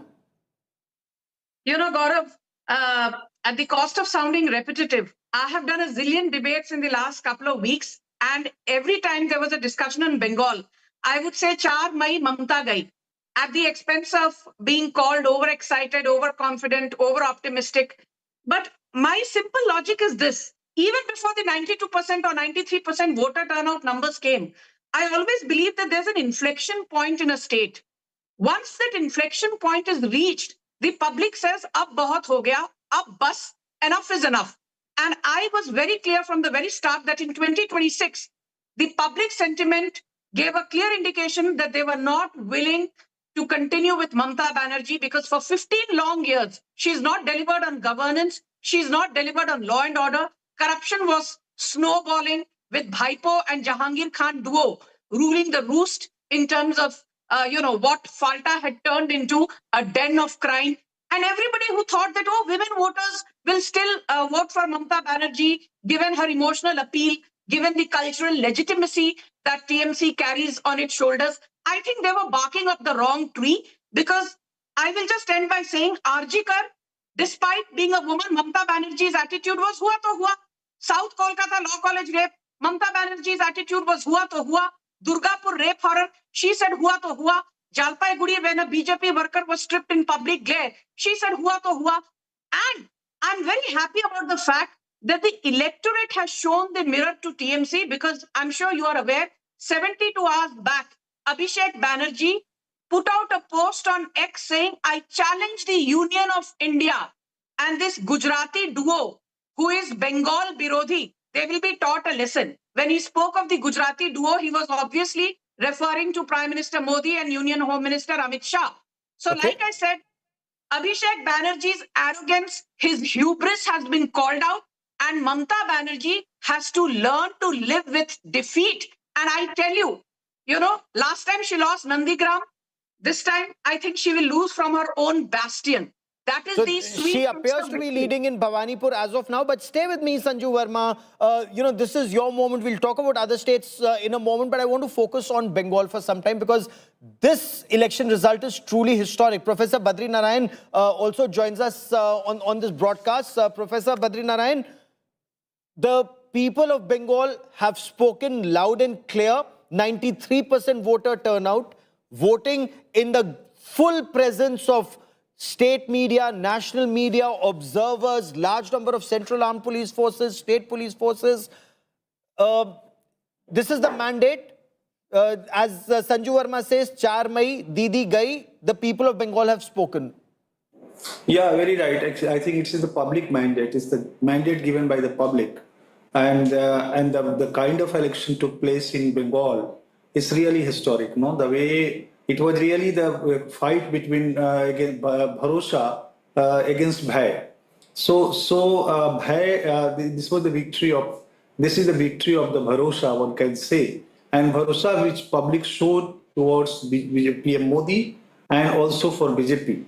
And this is. I used to say that this was a fight between two kinds of identity, the Hindutva Bengali identity and the Bengali regional identity. So Bengali is overlapping in both.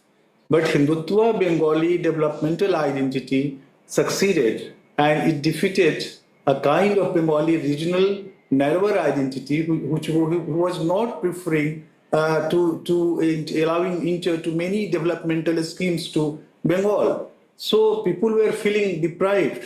So it's also a subaltern voice you can see in this election. And Bengal is always known for the election of Bhadralok. Bhadralok emerged as a leader. But this election also says that subaltern has also voice and they spoke in a very different way. Or did they this time actually end up speaking against what was seen as minority appeasement politics, but I'll come to that point in just a moment. Sanju Verma, you know, when Prime Minister says, bhai nahi bharosa, the TMC says, bhai of fear was there in the hearts of TMC cadre and voters who were not permitted to vote or who were intimidated, according to them, by the large presence of Central Armed Police Forces.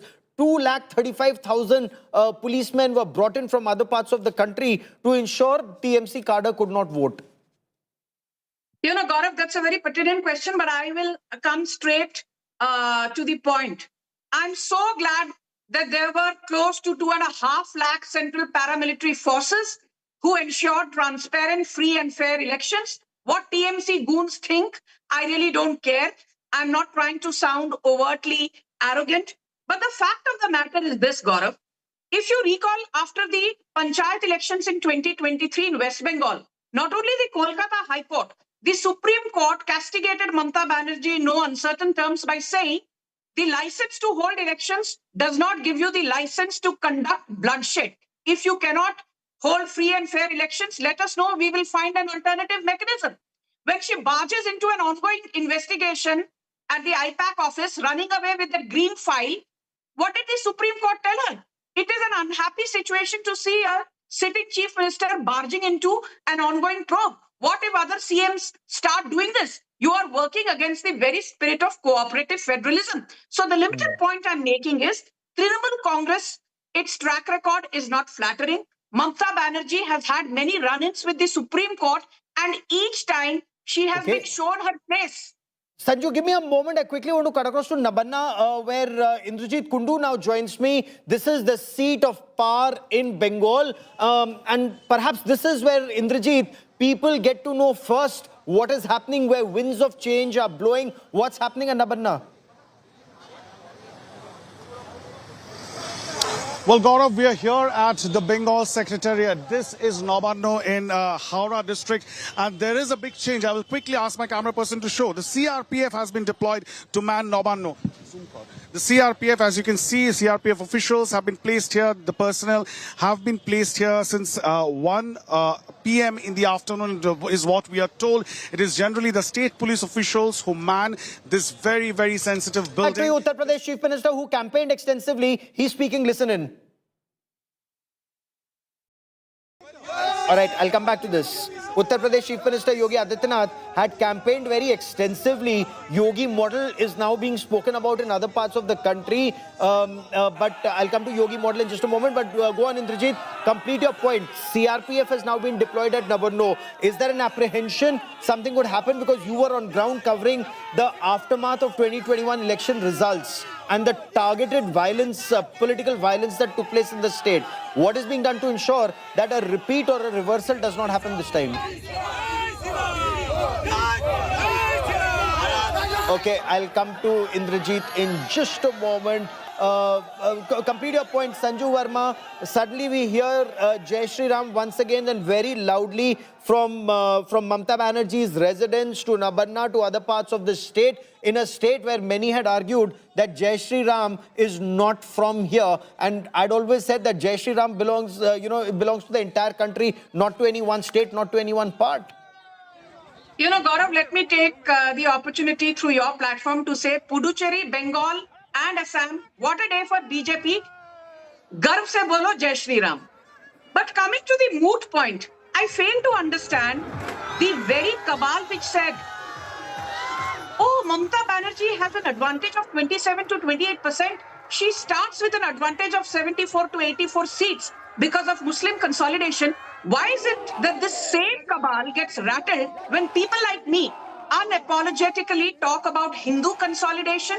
When I talk about reverse polarization, Bengal ki janta khulkar is baar keh rahi hai, we do not want to support Mamata Banerjee, who has been Hindu-phobic. Do you remember the name of Ram Navami was changed in Bengal's textbooks to Ranga Navami? Ram Dhenu was changed to Ranga Dhenu. Do you remember 4 years back, the Prime Minister was sitting on the dais and this was to commemorate Netaji Bose's anniversary. And just because someone in the crowd started chanting Jai Shri Ram, Mamata Banerjee walked away in a huff. So what I'm trying to drive at is that Hindu consolidation has worked in Assam. It has worked brilliantly in Bengal too. And I don't think Hindus need to be apologetic about it. Because don't forget, even so while it may have worked for you in three places, it hasn't worked at all in Tamil Nadu. But we'll come to Tamil Nadu in just a moment. Why is it that the BJP's performance is so poor and even worse than what it was last time? I'll come to that in just a moment. But I want to stay on Bengal because Bengal is truly historic. And Professor Badri Narayan, is there merit in Sanju Verma saying that the entire effort was divide the Hindus in caste, unite others or unite the minorities, treat the minority as a vote bank, as Sanju Verma puts it, that Mamata Banerjee starts at 30% in some places. She starts with 70-odd seats where Muslim votes matter. And this time, there was counter-polarization. Hindus united as Hindus and not divided in castes. I think Sanjuji is right on that point because earlier Mamata's politics was based on a kind of Muslim mobilization plus Bengali middle class, Bhadralok kind of consolidations and with the other kind of governmental influence on the subaltern poor public. But what happened, there are two things happened. On the one hand, as I said, that it is fight between Hindutva, Bengali, the identity with the Bengali regional identity. And Hindutva, Bengali identity won that. Bengali is everywhere, but Hindutva Bengali. Secondly, the kind of the way the Mamata government run in 20 years in these past decades, a lot of it proved itself as an anti-development government. So many subaltern, those who wanted government policies, they voted against that. So it's not merely polarization. Yes, it's a polarization, it's a counter-polarization, and polarization, but with many other nuances. One is the developmental aspirations, which is going on in the Bengali public also, poor public, rural public, because they want to become like others. Secondly, there are a lot of the kind of the way anti-incumbency against the TMC cadres, local leaders, and the way they were using crime, the kind of violence in the politics, the crime and politics were linking together, many local leaders were doing, people were against that. So they all expressed in the form of rise of the BJP. And this rise is the rise of Purulia, not the BJP mission of Purulia, Odisha, and then Bengal. So Hindutva, and we also say, you can say theoretically that it's a vernacularization of Hindutva ideology. And you know, Bengal was a root, remained a root of the Hindutva. Hindutva word firstly appeared in Bengali discourse. Chandranath Basu used first time this Bengali Hindutva term. So for them also it's ideological wheel for BJP. But it's a one-way vernacularization of the Hindutva. Okay, give me a moment. I quickly want to cut across to my colleague Maria Shakil. Dharmendra Pradhan, who's worked very extensively in these elections, joins Maria Shakil. Maria, over to you. Thank you. So we are talking about Purvodaya and someone who has been the architect of this Purvodaya, first in Odisha and now in Bengal, is joining us live.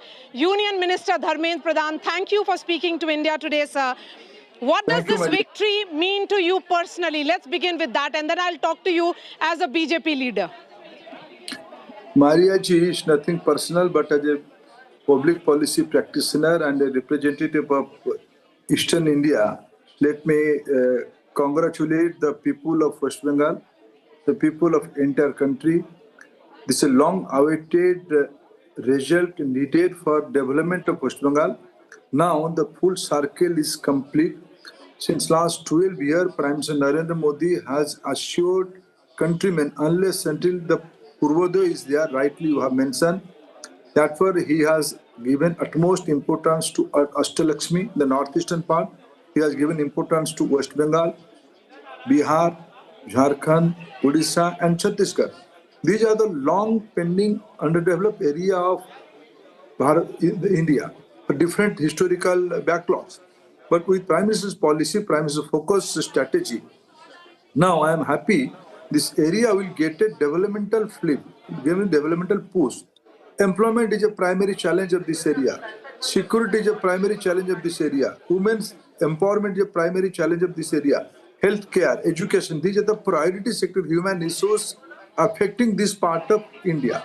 And this part is very intellectually sound, very laborious, very honest people are there, very hard-working people are there. But they'll get opportunity in their locality. With this double engine government at West Bengal, at Bihar, at northeastern states, and also at Odisha and neighboring states. This area is going to contribute to India's economy, India's development in a big way. That part, as a person belong to the eastern part of India, I am very happy, very enthusiastic, and very thrilled to this kind of result. And again, bow my head to the decisive voter mandate of West Bengal. One thing is clear, that this is a mandate bigger than what the BJP expected. You and I have been in touch throughout this campaign. You were extensively campaigning for the party, deciding the strategy, particularly in Kharagpur and the entire belt. What change did you see from 2021 to now to see this kind of mandate, sir? Maria ji, in West Bengal, we are never a big political force before 2014. Even in 2014, we own only few seats in parliament. When Honorable Amit Shah became party president, on his first speech as being the national party president, he said, unless it will give priority to the Coromandel states, that means from southern part to West Bengal. We have a planned strategy since last 10-15 years. We are focusing on that.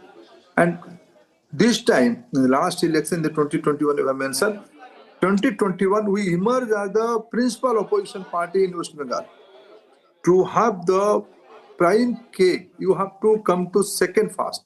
From distance to win West Bengal, we became second in 2019 parliament election, again in 1921 assembly election, and again we consolidated in 2024 parliament election. We made it to own as much seat we desired to own in that election. But this election is the culminating point of our hard work. People believe us, people believe the policy of Prime Minister Narendra Modi. He assured again and again, we are here to develop this zone, have faith on us, and have faith on double engine government. And people of West Bengal has very reposed their faith on us.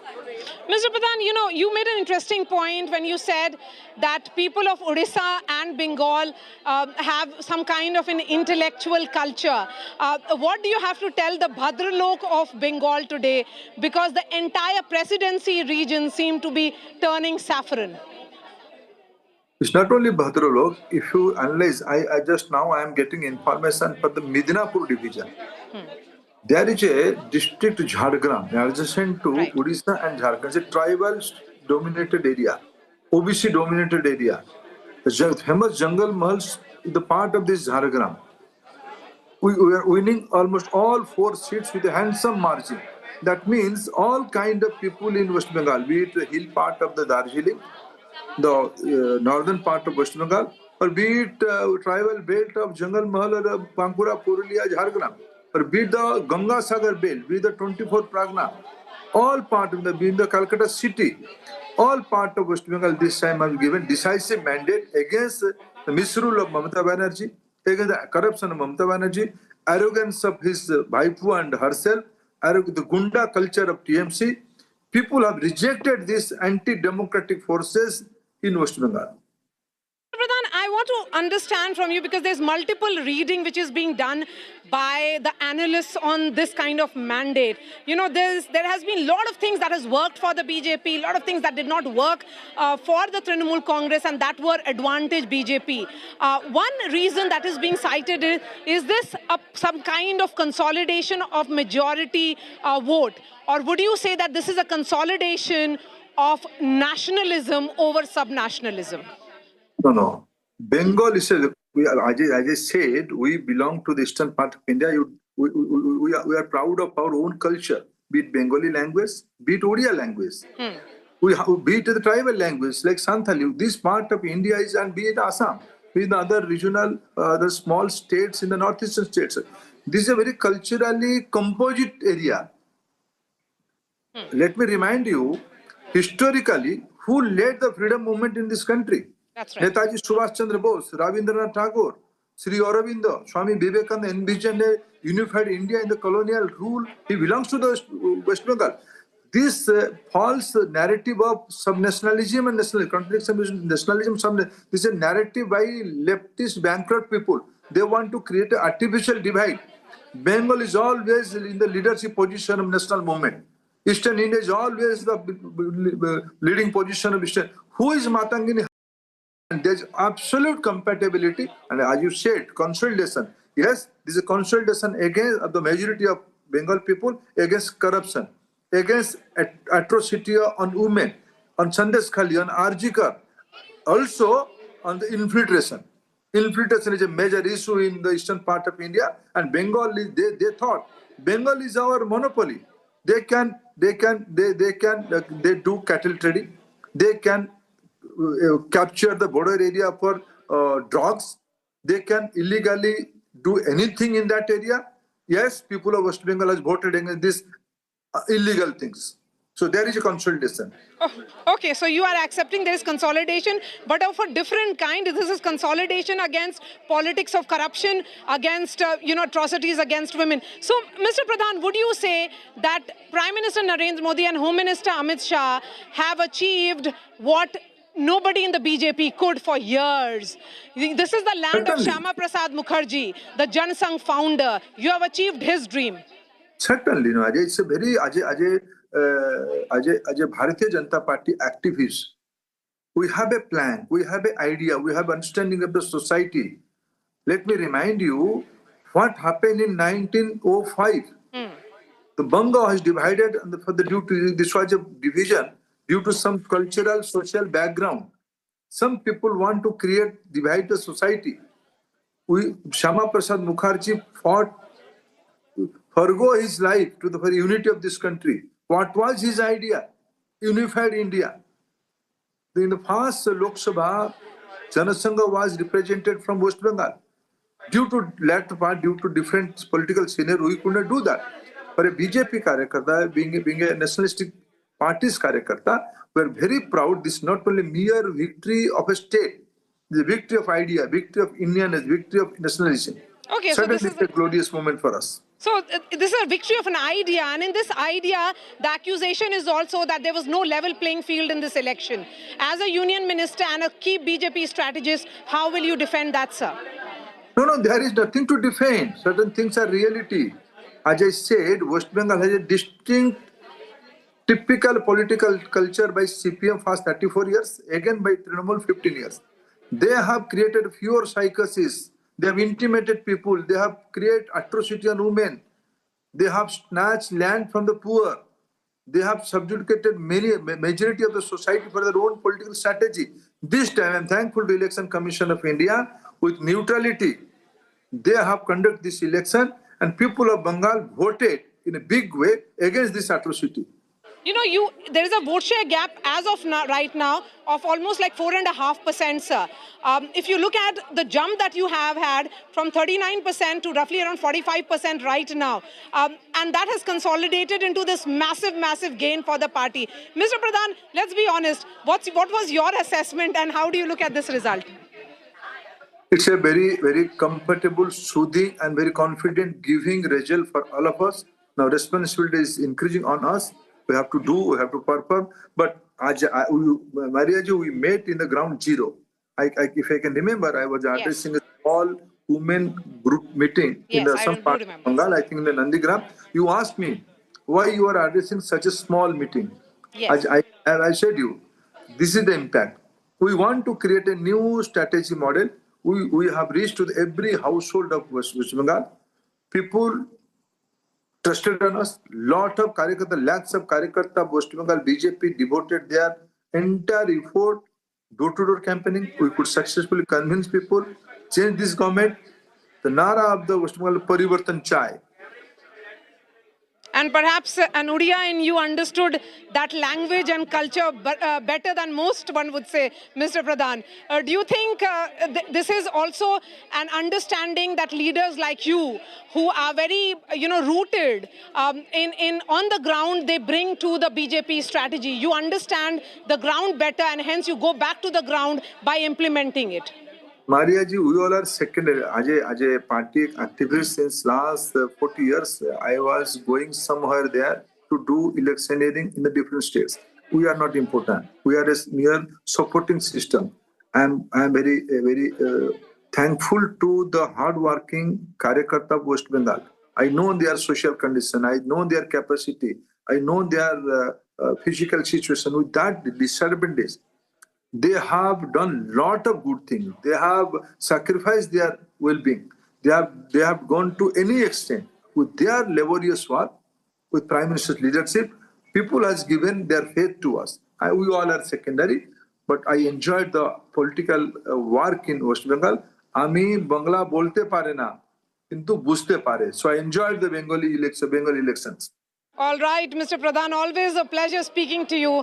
And you continue to be this humble leader who never accepts his own role and calls himself a Karyakarta. So, this is what BJP is, as we have been speaking about, Gaurav.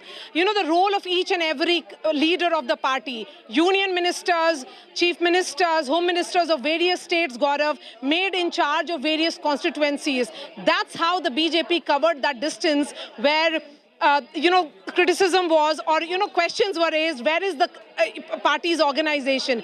Leaders like Dharmendra Pradhan were the party's organization who implemented this mission Bengal. Oh, absolutely, Maria. And now, when you look at the Bharatiya Janata Party's achievements right now, Ang, Bang, Kaling, they've got all.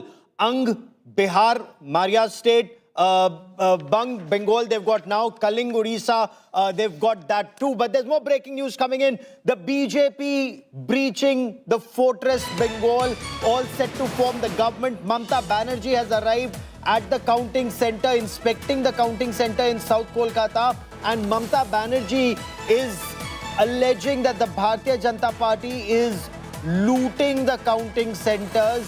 She says that Trinamool Congress agents are being thrown out from these counting centers and only BJP workers are there. She alleges vote chori or words to that effect. I want you to listen in to Mamata Banerjee. I'll get you more on the story.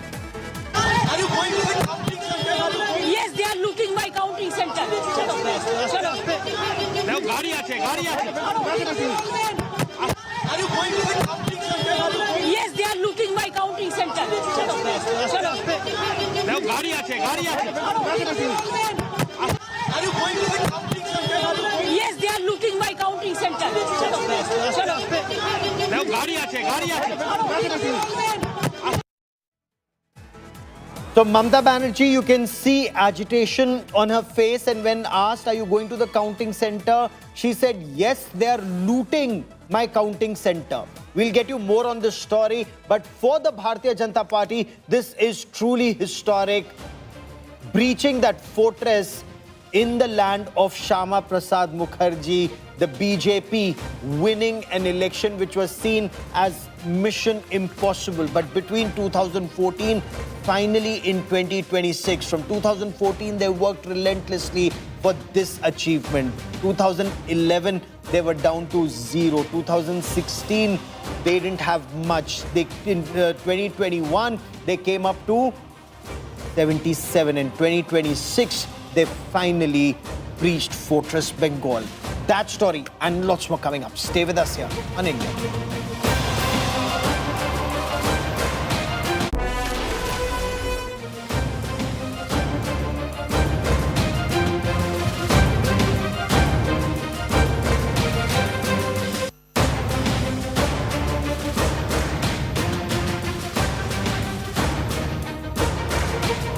Good afternoon. It's truly a spectacular victory for the Bharatiya Janata Party in Bengal.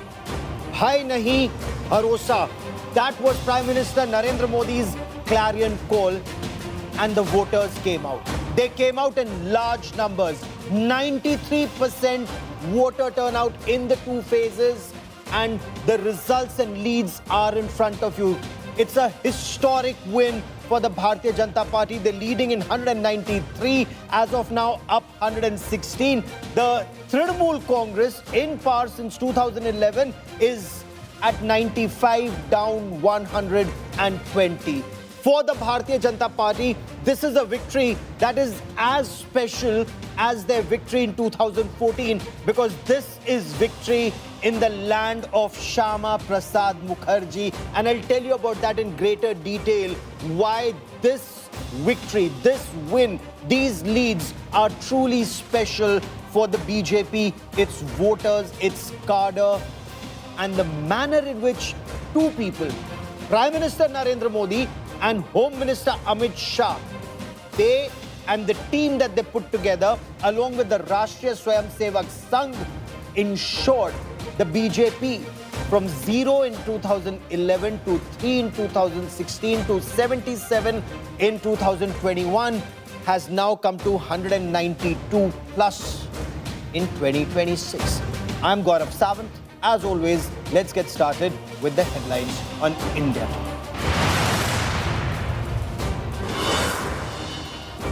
BJP decimates Mamata Banerjee in Bengal. Saffron surge in the state. Landslide victory for the BJP in over 190 seats. End of 15 years of Mamata's rule in Bengal as they manage a meager 95 plus seats. Mamata Banerjee sees red, says counting halted in many places.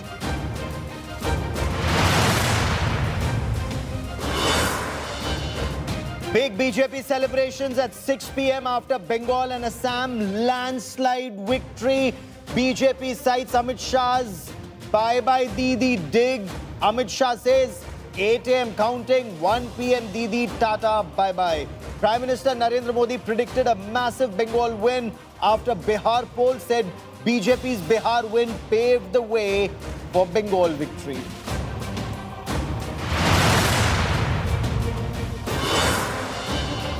Thalapathy Vijay's blockbuster in Tamil Nadu. Vijay's TVK becomes the single largest party. Vijay wave sweeps across the state. DMK lags behind. AIADMK becomes the second largest. India Today first showed you predictions of Vijay's sweep in Tamil Nadu.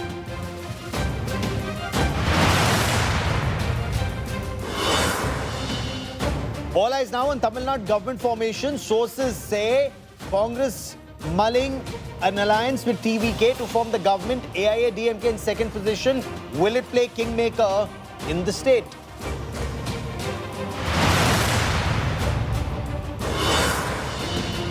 BJP's landslide victory in Assam. BJP back with a bigger majority in the state. Mama Himanta Biswa Sarma back with a bang in Assam. BJP all set to retain power.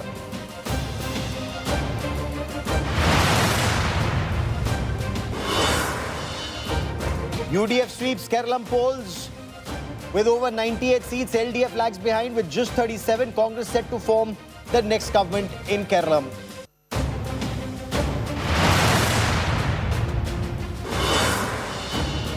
India Today's exit polls were bang on. Today's Chanakya poll showed BJP's landslide. Axis India exit poll predicted Vijay's TVK to become single largest party.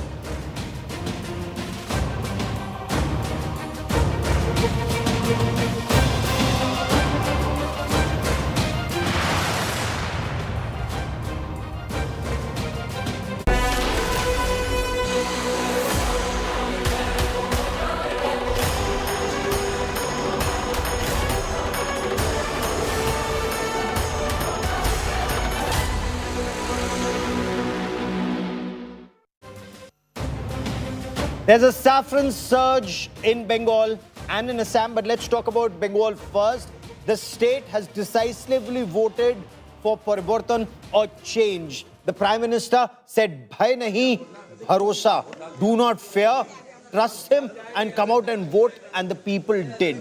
In a historic sweep, the saffron surge has taken over West Bengal, thumping mandate from the electorate. The BJP's tally leapt from 77 in 2021 to comfortably crossing the 148, that's the halfway mark. Now, not far from the 200 mark in the 293-member assembly.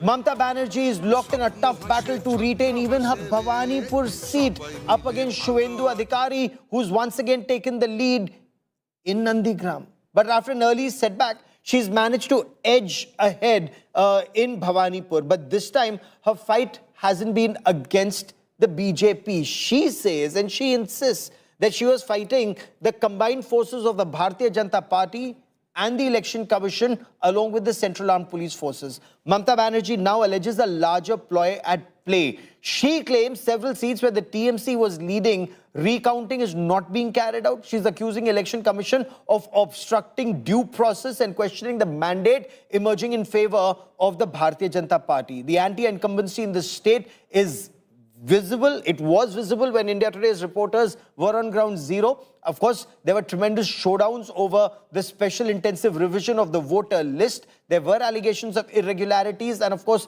a supercharged political atmosphere. But Paltano Darkar, the clarion call, that resonated with the people of Bengal this time.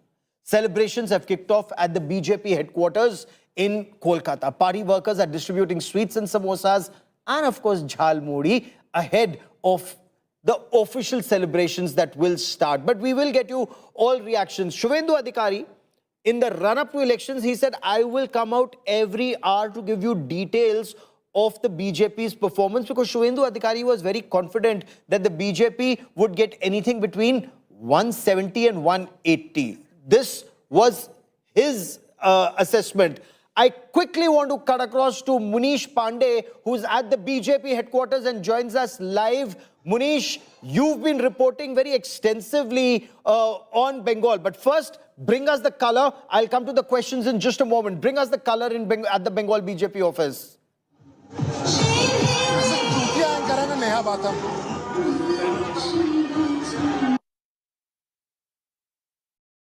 Okay, give us a moment as we reestablish that link with my colleague Munish. But the pictures that you see on your television screen, Shuvendu Adhikari was very confident of his victory and of the victory of the Bharatiya Janata Party. He said, every hour I will come and give you numbers.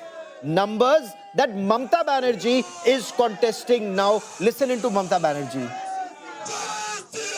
Please দয়া করে কেউ counting এজেন্টরা এবং প্রার্থী ক্যান্ডিডেটরা তারা voting এলাকা ছেড়ে আসবেন না।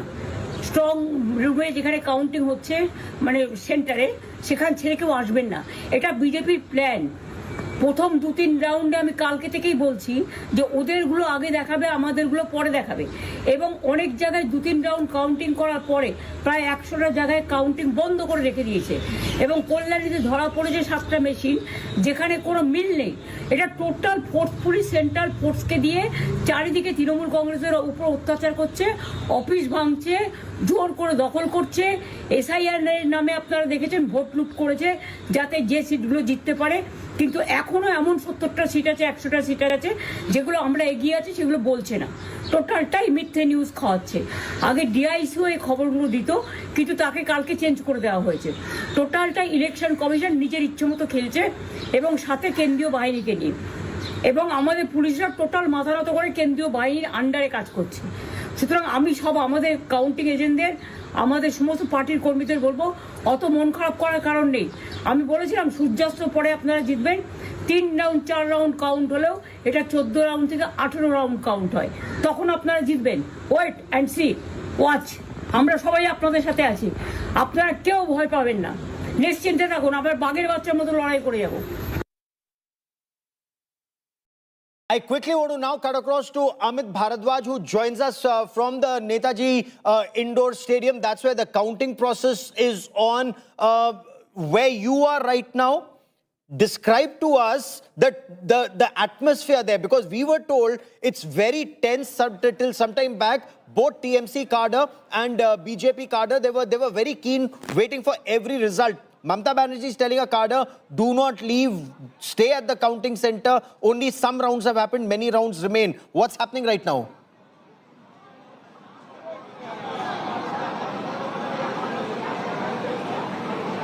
Well, Gaurav, outside the Netaji counting center, Netaji Indoor Stadium counting center, the para forces had taken over the entire place, and you had the Trinamool Congress workers being put into their camp. You had para forces deployed there, and after that, further deployments were made in order to calm down the situation. So everything was brought into under control. But I want to bring you another color from another counting center, and that's from Bhawanipur counting center, where I'm standing right now, Gaurav. And the streets which used to be green in 11, 16, 21.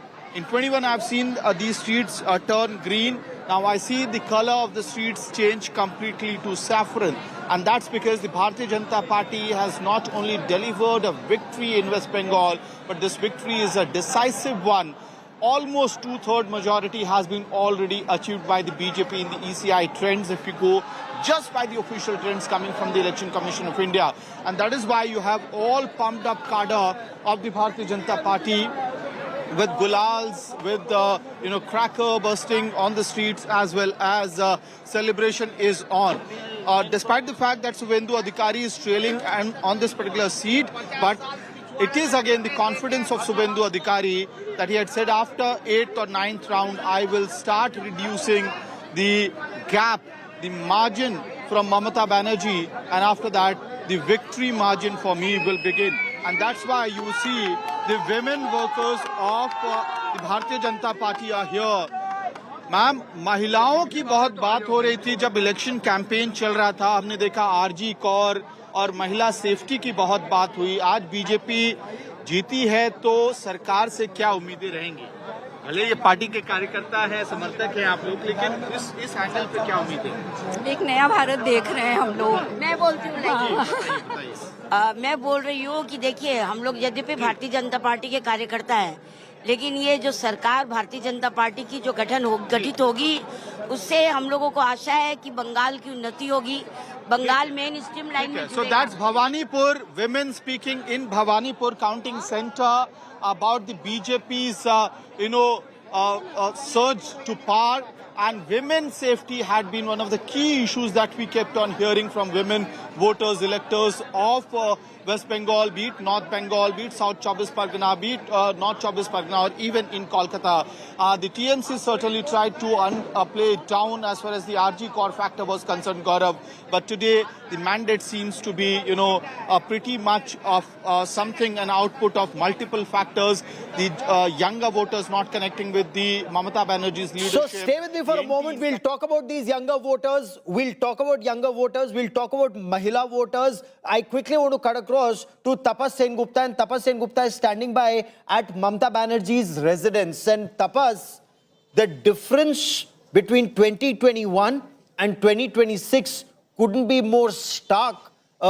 Almost similar numbers, just completely reversed. That time, the TMC had surged ahead. This time, the BJP appears to have surged ahead.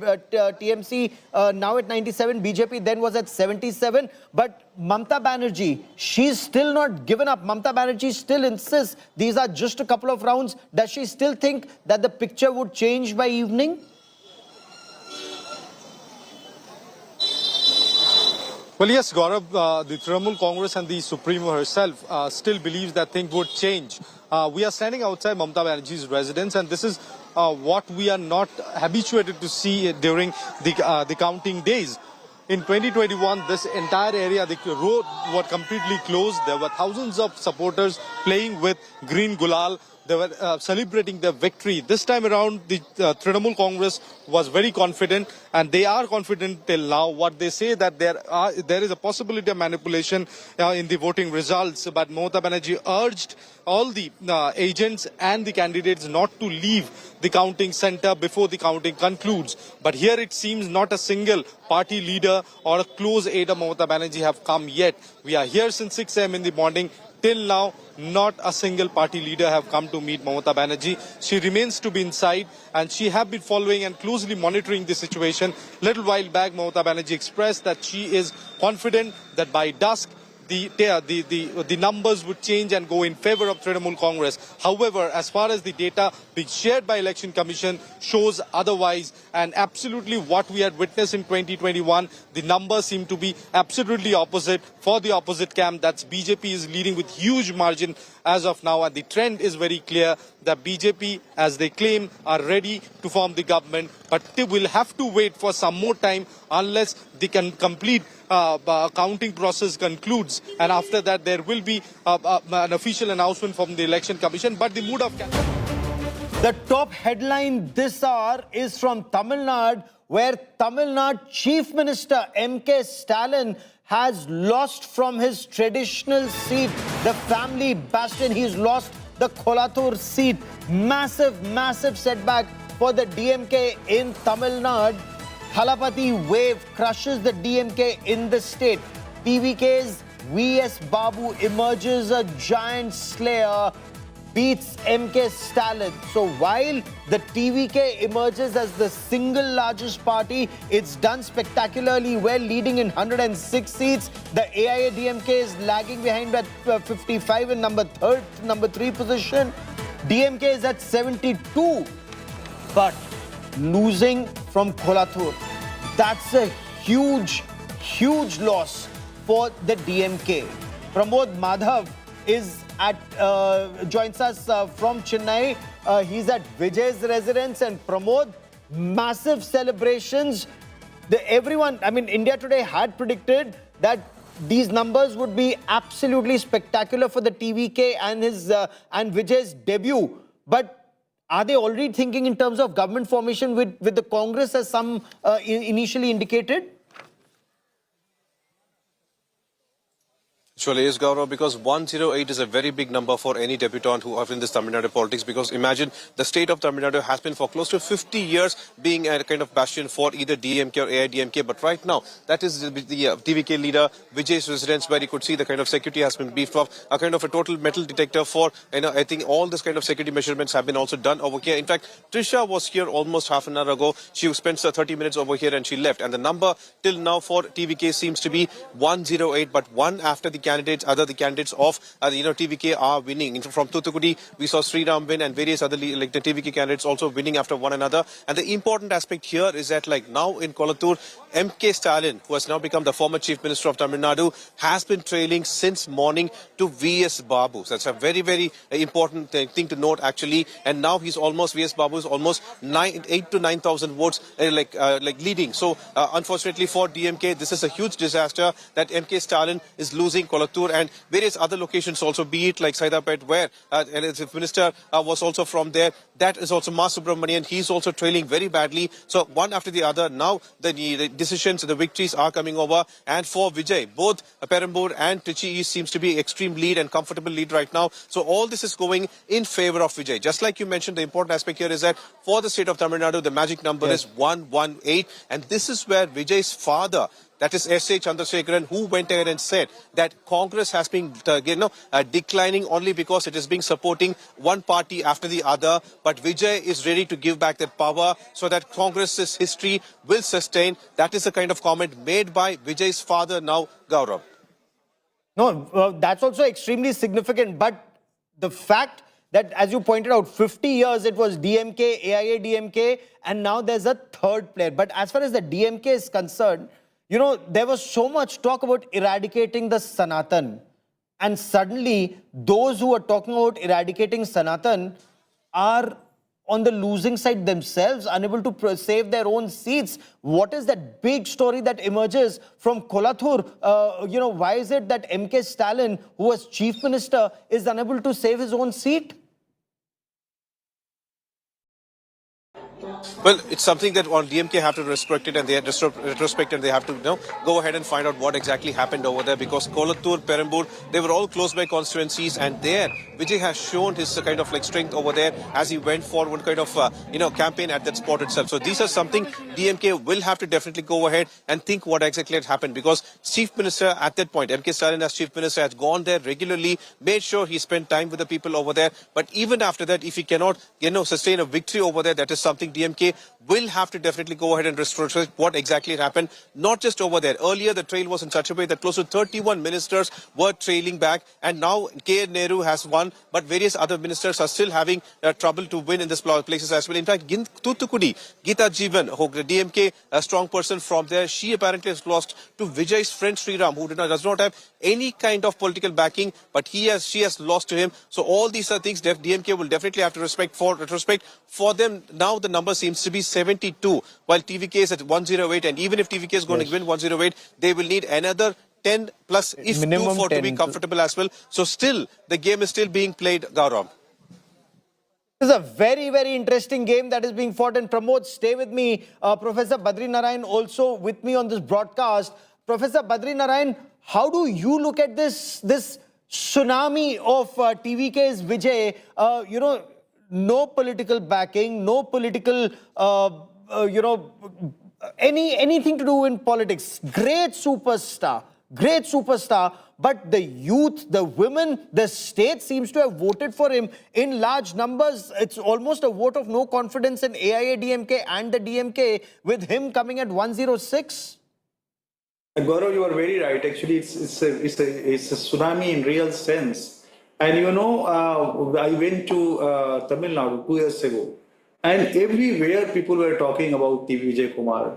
And they were saying youths and women to whom we were discussing, we went for a project, a study.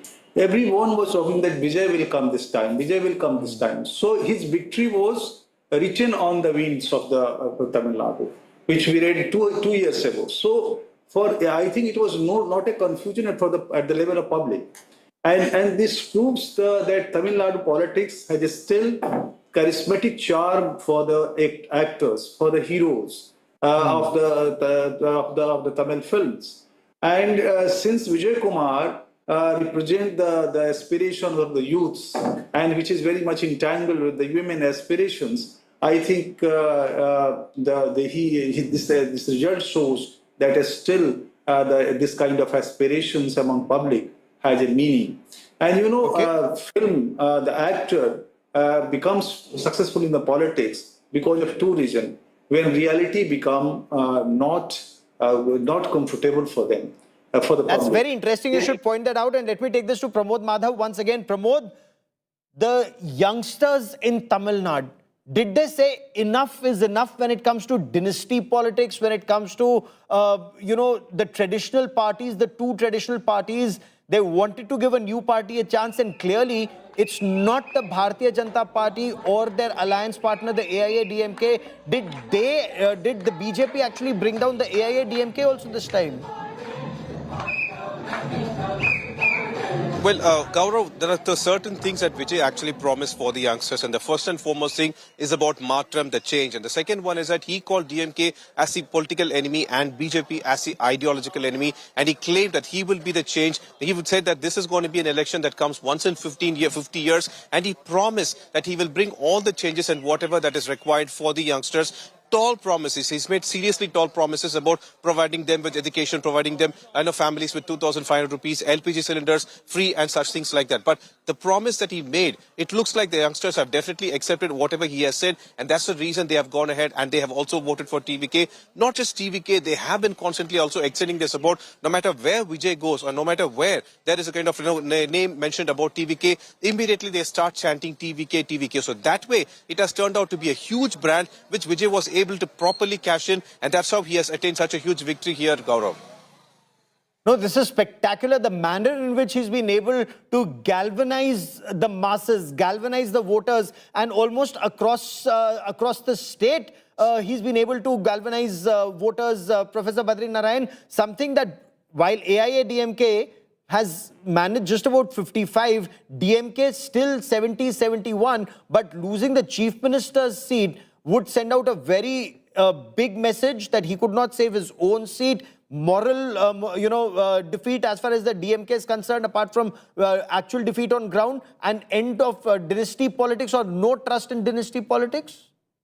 Yeah, Gaurav, you are very right. Actually, this result shows that DMK need to reinvent itself, and they should reanalyze that now this is not the time of dynastic politics. And they were constantly focusing on the traditional Tamil politics diction, the anti-Hindu, anti-Hindi, the kind of going back to the 60s, and also Tamil identity in a very older ways. But you know, the people aspirations are changing. People are being changed, and their aspirations are changing. So that reflects in this result. And TVK is a combination of the developmental aspiration of the public with the charisma of the actor. And you know, as I said, that when reality become not comfortable for the public, they look towards fantasy. And fantasy appears in the form of actors. And actors provide them the imaginative solution. But here, a politician, actor who turned as a politician, is offering the real benefits to the public. So beneficiary politics in a big way is being promised by the TVK, and that may be one of the reasons for his landslide victory. It's just a big victory. Okay, will he be able to deliver? How will he cobble the numbers to get to the halfway mark? Those are stories that Pramod Madhav will be tracking very closely. I quickly want to cut across now to Kerala, where the Congress or the UDF all set to form the next government. The UDF leading in 100, LDF reduced to 35. The BJP, we are told, in Leeds there it shows 2, but I'm just being told that this is the NDA's best performance in leading or winning in 3 seats in Kerala. Kerala BJP President Rajiv Chandrasekhar, he has won his seat from Nimom, and former MOS Minister of External Affairs V. Muralidharan, he's also won from Kadakuttam, and B. Gopakumar he has also won his seat. And I want to quickly cut across to Shivimol for more on this. Shivimol, as far as the Congress is concerned, they were very confident that they are returning to power this time after that debacle next time when those 5-year change wasn't followed. But as far as the BJP is concerned, bring us there what they had thought and how they've performed. Oh, well, it's a huge victory for the BJP also, because just like Congress, because they managed to win 3 seats. This is their best performance in the state. They won 1 seat in 2016. They lost it in 2021. They're back with not 1 or 2, but 3 seats. They won Nemam, Karakutam, where we expected a very tight contest. Another seat is Chatanur in Kollam. There in the last 2 terms, BJP has been finishing second, and they were expecting that seat. But the focus is more on Nemam and Karakutam and Vatturkava, these constituencies in Thiruvananthapuram, and also a few seats in 1 seat in Palakkad and 1 in Kasaragod. These were the main seats that the BJP was focusing, and just like that they expected, out of the 5 seats they focused and worked on, they managed to win 3 seats. So big victory for BJP after the Lok Sabha 1 seat win, after the Thiruvananthapuram Corporation. Now they are broken into the Kerala Legislative Assembly also with 3 members. So very strong performance from BJP. They've maintained that momentum. The UDF, this is bigger than what they had expected. They expected close to 85 to 90 seats, but they've crossed 100 seats. Now, one of the main reasons is the LDF has lost in their bastions where they have never lost. Like there are certain constituencies in Kannur where they have never lost. These are constituencies that was only won by CPM. They've lost that seat, and the UDF managed to win that seats by fielding CPM rebels. So we spoke to KC Vedugopal, who said that he never expected CPM to lose certain seats in Kannur, which is their stronghold. So that's the anger, not just by the people, but also by the party workers there on ground, saying to the party leadership that it's the party above any individual. So give me a moment. I'm cutting across to Bengal. There's breaking news that's coming in from Bengal. Trinamool Congress camp office has been vandalized in Kolkata. This was the camp office of the Trinamool Congress, which was inside a petrol pump at the Shekhawat Memorial, outside the Shekhawat Memorial Counting Center. That office has been vandalized. I'm told the central forces are now being deployed in this area. TMC camp office has been vandalized. Police had to come in and they've dispersed the protesters. These are the images that you see where you can see many chairs that lie broken. But this is a very heavily guarded, well-protected area. How could TMC office be targeted here is the big question. You have not only the state police, the West Bengal police, but you have a very large number of central armed police forces that are deployed across the state. 235,000 central armed police personnel deployed across the state, and the entire state has been very carefully divided into various sectors, and each sector is under a very senior police officer. There are several DGPs who are standing by. There are several top officers who are standing by. Before I get you more on that story, and we'll get you ground reports on this, I quickly want to cut across to Kolkata. Indrajit Kundu joins us. Indrajit just filed this report. Let's take a look at his report. You can see here, one of the Trinamool Congress camps right next to the counting center.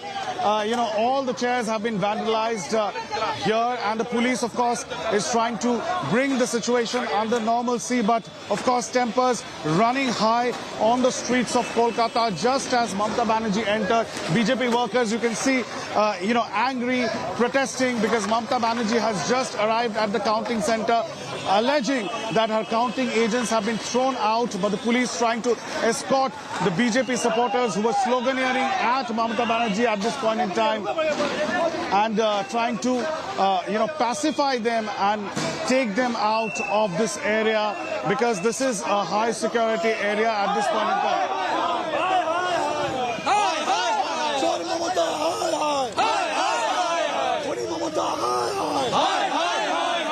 So, tempers running high on the streets of Kolkata as winds of political change are being felt on the streets of Bengal. With camera person Lison Indrajit for India Today in Kolkata.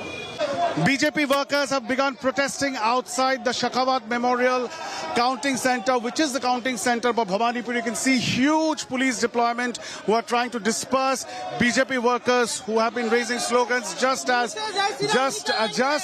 Mamata Banerjee came.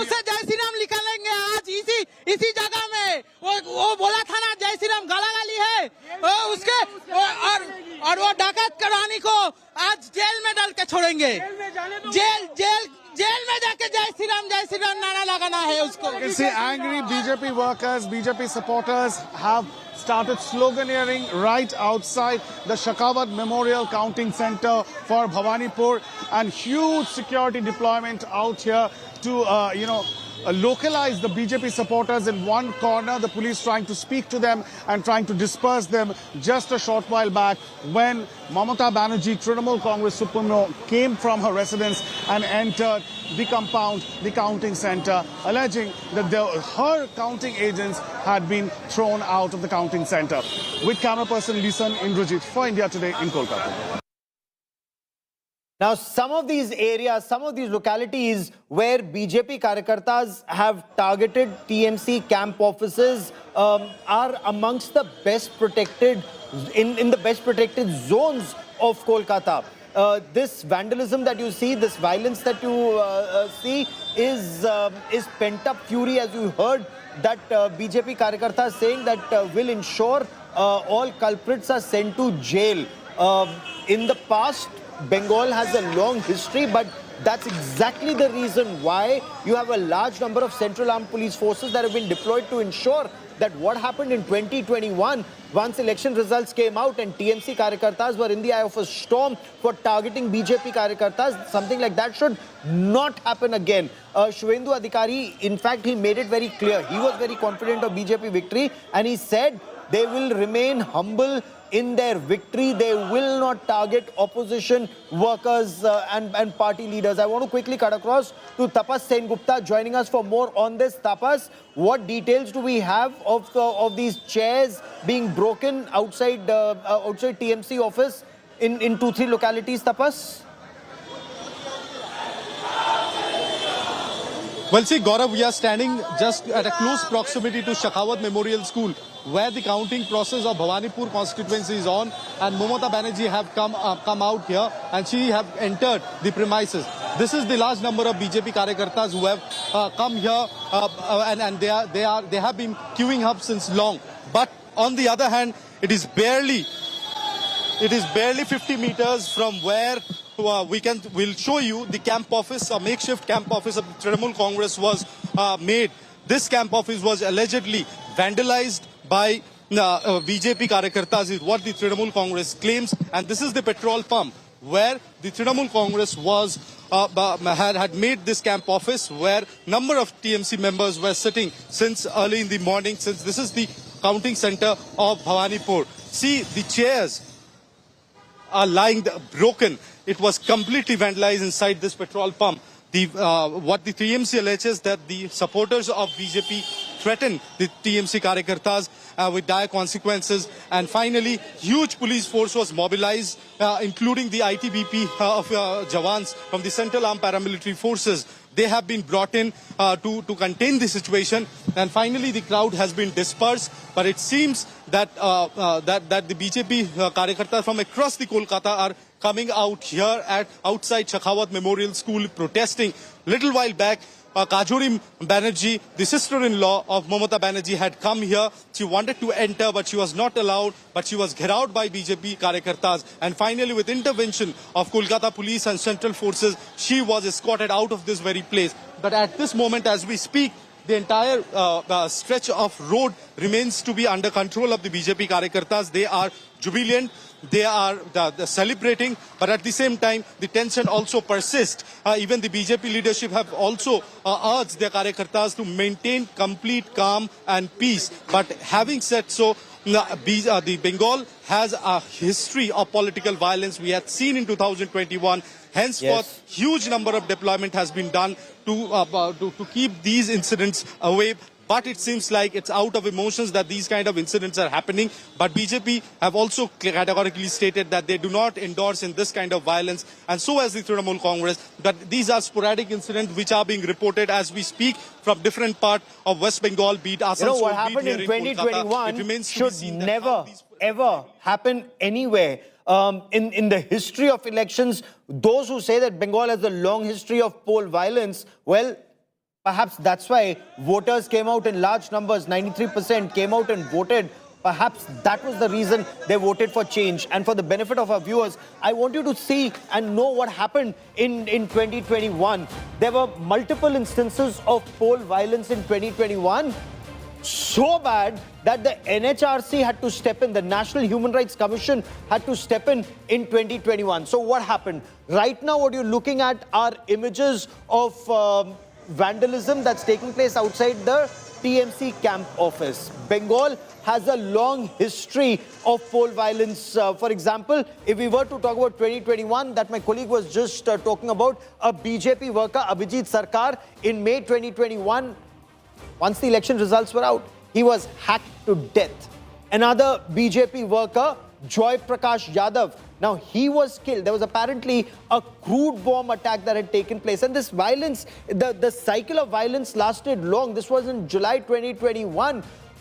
So bad was the situation that local police were either too scared to intervene when the allegedly TMC Gundas came in, that local police did not register cases, they did not respond. In thousands, BJP workers and Karyakartas and their families had to leave the state. They had to cross over into Assam for safety from the northern part, going to Jharkhand.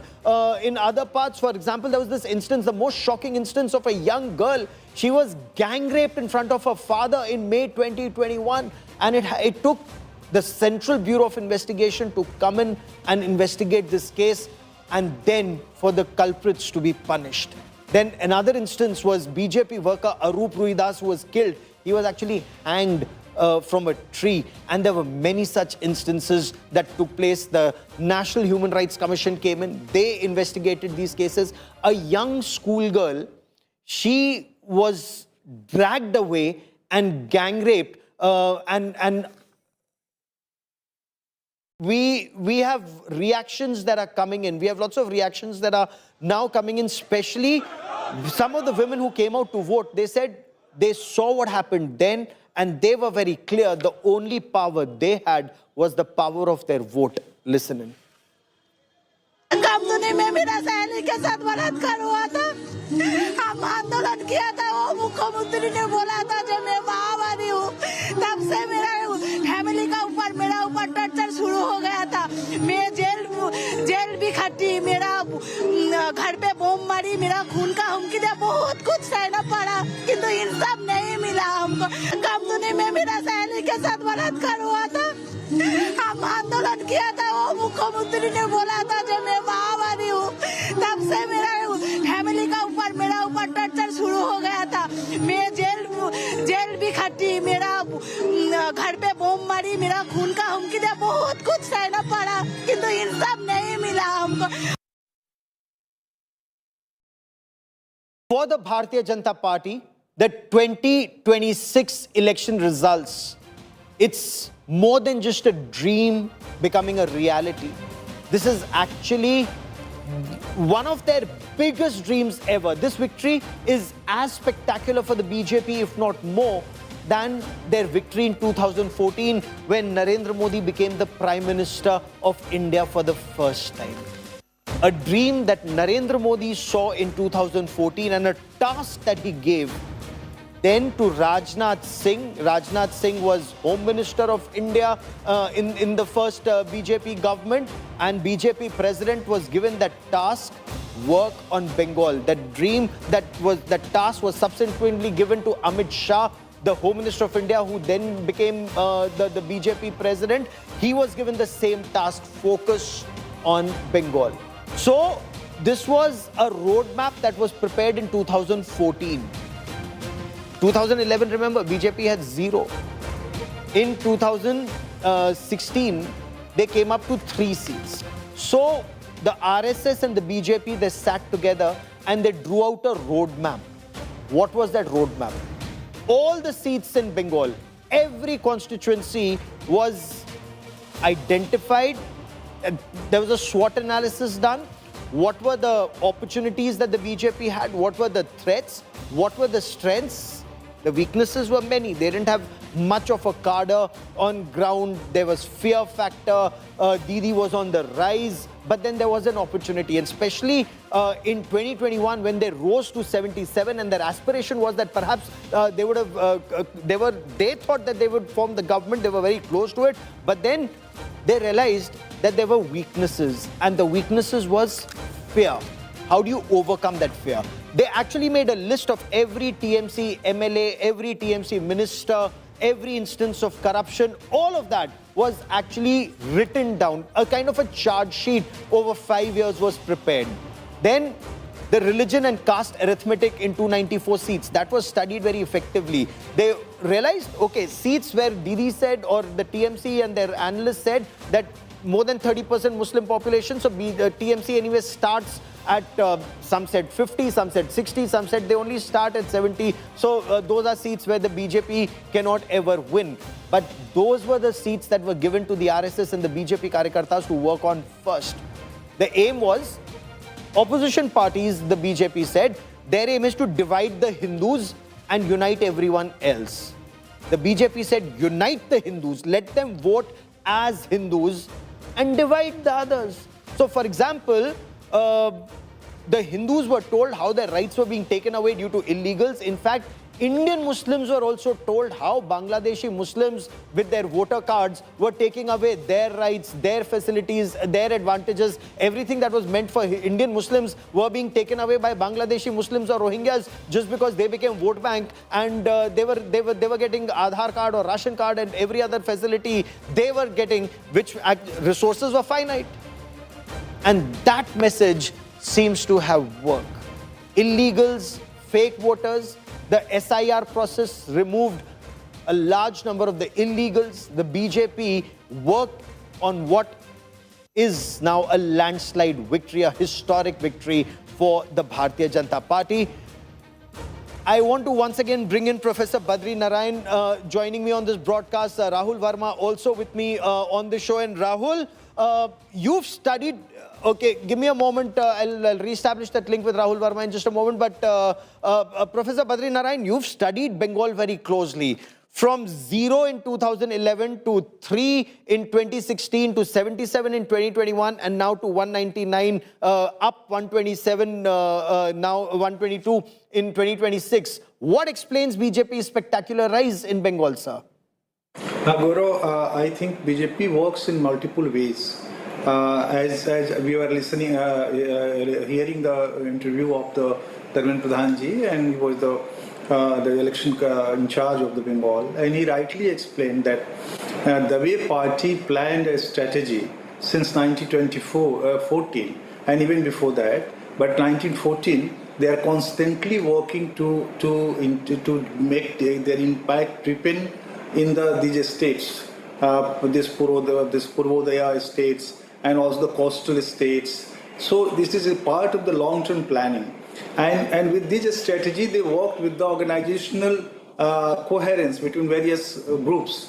Like Sangh works in its own way. Sangh prepared a kind of Hindutva cultural psyche in the Bengal, and the politically BJP worked to facilitate this kind of consciousness. And it took long times because nothing happened in 1 or 2 days in politics, as we know.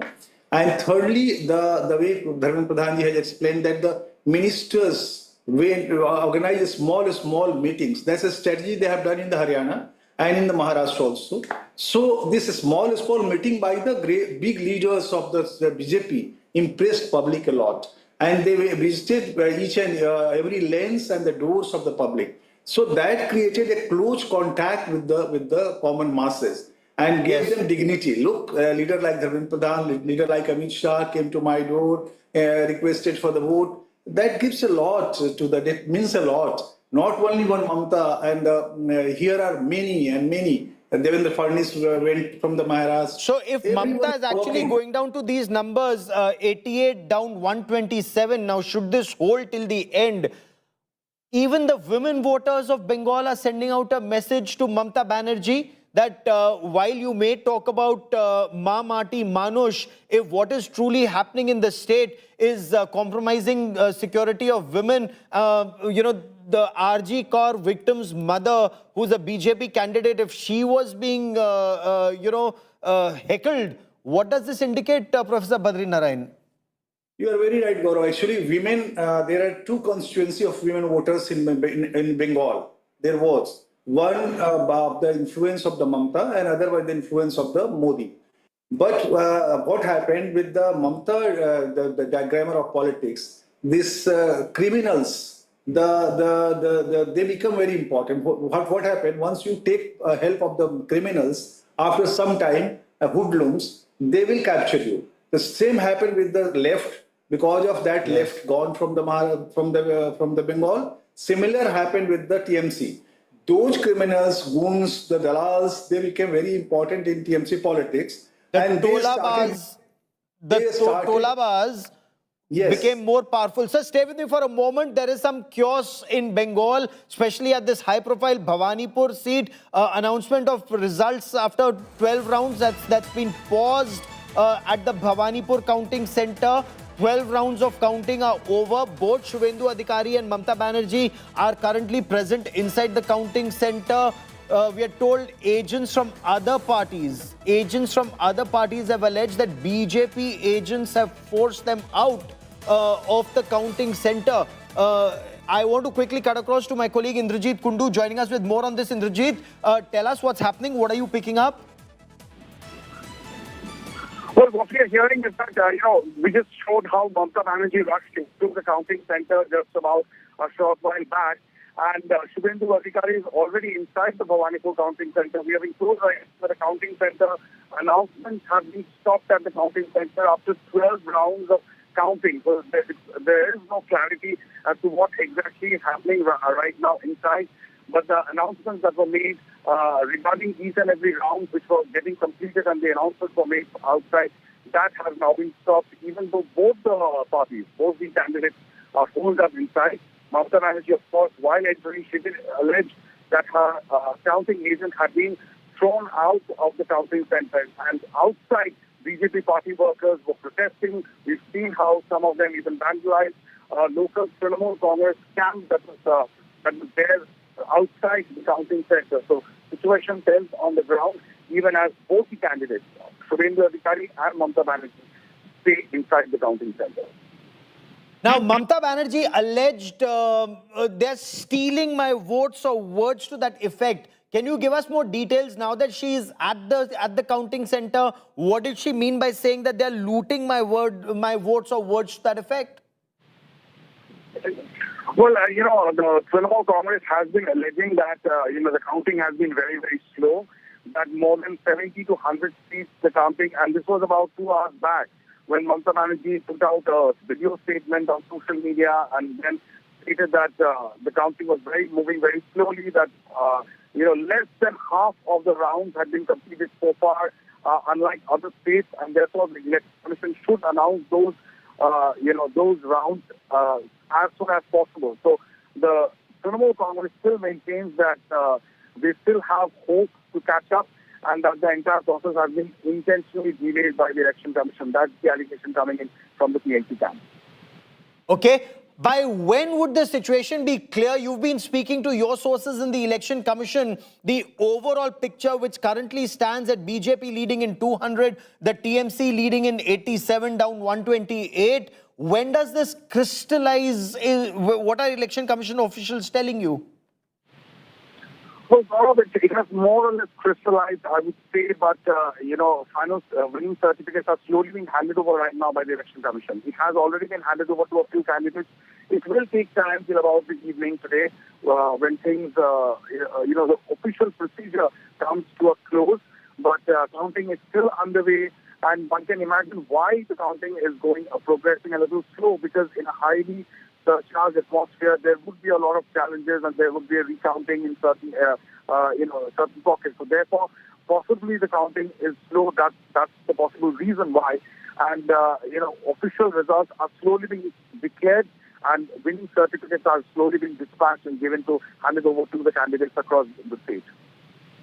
Okay, so the BJP as of now is leading in 200 seats in Bengal. Of the 293 seats, the TMC down to 87, down 128. Now, Bengal is all about Ma, Mati, Manush. Okay, news coming in. The BJP has decimated Didi in West Bengal. The double century, BJP leading in 200 of 293 seats. That's the information that is now coming in. Of 293 seats, BJP is up in 123 seats, and that's huge as far as the Bharatiya Janata Party is concerned. And just look at the journey. 0 in 2011, rising to 3 in 16, 77 in 2021, where the BJP had actually anticipated that they would breach the 148 mark in 2021 itself. But when they were reduced to 77, though it was a huge win from 3 to 77, that was the time that BJP went back to the drawing board and learnt lessons where it went wrong. And some of the most important lessons was that projection of strength in Bengal is extremely important in Bengal.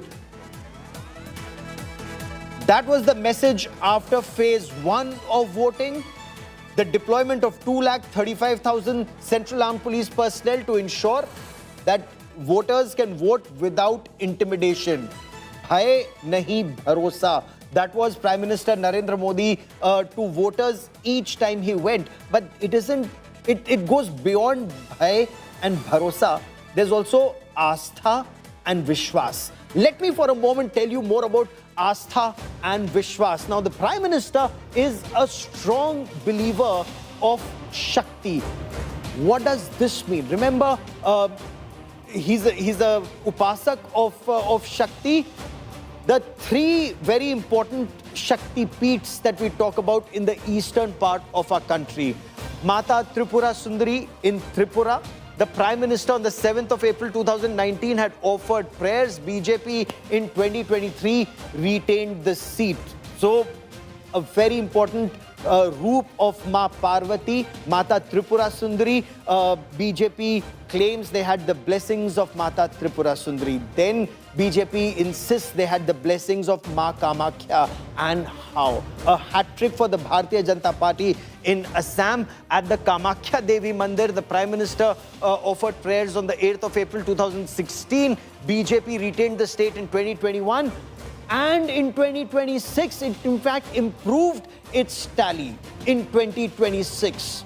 So much so, the rival, the Congress party, wasn't just weakened further. Gaurav Gogoi lost his own seat at Jorhat, and that again is a very important signal that goes out. And now let's come to Bengal. Ma Kali ka Vardhan. This is something that the BJP was seeking and has been seeking for a very, very long time. Prime Minister Narendra Modi, Home Minister Amit Shah, they've prayed at Ma Kali Temple at Kalibadi, April 26, 2026. Prime Minister offered prayers. And in Bengal right now, the BJP also talks about their big plans, Ang, Bang, Kaling, and all along Ang, Bang and Kaling, the BJP in Bihar, for the first time ever, they have a BJP chief minister. In Bengal, they are winning very spectacularly. And of course, in Odisha, they've already won. And how? A lot of hard work that went in. There's a lot of mathematics that goes in, but with the mathematics is also the chemistry that the BJP has been able to form when Ma Shakti's Vardhan. But I quickly want to cut across to breaking news coming in. Clamor in Tamil Nadu for the Congress to back Thalapathy Vijay. TN Congress has sent out a report both to Mallikarjun Kharge, the party president, and to Rahul Gandhi that they should support, that they need to support TVK at this stage. We are winning 5 seats in Tamil Nadu, says the Congress party. The Congress, is it now all set to... உணர்ச்சிபூர்வமான தருணம். தமிழக வெற்றிக் கழகத்தின் சார்பில், எங்களுடைய தலைவர் விஜய் அவர்களின் சார்பில், ஆதவர்ஜுனாகிய நான் தமிழக மக்களாக இருக்கக்கூடிய குறிப்பாக பெண்களும் இளைஞர்களும் சேர்ந்த புரட்சி 50 வருடங்கள் கழித்து தமிழ்நாட்டில் ஒரு புதிய புரட்சி உருவாகிய நாள் இன்று. மன்னராட்சியின் ஒழிக்கப்பட்ட நாள். பிறப்பால்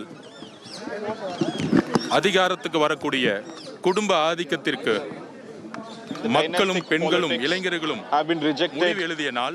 by the people. குறிப்பாக எங்களுடைய தலைவருடைய திருவாரூர் பிரச்சாரத்துக்கு அப்புறம்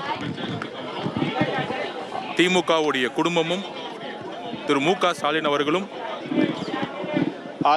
கரூரில் எங்களுடைய குடும்பத்தில் 41 உயிர்களை இழப்பதற்கு முக்கிய காரணமாக இருந்த was because of the DMK and the dynastic family. திமுகவுடைய கொடுமையான ஆட்சிக்கு முடிவு கட்டக்கூடிய ஒரு நாட்களை எண்ணிட்டு இருந்தாங்க. எங்களுடைய தலைவர் அவர்களுடைய பிரச்சாரத்தை முடக்குனாங்க. Our campaign was stopped. Our leader Vijay campaign was stopped. Was disturbed. செய்தி நிறுவனங்கள்ல தமிழக வெற்றி கழகம் 10 MLA கூட ஜெயிக்க முடியாதுங்கற கூடிய அவதூறுகளையும் they wanted to ensure that no MLA would be winning பிரச்சாரம் பண்ண முடியாத அளவுக்கு, and they put restrictions that our leader will not campaign anywhere. மு.க. ஸ்டாலின் அவர்கள் சொல்லுவாரு, நாங்கள் தமிழக வெற்றி கழகத்தை பத்தி பேசனதே இல்லன்னு. ஒரு அரசை and DMK said that they would not talk about தமிழக வெற்றி கழக எதிரா, they would not talk about TVK. நாடகமாடிய ஒரு அரசு. இந்த குடும்பம் என்ன மாதிரி நாடகம் ஆடினாங்க, ஊழல மட்டுமே. No matter what drama the family did, it has collapsed today. Starting from Karur. எங்க தலைவர் விஜய் அவர்களை எந்த அளவிற்கு விமர்சனங்களும் எந்த அளவிற்கு அவமானங்களும் ஏற்படுத்தினார்கள் தெரியும். தமிழக மக்கள் ஒரு மாற்றத்தை, people of Tamil Nadu wanted a change. 6 மாசமா And we have been saying this for 6 months now. இது களத்துடைய நிலைப்பாடுன்னு சொல்லியிருந்தோம். ஆனா 75 வருட கட்சிகள் 50 வருட கட்சிகள் எள்ளி நகையாடினார்கள். நாங்கள் அமைதியான வழியில் எங்கள் தலைவருடைய வழியில். We're also getting a reaction from S.A. Chandrasekhar, Thalapathy Vijay's father, who says they have already sent out feelers to the Congress party. Listen and I'll get you more on that story. இந்த காங்கிரஸுக்கு ஒரு சரித்திரம் இருக்கு, பாரம்பரியம் இருக்கு, ஒரு வரலாறு இருக்கு. அப்படியாப்பட்ட ஒரு வரலாறு இருக்கிற கட்சி இன்னைக்கு தேஞ்சு போச்சு. பவர் இல்ல. ஏதோ ஒரு கட்சிக்கு ஆதரவு கொடுத்து விட்டு தேஞ்சு போய்கிட்டே இருக்கிறாங்க. அந்த ஒரு பவரை நாங்க கொடுக்கிறோம். நாங்க இல்ல, விஜய் அவர்கள் கொடுக்கிறேன்ற அந்த பவருக்கு நீங்க வந்தீங்கன்னா காங்கிரஸ் மறுபடியும் அந்த வரலாறு தக்க வச்சுக்கணும். இந்த வாய்ப்பை அவங்கதான் பயன்படுத்த, புரியுதா? பயன்படுத்திக்கணுமா வேணாமா? I quickly want to bring in Nagarjun Dwarkanath for more on this. Nagarjun, the Congress's own performance, one, hasn't been too good. Two, they're in alliance with the DMK. So are we to understand that they're all set to dump their alliance partner to remain in power or to be in power? Gaurav, that's the sentiment from the state Congress leadership. In fact, what I'm told is there's already a report sent to Rahul Gandhi and Mallikarjun Kharge from the state leadership that we need to pull out of the DMK alliance and start supporting TVK, because the sentiment of the people at this point of time is with TVK, and hence the 5 people or the candidates who are winning with the Congress symbol right now are most likely to extend support to TVK. TVK at this point of time, as we speak, is 109. They need an 118, the magic number. So the 5 of the Congress MLA might be very crucial, and hence a report has been sent to Rahul Gandhi and Mallikarjun Kharge, and final decision lies with them. But most likely the Congress might pull the plug with DMK and move to TVK, and that would be the end of India alliance. Also remember, they're not in alliance with the TVK, and now the last bastion of the Congress is the DMK, and they also most likely quit and move towards the TVK. So what happens for the remaining 4? 109 plus 5 would need another at least 4 or 5 for a safer government. Gaurav, you also have 2 IUM in the Muslim League, 2 candidates leading, and also 3 left candidates leading, and smaller parties like VCK and DMDK can still be touched.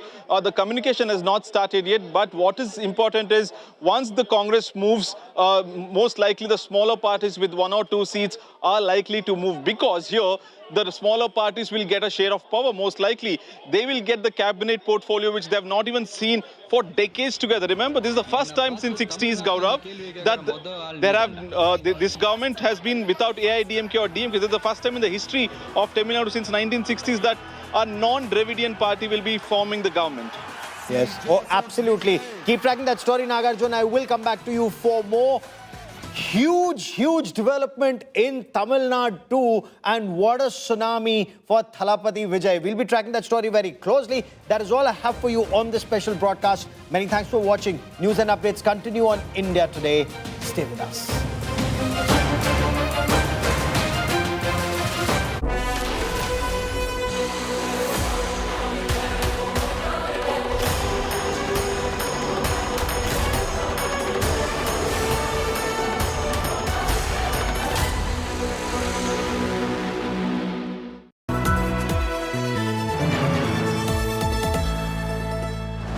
साथी seal है तो असली stainless steel है। तो जब भी आप stainless steel pipes and tubes खरीदें, जिंदल साथी सील जरूर।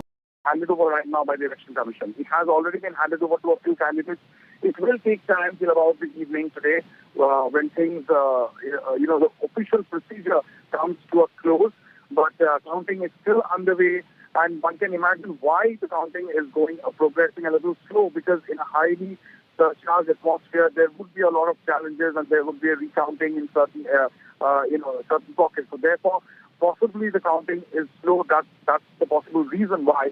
And official results are slowly being declared, and winning certificates are slowly being dispatched and handed over.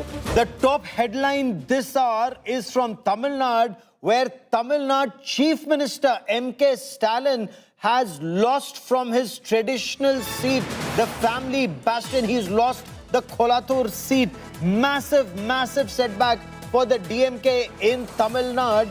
Halapati wave crushes the DMK in the state. TVK's V.S. Babu emerges a giant slayer, beats MK Stalin. So while the TVK emerges as the single largest party, it's done spectacularly well, leading in 106 seats. The AIADMK is lagging behind at 55 in number 3 position. DMK is at 72, but losing from Kolathur. That's a huge, huge loss for the DMK. Pramod Madhav is joins us from Chennai. He's at Vijay's residence, and Pramod, massive celebrations. Everyone, I mean, India Today had predicted that these numbers would be absolutely spectacular for the TVK and and Vijay's debut. But are they already thinking in terms of government formation with the Congress, as some initially indicated? Surely is, Gaurav, because 108 is a very big number for any debutant who are in this Tamil Nadu politics, because imagine the state of Tamil Nadu has been for close to 50 years being a kind of bastion for either DMK or AIDMK, but right now that is the TVK leader Vijay's residence, where you could see the kind of security has been beefed up, a kind of a total metal detector for, I think all this kind of security measurements have been also done over here. In fact, Trisha was here almost half an hour ago. She spent 30 minutes over here and she left, and the number till now for TVK seems to be 108, but one after the candidates of TVK are winning. From Thuthukudi, we saw Sriram win, and various other the TVK candidates also winning after one another. And the important aspect here is that now in Kolathur, MK Stalin, who has now become the former Chief Minister of Tamil Nadu, has been trailing since morning to V.S. Babu. So that's a very, very important thing to note actually. And now V.S. Babu is almost 8 to 9,000 votes leading. So unfortunately for DMK, this is a huge disaster that MK Stalin is losing Kolathur and various other locations also, be it like Saidapet, where the minister was also from there. That is also Mas Subramanian. He's also trailing very badly. So one after the other, now the decisions, the victories are coming over. And for Vijay, both Perambur and Trichy East seems to be extreme lead and comfortable lead right now. So all this is going in favor of Vijay. Just like you mentioned, the important aspect here is that for the state of Tamil Nadu, the magic number is 118. And this is where Vijay's father, that is S.A. Chandrasekharan, who went ahead and said that Congress has been declining only because it is being supporting one party after the other. But Vijay is ready to give back that power so that Congress's history will sustain. That is the kind of comment made by Vijay's father now, Gaurav. No, that's also extremely significant. But the fact that, as you pointed out, 50 years it was DMK, AIADMK, and now there's a third player. But as far as the DMK is concerned, there was so much talk about eradicating the Sanatan. And suddenly, those who are talking about eradicating Sanatan are on the losing side themselves, unable to save their own seats. What is that big story that emerges from Kolathur? Why is it that MK Stalin, who was chief minister, is unable to save his own seat? Well, it's something that on DMK have to respect it, and they have to go ahead and find out what exactly happened over there, because Kolathur, Perambur, they were all close by constituencies, and there Vijay has shown his kind of strength over there as he went for one kind of campaign at that spot itself. So these are something DMK will have to definitely go ahead and think what exactly had happened, because Chief Minister at that point, MK Stalin as Chief Minister, has gone there regularly, made sure he spent time with the people over there. But even after that, if he cannot sustain a victory over there, that is something DMK will have to definitely go ahead and restrict what exactly happened. Not just over there. Earlier, the trail was in such a way that close to 31 ministers were trailing back, and now K. Nehru has won, but various other ministers are still having trouble to win in these places as well. In fact, Thuthukudi, Geeta Jeevan, the DMK, a strong person from there, she apparently has lost to Vijay's friend Sriram, who does not have any kind of political backing, but she has lost to him. So all these are things DMK will definitely have to retrospect for them. Now the number seems to be 72, while TVK is at 108, and even if TVK is going to win 108, they will need another 10 plus if minimum 2 for to be comfortable as well. So still, the game is still being played, Gaurav. This is a very, very interesting game that is being fought. And Pramod, stay with me. Professor Badri Narayan also with me on this broadcast. Professor Badri Narayan, how do you look at this tsunami of TVK's Vijay? No political backing, no political, anything to do in politics. Great superstar. But the youth, the women, the state seems to have voted for him in large numbers. It's almost a vote of no confidence in AIADMK and the DMK, with him coming at 106. Gaurav, you are very right. Actually, it's a tsunami in real sense. And I went to Tamil Nadu 2 years ago, and everywhere people were talking about TV Vijay Kumar. And they were saying youths and women to whom we were discussing, we went for a project, a study. Everyone was talking that Vijay will come this time, Vijay will come this time. So his victory was written on the winds of the Tamil Nadu, which we read two years ago. So I think it was not a confusion at the level of public. And this proves that Tamil Nadu politics has a still charismatic charm for the actors, for the heroes. Of the Tamil films. And since Vijay Kumar represents the aspirations of the youths, and which is very much entangled with the women aspirations, I think this result shows that still this kind of aspirations among public has a meaning. And film, the actor becomes successful in the politics because of two reasons. When reality become not comfortable for them, for the That's public. very interesting. You should point that out. And let me take this to Pramod Madhav once again. Pramod, the youngsters in Tamil Nadu, did they say enough is enough when it comes to dynasty politics, when it comes to, the traditional parties, the two traditional parties? They wanted to give a new party a chance, and clearly it's not the Bharatiya Janata Party or their alliance partner, the AIADMK. Did the BJP actually bring down the AIADMK also this time? Well, Gaurav, there are certain things that Vijay actually promised for the youngsters. And the first and foremost thing is about Matram, the change. And the second one is that he called DMK as the political enemy and BJP as the ideological enemy. And he claimed that he will be the change. He would say that this is going to be an election that comes once in 50 years. And he promised that he will bring all the changes and whatever that is required for the youngsters. Tall promises. He's made seriously tall promises about providing them with education, providing them, families with 2,500 rupees, LPG cylinders, free and such things like that. But the promise that he made, it looks like the youngsters have definitely accepted whatever he has said. And that's the reason they have gone ahead and they have also voted for TVK. Not just TVK, they have been constantly also extending their support. No matter where Vijay goes or no matter where there is a kind of name mentioned about TVK, immediately they start chanting TVK, TVK. So that way, it has turned out to be a huge brand which Vijay was able to properly cash in, and that's how he has attained such a huge victory here, Gaurav. No, this is spectacular. The manner in which he's been able to galvanize the masses, galvanize the voters, and almost across the state, he's been able to galvanize voters, Professor Badri Narayan, something that while AIADMK has managed just about 55, DMK still 70, 71, but... Straight to the BJP headquarters, that's where Aishwarya Paliwal is joining us live.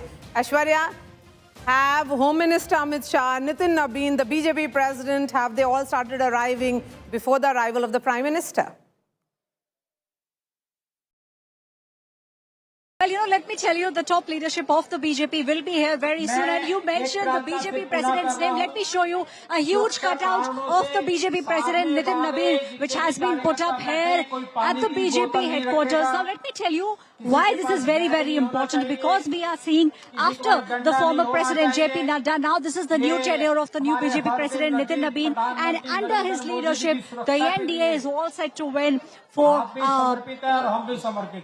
4 out of the 5 states that were in the election. So what we will see is the new president, Nitin Nabin, at the doorstep to welcome Prime Minister Narendra Modi, the top leadership of the BJP, including all those people who were in the state of West Bengal. Bhupendra Yadav, Dharmendra Pradhan, the top leadership of the BJP will also be present. And we will see Prime Minister Narendra Modi speak about the fact that this indeed is a historic feat that the BJP has now got. Let me just show you the images of the stages. The stage that you are seeing right behind behind me. The huge poster, the security personnel there, the last minute checking at the moment is underway. We are expecting Prime Minister Modi to reach the BJP headquarters by 6 p.m. today.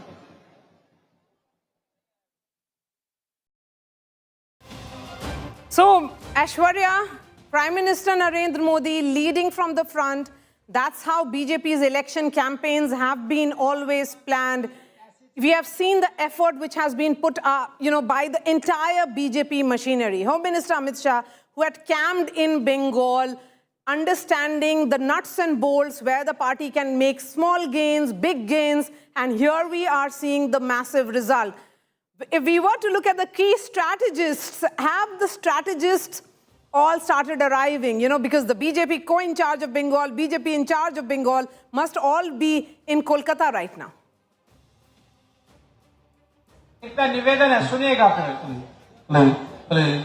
Well, we are seeing half of the team in the state of West Bengal keeping a forked side, because we are seeing how aggressive TMC and Mamata Banerjee they have been. So keeping that fort in check is also something which is very, very crucial for the BJP.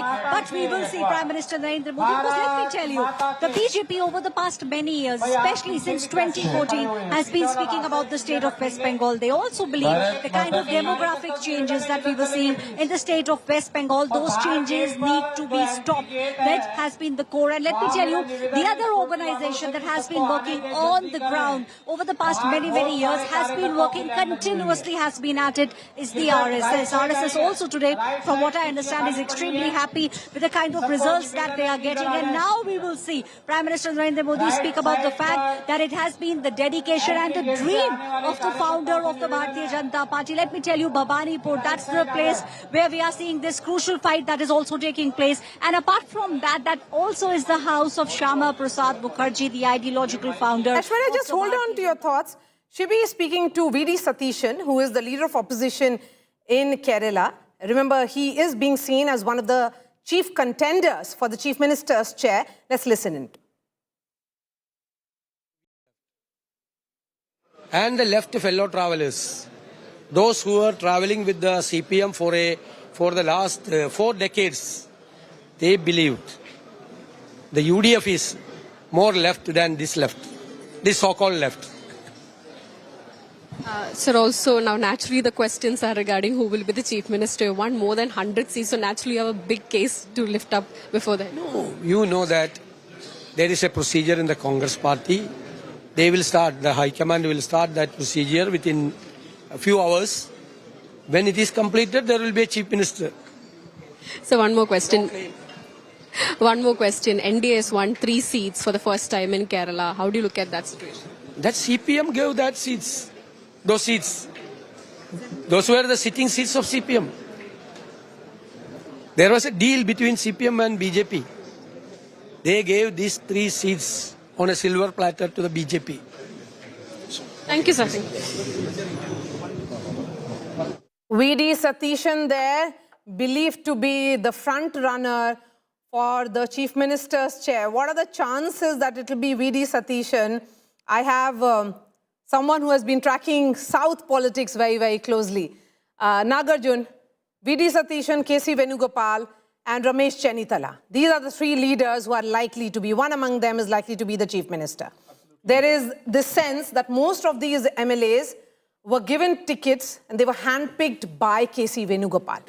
I mean, that's the advantage for KC Venugopal. Even though he has not contested, he fought for the tickets for his followers and supporters, and most of them have won now with good majority also. But also on the other hand, we have VD Satishan, who was an LOP, who was an aggressive leader in the state of Kerala. He's won it. This time it's the 6th time that he's winning his state assembly election, so we can't discount him. And on the other hand, we also have Ramesh Chennithala, who is the senior most, who's most close to all the affiliated parties or the alliance parties. So it's a close fight between these 3 leaders. But right now, I feel that the momentum is with Mr. KC Venugopal, because even the Delhi leaders seem to have reached a consensus that if given a chance, maybe KC should become the Chief Minister. But would the state leadership allow? That's the big question. And remember, the caste combination also, Maria, is in favor of all these 3. All these 3 big leaders or the big phases are from the Nair community, the dominant Nair community in Kerala. So KC Venugopal, Ramesh Chennithala and VD Satishan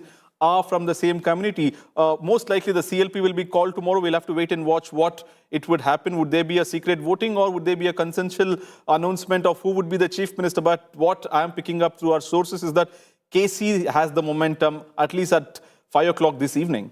Okay, so but we have seen, is it VD Satishan also? Let's not rule him out at the moment. He's going to put up a good fight. 5-term MLA. This is the sixth time that, so he's won it, so he's a six-time MLA. So he's also going to ask his share of cake with the party high command that have put in hard work. We have seen him leading the campaign across the state of Kerala, length and breadth of Kerala. He's traveled. He's been one of the aggressive campaigners, a big critic of the left parties. We just heard him moments ago. So he also will demand his right, saying, why not me? As the LOP, I have the opportunity because KC, remember, has not contested this election. All right, some piece of breaking news that is coming in now. And the resort politics, it seems, has started in Tamil Nadu. Sources are telling India Today that TVK candidates will be staying at 4 Points Resort. In all, 109 MLAs. So they have won already. So 109 in all will be staying in 4 Points Resort. Where exactly is this 4 Points Resort? This 4 Points Resort is on the old Madras Road on the coast itself. So it's just southern part of the Tamil Nadu on the way to Mahabalipuram. So it's a big resort. So they can accommodate all 100-odd candidates that they are there. And also it's quite protected because it's not in the city center. It's away from the city, so on the OMR road. So most likely by this evening, after all the candidates collect their certificate from the returning officer, will be shifted to this resort is what we are picking up from our sources. Remember, because the numbers is still not done for TVK. They have not got through the big majority number. 118 is the majority. At 109, they still need another 9 seats. So 5 from the Congress and the remaining would come from the left 2 and the IUML 2, Muslim League 2. So before anything happens, they want to keep the flock together. After collection of the certificate, most of them would be moving to the resort tonight is what we are told. All right. So if they're moving to the resort and they're looking at 109 with addition of another 4 MLAs of the Congress party. Congress 5. 5 now already. 5 they're winning because the lead is quite comfortable. So it's 113. And we have 2 from the Muslim League, which is natural ally from the Congress. So if Congress moves, the Muslim League also will move. And the 2 remaining will come from the left. So it's 4 plus 5, 9 and 109 for the TVK. All right. So that's how it looks like as far as Tamil Nadu is concerned. We'll try and connect with one of our reporters who is on ground zero. But I'm going to shift focus to Bengal. And just look at this number. It's 200 already for the BJP in Bengal. And it's only going up in Bengal.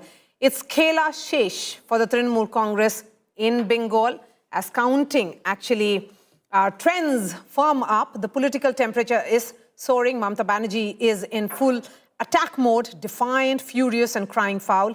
TMC chief has alleged that there is some kind of looting which is happening at counting centers. Certainly a very serious charge. On the other hand, BJP is celebrating, calling it a historical shift in Bengal's political landscape, not just of Bengal, but I would say of the entire country.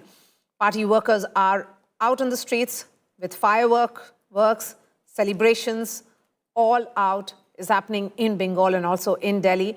Let's look at the numbers first. The BJP is leading in 200 seats right now. The Trinamool Congress at 87. They are down by 128. BJP up by 123. Remember, this is the party which has had a phenomenal rise. Let me give you some data here. It started with 3 seats and 10% vote share in 2016. Then it went up to 77 seats and 38% vote share.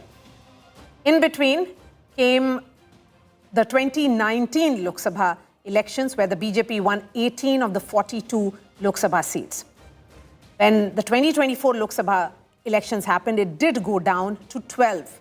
And now, in those interim period, almost like period of 20 months, what did the party do right? We'll try and analyze that on our election intelligence board. But just look at these numbers, 200. It's a landslide. This is a tsunami that we are talking about. The battle certainly is of a mandate which is unprecedented. It's a tsunami for the BJP, a decisive, clear mandate that the people of Bengal have given. Take a look at this report.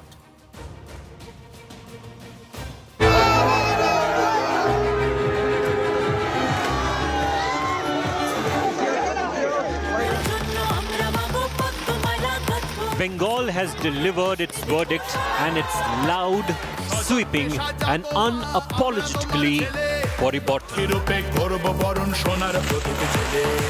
In what is being seen as a political earthquake, the saffron surge has swept West Bengal with a resounding mandate.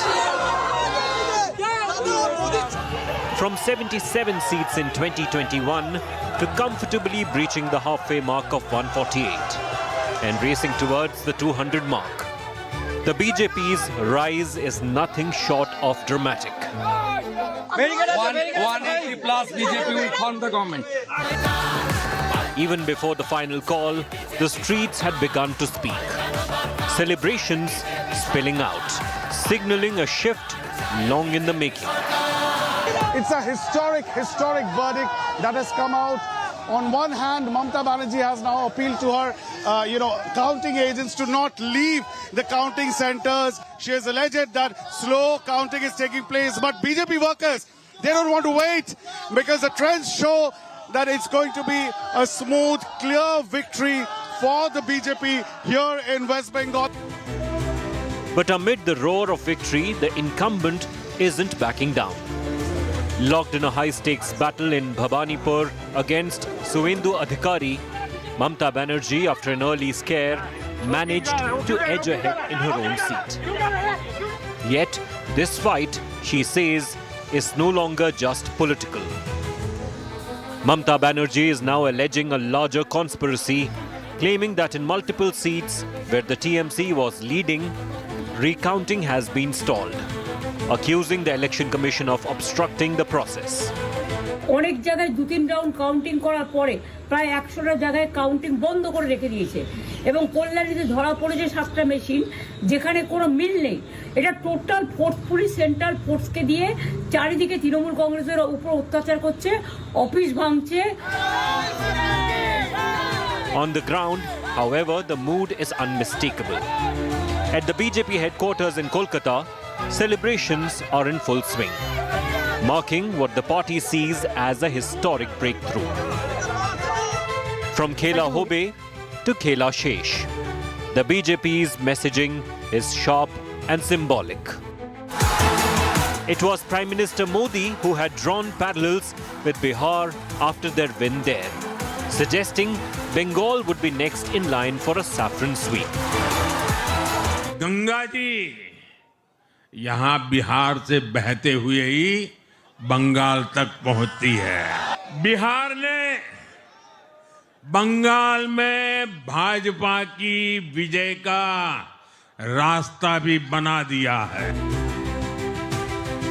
And Union Home Minister Amit Shah had gone even further, predicting a swift verdict on counting day. 4 मई को सुबह counting चालू होगी। 8 बजे ballot box खुलना शुरू होगा। 9 बजे पहला round, 10 बजे दूसरा राउंड, 1 बजे काउंटिंग समाप्त और बीबी दीदी टाटा गुड बाय। ज्यादा And then there's the politics of symbolism, with Jhalmuri making a crunchy comeback. What began as a campaign moment in Jhargram has now turned into a full-blown celebration motif. Across the country, BJP workers are picking up the cue, distributing Jhalmuri as they toast the surge.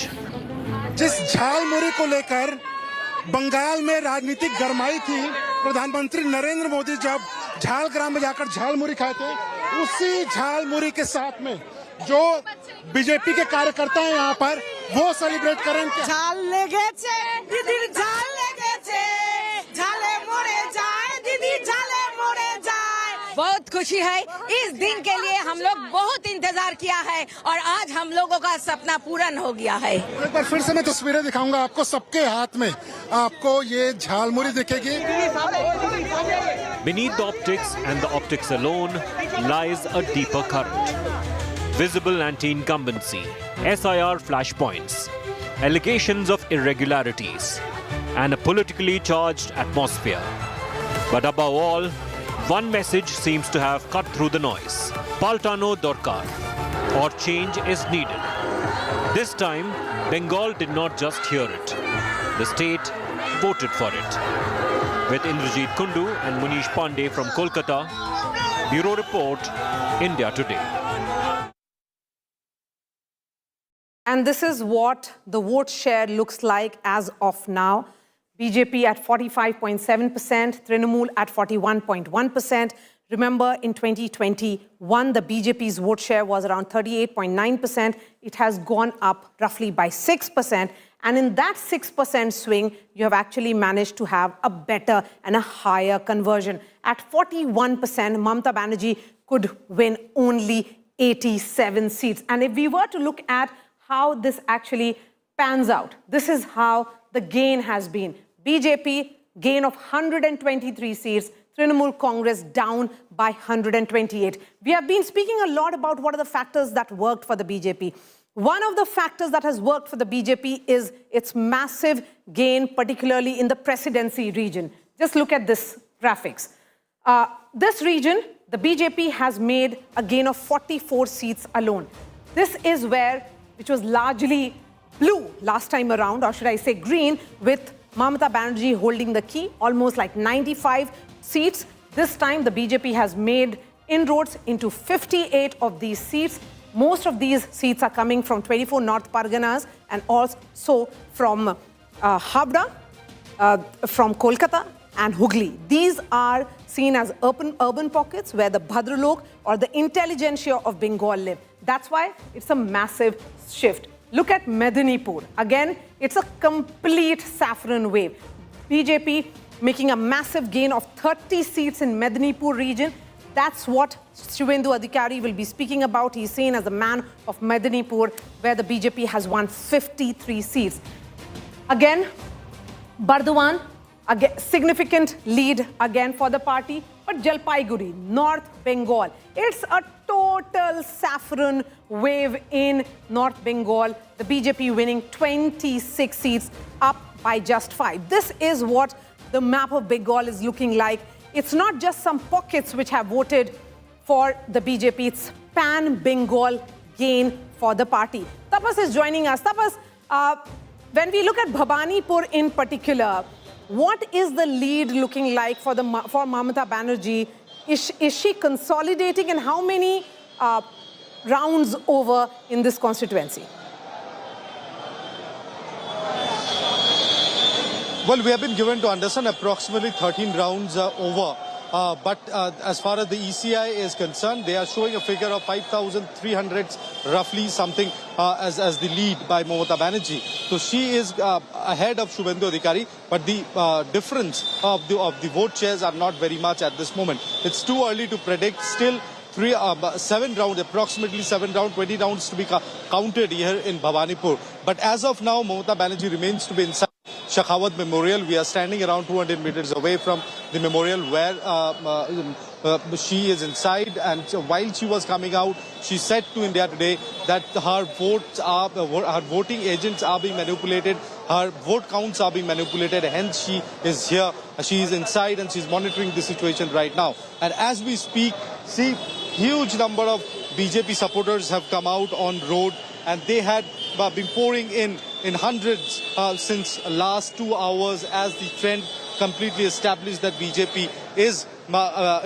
going to make the government. And following that, there was a vandalism that took place at a makeshift camp of Trinamool Congress here in AJC Bose Road, following which huge deployment of central armed paramilitary forces were done. Kolkata police intervened, and while Mamata Banerjee came in, she even faced protest. And not stopping there, her sister-in-law, Kajuri Banerjee, came a little later. She was gherraud by the BJP supporters, and finally police had to intervene, and she was escorted out of this very place.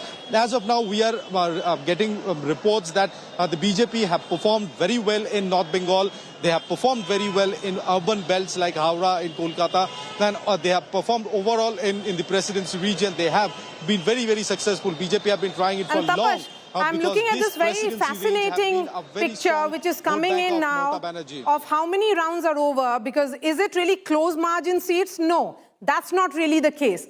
Most of these seats in which the BJP has started making gains, the margin between the Trinamool Congress and the BJP is upwards of 5,000. So look at this, 18 seats of gain. And that's less than 5,000.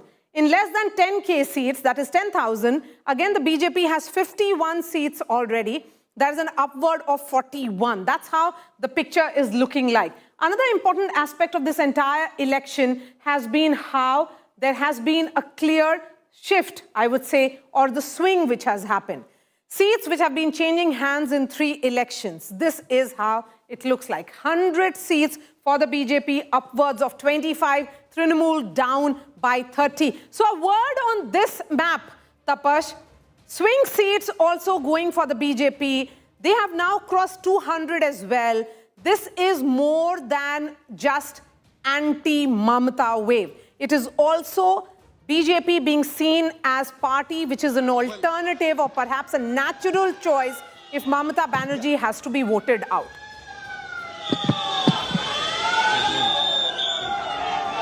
Well, yes, absolutely. This has been a very, very strong bastion of Trinamool Congress for a very long period.